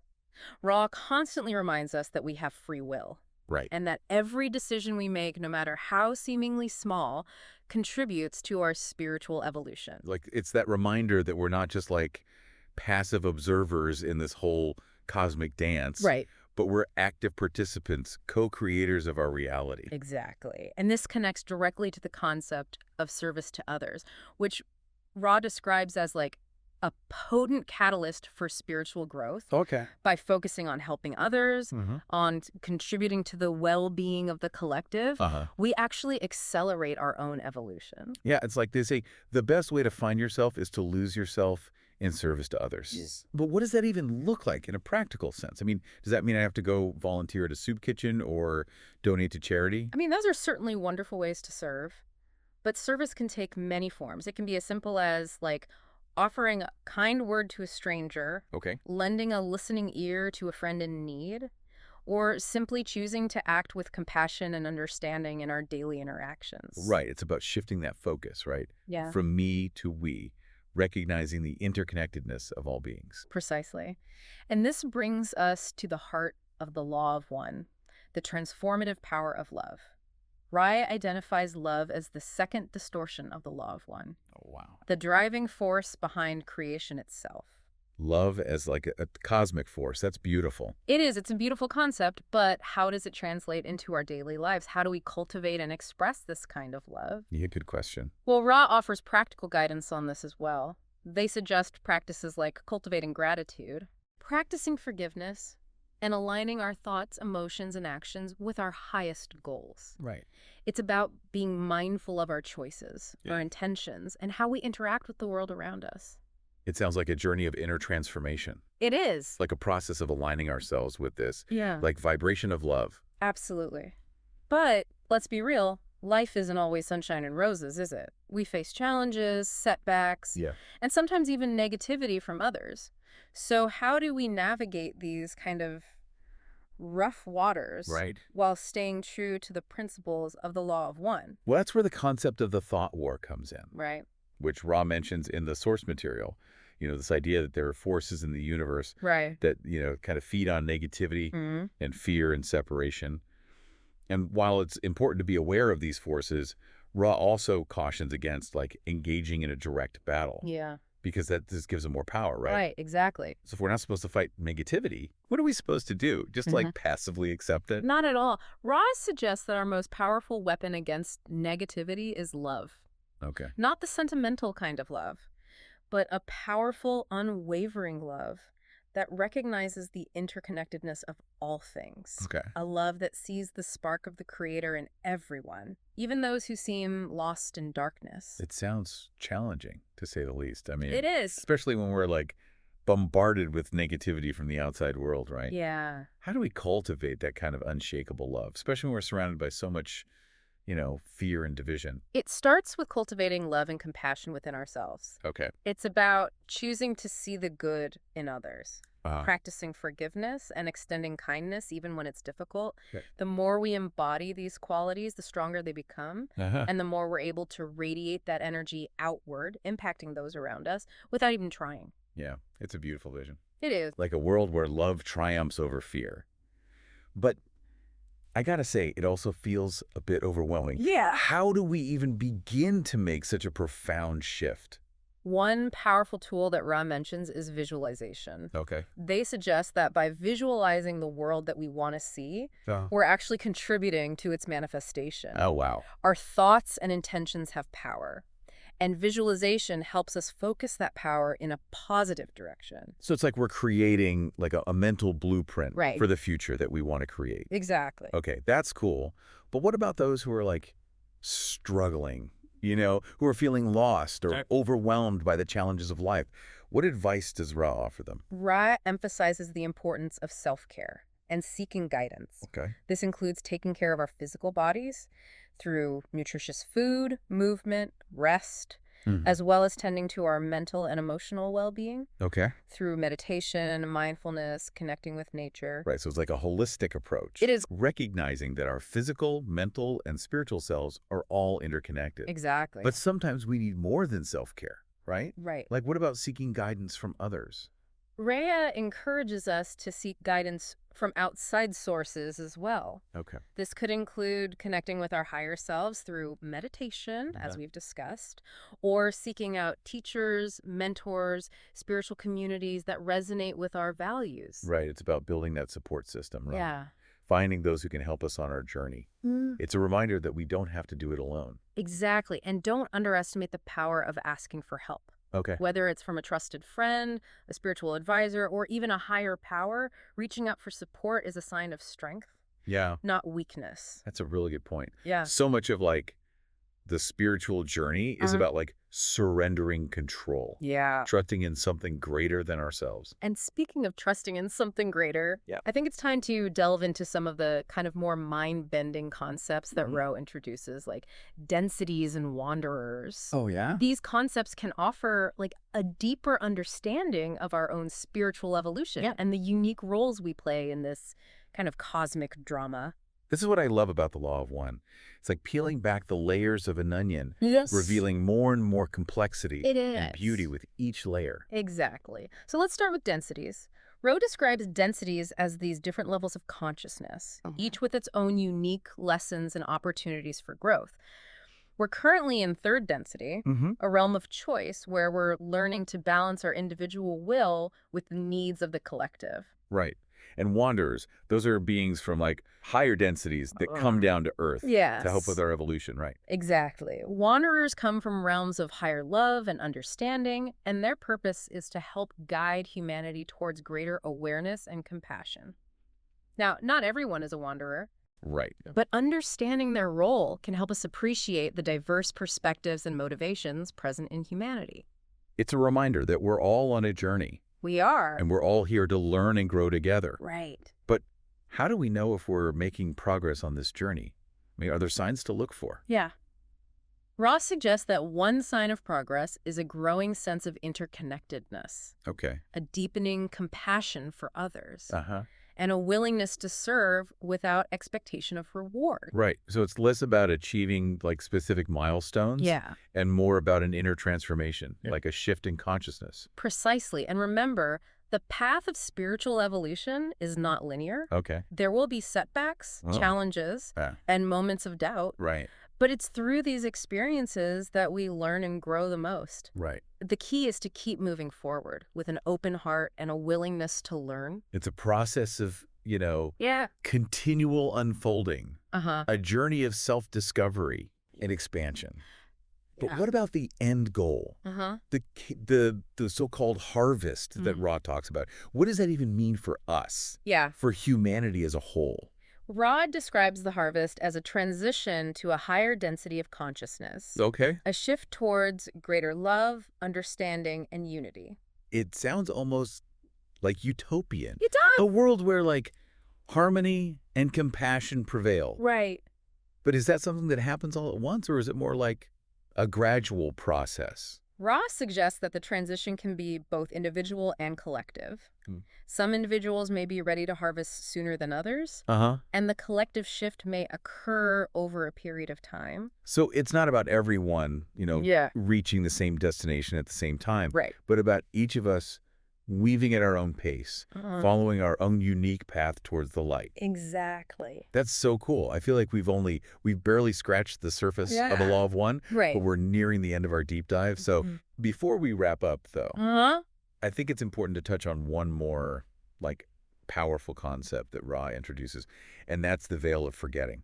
Oh, that's a good one. Right. Yeah. It sounds mysterious and a little bit ominous. Yeah. What exactly is the veil of forgetting? And how does it relate to everything that we've been talking about today? The veil of forgetting is this metaphysical concept that describes the separation from our true nature as we incarnate into the physical realm. It's a necessary component of our spiritual journey, as it allows us to experience this illusion of separateness and make choices based on free will. So it's like we're playing this cosmic game of hide and seek almost. It is, yeah. Forgetting who we truly are. Yeah. So that we can rediscover ourselves. Right. Through the challenges and opportunities of this human experience. Exactly. And the journey of spiritual evolution is about gradually lifting that veil. Okay. Remembering our true nature and reconnecting with the source of all creation. Wow. It's like we're all on this grand adventure, playing different roles, facing different challenges, but ultimately striving towards the same goal. Right. Remembering who we truly are. It's a beautiful metaphor. Yeah, it is. And it brings us back to the listener's initial question. Yeah. How do we share the law of one without turning others off? Right. We've explored so much about the law of one itself, but how does all of this wisdom translate into action? Yeah. What practical advice would you give to someone who is eager to share these teachings with others? Yeah, that's a great question. I think it all comes back to that image of the beacon we discussed earlier. Okay. The most effective way to spread the law of one is to live it. Okay. To embody its principles so fully that you become a source of light and inspiration for others. Right. It's about radiating love, compassion, understanding in everything you do. Right. Be the change you want to see in the world. But that puts a lot of pressure on us, doesn't it? It does. What if we don't? What if we feel like we're not always living up to those ideals? We're all human, after all. You hit on a very important point. None of us are perfect, and that's okay. Remember, the law of one emphasizes self-compassion and forgiveness. It's not about being perfect, but about striving towards those ideals, making choices that align with the law of one, and offering ourselves grace when we inevitably stumble. Yeah. Progress, not perfection. Exactly. Right. But what about those times when we encounter resistance from others? Yeah. Maybe even hostility. How do we respond to those who don't resonate with these ideas, who might even challenge them or criticize them? That's where the law of one's emphasis on free will becomes so crucial. We can't force anyone to accept these ideas, nor should we try. Yeah. Our role is to offer the information, to be a beacon of light, and to respect their choice, even if it differs from our own. Yeah. It's about planting seeds, knowing that some might fall on fertile ground, some might not. Right. We can't control the outcome. We can only control our actions. Exactly. And remember, even those who seem resistant may be on their own path, their own journey towards understanding. Our compassion can extend even to those who seem to oppose us. Yeah. We never know what seeds we might be planting or when they might sprout. That's a powerful reminder. It's about recognizing that spark of the Creator in everyone. Yes. Regardless of their beliefs or their actions. Exactly. But that brings me back to a question we kind of touched upon earlier, and that's, the harvest. If it's a transition to a higher density of consciousness, how will we even know when it's happening? Yeah. What will it look like? Ra suggests that we may see a growing polarization in the world. Okay. A clearer distinction between those who are aligned with the law of one love, unity, service to others, and those who are clinging to fear and separation. So things might get a little more intense before they get better, huh? Yeah, it's not going to be this sudden overnight transformation. Okay. It's going to be a gradual shift in consciousness. Right. It's likely to be a process. It is. With ebbs and flows and challenges and triumphs along the way. Absolutely. But even in the midst of that chaos, there's always hope. There is. Remember, the universe is unfolding as it should. And we have a choice in how we respond to the changes around us. Right. We can either succumb to fear or choose to radiate love and understanding, even in the face of, adversity. That's a powerful message to end on. It is. The choice is always ours. Yeah. And while we may not know the exact timeline or the precise details of how the harvest will unfold, we can trust that our choices matter. That every act of love, kindness, and service ripples out and contributes to the collective awakening. Wow, that's beautiful. It's been an honor to, delve into these profound concepts with you. And with our listener, remember, the journey continues. Keep seeking, Keep questioning and keep radiating that love that resides within you. Beautiful. Thank you. And to our listener, thank you for joining us on this incredible deep dive. We hope that it's inspired you to see yourself as the beacon of light, radiating the principles of the law of one in your own unique way. Remember, you have the power to make a difference simply by being who you truly are. Until next time, keep seeking the light, keep spreading the love, and keep trusting in the unfolding of the universe. Each entity is a universe. Each experience, a lesson. The catalyst offered by each moment is a tool for evolving into greater awareness of the Creator. Book 3, Session 57.